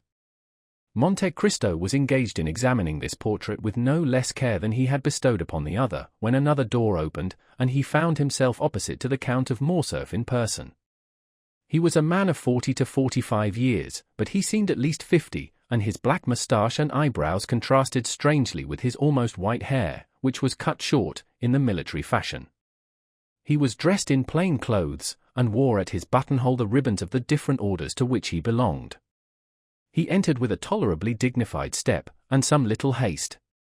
Monte Cristo saw him advance towards him without making a single step. It seemed as if his feet were rooted to the ground, and his eyes on the Count of Morcerf. "Father," said the young man, "I have the honor of presenting to you the Count of Monte Cristo, the generous friend whom I had the good fortune to meet in the critical situation of which I have told you." "You are most welcome, monsieur," said the Count of Morcerf, saluting Monte Cristo with a smile, "and monsieur has rendered our house, in preserving its only heir, a service which ensures him our eternal gratitude." As he said these words, the Count of Morcerf pointed to a chair, while he seated himself in another opposite the window. Monte Cristo, in taking the seat Morcerf offered him, placed himself in such a manner as to remain concealed in the shadow of the large velvet curtains, and read on the careworn and livid features of the Count a whole history of secret griefs written in each wrinkle time had planted there.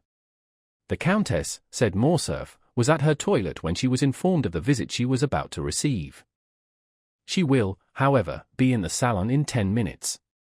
"It is a great honor to me," returned Monte Cristo, "to be thus, on the first day of my arrival in Paris, brought in contact with a man whose merit equals his reputation, and to whom fortune has for once been equitable. But has she not still on the plains of Mitidja, or in the mountains of Atlas, a marshal's staff to offer you?"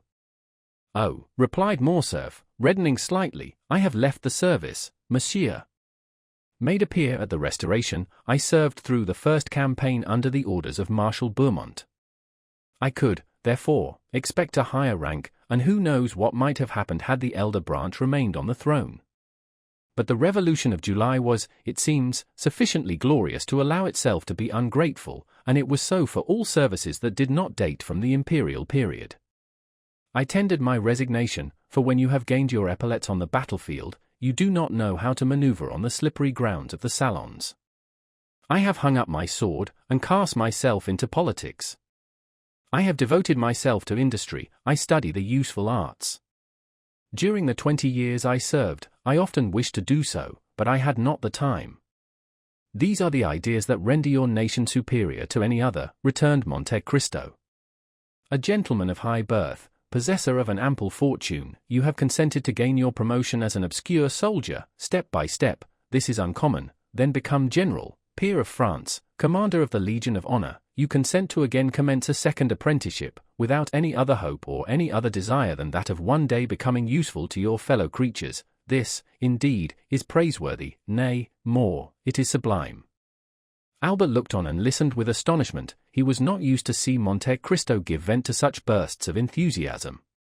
"Alas," continued the stranger, doubtless to dispel the slight cloud that covered Morcerf's brow, "we do not act thus in Italy, we grow according to our race and our species, and we pursue the same lines, and often the same uselessness, all our lives." "But, monsieur," said the Count of Morcerf, "for a man of your merit, Italy is not a country, and France opens her arms to receive you. Respond to her call. France will not, perhaps, be always ungrateful. She treats her children ill, but she always welcomes strangers. "Ah, father," said Albert with a smile, "it is evident you do not know the Count of Monte Cristo. He despises all honors, and contents himself with those written on his passport." "That is the most just remark," replied the stranger, "I ever heard made concerning myself."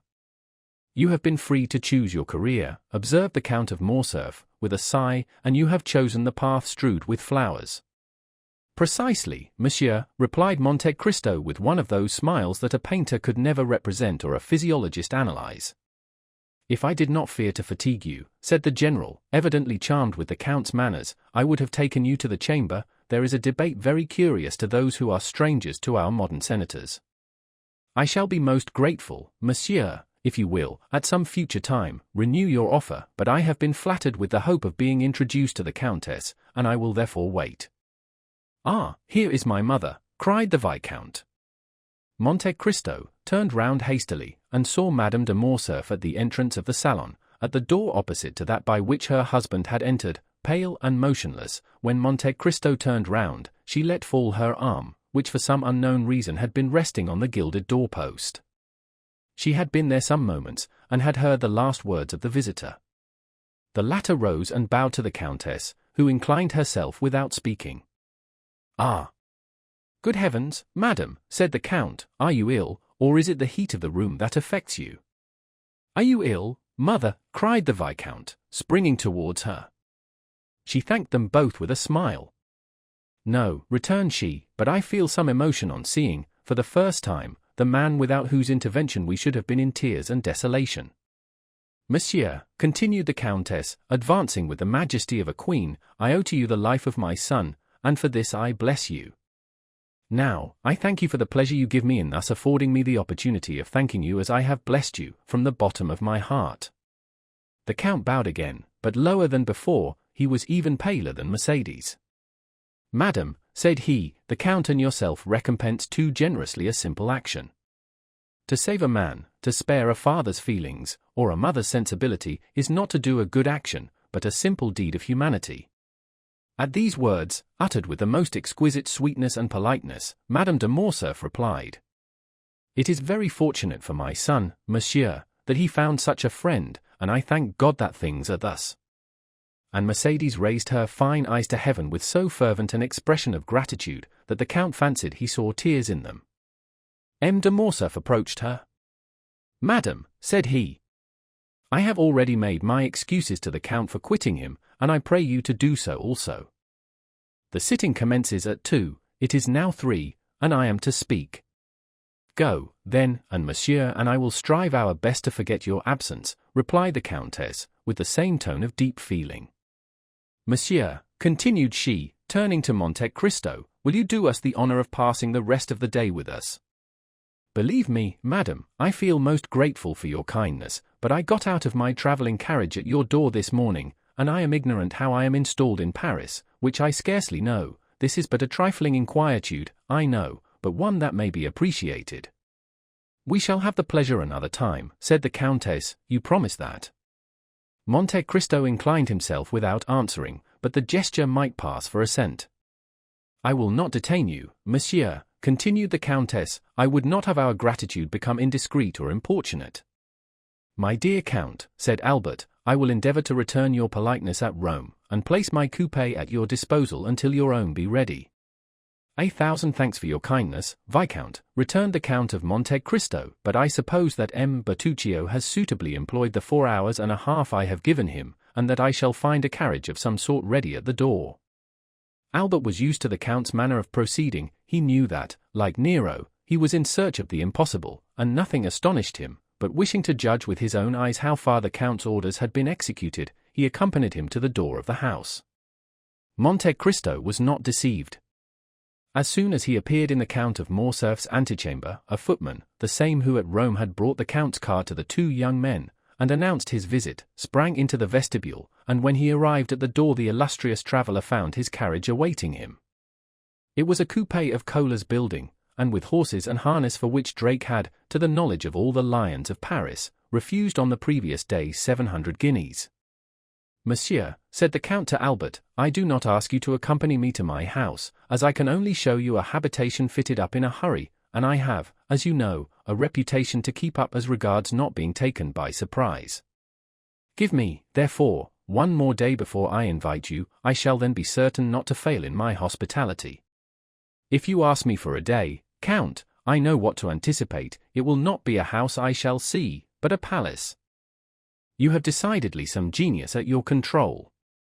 Ma foi, spread that idea, replied the Count of Monte Cristo, putting his foot on the velvet-lined steps of his splendid carriage, and that will be worth something to me among the ladies. As he spoke, he sprang into the vehicle, the door was closed, but not so rapidly that Monte Cristo failed to perceive the almost imperceptible movement which stirred the curtains of the apartment in which he had left Madame de Morcerf.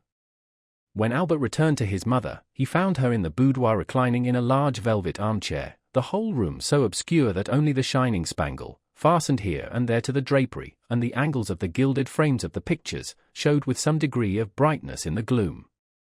Albert could not see the face of the Countess, as it was covered with a thin veil she had put on her head, and which fell over her features in misty folds, but it seemed to him as though her voice had altered.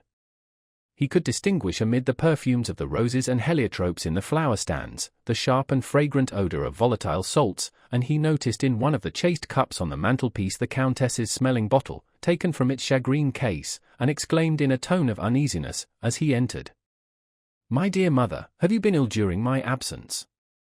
"No, no, Albert, but you know these roses, tuberoses, and orange flowers throw out at first, before one is used to them, such violent perfumes."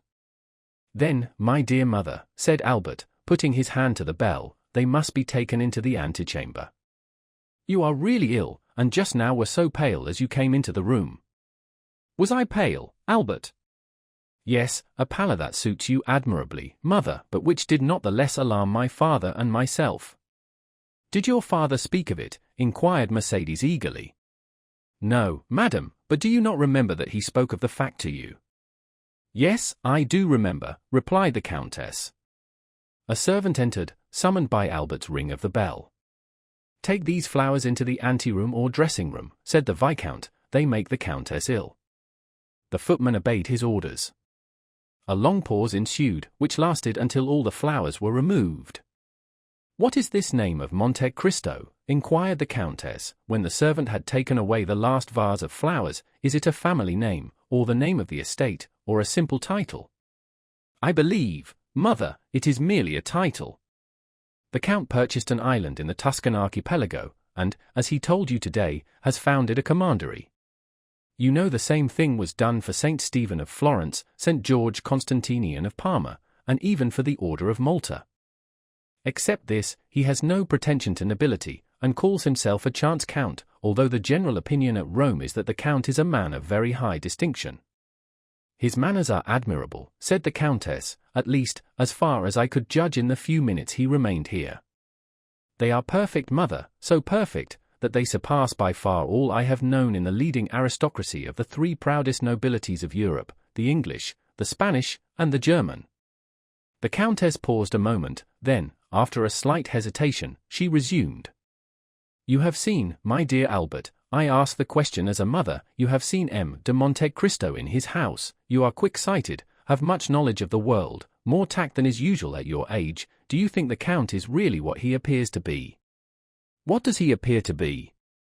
"Why, you have just said, a man of high distinction." "I told you, my dear mother, he was esteemed such." "But what is your own opinion, Albert?" "I must tell you that I have not come to any decided opinion respecting him, but I think him a Maltese. I do not ask you of his origin but what he is." "Ah! What he is, that is quite another thing. I have seen so many remarkable things in him, that if you would have me really say what I think, I shall reply that I really do look upon him as one of Byron's heroes, whom misery has marked with a fatal brand, some Manfred, some Lara, some Werner, one of those wrecks, as it were, of some ancient family, who, disinherited of their patrimony, have achieved one by the force of their adventurous genius, which has placed them above the laws of society." "You say—" "I say that Monte Cristo is an island in the midst of the Mediterranean, without inhabitants or garrison, the resort of smugglers of all nations, and pirates of every flag. Who knows whether or not these industrious worthies do not pay to their feudal lord some dues for his protection? That is possible, said the Countess, reflecting. Never mind, continued the young man, smuggler or not, you must agree, mother dear, as you have seen him, that the Count of Monte Cristo is a remarkable man, who will have the greatest success in the salons of Paris. Why, this very morning, in my rooms, he made his entrée amongst us by striking every man of us with amazement, not even excepting Château. And what do you suppose is the Count's age? Inquired Mercedes, evidently attaching great importance to this question. 35 or 36, mother. So young, it is impossible, said Mercedes, replying at the same time to what Albert said as well as to her own private reflection. It is the truth, however. 3 or 4 times he has said to me, and certainly without the slightest premeditation, at such a period I was 5 years old, at another 10 years old, at another 12, and I, induced by curiosity, which kept me alive to these details, have compared the dates, and never found him inaccurate. The age of this singular man, who is of no age, is then, I am certain, 35. Besides, mother, remark how vivid his eye, how raven-black his hair, and his brow, though so pale, is free from wrinkles. He is not only vigorous, but also young. The Countess bent her head, as if beneath a heavy wave of bitter thoughts. And has this man displayed a friendship for you, Albert? She asked with a nervous shudder. I am inclined to think so. And do you like him? Why, he pleases me in spite of Franz d'Épinay, who tries to convince me that he is a being returned from the other world.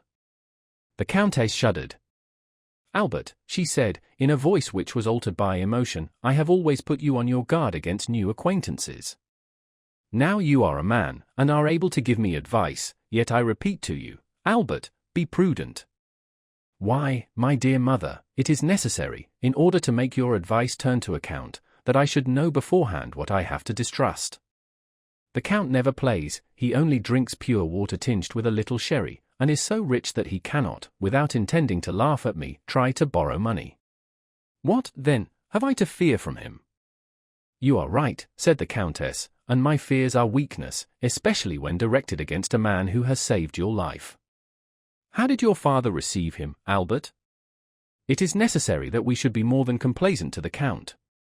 Edmond de Morcerf is sometimes occupied, his business makes him reflective, and he might, without intending it.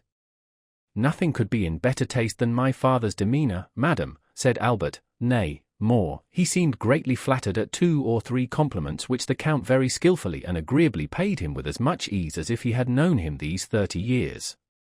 Each of these little tickling arrows must have pleased my father, added Albert with a laugh. And thus they parted the best possible friends, and Edmond de Morcerf even wished to take him to the chamber to hear the speakers. The Countess made no reply. She fell into so deep a reverie that her eyes gradually closed. The young man, standing up before her, gazed upon her with that filial affection which is so tender and endearing with children whose mothers are still young and handsome. Then, after seeing her eyes closed, and hearing her breathe gently, he believed she had dropped asleep, and left the apartment on tiptoe, closing the door after him with the utmost precaution.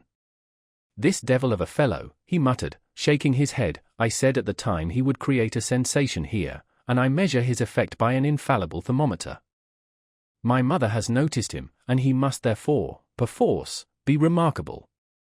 He went down to the stables, not without some slight annoyance, when he remembered that the Count of Monte Cristo had laid his hands on a turnout which sent his bays down to second place in the opinion of connoisseurs. Most decidedly, said he, men are not equal, and I must beg my father to develop this theorem in the Chamber of Peers. Chapter 42. Monsieur Bertuccio. Meanwhile the Count had arrived at his house. It had taken him 6 minutes to perform the distance, but these 6 minutes were sufficient to induce 20 young men who knew the price of the equipage they had been unable to purchase themselves, to put their horses in a gallop in order to see the rich foreigner who could afford to give 20,000 francs apiece for his horses. The house Ali had chosen, and which was to serve as a town residence to Monte Cristo, was situated on the right hand as you ascend the Champs-Élysées. A thick clump of trees and shrubs rose in the centre, and masked a portion of the front. Around this shrubbery 2 alleys, like 2 arms, extended right and left, and formed a carriage drive from the iron gates to a double portico, on every step of which stood a porcelain vase, filled with flowers. This house, isolated from the rest, had, besides the main entrance, another in the Rue de Ponthieu. Even before the coachman had hailed the concierge, the massy gates rolled on their hinges. They had seen the Count coming, and at Paris, as everywhere else, he was served with the rapidity of lightning. The coachman entered and traversed the half-circle without slackening his speed, and the gates were closed ere the wheels had ceased to sound on the gravel. The carriage stopped at the left side of the portico. 2 men presented themselves at the carriage window. The one was Ali, who, smiling with an expression of the most sincere joy, seemed amply repaid by a mere look from Monte Cristo. The other bowed respectfully, and offered his arm to assist the Count in descending. "Thanks, M. Bertuccio," said the Count, springing lightly up the 3 steps of the portico, "and the notary?" "He is in the small salon, Excellency," returned Bertuccio. "And the cards I ordered to be engraved as soon as you knew the number of the house." "Your Excellency, it is done already. I have been myself to the best engraver of the Palais Royal, who did the plate in my presence. The first card struck off was taken, according to your orders, to the Baron Danglars, Rue de la Chaussée d'Antin, number 7. The others are on the mantelpiece of your Excellency's bedroom." "Good. What o'clock is it?" "For a clock." Monte Cristo gave his hat, cane, and gloves to the same French footman who had called his carriage at the Count of Morcerf's, and then he passed into the small salon, preceded by Bertuccio, who showed him the way. "These are but indifferent marbles in this antechamber," said Monte Cristo. "I trust all this will soon be taken away." Bertuccio bowed. As the steward had said, the notary awaited him in the small salon. He was a simple-looking lawyer's clerk, elevated to the extraordinary dignity of a provincial scrivener. "You are the notary empowered to sell the country house that I wish to purchase, monsieur?" asked Monte Cristo. "Yes, Count," returned the notary. "Is the deed of sale ready?" "Yes, Count." "Have you brought it?" "Here it is." "Very well, and where is this house that I purchase?" asked the Count carelessly, addressing himself half to Bertuccio, half to the notary. The steward made a gesture that signified, "I do not know." The notary looked at the Count with astonishment. "What," said he, "does not the Count know where the house he purchases is situated?" "No," returned the Count. "The Count does not know." "How should I know?" "I have arrived from Cadiz this morning. I have never before been at Paris, and it is the first time I have ever even set my foot in France." "Ah, that is different. The house you purchase is at Auteuil." At these words Bertuccio turned pale. "And where is Auteuil?" asked the Count. "Close by here, monsieur," replied the notary, "a little beyond Passy, a charming situation, in the heart of the Bois de Boulogne." "So near as that," said the Count, "but that is not in the country." "What made you choose a house at the gates of Paris, M. Bertuccio?" "I," cried the steward with a strange expression. "His Excellency did not charge me to purchase this house." "If His Excellency will recollect, if he will think." "Ah, true," observed Monte Cristo, "I recollect now. I read the advertisement in one of the papers, and was tempted by the false title, A Country House." "It is not yet too late," cried Bertuccio, eagerly, "and if your Excellency will entrust me with the commission, I will find you a better at Enghien, at Fontenay Auxiliary Roses, or at Bellevue." "Oh, no," returned Monte Cristo negligently, "since I have this, I will keep it." "And you are quite right," said the notary, who feared to lose his fee. "It is a charming place, well supplied with spring water and fine trees, a comfortable habitation, although abandoned for a long time, without reckoning the furniture, which, although old, is yet valuable, now that old things are so much sought after. I suppose the Count has the tastes of the day." "To be sure," returned Monte Cristo, "it is very convenient, then." "It is more, it is magnificent." "Peste! Let us not lose such an opportunity," returned Monte Cristo. "The deed, if you please, Mr. Notary." And he signed it rapidly, after having first run his eye over that part of the deed in which were specified the situation of the house and the names of the proprietors. "Bertuccio," said he, "give 55,000 francs to monsieur."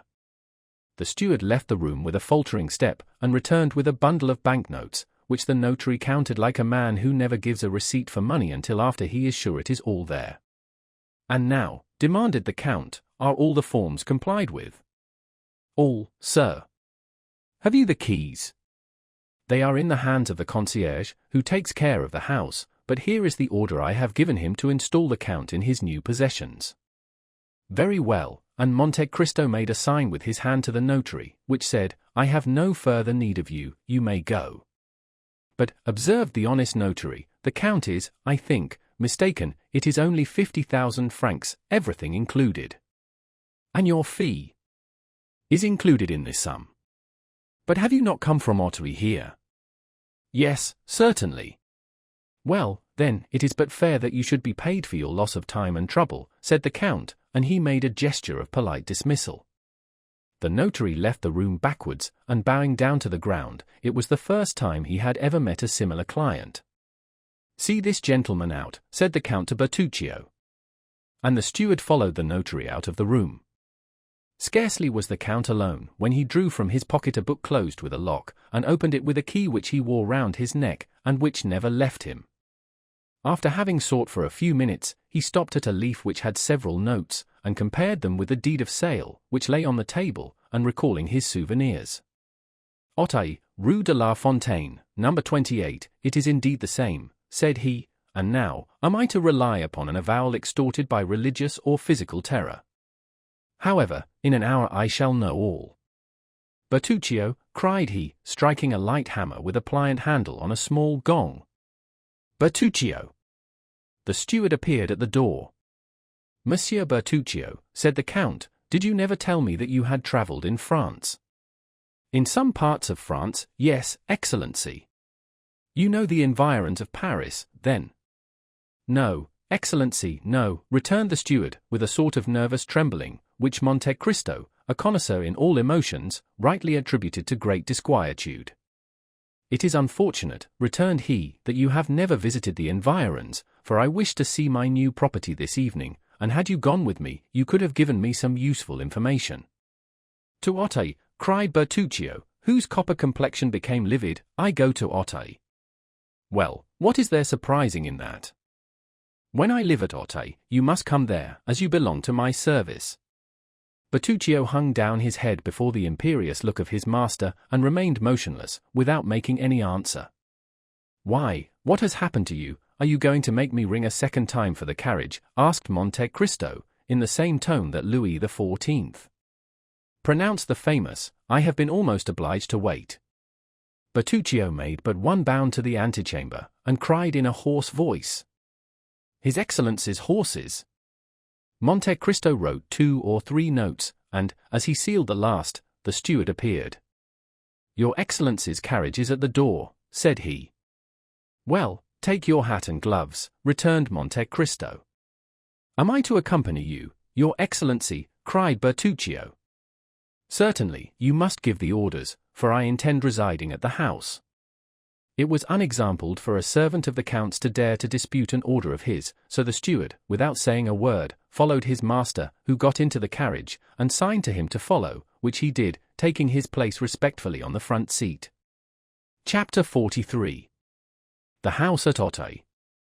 Monte Cristo noticed, as they descended the staircase, that Bertuccio signed himself in the Corsican manner, that is, had formed the sign of the cross in the air with his thumb, and as he seated himself in the carriage, muttered a short prayer. Anyone but a man of exhaustless thirst for knowledge would have had pity on seeing the steward's extraordinary repugnance for the Count's projected drive without the walls, but the Count was too curious to let Bertuccio off from this little journey. In 20 minutes they were at Auteuil. The steward's emotion had continued to augment as they entered the village. Bertuccio, crouched in the corner of the carriage, began to examine with a feverish anxiety every house they passed. "Tell them to stop at Rue de la Fontaine, number 28, said the Count, fixing his eyes on the steward, to whom he gave this order. Bertuccio's forehead was covered with perspiration, however, he obeyed, and, leaning out of the window, he cried to the coachman, "Rue de la Fontaine, number 28. Number 28 was situated at the extremity of the village. During the drive night had set in, and darkness gave the surroundings the artificial appearance of a scene on the stage. The carriage stopped, the footman sprang off the box and opened the door. "Well," said the Count, "you do not get out, Bertuccio, you are going to stay in the carriage, then? What are you thinking of this evening?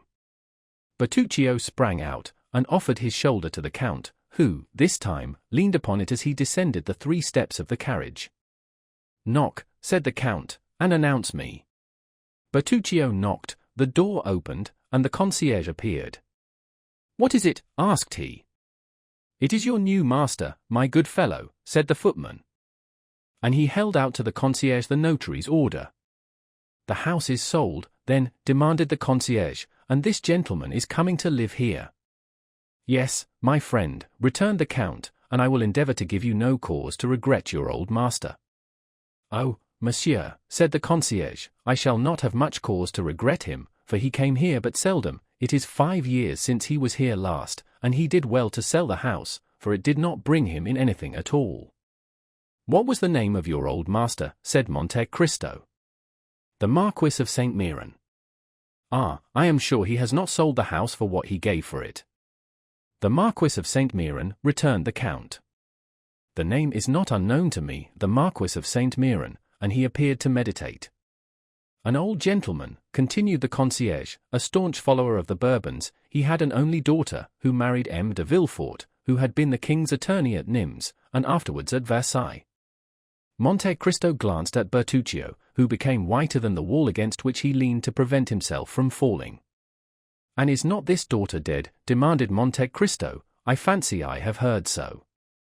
"Yes, monsieur, 21 years ago, and since then we have not seen the poor Marquis 3 times.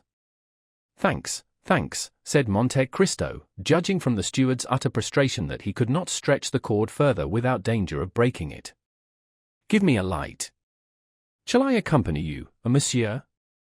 "No, it is unnecessary, Bertuccio will show me a light." And Monte Cristo accompanied these words by the gift of 2 gold pieces, which produced a torrent of thanks and blessings from the concierge. "Ah, monsieur," said he, after having vainly searched on the mantelpiece and the shelves, "I have not got any candles." "Take one of the carriage lamps, Bertuccio," said the Count, "and show me the apartments." The steward obeyed in silence, but it was easy to see, from the manner in which the hand that held the light trembled, how much it cost him to obey. They went over a tolerably large ground floor. A first floor consisted of a salon, a bathroom, and 2 bedrooms. Near one of the bedrooms they came to a winding staircase that led down to the garden. "Ah, here is a private staircase," said the Count. "That is convenient. Light me, M. Bertuccio, and go first. We will see where it leads to."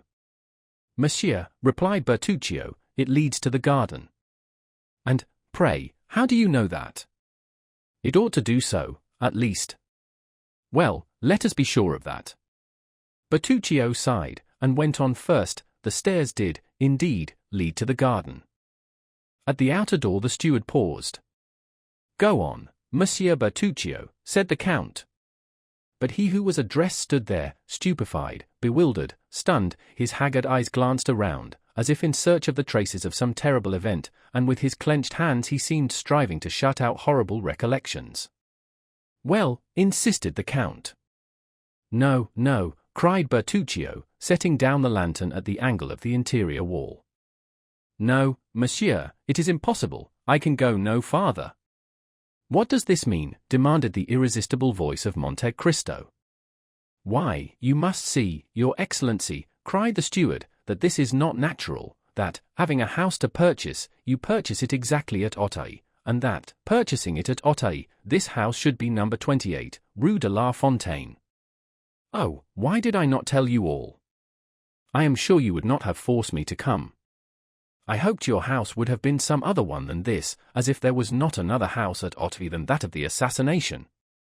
What, cried Monte Cristo, stopping suddenly, "what words do you utter? Devil of a man, Corsican that you are, always mysteries or superstitions.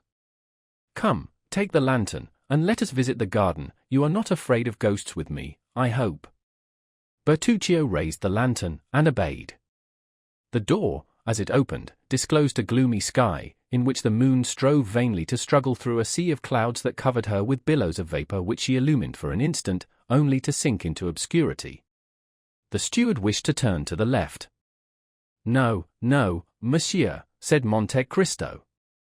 What is the use of following the alleys? Here is a beautiful lawn, let us go on straight forwards. Bertuccio wiped the perspiration from his brow, but obeyed. However, he continued to take the left hand. Monte Cristo, on the contrary, took the right hand. Arrived near a clump of trees, he stopped. The steward could not restrain himself. "Move, monsieur, move away, I entreat you, you are exactly in the spot." "What spot?" "Where he fell." "My dear Monsieur Bertuccio," said Monte Cristo, laughing, "control yourself, we are not at Sartine or at court. This is not a Corsican marquee but an English garden, badly kept, I own, but still you must not calumniate it for that. Monsieur, I implore you do not stay there." "I think you are going mad, Bertuccio," said the Count coldly.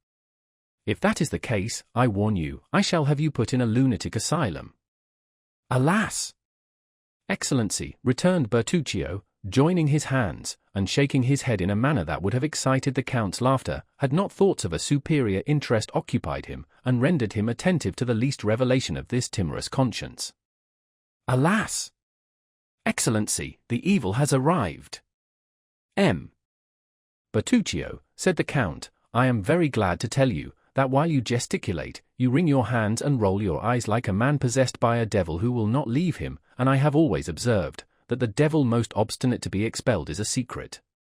I knew you were a Corsican. I knew you were gloomy, and always brooding over some old history of the vendetta, and I overlooked that in Italy, because in Italy those things are thought nothing of. But in France they are considered in very bad taste. There are gendarmes who occupy themselves with such affairs, judges who condemn, and scaffolds which avenge." Bertuccio clasped his hands, and as, in all these evolutions, he did not let fall the lantern, the light showed his pale and altered countenance. Monte Cristo examined him with the same look that, at Rome, he had bent upon the execution of Andrea, and then, in a tone that made a shudder pass through the veins of the poor steward. "The Abbé Busoni then told me an untruth," said he, "when, after his journey in France, in 1829, he sent you to me, with a letter of recommendation, in which he enumerated all your valuable qualities. Well, I shall write to the Abbé, I shall hold him responsible for his protégé's misconduct, and I shall soon know all about this assassination.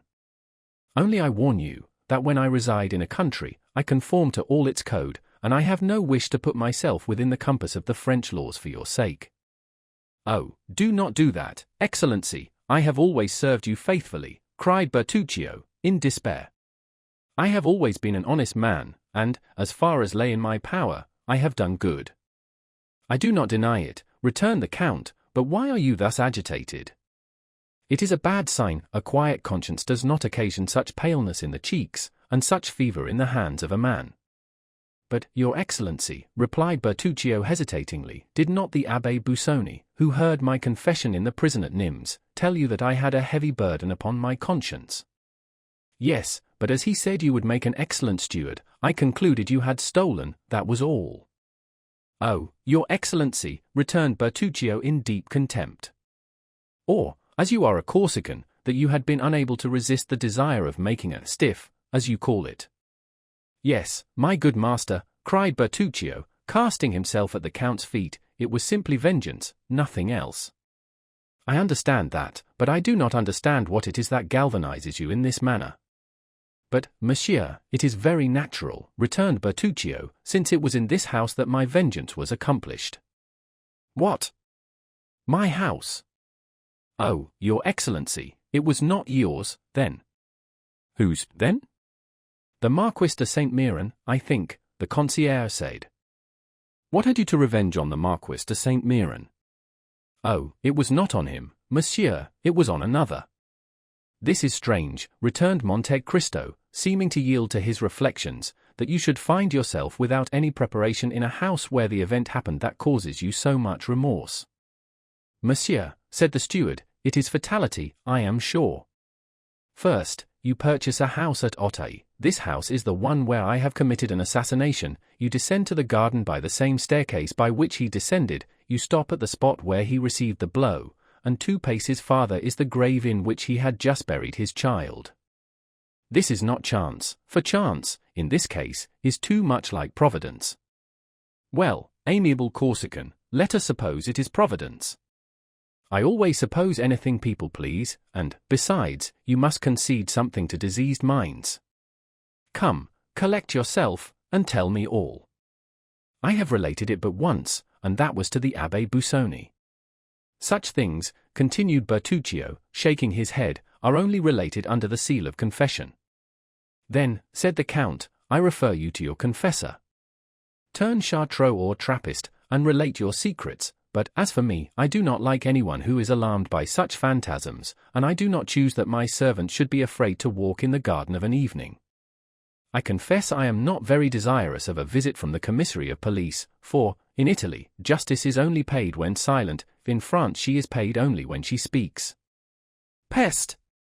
I thought you somewhat Corsican, a great deal smuggler, and an excellent steward, but I see you have other strings to your bow. You are no longer in my service, Monsieur Bertuccio. Oh, Your Excellency, cried the steward, struck with terror at this threat, if that is the only reason I cannot remain in your service, I will tell all, for if I quit you, it will only be to go to the scaffold. That is different, replied Monte Cristo, but if you intend to tell an untruth, reflect it were better not to speak at all. No, monsieur, I swear to you, by my hopes of salvation, I will tell you all, for the Abbé Busoni himself only knew a part of my secret, but, I pray you, go away from that plane tree. The moon is just bursting through the clouds, and there, standing where you do, and wrapped in that cloak that conceals your figure, you remind me of M. de Villefort. What? Cried Monte Cristo, it was M. de Villefort. Your Excellency knows him. The former royal attorney at Nimes. Yes. Who married the Marquis of St. Méran's daughter? Yes. Who enjoyed the reputation of being the most severe, the most upright, the most rigid magistrate on the bench? Well, monsieur, said Bertuccio, this man with this spotless reputation. Well, was a villain. Bah, replied Monte Cristo, impossible. It is as I tell you. Ah, really, said Monte Cristo. Have you proof of this? I had it. And you have lost it, how stupid. Yes, but by careful search it might be recovered. Really, returned the Count, relate it to me, for it begins to interest me. And the Count, humming an air from Lucia, went to sit down on a bench, while Bertuccio followed him, collecting his thoughts. Bertuccio remained standing before him. Chapter 44. The Vendetta. At what point shall I begin my story, Your Excellency? Asked Bertuccio. Where you please, returned Monte Cristo, since I know nothing at all of it. I thought the Abbé Busoni had told Your Excellency. Some particulars, doubtless, but that is 7 or 8 years ago, and I have forgotten them. Then I can speak without fear of tiring Your Excellency. Go on, M. Bertuccio, you will supply the want of the evening papers. The story begins in 1815. Ah, said Monte Cristo, 1815 is not yesterday. No, monsieur, and yet I recollect all things as clearly as if they had happened but then. I had a brother, an elder brother, who was in the service of the emperor. He had become lieutenant in a regiment composed entirely of Corsicans. This brother was my only friend. We became orphans, I at 5, he at 18. He brought me up as if I had been his son, and in 1814 he married. When the emperor returned from the island of Elba, my brother instantly joined the army, was slightly wounded at Waterloo, and retired with the army beyond the Loire. But that is the history of the 100 days, M. Bertuccio, said the Count, unless I am mistaken, it has been already written. Excuse me, Excellency, but these details are necessary, and you promised to be patient. Go on, I will keep my word. One day we received a letter.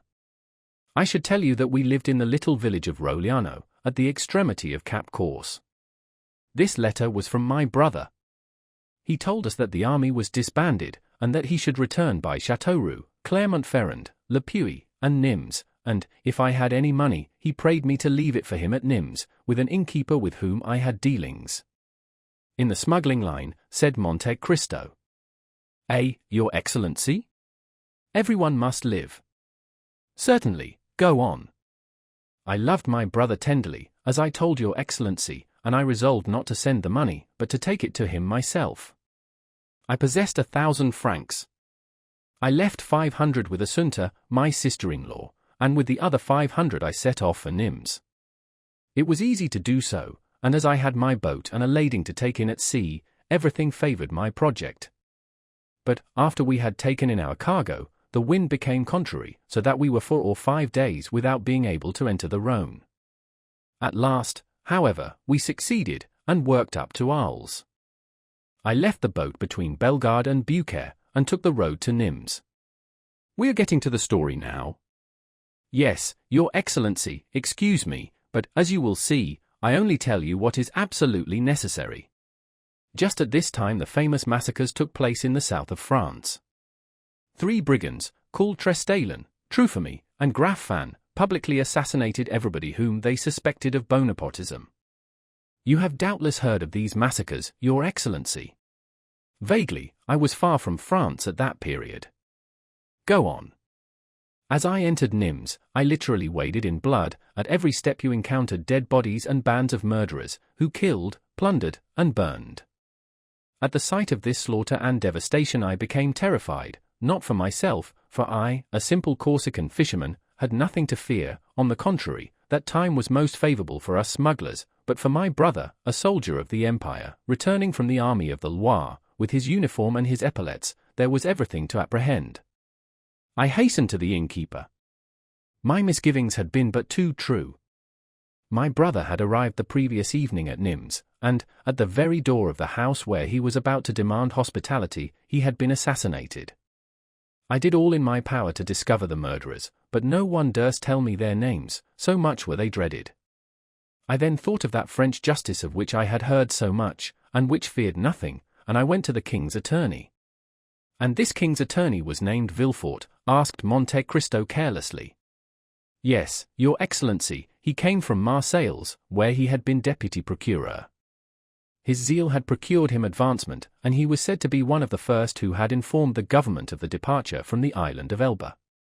Then, said Monte Cristo, you went to him. Monsieur, I said, my brother was assassinated yesterday in the streets of Nimes, I know not by whom, but it is your duty to find out. You are the representative of justice here, and it is for justice to avenge those she has been unable to protect. Who was your brother? Asked he. A lieutenant in the Corsican battalion. A soldier of the usurper, then. A soldier of the French army. Well, replied he has smitten with the sword, and he has perished by the sword.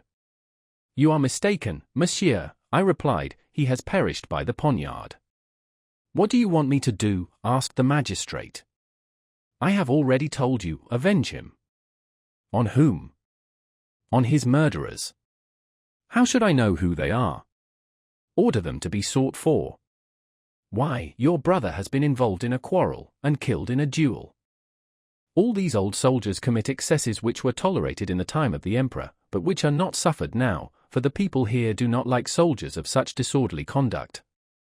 Monsieur, I replied, it is not for myself that I entreat your interference, I should grieve for him or avenge him, but my poor brother had a wife, and were anything to happen to me, the poor creature would perish from want, for my brother's pay alone kept her. Pray, try and obtain a small government pension for her. Every revolution has its catastrophes, returned M. de Villefort, your brother has been the victim of this. It is a misfortune, and government owes nothing to his family.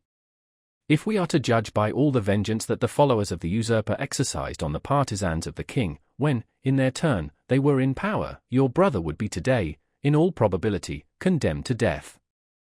What has happened is quite natural, and in conformity with the law of reprisals. What, cried I, do you, a magistrate, speak thus to me? All these Corsicans are mad, on my honor, replied M. de Villefort, they fancy that their countryman is still emperor. You have mistaken the time, you should have told me this 2 months ago, it is too late now. Go now, at once, or I shall have you put out.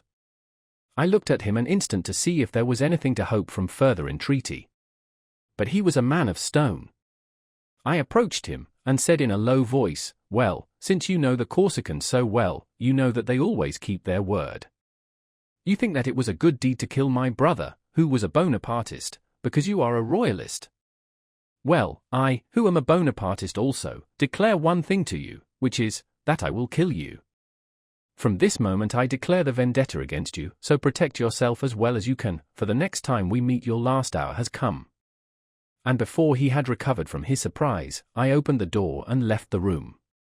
"Well, well," said Monte Cristo, "such an innocent-looking person as you are to do those things, Bertuccio, and to a king's attorney at that."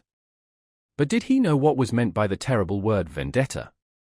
He knew so well, that from that moment he shut himself in his house, and never went out unattended, seeking me high and low. Fortunately, I was so well concealed that he could not find me. Then he became alarmed, and dared not stay any longer at Nimes, so he solicited a change of residence, and, as he was in reality very influential, he was nominated to Versailles. But, as you know, a Corsican who has sworn to avenge himself cares not for distance, so his carriage, fast as it went, was never above half a day's journey before me, who followed him on foot. The most important thing was, not to kill him only, for I had an opportunity of doing so 100 times, but to kill him without being discovered, at least, without being arrested. I no longer belonged to myself, for I had my sister-in-law to protect and provide for. For 3 months I watched Emma de Villefort, for 3 months he took not a step out of doors without my following him. At length I discovered that he went mysteriously to Auteuil. I followed him thither, and I saw him enter the house where we now are, only, instead of entering by the great door that looks into the street, he came on horseback, or in his carriage, left the one or the other at the little inn, and entered by the gate you see there. Monte Cristo made a sign with his head to show that he could discern in the darkness the door to which Bertuccio alluded. As I had nothing more to do at Versailles, I went to Auteuil, and gained all the information I could. If I wished to surprise him, it was evident this was the spot to lie in wait for him. The house belonged, as the concierge informed your Excellency, to M. de Saint-Méran, Villefort's father-in-law. M. de Saint-Méran lived at Marseilles, so that this country house was useless to him, and it was reported to be let to a young widow, known only by the name of the Baroness. One evening, as I was looking over the wall, I saw a young and handsome woman who was walking alone in that garden, which was not overlooked by any windows, and I guessed that she was awaiting M. de Villefort. When she was sufficiently near for me to distinguish her features, I saw she was from 18 to 19, tall and very fair. As she had a loose muslin dress on and as nothing concealed her figure, I saw she would ere long become a mother. A few moments after, the little door was opened and a man entered. The young woman hastened to meet him. They threw themselves into each other's arms, embraced tenderly, and returned together to the house. The man was M. de Villefort. I fully believed that when he went out in the night he would be forced to traverse the whole of the garden alone. And, asked the Count, "Did you ever know the name of this woman?" "No, Excellency," returned Bertuccio. "You will see that I had no time to learn it." "Go on." "That evening," continued Bertuccio, "I could have killed the procureur, but as I was not sufficiently acquainted with the neighborhood, I was fearful of not killing him on the spot, and that if his cries were overheard I might be taken, so I put it off until the next occasion, and in order that nothing should escape me, I took a chamber looking into the street bordered by the wall of the garden. 3 days after, about 7 o'clock in the evening, I saw a servant on horseback leave the house at full gallop, and take the road to Sèvres. I concluded that he was going to Versailles, and I was not deceived. 3 hours later, the man returned covered with dust, his errand was performed, and 2 minutes after, another man on foot, muffled in a mantle, opened the little door of the garden, which he closed after him. I descended rapidly. Although I had not seen Villefort's face, I recognized him by the beating of my heart. I crossed the street, and stopped at a post placed at the angle of the wall, and by means of which I had once before looked into the garden. This time I did not content myself with looking, but I took my knife out of my pocket, felt that the point was sharp, and sprang over the wall. My first care was to run to the door. He had left the key in it, taking the simple precaution of turning it twice in the lock. Nothing, then, preventing my escape by this means, I examined the grounds. The garden was long and narrow, a stretch of smooth turf extended down the middle, and at the corners were clumps of trees with thick and massy foliage, that made a background for the shrubs and flowers. In order to go from the door to the house, or from the house to the door, M. de Villefort would be obliged to pass by one of these clumps of trees. It was the end of September, the wind blew violently. The faint glimpses of the pale moon, hidden momentarily by masses of dark clouds that were sweeping across the sky, whitened the gravel walks that led to the house, but were unable to pierce the obscurity of the thick shrubberies, in which a man could conceal himself without any fear of discovery. I hid myself in the one nearest to the path Villefort must take, and scarcely was I there when, amidst the gusts of wind, I fancied I heard groans. But you know, or rather you do not know, Your Excellency, that he who is about to commit an assassination fancies that he hears low cries perpetually ringing in his ears. 2 hours passed thus, during which I imagined I heard moans repeatedly. Midnight struck. As the last stroke died away, I saw a faint light shine through the windows of the private staircase by which we have just descended. The door opened, and the man in the mantle reappeared. The terrible moment had come, but I had so long been prepared for it that my heart did not fail in the least. I drew my knife from my pocket again, opened it, and made ready to strike. The man in the mantle advanced towards me, but as he drew near I saw that he had a weapon in his hand. I was afraid, not of a struggle, but of a failure. When he was only a few paces from me, I saw that what I had taken for a weapon was only a spade. I was still unable to divine for what reason M. de Villefort had this spade in his hands, when he stopped close to the thicket where I was, glanced round, and began to dig a hole in the earth.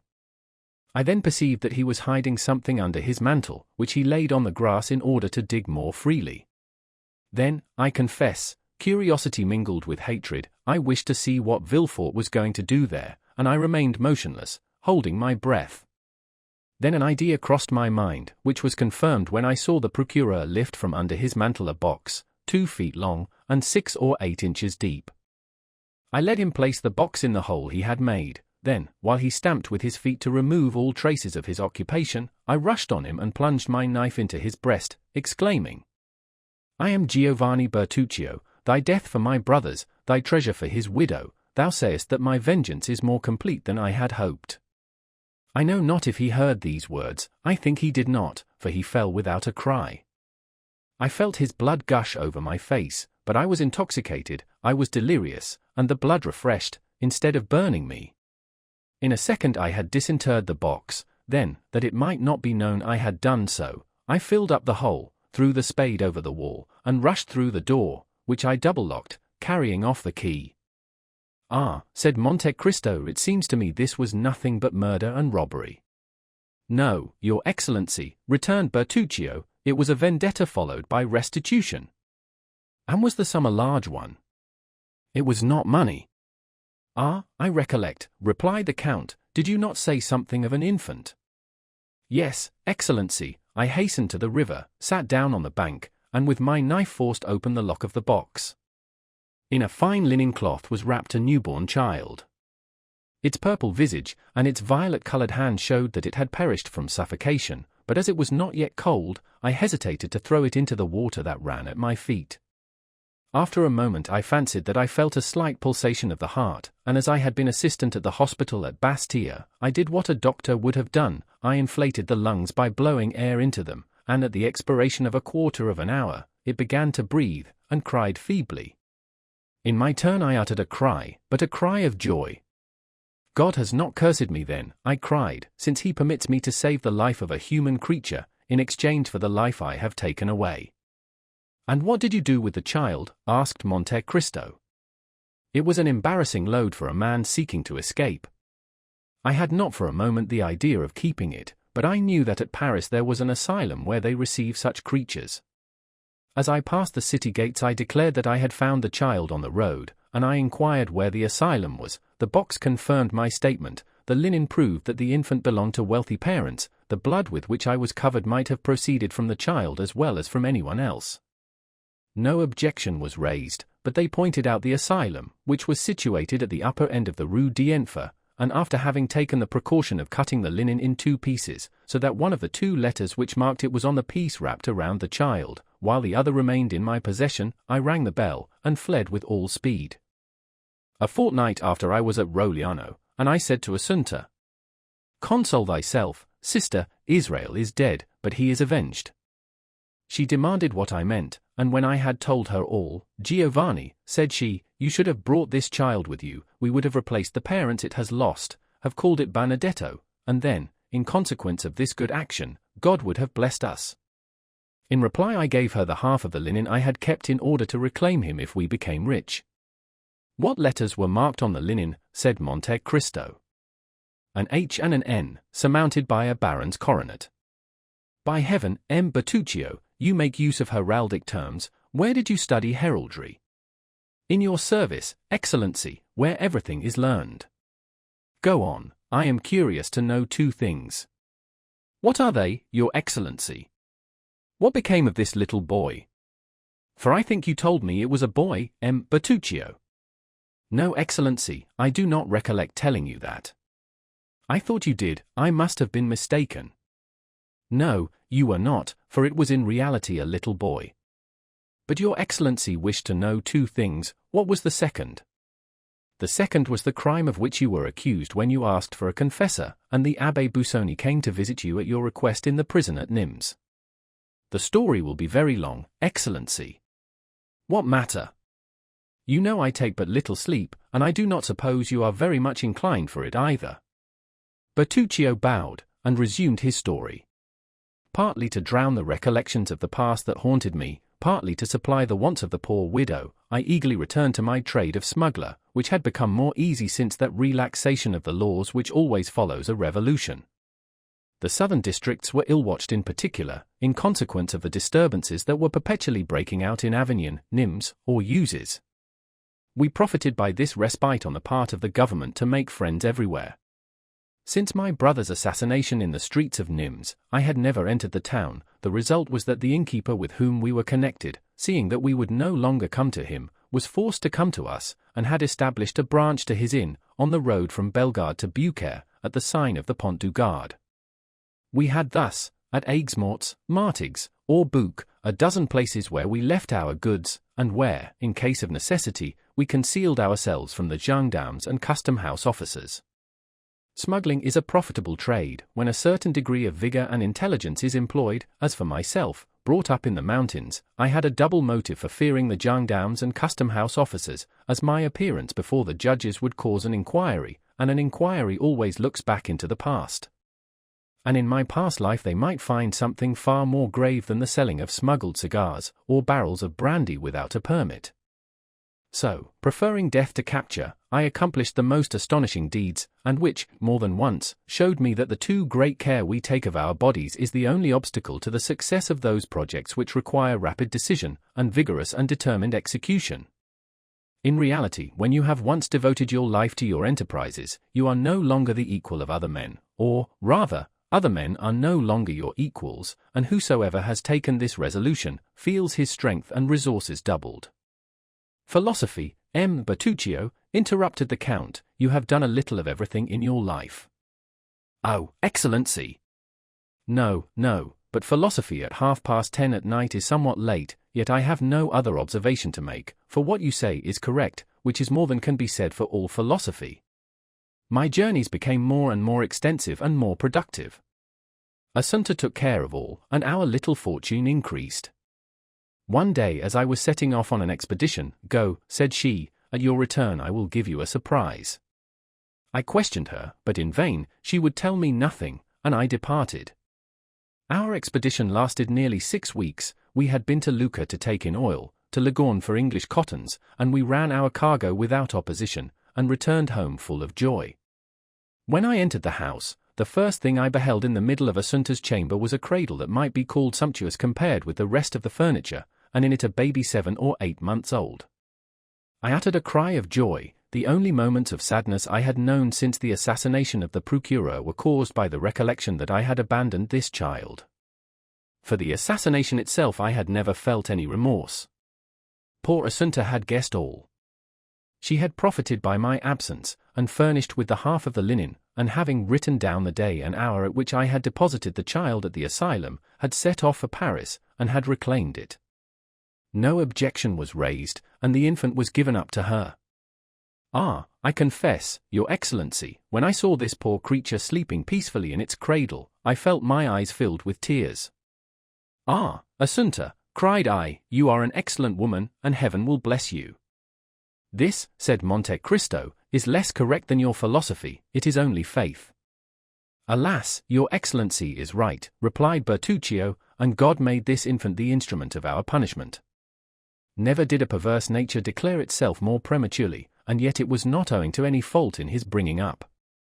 He was a most lovely child, with large blue eyes of that deep color that harmonizes so well with the blonde complexion. Only his hair, which was too light, gave his face a most singular expression, and added to the vivacity of his look, and the malice of his smile. Unfortunately, there is a proverb which says that red is either altogether good or altogether bad. The proverb was but too correct as regarded Benedetto, and even in his infancy he manifested the worst disposition. It is true that the indulgence of his foster mother encouraged him. This child, for whom my poor sister would go to the town, 5 or 6 leagues off, to purchase the earliest fruits and the most tempting sweetmeats, preferred to Parma grapes or Genoese preserves, the chestnut stolen from a neighbor's orchard, or the dried apples in his loft, when he could eat as well of the nuts and apples that grew in my garden. One day, when Benedetto was about 5 or 6, our neighbor Wasilio, who, according to the custom of the country, never locked up his purse or his valuables, for, as your excellency knows, there are no thieves in Corsica, complained that he had lost a louis out of his purse. We thought he must have made a mistake in counting his money, but he persisted in the accuracy of his statement. One day, Benedetto, who had been gone from the house since morning, to our great anxiety, did not return until late in the evening, dragging a monkey after him, which he said he had found chained to the foot of a tree. For more than a month past, the mischievous child, who knew not what to wish for, had taken it into his head to have a monkey. A boatman, who had passed by Rogliano, and who had several of these animals, whose tricks had greatly diverted him, had, doubtless, suggested this idea to him. Monkeys are not found in our woods chained to trees, said I. Confess how you obtained this animal. Benedetto maintained the truth of what he had said, and accompanied it with details that did more honor to his imagination than to his veracity. I became angry, he began to laugh, I threatened to strike him, and he made 2 steps backwards. You cannot beat me, said he, you have no right, for you are not my father. We never knew who had revealed this fatal secret, which we had so carefully concealed from him. However, it was this answer, in which the child's whole character revealed itself, that almost terrified me, and my arm fell without touching him. The boy triumphed, and this victory rendered him so audacious, that all the money of Assunta, whose affection for him seemed to increase as he became more unworthy of it, was spent in caprices she knew not how to contend against, and folly she had not the courage to prevent.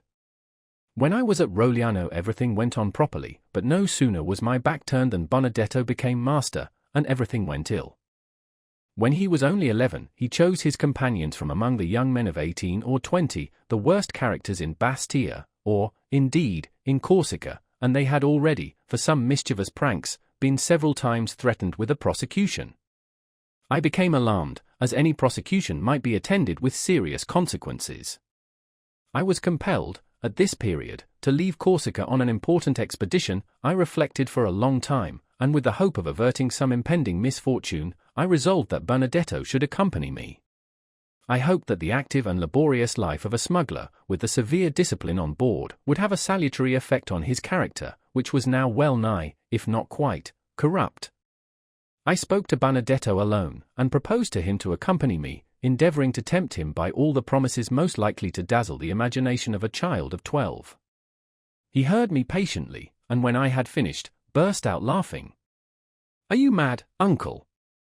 He called me by this name when he was in good humor. "Do you think I am going to change the life I lead for your mode of existence, my agreeable indolence for the hard and precarious toil you impose on yourself, exposed to the bitter frost at night, and the scorching heat by day, compelled to conceal yourself, and when you are perceived, receive a volley of bullets, all to earn a paltry sum? Why, I have as much money as I want. Mother Assunta always furnishes me when I ask for it. You see that I should be a fool to accept your offer."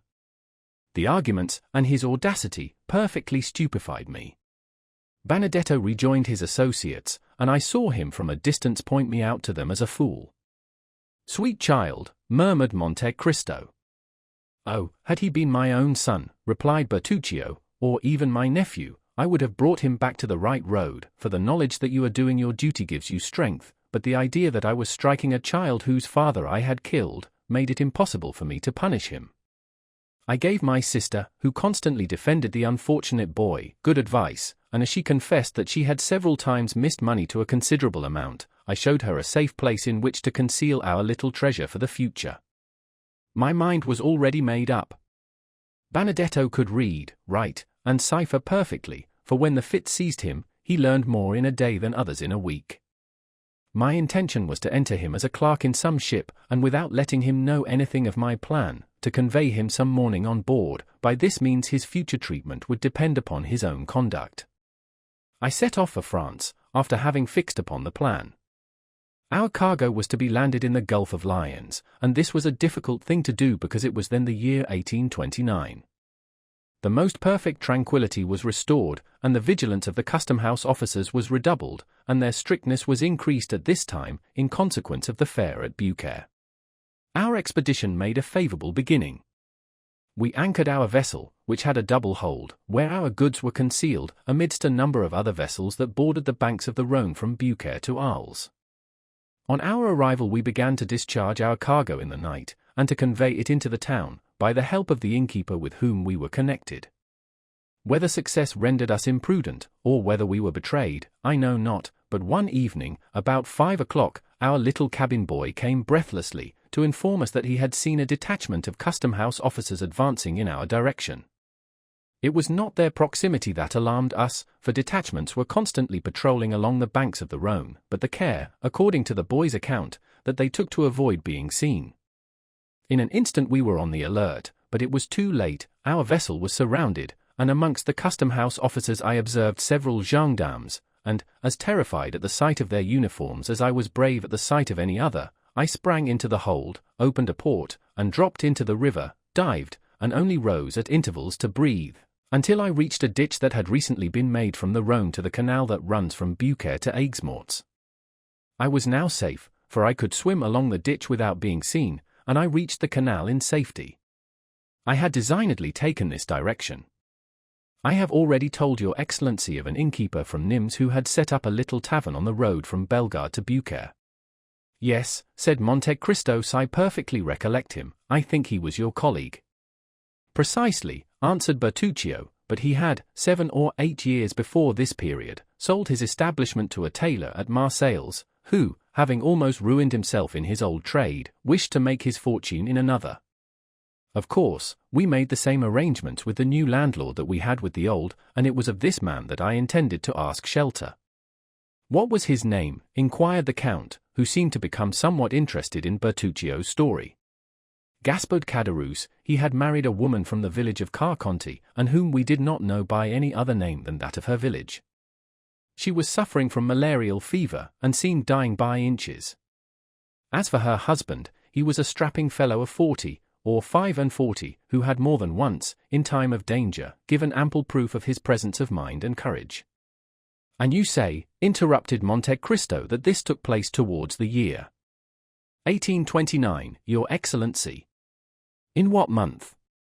June. The beginning or the end? The evening of the 3rd.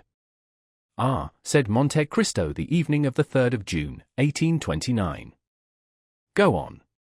It was from Caderousse that I intended demanding shelter, and, as we never entered by the door that opened onto the road, I resolved not to break through the rule, so climbing over the garden hedge, I crept amongst the olive and wild fig trees, and fearing that Caderousse might have some guest, I entered a kind of shed in which I had often passed the night, and which was only separated from the inn by a partition, in which holes had been made in order to enable us to watch an opportunity of announcing our presence.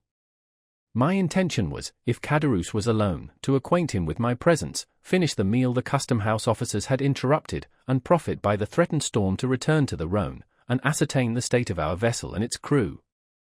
I stepped into the shed, and it was fortunate I did so, for at that moment Caderousse entered with a stranger. I waited patiently, not to overhear what they said, but because I could do nothing else. Besides, the same thing had occurred often before. The man who was with Caderousse was evidently a stranger to the south of France. He was one of those merchants who come to sell jewelry at the Beaucaire fair, and who during the month the fair lasts, and during which there is so great an influx of merchants and customers from all parts of Europe, often have dealings to the amount of 100,000 to 150,000 francs. Caderousse entered hastily. Then, seeing that the room was, as usual, empty, and only guarded by the dog, he called to his wife. "Hello, Carconte," said he, "the worthy priest has not deceived us, the diamond is real." An exclamation of joy was heard, and the staircase creaked beneath a feeble step. "What do you say?" asked his wife, pale as death. "I say that the diamond is real, and that this gentleman, one of the first jewelers of Paris, will give us 50,000 francs for it. Only, in order to satisfy himself that it really belongs to us, he wishes you to relate to him, as I have done already, the miraculous manner in which the diamond came into our possession. In the meantime, please to sit down, monsieur, and I will fetch you some refreshment." The jeweler examined attentively the interior of the inn and the apparent poverty of the persons who were about to sell him a diamond that seemed to have come from the casket of a prince. "Relate your story, madam," said he, wishing, no doubt, to profit by the absence of the husband, so that the latter could not influence the wife's story, to see if the two recitals tallied. "Oh," returned she, "it was a gift of heaven. My husband was a great friend, in 1814 or 1815, of a sailor named Edmond Dantès. This poor fellow, whom Caderousse had forgotten, had not forgotten him, and at his death he bequeathed this diamond to him." "But how did he obtain it?" asked the jeweler. "Had he it before he was imprisoned?" "No, monsieur, but it appears that in prison he made the acquaintance of a rich Englishman, and as in prison he fell sick, and Dantès took the same care of him as if he had been his brother. The Englishman, when he was set free, gave this stone to Dantès, who, less fortunate, died, and, in his turn, left it to us, and charged the excellent abbé, who was here this morning, to deliver it." "The same story," muttered the jeweler, "and improbable as it seemed at first, it may be true. There's only the price we are not agreed about." "How not agreed about?" said Caderousse. "I thought we agreed for the price I asked." "That is," replied the jeweler, "I offered 40,000 francs." 40,000, cried La Carconte, "we will not part with it for that sum. The abbé told us it was worth 50,000 without the setting." "What was the abbé's name?" asked the indefatigable questioner. "The Abbé Busoni," said La Carconte. "He was a foreigner.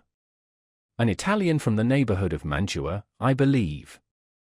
"Let me see this diamond again," replied the jeweler. "The first time you are often mistaken as to the value of a stone." Caderousse took from his pocket a small case of black shagreen, opened, and gave it to the jeweler. At the sight of the diamond, which was as large as a hazelnut, La Carconte's eye sparkled with cupidity. "And what did you think of this fine story, eavesdropper?" said Monte Cristo. "Did you credit it?" "Yes, your excellency. I did not look on Caderousse as a bad man, and I thought him incapable of committing a crime, or even a theft. That did more honor to your heart than to your experience, M. Bertuccio. Had you known this Edmond Dantès, of whom they spoke?" "No, your excellency, I had never heard of him before, and never but once afterwards, and that was from the Abbé Busoni himself, when I saw him in the prison at Nimes." "Go on." The jeweler took the ring, and drawing from his pocket a pair of steel pliers and a small set of copper scales, he took the stone out of its setting, and weighed it carefully. "I will give you 45,000, said he, "but not a sou more. Besides, as that is the exact value of the stone, I brought just that sum with me." "Oh, that's no matter," replied Caderousse. "I will go back with you to fetch the other 5,000 francs." "No," returned the jeweler, giving back the diamond and the ring to Caderousse. "No, it is worth no more, and I am sorry I offered so much, for the stone has a flaw in it, which I had not seen. However, I will not go back on my word, and I will give 45,000. "At least, replace the diamond in the ring," said La Carconte sharply. "Ah, true," replied the jeweler, and he reset the stone. "No matter," observed Caderousse, replacing the box in his pocket, "someone else will purchase it." "Yes," continued the jeweler, "but someone else will not be so easy as I am, or content himself with the same story. It is not natural that a man like you should possess such a diamond. He will inform against you. You will have to find the Abbé Busoni, and abbés who give diamonds worth 2,000 louis are rare. The law would seize it, and put you in prison. If at the end of 3 or 4 months you are set at liberty, the ring will be lost, or a false stone, worth 3 francs, will be given you, instead of a diamond worth 50,000 or perhaps 55,000 francs, from which you must allow that one runs considerable risk in purchasing.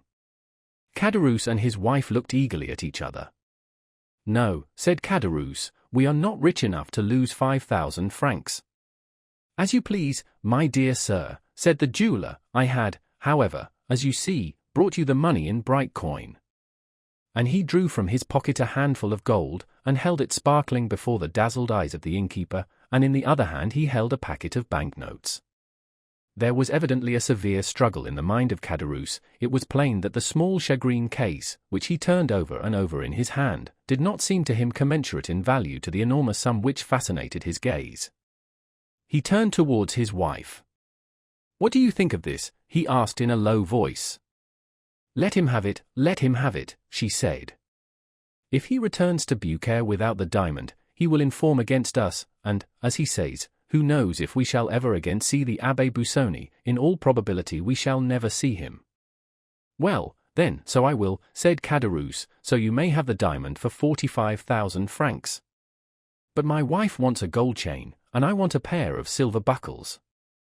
The jeweller drew from his pocket a long flat box, which contained several samples of the articles demanded.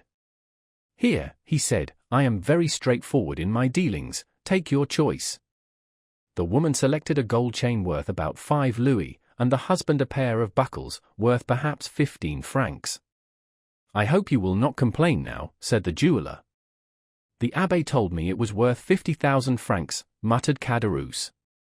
Come, give it to me. What a strange fellow you are, said the jeweller, taking the diamond from his hand. I give you 45,000 francs, that is, 2,500 livres of income, a fortune such as I wish I had myself, and you are not satisfied. And the 45,000 francs, inquired Caderousse in a hoarse voice, where are they? Come, let us see them. Here they are, replied the jeweller, and he counted out upon the table 15,000 francs in gold, and 30,000 francs in banknotes. Wait whilst I light the lamp, said La Carconte, it is growing dark, and there may be some mistake. In fact, night had come on during this conversation, and with night the storm which had been threatening for the last half-hour. The thunder growled in the distance, but it was apparently not heard by the jeweller, Caderousse, or La Carconte, absorbed as they were all three with the demon of gain. I myself felt a strange kind of fascination at the sight of all this gold and all these banknotes. It seemed to me that I was in a dream, and, as it always happens in a dream, I felt myself riveted to the spot. Caderousse counted and again counted the gold and the notes, then handed them to his wife, who counted and counted them again in her turn. During this time, the jeweller made the diamond play and sparkle in the lamplight, and the gem threw out jets of light which made him unmindful of those which, precursors of the storm, began to play in at the windows. Well, inquired the jeweller, is the cash all right? Yes, said Caderousse. Give me the pocket-book, La Carconte, and find a bag somewhere. La Carconte went to a cupboard, and returned with an old leathern pocket-book and a bag. From the former she took some greasy letters, and put in their place the banknotes, and from the bag took 2 or 3 crowns of 6 livres each, which, in all probability, formed the entire fortune of the miserable couple. There, said Caderousse, and now, although you have wronged us of perhaps 10,000 francs, will you have your supper with us? I invite you with goodwill. Thank you, replied the jeweller, it must be getting late, and I must return to Beaucaire, my wife will be getting uneasy. He drew out his watch, and exclaimed, Morbleu! Nearly 9 o'clock, why, I shall not get back to Beaucaire before midnight. Good night, my friends. If the Abbé Busoni should by any accident return, think of me. In another week you will have left Beaucaire, remarked Caderousse, for the fair ends in a few days. True, but that makes no difference. Write to me at Paris, to M. Joannes, in the Palais Royal, Arcade Pierre, number 45. I will make the journey on purpose to see him, if it is worth while. At this moment there was a tremendous clap of thunder, accompanied by a flash of lightning so vivid, that it quite eclipsed the light of the lamp. "See here," exclaimed Caderousse. "You cannot think of going out in such weather as this." "Oh, I am not afraid of thunder," said the jeweler. "And then there are robbers," said La Carconte. "The road is never very safe during fair time." "Oh, as to the robbers," said Joannes, "here is something for them," and he drew from his pocket a pair of small pistols, loaded to the muzzle. "Here," said he, "are dogs who bark and bite at the same time. They are for the two first who shall have a longing for your diamond, friend Caderousse." Caderousse and his wife again interchanged a meaning look. It seemed as though they were both inspired at the same time with some horrible thought. "Well, then, a good journey to you," said Caderousse. "Thanks," replied the jeweler. He then took his cane, which he had placed against an old cupboard, and went out. At the moment when he opened the door, such a gust of wind came in that the lamp was nearly extinguished. "Oh," said he, "this is very nice weather, and 2 leagues to go in such a storm." "Remain," said Caderousse. "You can sleep here." "Yes, do stay," added La Carconte in a tremulous voice, "we will take every care of you." "No, I must sleep at Beaucaire. So, once more, good night." Caderousse followed him slowly to the threshold. "I can see neither heaven nor earth," said the jeweler, who was outside the door. "Do I turn to the right, or to the left hand?" "To the right," said Caderousse. "You cannot go wrong, the road is bordered by trees on both sides." "Good, all right," said a voice almost lost in the distance. "Close the door," said La Carconte, "I do not like open doors when it thunders." "Particularly when there is money in the house, answered Caderousse, double-locking the door. He came into the room, went to the cupboard, took out the bag and pocket-book, and both began, for the 3rd time, to count their gold and banknotes. I never saw such an expression of cupidity as the flickering lamp revealed in those 2 countenances. The woman, especially, was hideous, her usual feverish tremulousness was intensified, her countenance had become livid, and her eyes resembled burning coals. "Why," she inquired in a hoarse voice, "did you invite him to sleep here tonight?" "Why," said Caderousse with a shudder, "why, that he might not have the trouble of returning to Beaucaire." "Ah," responded the woman, with an expression impossible to describe, "I thought it was for something else." Woman, why do you have such ideas?" cried Caderousse, "or, if you have them, why don't you keep them to yourself?" "Well," said La Carconte, after a moment's pause, "you are not a man." "What do you mean?" added Caderousse. "If you had been a man, you would not have let him go from here." "Woman." "Or else he should not have reached Beaucaire." "Woman." "The road takes a turn, he is obliged to follow it, while alongside of the canal there is a shorter road."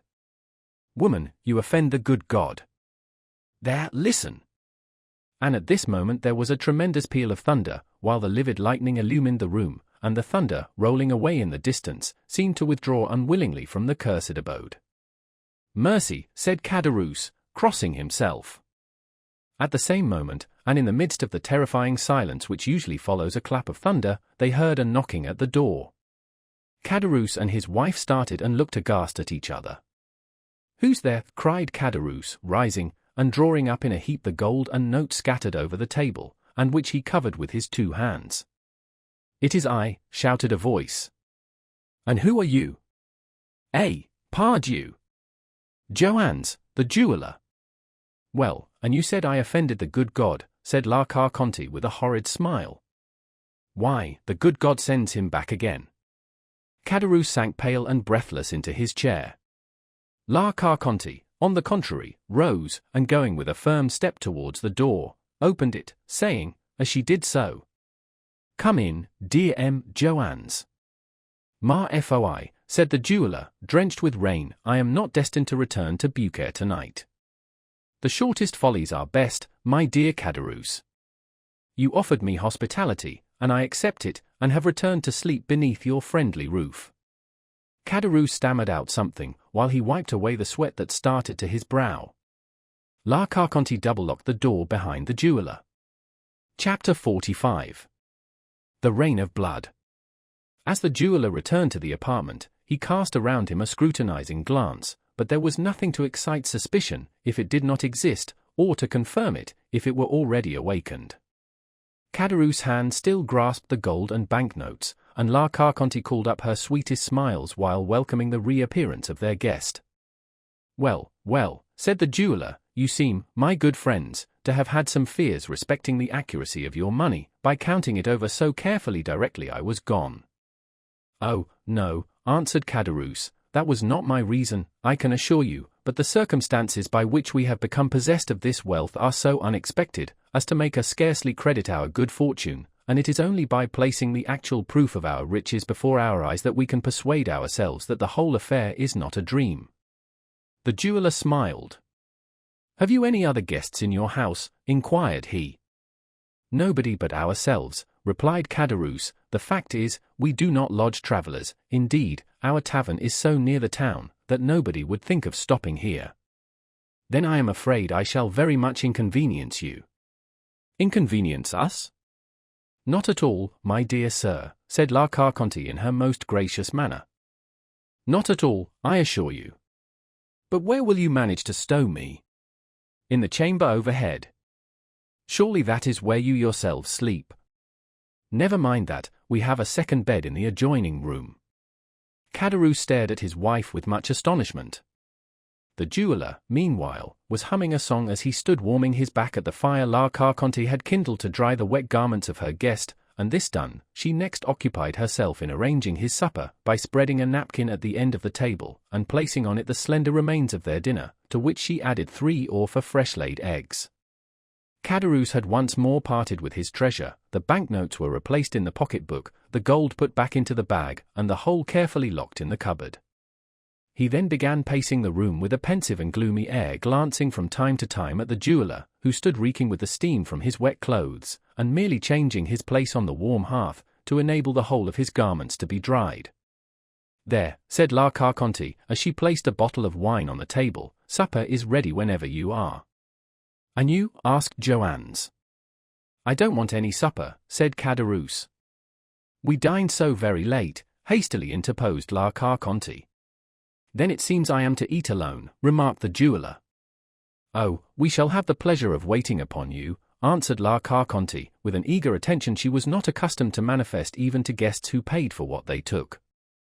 From time to time Caderousse darted on his wife keen, searching glances, but rapid as the lightning flash. The storm still continued. There, said La Carconte, "do you hear that? Upon my word, you did well to come back." "Nevertheless," replied the jeweler, "if by the time I have finished my supper the tempest has at all abated, I shall make another start." "It's the Mistral," said Caderousse, "and it will be sure to last till tomorrow morning." He sighed heavily. "Well," said the jeweler, as he placed himself at table, "all I can say is, so much the worse for those who are abroad." "Yes," chimed in La Carconte, "they will have a wretched night of it." The jeweler began eating his supper, and the woman, who was ordinarily so querulous and indifferent to all who approached her, was suddenly transformed into the most smiling and attentive hostess. Had the unhappy man on whom she lavished her assiduities been previously acquainted with her, so sudden an alteration might well have excited suspicion in his mind, or at least have greatly astonished him. Caderousse, meanwhile, continued to pace the room in gloomy silence, sedulously avoiding the sight of his guest, but as soon as the stranger had completed his repast, the agitated innkeeper went eagerly to the door and opened it. "I believe the storm is over," said he. But as if to contradict his statement, at that instant a violent clap of thunder seemed to shake the house to its very foundation, while a sudden gust of wind, mingled with rain, extinguished the lamp he held in his hand. Trembling and awestruck, Caderousse hastily shut the door and returned to his guest, while La Carconte lighted a candle by the smouldering ashes that glimmered on the hearth. "You must be tired," said she to the jeweler. "I have spread a pair of white sheets on your bed, go up when you are ready, and sleep well." Joanne stayed for a while to see whether the storm seemed to abate in its fury, but a brief space of time sufficed to assure him that, instead of diminishing, the violence of the rain and thunder momentarily increased. Resigning himself, therefore, to what seemed inevitable, he bade his host good night, and mounted the stairs. He passed over my head and I heard the flooring creak beneath his footsteps. The quick, eager glance of La Carconte followed him as he ascended, while Caderousse, on the contrary, turned his back, and seemed most anxiously to avoid even glancing at him. All these circumstances did not strike me as painfully at the time as they have since done. In fact, all that had happened, with the exception of the story of the diamond, which certainly did wear an air of improbability, appeared natural enough, and called for neither apprehension nor mistrust, but, worn out as I was with fatigue, and fully purposing to proceed onwards directly the tempest abated, I determined to obtain a few hours' sleep. Overhead I could accurately distinguish every movement of the jeweller, who, after making the best arrangements in his power for passing a comfortable night, threw himself on his bed, and I could hear it creak and groan beneath his weight. Insensibly my eyelids grew heavy, deep sleep stole over me, and having no suspicion of anything wrong, I sought not to shake it off. I looked into the kitchen once more and saw Caderousse sitting by the side of a long table upon one of the low wooden stools which in country places are frequently used instead of chairs. His back was turned towards me, so that I could not see the expression of his countenance, neither should I have been able to do so had he been placed differently, as his head was buried between his two hands.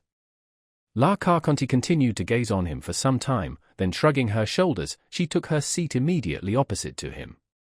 At this moment the expiring embers threw up a fresh flame from the kindling of a piece of wood that lay near, and a bright light flashed over the room.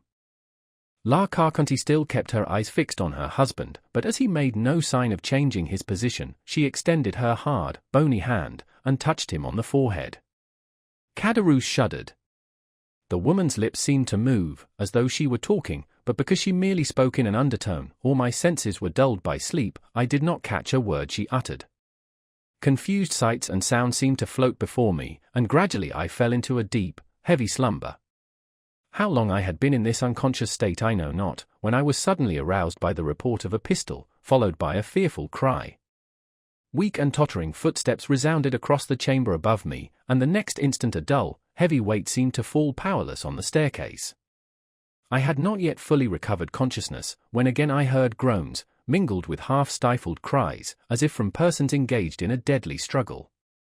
A cry more prolonged than the others and ending in a series of groans effectually roused me from my drowsy lethargy. Hastily raising myself on one arm, I looked around, but all was dark, and it seemed to me as if the rain must have penetrated through the flooring of the room above, for some kind of moisture appeared to fall, drop by drop, upon my forehead, and when I passed my hand across my brow, I felt that it was wet and clammy. To the fearful noises that had awakened me had succeeded the most perfect silence, unbroken, save by the footsteps of a man walking about in the chamber above. The staircase creaked, he descended into the room below, approached the fire and lit a candle. The man was Caderousse, he was pale and his shirt was all bloody.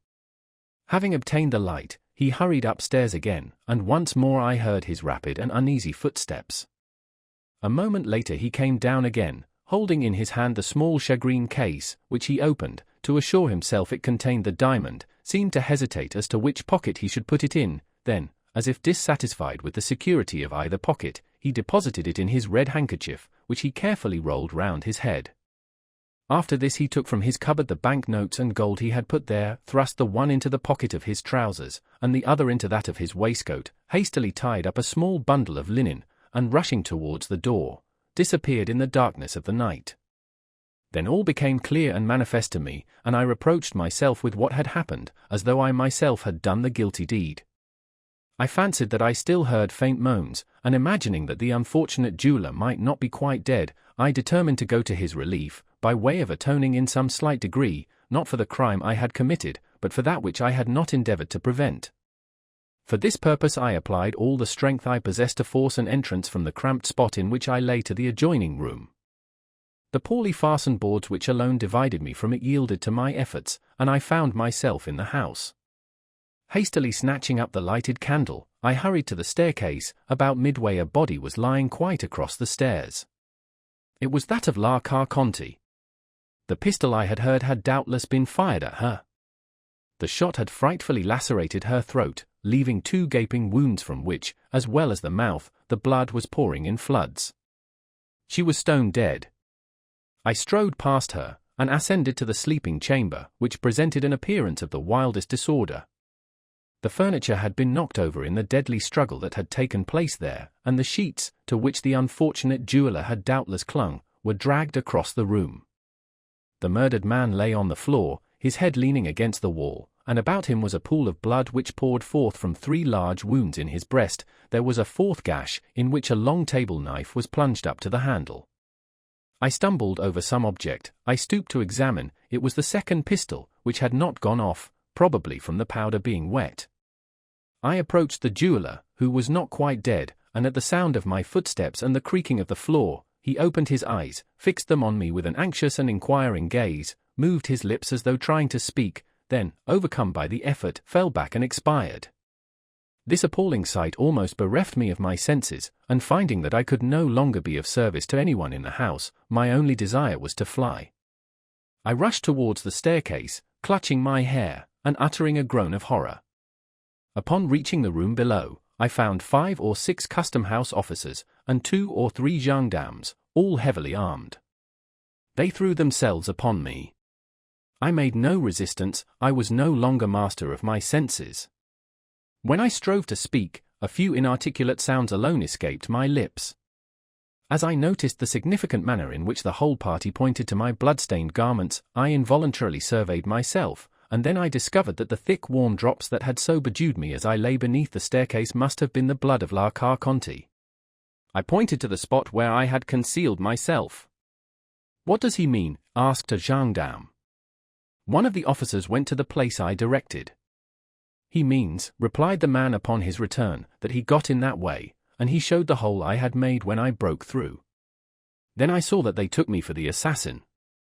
I recovered force and energy enough to free myself from the hands of those who held me, while I managed to stammer forth, 'I did not do it.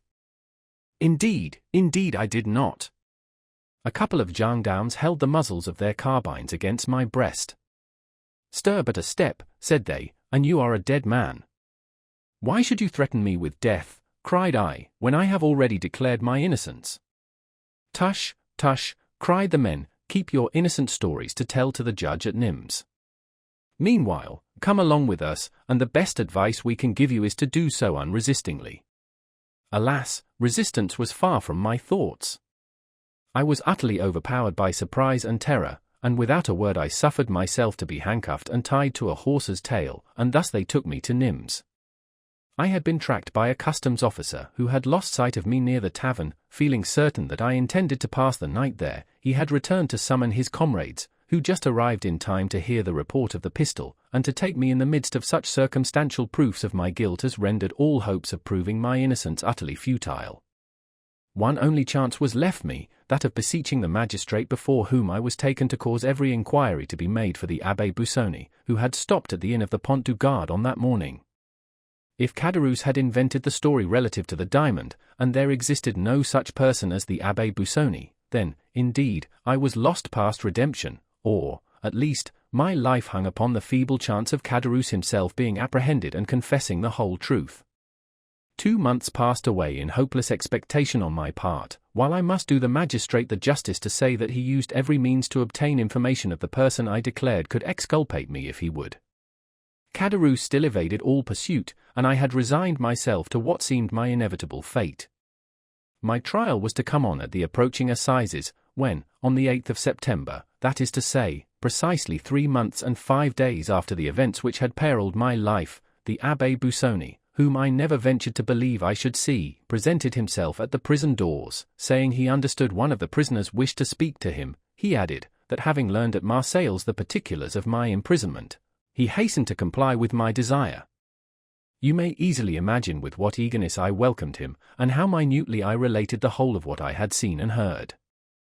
I felt some degree of nervousness as I entered upon the history of the diamond, but, to my inexpressible astonishment, he confirmed it in every particular, and to my equal surprise, he seemed to place entire belief in all I said. And then it was that, won by his mild charity, seeing that he was acquainted with all the habits and customs of my own country, and considering also that pardon for the only crime of which I was really guilty might come with a double power from lips so benevolent and kind, I besought him to receive my confession, under the seal of which I recounted the Auteuil affair in all its details, as well as every other transaction of my life. That which I had done by the impulse of my best feelings produced the same effect as though it had been the result of calculation. My voluntary confession of the assassination at Auteuil proved to him that I had not committed that of which I stood accused. When he quitted me, he bade me be of good courage, and to rely upon his doing all in his power to convince my judges of my innocence. I had speedy proofs that the excellent abbé was engaged in my behalf, for the rigors of my imprisonment were alleviated by many trifling though acceptable indulgences, and I was told that my trial was to be postponed to the assizes following those now being held. In the interim it pleased Providence to cause the apprehension of Caderousse, who was discovered in some distant country, and brought back to France, where he made a full confession, refusing to make the fact of his wife's having suggested and arranged the murder any excuse for his own guilt. The wretched man was sentenced to the galleys for life, and I was immediately set at liberty. And then it was, I presume, said Monte Cristo, that you came to me as the bearer of a letter from the Abbé Busoni. It was, Your Excellency, the benevolent abbé took an evident interest in all that concerned me. Your mode of life as a smuggler, said he to me one day, will be the ruin of you. If you get out, don't take it up again.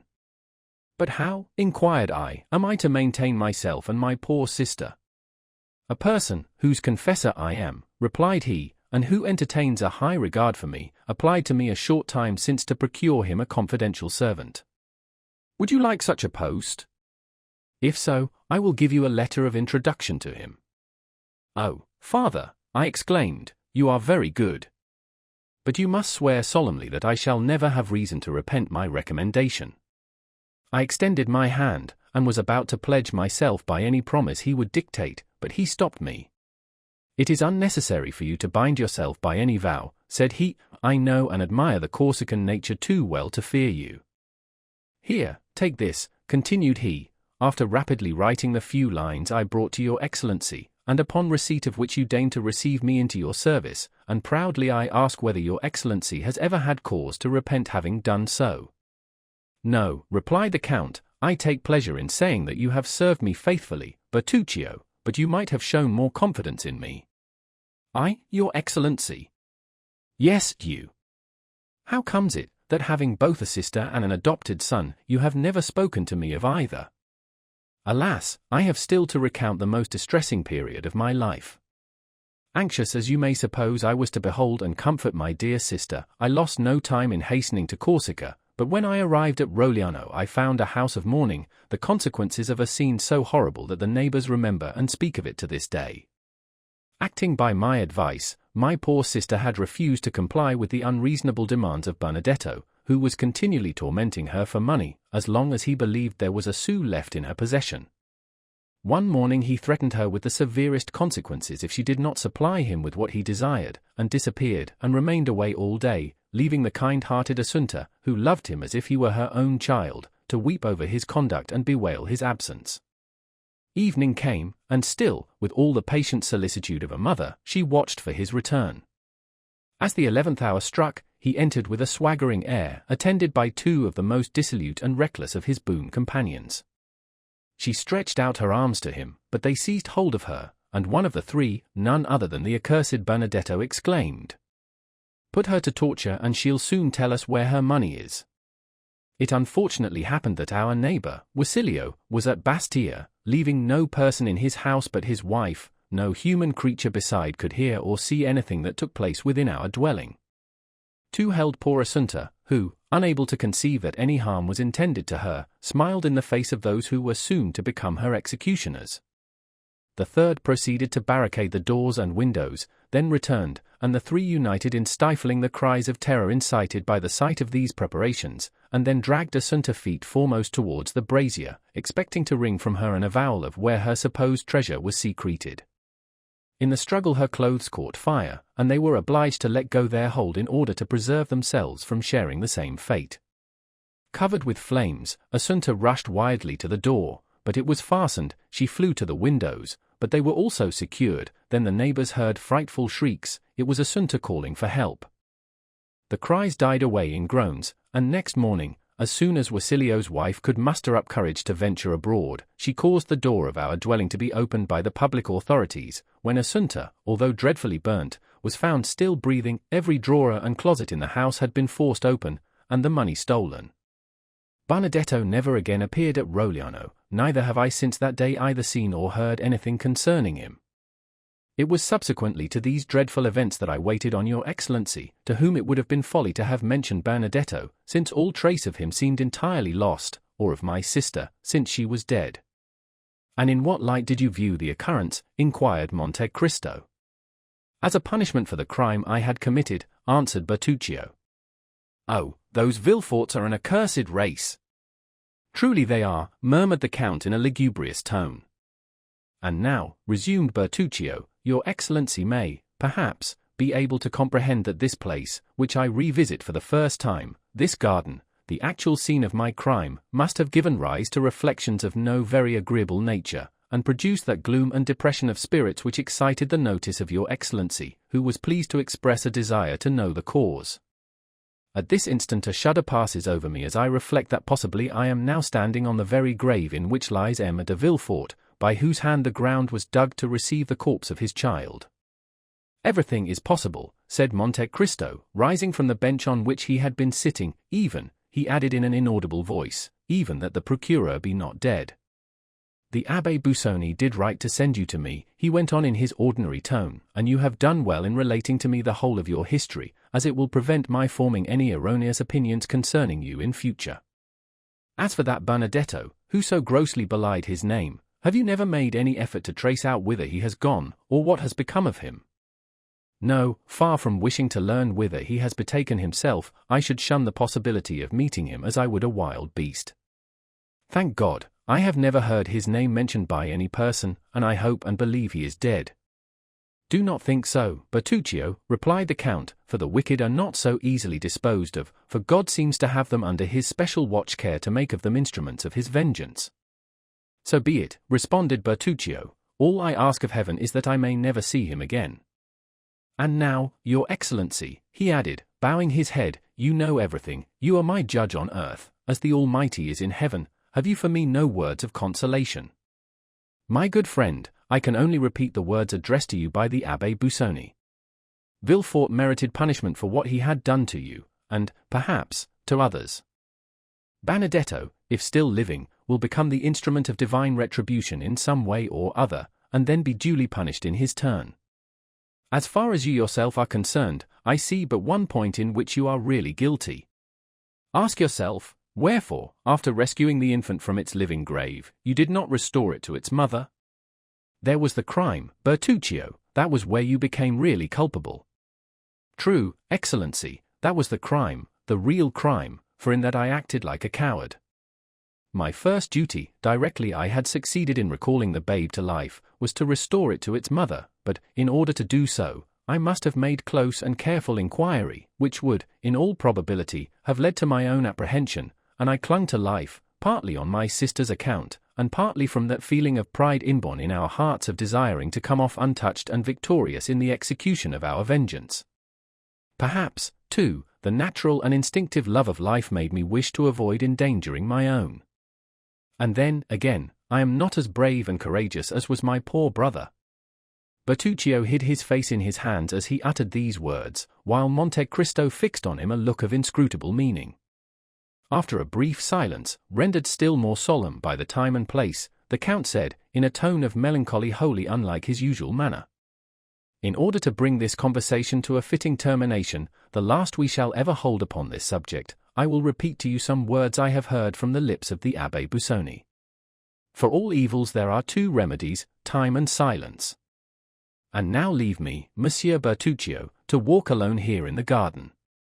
The very circumstances which inflict on you, as a principal in the tragic scene enacted here, such painful emotions, are to me, on the contrary, a source of something like contentment, and serve but to enhance the value of this dwelling in my estimation. The chief beauty of trees consists in the deep shadow of their umbrageous boughs, while fancy pictures a moving multitude of shapes and forms flitting and passing beneath that shade. Here I have a garden laid out in such a way as to afford the fullest scope for the imagination, and furnished with thickly grown trees, beneath whose leafy screen a visionary like myself may conjure up phantoms at will. This to me, who expected but to find a blank enclosure surrounded by a straight wall, is, I assure you, a most agreeable surprise. I have no fear of ghosts, and I have never heard it said that so much harm had been done by the dead during 6,000 years as is wrought by the living in a single day. Retire within, Bertuccio, and tranquilize your mind. Should your confessor be less indulgent to you in your dying moments than you found the Abbé Busoni, send for me, if I am still on earth, and I will soothe your ears with words that shall effectually calm and soothe your parting soul ere it goes forth to traverse the ocean called eternity. Bertuccio bowed respectfully, and turned away, sighing heavily. Monte Cristo, left alone, took 3 or 4 steps onwards, and murmured, "Here, beneath this plane tree, must have been where the infant's grave was dug. There is the little door opening into the garden. At this corner is the private staircase communicating with the sleeping apartment. There will be no necessity for me to make a note of these particulars, for there, before my eyes, beneath my feet, all around me, I have the plan sketched with all the living reality of truth." After making the tour of the garden a second time, the Count re-entered his carriage, while Bertuccio, who perceived the thoughtful expression of his master's features, took his seat beside the driver without uttering a word. The carriage proceeded rapidly towards Paris. That same evening, upon reaching his abode in the Champs-Élysées, the Count of Monte Cristo went over the whole building with the air of one long acquainted with each nook or corner. Nor, although preceding the party, did he once mistake one door for another, or commit the smallest error when choosing any particular corridor or staircase to conduct him to a place or suite of rooms he desired to visit. Ali was his principal attendant during this nocturnal survey. Having given various orders to Bertuccio relative to the improvements and alterations he desired to make in the house, the Count, drawing out his watch, said to the attentive Nubian, "It is 11:30 o'clock, Haydée will soon be here." Had the French attendants been summoned to await her coming? Ali extended his hands towards the apartments destined for the fair Greek, which were so effectually concealed by means of a tapestried entrance, that it would have puzzled the most curious to have divined their existence. Ali, having pointed to the apartments, held up 3 fingers of his right hand, and then, placing it beneath his head, shut his eyes, and feigned to sleep. "I understand," said Monte Cristo, well acquainted with Ali's pantomime, "you mean to tell me that 3 female attendants await their new mistress in her sleeping chamber." Ali, with considerable animation, made a sign in the affirmative. "Madame will be tired tonight," continued Monte Cristo, "and will, no doubt, wish to rest. Desire the French attendants not to weary her with questions, but merely to pay their respectful duty and retire. You will also see that the Greek servants hold no communication with those of this country." He bowed. Just at that moment voices were heard hailing the concierge. The gate opened, a carriage rolled down the avenue, and stopped at the steps.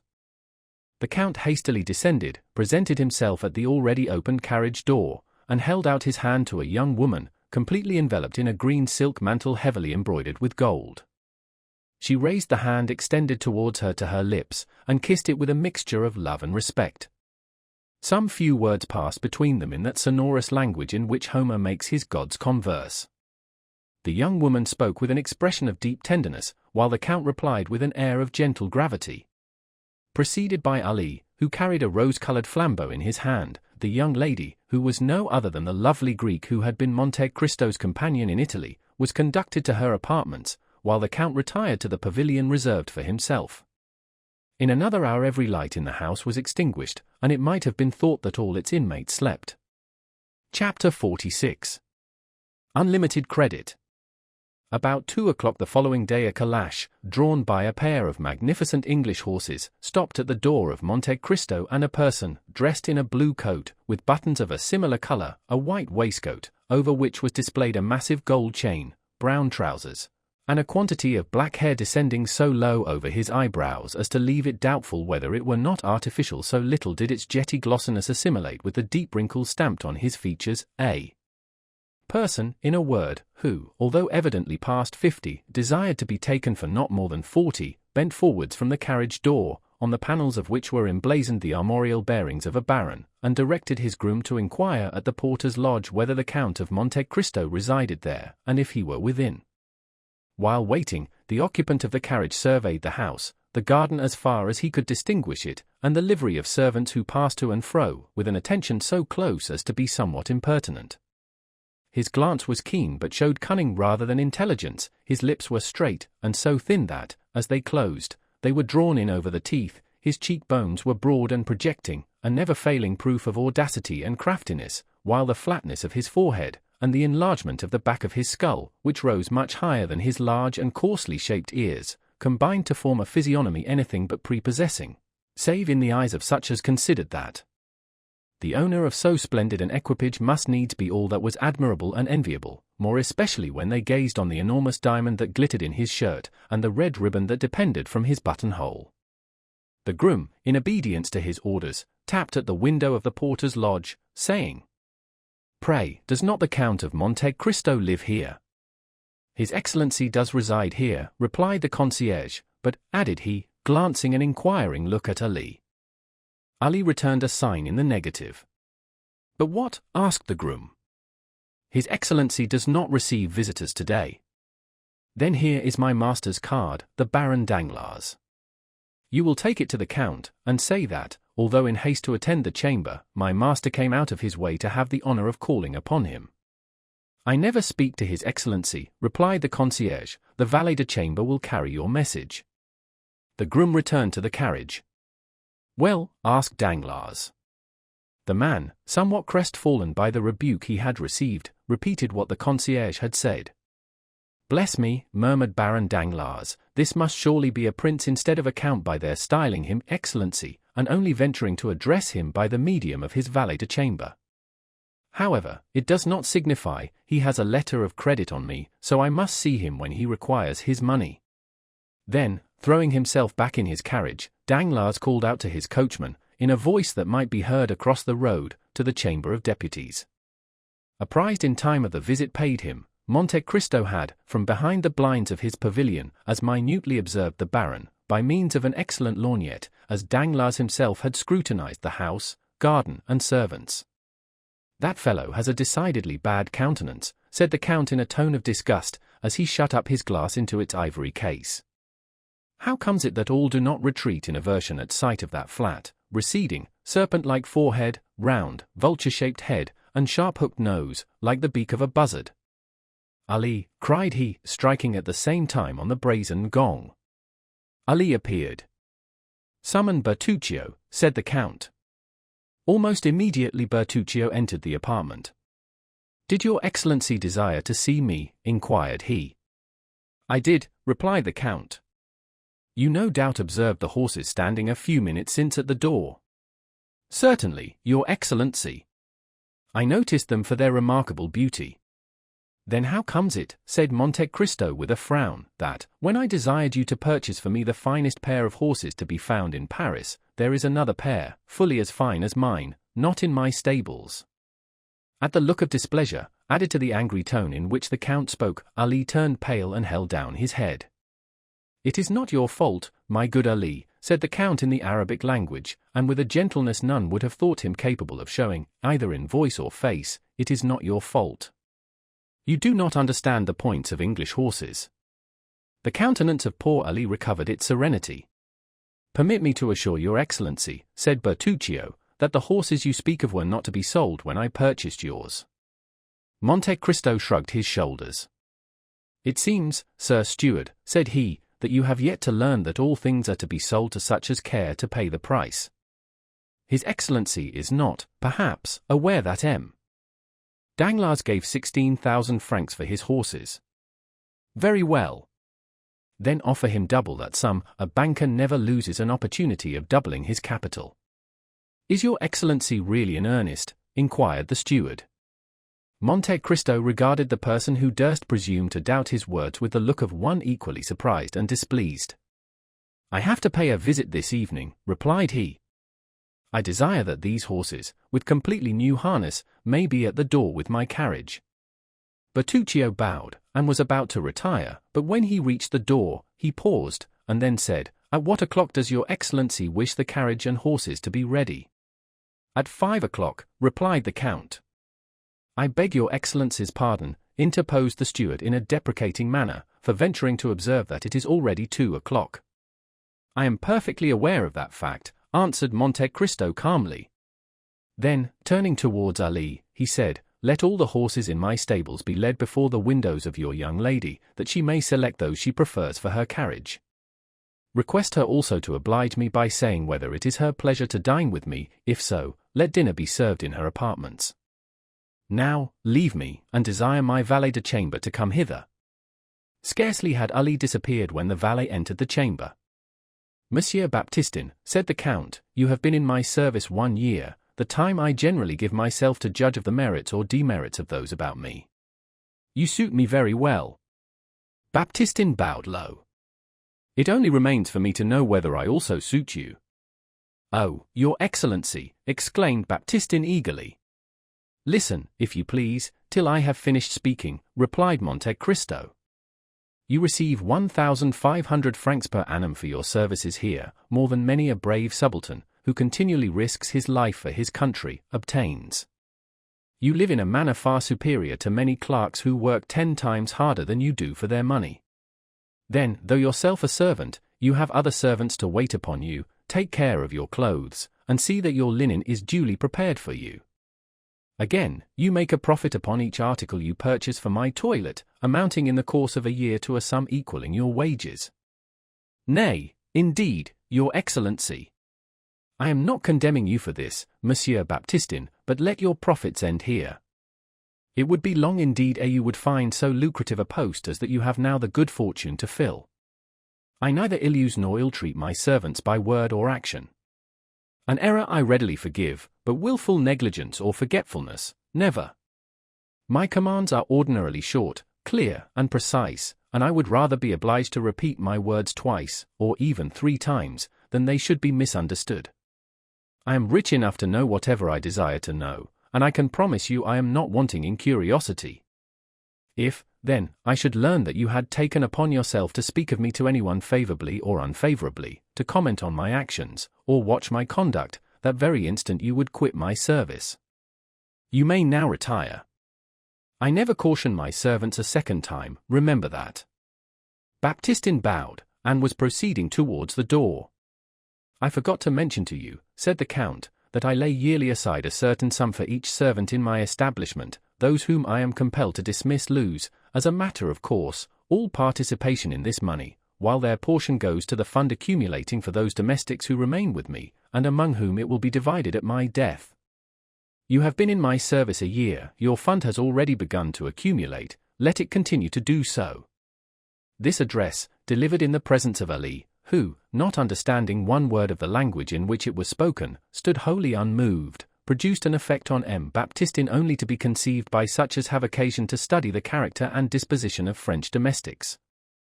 "I assure your Excellency," said he, "that at least it shall be my study to merit your approbation in all things, and I will take M. Ali as my model." "By no means," replied the Count in the most frigid tones. "Ali has many faults mixed with most excellent qualities. He cannot possibly serve you as a pattern for your conduct, not being, as you are, a paid servant, but a mere slave of a dog, who, should he fail in his duty towards me, I should not discharge from my service, but kill." Baptistin opened his eyes with astonishment. "You seem incredulous," said Monte Cristo, who repeated to Ali in the Arabic language what he had just been saying to Baptistin in French. The Nubian smiled assentingly to his master's words, then, kneeling on one knee, respectfully kissed the hand of the Count. This corroboration of the lesson he had just received put the finishing stroke to the wonder and stupefaction of M. Baptistin. The Count then motioned the valet de chambre to retire, and to Ali to follow to his study, where they conversed long and earnestly together. As the hand of the clock pointed to 5, the Count struck thrice upon his gong. When Ali was wanted, 1 stroke was given, 2 summoned Baptistin, and 3 Bertuccio. The steward entered. "My horses," said Monte Cristo. "They are at the door harnessed to the carriage as your Excellency desired. Does your Excellency wish me to accompany him?" "No, the coachman, Ali, and Baptistin will go." The Count descended to the door of his mansion, and beheld his carriage drawn by the very pair of horses he had so much admired in the morning as the property of Danglars. As he passed them he said, "They are extremely handsome certainly, and you have done well to purchase them, although you were somewhat remiss not to have procured them sooner. Indeed, your Excellency, I had very considerable difficulty in obtaining them, and, as it is, they have cost an enormous price.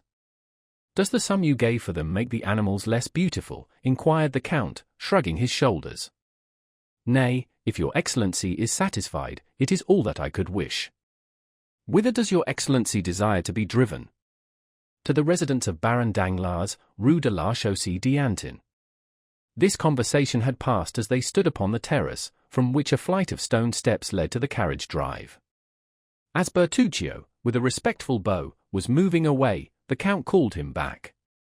I have another commission for you, Bertuccio, said he. I am desirous of having an estate by the seaside in Normandy, for instance, between Le Havre and Boulogne. You see, I give you a wide range. It will be absolutely necessary that the place you may select have a small harbour, creek, or bay, into which my corvette can enter and remain at anchor. She draws only 15 feet.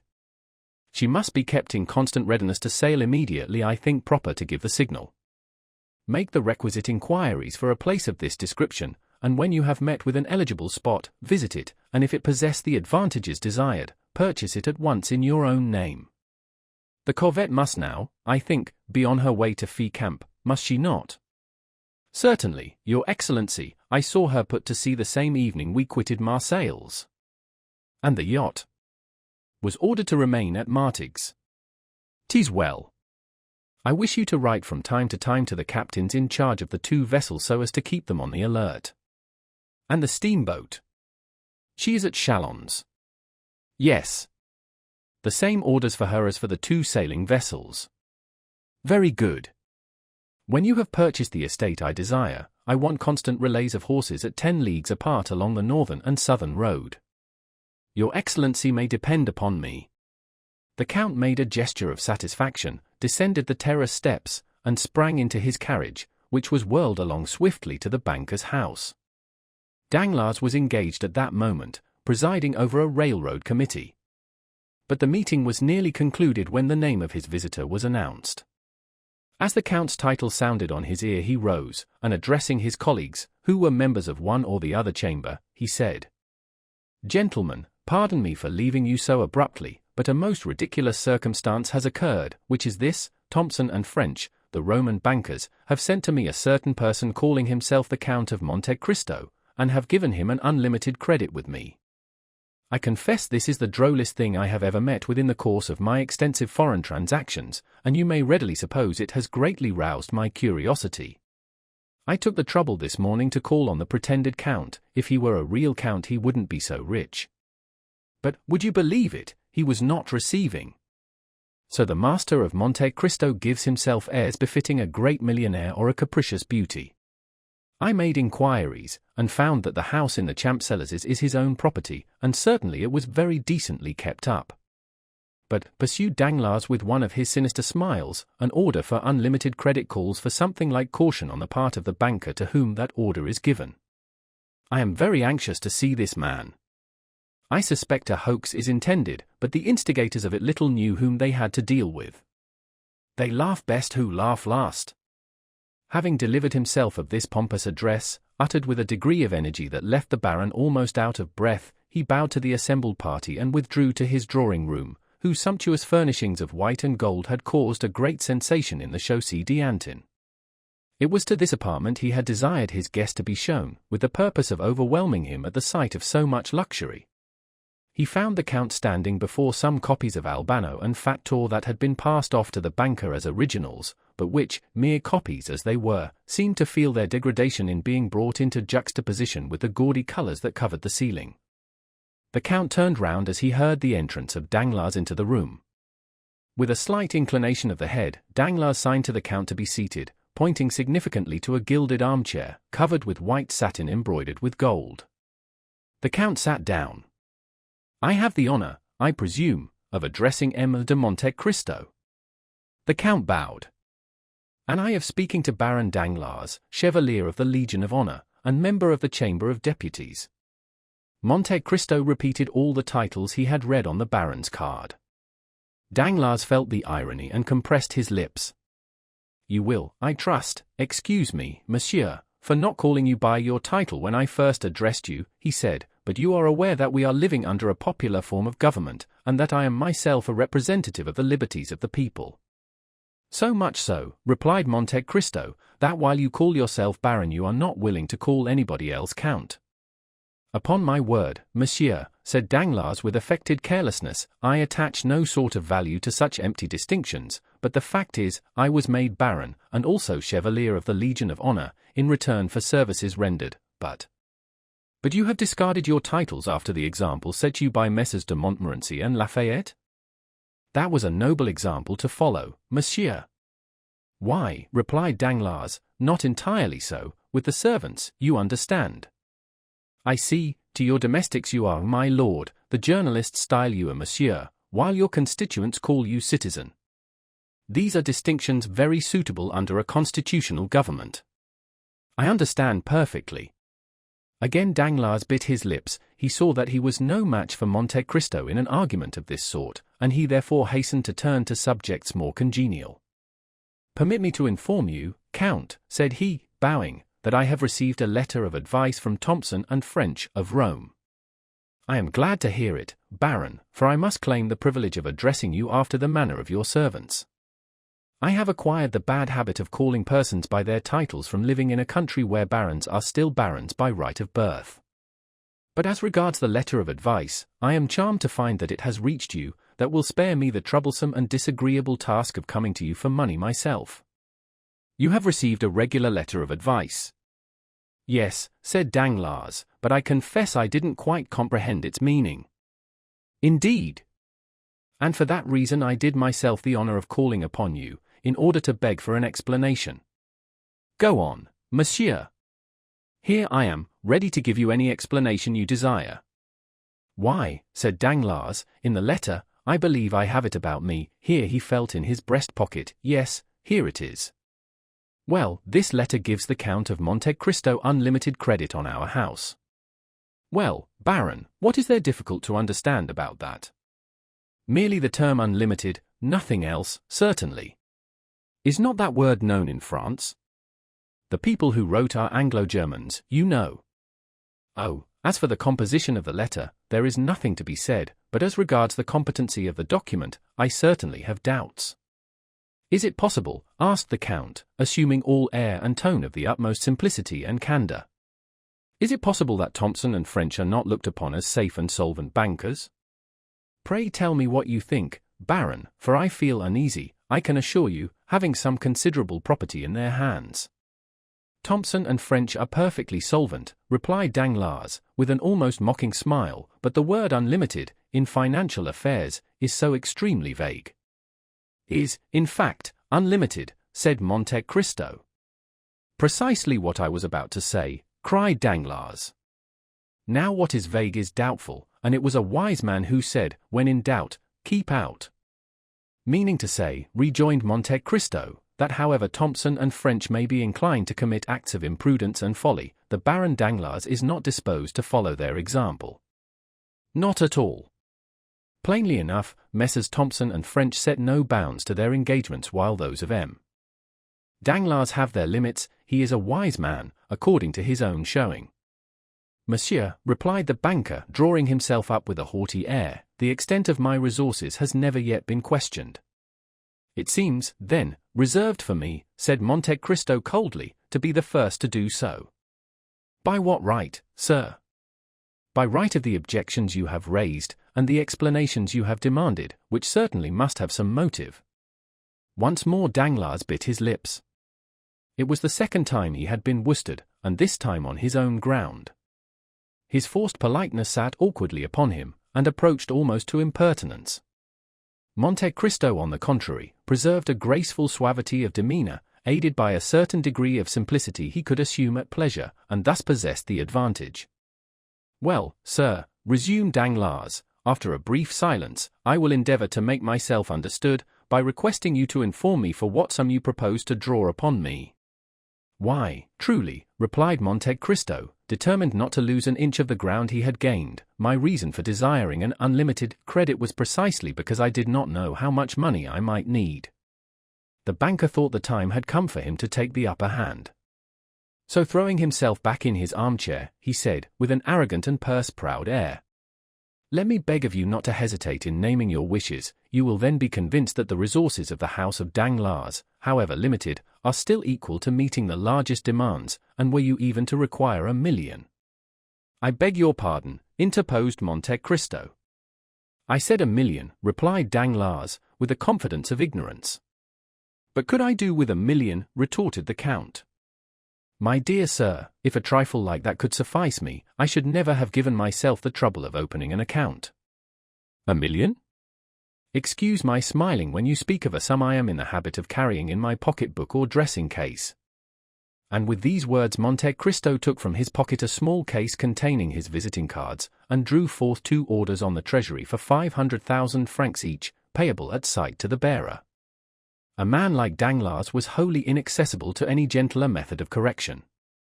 The effect of the present revelation was stunning. He trembled and was on the verge of apoplexy.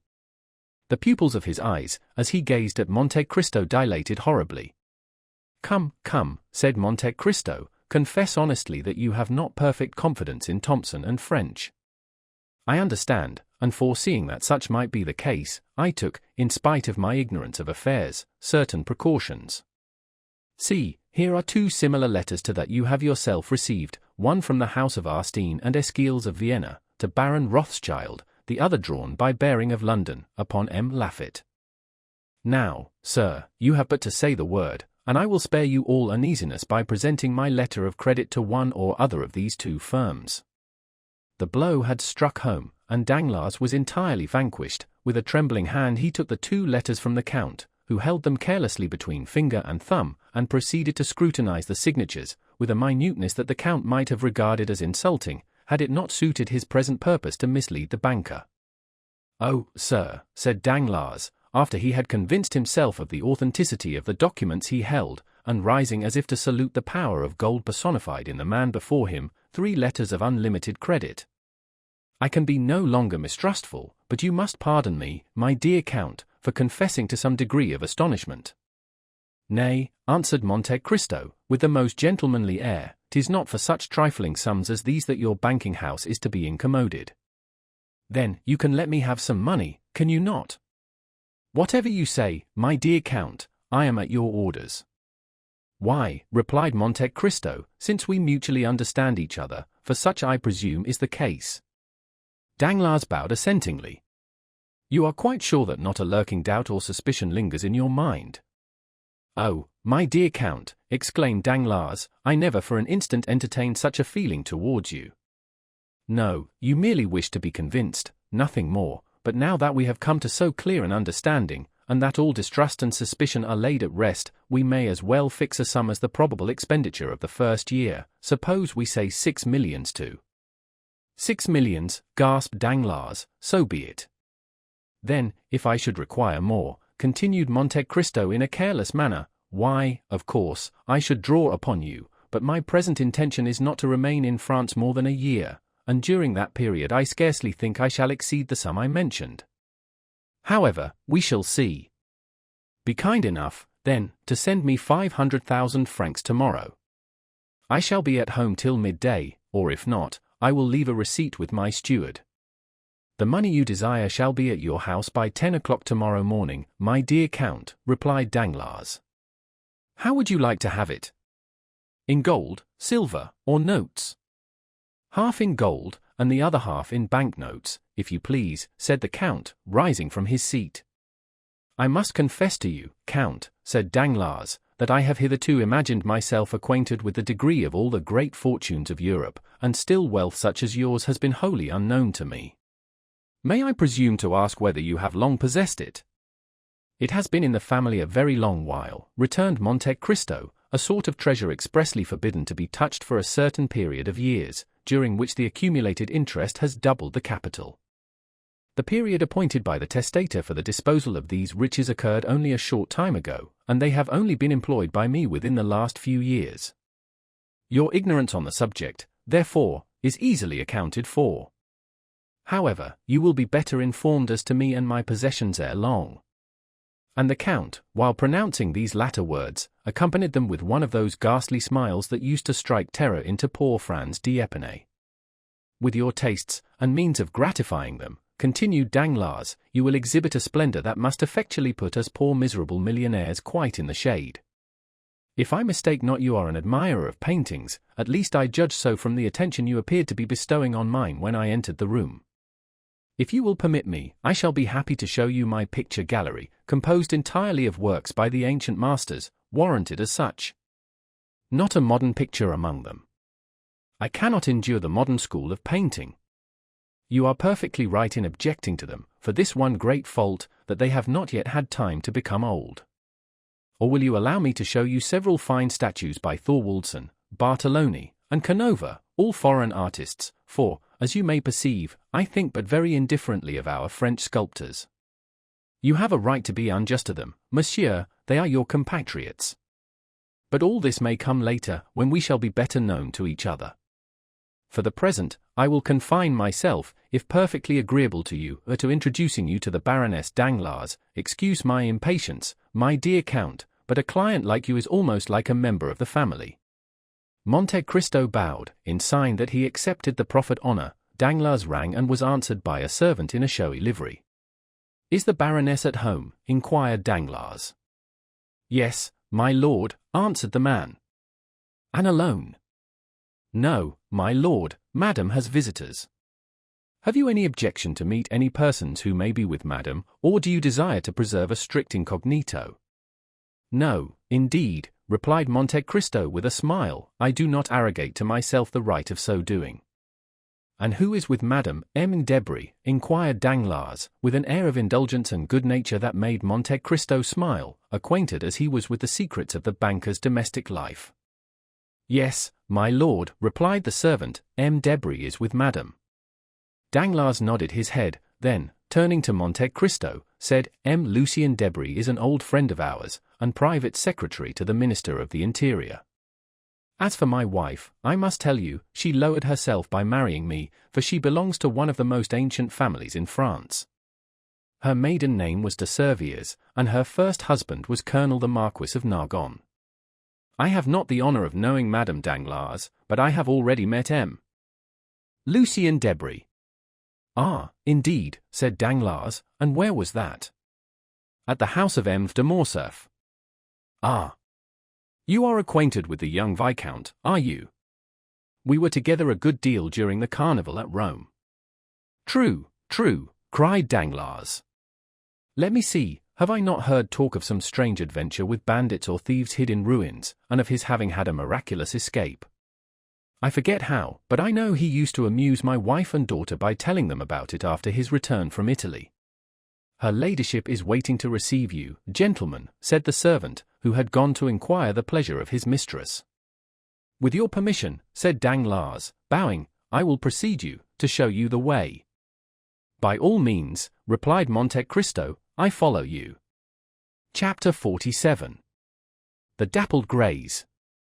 The Baron, followed by the Count, traversed a long series of apartments, in which the prevailing characteristics were heavy magnificence and the gaudiness of ostentatious wealth, until he reached the boudoir of Madame Danglars, a small octagonal-shaped room, hung with pink satin, covered with white Indian muslin.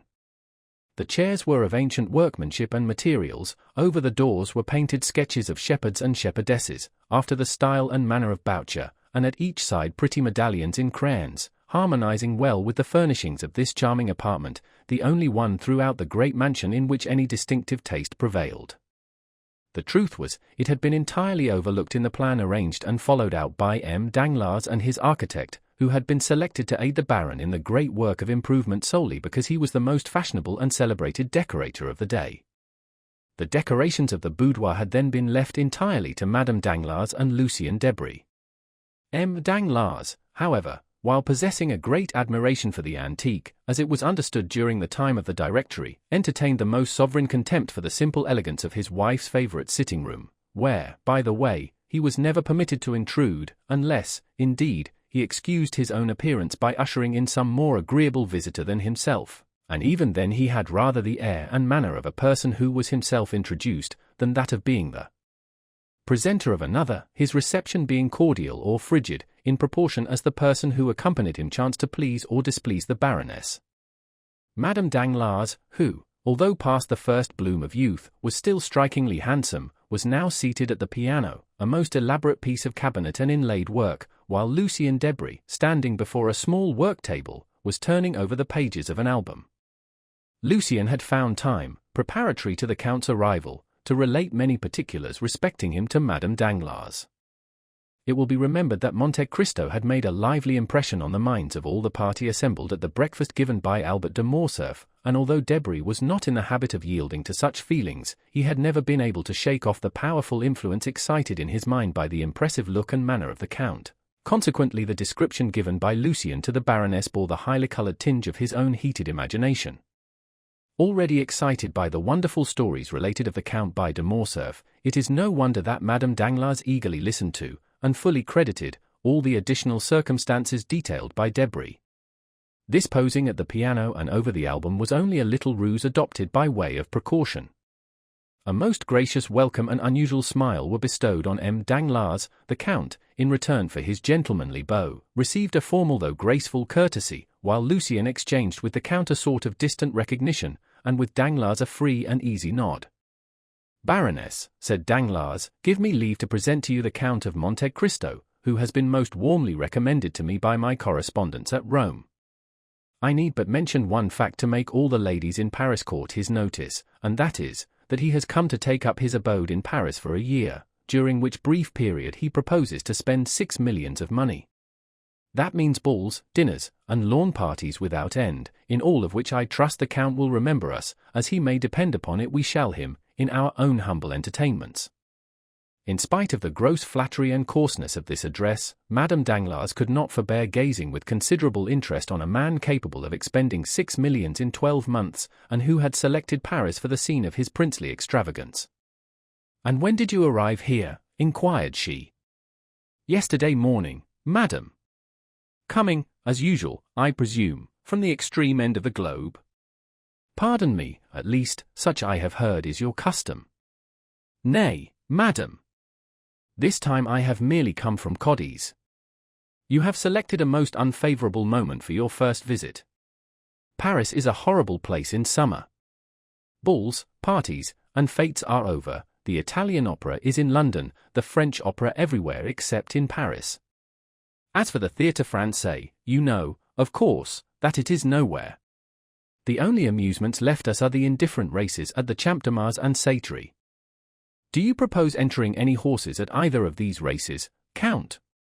"I shall do whatever they do at Paris, madam, if I have the good fortune to find someone who will initiate me into the prevalent ideas of amusement." "Are you fond of horses, Count?" "I have passed a considerable part of my life in the East, madam, and you are doubtless aware that the Orientals value only 2 things, the fine breeding of their horses and the beauty of their women." "Nay, Count," said the Baroness, "it would have been somewhat more gallant to have placed the ladies first. You see, madam, how rightly I spoke when I said I required a preceptor to guide me in all my sayings and doings here." At this instant the favorite attendant of Madame Danglars entered the boudoir. Approaching her mistress, she spoke some words in an undertone. Madame Danglars turned very pale, then exclaimed, "I cannot believe it, the thing is impossible." "I assure you, madam," replied the woman, "it is as I have said." Turning impatiently towards her husband, Madame Danglars demanded, "Is this true?" "Is what true, madam?" inquired Danglars, visibly agitated. "What my maid tells me." "But what does she tell you?" "That when my coachman was about to harness the horses to my carriage, he discovered that they had been removed from the stables without his knowledge. I desire to know what is the meaning of this." "Be kind enough, madam, to listen to me," said Danglars. "Oh, yes, I will listen, monsieur, for I am most curious to hear what explanation you will give. These 2 gentlemen shall decide between us, but, first, I will state the case to them. Gentlemen," continued the Baroness, "among the 10 horses in the stables of Baron Danglars, are 2 that belong exclusively to me, a pair of the handsomest and most spirited creatures to be found in Paris. But to you, at least, M. Debray, I need not give a further description, because to you my beautiful pair of dappled greys were well known. Well, I had promised Madame de Villefort the loan of my carriage to drive tomorrow to the boys, but when my coachman goes to fetch the greys from the stables they're gone, positively gone. No doubt M. Danglars has sacrificed them to the selfish consideration of gaining some thousands of paltry francs. Oh, what a detestable crew they are, these mercenary speculators! Madam, replied Danglars, the horses were not sufficiently quiet for you, they were scarcely 4 years old, and they made me extremely uneasy on your account. Nonsense, retorted the Baroness, you could not have entertained any alarm on the subject, because you are perfectly well aware that I have had for a month in my service the very best coachman in Paris. But perhaps you have disposed of the coachman as well as the horses. My dear love, pray do not say any more about them, and I promise you another pair exactly like them in appearance, only more quiet and steady. The Baroness shrugged her shoulders with an air of ineffable contempt, while her husband, affecting not to observe this unconjugal gesture, turned towards Monte Cristo and said, upon my word, Count, I am quite sorry not to have met you sooner. You are setting up an establishment, of course. Why, yes, replied the Count. I should have liked to have made you the offer of these horses. I have almost given them away, as it is, but, as I before said, I was anxious to get rid of them upon any terms. They were only fit for a young man. I am much obliged by your kind intentions towards me, said Monte Cristo, but this morning I purchased a very excellent pair of carriage horses, and I do not think they were dear. There they are. Come, M. Debray, you are a connoisseur, I believe, let me have your opinion upon them. As Debray walked towards the window, Danglars approached his wife. I could not tell you before others, said he in a low tone, the reason of my parting with the horses, but a most enormous price was offered me this morning for them. Some madman or fool, bent upon ruining himself as fast as he can, actually sent his steward to me to purchase them at any cost, and the fact is, I have gained 16,000 francs by the sale of them. Come, don't look so angry, and you shall have 4,000 francs of the money to do what you like with, and Eugenie shall have 2,000. There, what do you think now of the affair? Wasn't I right to part with the horses? Madame Danglars surveyed her husband with a look of withering contempt. Great heavens, suddenly exclaimed Debray. What is it? Asked the Baroness. I cannot be mistaken, there are your horses. The very animals we were speaking of, harnessed to the Count's carriage. My dappled greys, demanded the Baroness, springing to the window. 'Tis indeed they, said she. Danglars looked absolutely stupefied. How very singular, cried Monte Cristo with well-feigned astonishment. I cannot believe it, murmured the banker. Madame Danglars whispered a few words in the ear of Debray, who approached Monte Cristo, saying, the Baroness wishes to know what you paid her husband for the horses. I scarcely know, replied the Count, it was a little surprise prepared for me by my steward, and cost me, well, somewhere about 30,000 francs. Debray conveyed the Count's reply to the Baroness. Poor Danglars looked so crestfallen and discomfited that Monte Cristo assumed a pitying air towards him. See, said the Count, how very ungrateful women are. Your kind attention, in providing for the safety of the Baroness by disposing of the horses, does not seem to have made the least impression on her. But so it is, a woman will often, from mere wilfulness, prefer that which is dangerous to that which is safe. Therefore, in my opinion, my dear Baron, the best and easiest way is to leave them to their fancies, and allow them to act as they please, and then, if any mischief follows, why, at least, they have no one to blame but themselves. Danglars made no reply, he was occupied in anticipations of the coming scene between himself and the Baroness, whose frowning brow, like that of Olympic Jove, predicted a storm. Debray, who perceived the gathering clouds, and felt no desire to witness the explosion of Madame Danglars' rage, suddenly recollected an appointment, which compelled him to take his leave, while Monte Cristo, unwilling by prolonging his stay to destroy the advantages he hoped to obtain, made a farewell bow and departed, leaving Danglars to endure the angry reproaches of his wife. Excellent, murmured Monte Cristo to himself, as he came away. All has gone according to my wishes. The domestic peace of this family is henceforth in my hands. Now, then, to play another master stroke, by which I shall gain the heart of both husband and wife, delightful. Still, added he, amid all this, I have not yet been presented to Mademoiselle Eugenie Danglars, whose acquaintance I should have been glad to make. But, he went on with his peculiar smile, I am here in Paris, and have plenty of time before me, by and by will do for that. With these reflections he entered his carriage and returned home. 2 hours afterwards, Madame Danglars received a most flattering epistle from the Count, in which he entreated her to receive back her favourite dappled greys, protesting that he could not endure the idea of making his entry into the Parisian world of fashion with the knowledge that his splendid equipage had been obtained at the price of a lovely woman's regrets. The horses were sent back wearing the same harness she had seen on them in the morning, only, by the Count's orders, in the centre of each rosette that adorned either side of their heads, had been fastened a large diamond. To Danglars Monte Cristo also wrote, requesting him to excuse the whimsical gift of a capricious millionaire, and to beg the Baroness to pardon the Eastern fashion adopted in the return of the horses. During the evening, Monte Cristo quitted Paris for Auteuil, accompanied by Ali. The following day, about 3 o'clock, a single blow struck on the gong summoned Ali to the presence of the Count. Ali, observed his master, as the Nubian entered the chamber, you have frequently explained to me how more than commonly skilful you are in throwing the lasso, have you not? Ali drew himself up proudly, and then returned a sign in the affirmative. I thought I did not mistake. With your lasso you could stop an ox. Again Ali repeated his affirmative gesture. Or a tiger? Ali bowed his head in token of assent. A lion even. Ali sprung forwards, imitating the action of one throwing the lasso, then of a strangled lion. I understand, said Monte Cristo, you wish to tell me you have hunted the lion. Ali smiled with triumphant pride as he signified that he had indeed both chased and captured many lions. But do you believe you could arrest the progress of 2 horses rushing forwards with ungovernable fury? The Nubian smiled. It is well, said Monte Cristo. Then listen to me. Ere long a carriage will dash past here, drawn by the pair of dappled grey horses you saw me with yesterday. Now, at the risk of your own life, you must manage to stop those horses before my door. Ali descended to the street, and marked a straight line on the pavement immediately at the entrance of the house, and then pointed out the line he had traced to the Count, who was watching him.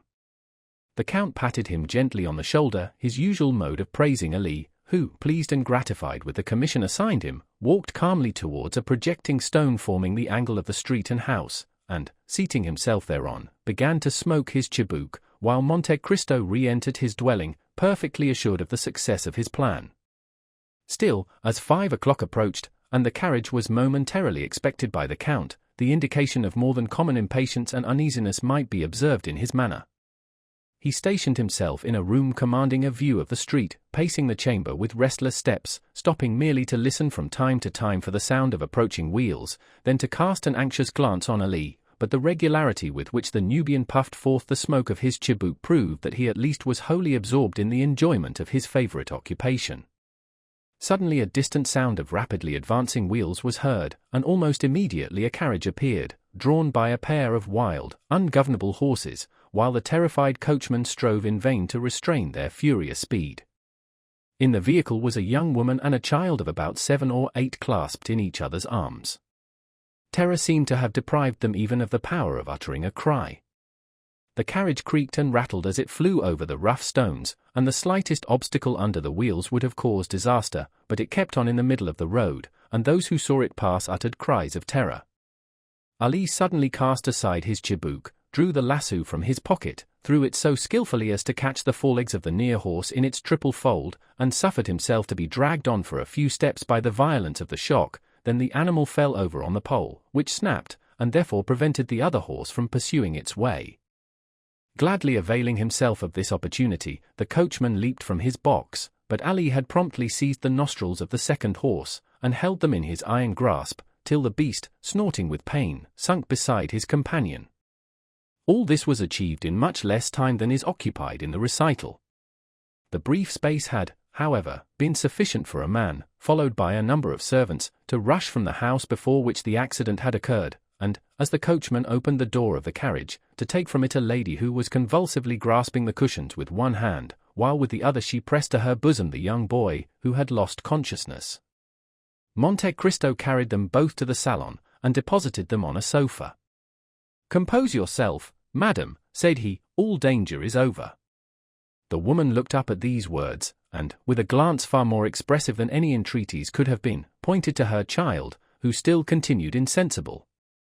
"I understand the nature of your alarms, madam," said the Count, carefully examining the child, "but I assure you there is not the slightest occasion for uneasiness. Your little charge has not received the least injury, his insensibility is merely the effects of terror, and will soon pass."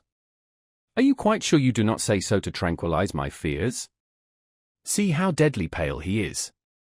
My child, my darling Edward, speak to your mother, open your dear eyes and look on me once again.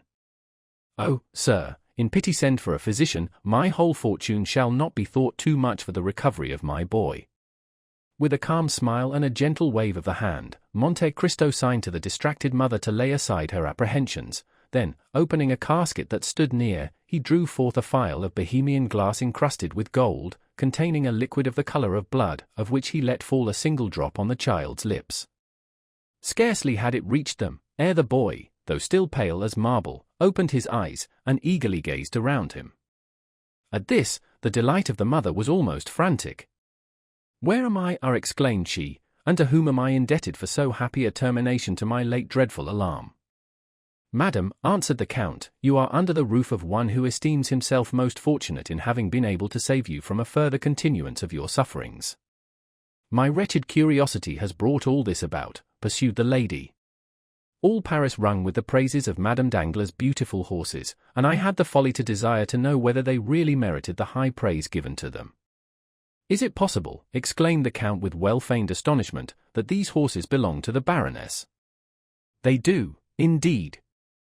"May I inquire if you are acquainted with Madame Danglars?" "I have that honor, and my happiness at your escape from the danger that threatened you is redoubled by the consciousness that I have been the unwilling and the unintentional cause of all the peril you have incurred. I yesterday purchased these horses of the Baron, but as the Baroness evidently regretted parting with them, I ventured to send them back to her, with a request that she would gratify me by accepting them from my hands." "You are, then, doubtless, the Count of Monte Cristo, of whom Hermine has talked to me so much?" "You have rightly guessed, madam," replied the Count. "And I am Madame Heloise de Villefort." The Count bowed with the air of a person who hears a name for the first time. "How grateful will M. de Villefort be for all your goodness, how thankfully will he acknowledge that to you alone he owes the existence of his wife and child." "Most certainly, but for the prompt assistance of your intrepid servant, this dear child and myself must both have perished. Indeed, I still shudder at the fearful danger you were placed in. I trust you will allow me to recompense worthily the devotion of your man." "I beseech you, madam," replied Monte Cristo, "not to spoil Ali, either by too great praise or rewards. I cannot allow him to acquire the habit of expecting to be recompensed for every trifling service he may render. Ali is my slave, and in saving your life he was but discharging his duty to me." "Nay," interposed Madame de Villefort, on whom the authoritative style adopted by the Count made a deep impression, "nay, but consider that to preserve my life he has risked his own. His life, madam, belongs not to him, it is mine, in return for my having myself saved him from death." Madame de Villefort made no further reply. Her mind was utterly absorbed in the contemplation of the person who, from the first instant she saw him, had made so powerful an impression on her. During the evident preoccupation of Madame de Villefort, Monte Cristo scrutinized the features and appearance of the boy she kept folded in her arms, lavishing on him the most tender endearments. The child was small for his age, and unnaturally pale. A mass of straight black hair, defying all attempts to train or curl it, fell over his projecting forehead, and hung down to his shoulders, giving increased vivacity to eyes already sparkling with a youthful love of mischief and fondness for every forbidden enjoyment. His mouth was large, and the lips, which had not yet regained their color, were particularly thin. In fact, the deep and crafty look, giving a predominant expression to the child's face, belonged rather to a boy of 12 or 14 than to one so young. His first movement was to free himself by a violent push from the encircling arms of his mother, and to rush forward to the casket from whence the Count had taken the phial of elixir. Then, without asking permission of anyone, he proceeded, in all the willfulness of a spoiled child unaccustomed to restrain either whims or caprices, to pull the corks out of all the bottles. "Touch nothing, my little friend," cried the Count eagerly, "some of those liquids are not only dangerous to taste, but even to inhale." Madame de Villefort became very pale, and, seizing her son's arm, drew him anxiously toward her, but, once satisfied of his safety, she also cast a brief but expressive glance on the casket, which was not lost upon the Count. At this moment Ali entered. At sight of him Madame de Villefort uttered an expression of pleasure, and, holding the child still closer towards her, she said, "Edward, dearest, do you see that good man? He has shown very great courage and resolution, for he exposed his own life to stop the horses that were running away with us, and would certainly have dashed the carriage to pieces. Thank him, then, my child, in your very best manner, for, had he not come to our aid, neither you nor I would have been alive to speak our thanks." The child stuck out his lips and turned away his head in a disdainful manner, saying, "He's too ugly." The Count smiled as if the child bade fair to realize his hopes, while Madame de Villefort reprimanded her son with a gentleness and moderation very far from conveying the least idea of a fault having been committed. "This lady," said the Count, speaking to Ali in the Arabic language, "is desirous that her son should thank you for saving both their lives, but the boy refuses, saying you are too ugly." Ali turned his intelligent countenance towards the boy, on whom he gazed without any apparent emotion, but the spasmodic working of the nostrils showed to the practiced eye of Monte Cristo that the Arab had been wounded to the heart. "Will you permit me to inquire," said Madame de Villefort, as she arose to take her leave, "whether you usually reside here?" "No, I do not," replied Monte Cristo. "It is a small place I have purchased quite lately.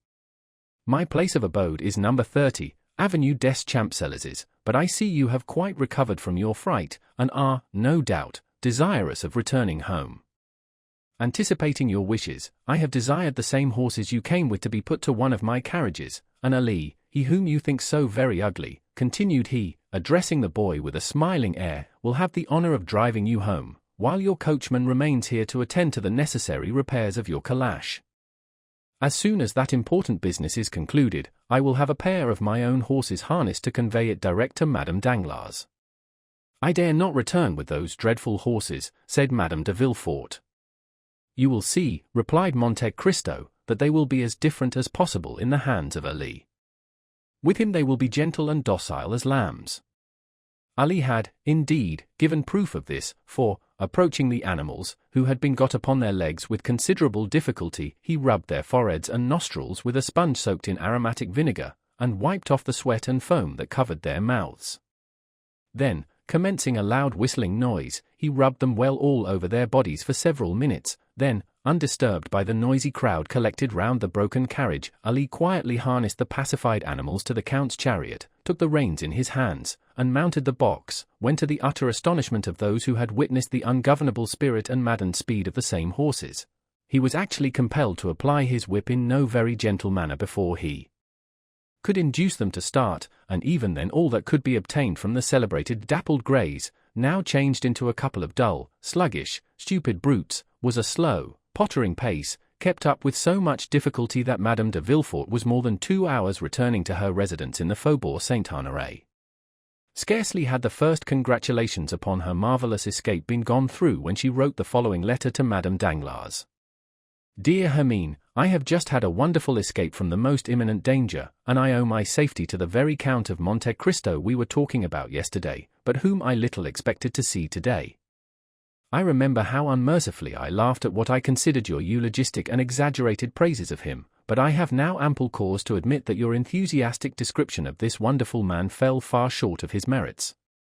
Your horses got as far as Ranelagh, when they darted forward like mad things, and galloped away at so fearful a rate, that there seemed no other prospect for myself and my poor Edward but that of being dashed to pieces against the first object that impeded their progress, when a strange-looking man, an Arab, a Negro, or a Nubian, at least a black of some nation or other, at a signal from the Count, whose domestic he is, suddenly seized and stopped the infuriated animals, even at the risk of being trampled to death himself, and certainly he must have had a most wonderful escape.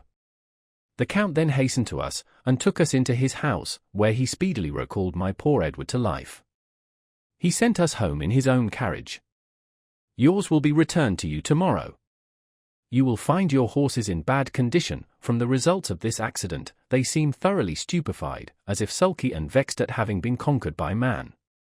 The Count, however, has commissioned me to assure you that 2 or 3 days' rest, with plenty of barley for their soul food during that time, will bring them back to as fine, that is as terrifying, a condition as they were in yesterday. Adieu!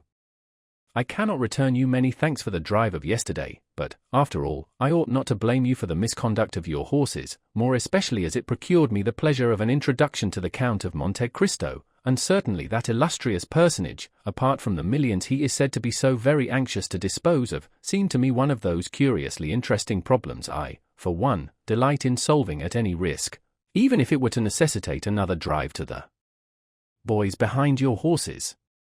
Edward endured the accident with miraculous courage. He did not utter a single cry, but fell lifeless into my arms, nor did a tear fall from his eyes after it was over. I doubt not you will consider these praises the result of blind maternal affection, but there is a soul of iron in that delicate, fragile body. Valentine sends many affectionate remembrances to your dear Eugenie. I embrace you with all my heart. Héloïse de Villefort. P.S. Do pray contrive some means for me to meet the Count of Monte Cristo at your house. I must and will see him again. I have just made M. de Villefort promise to call on him, and I hope the visit will be returned. That night the adventure at Auteuil was talked of everywhere. Albert related it to his mother, Château Renaud recounted it at the Jockey Club, and Debray detailed it at length in the salons of the minister. Even Beauchamp accorded 20 lines in his journal to the relation of the Count's courage and gallantry, thereby celebrating him as the greatest hero of the day in the eyes of all the feminine members of the aristocracy. Vast was the crowd of visitors and inquiring friends who left their names at the residence of Madame de Villefort, with the design of renewing their visit at the right moment, of hearing from her lips all the interesting circumstances of this most romantic adventure. As for M. de Villefort, he fulfilled the predictions of Héloïse to the letter, donned his dress suit, drew on a pair of white gloves, ordered the servants to attend the carriage dressed in their full livery, and drove that same night to number 30 in the Avenue des Champs-Élysées.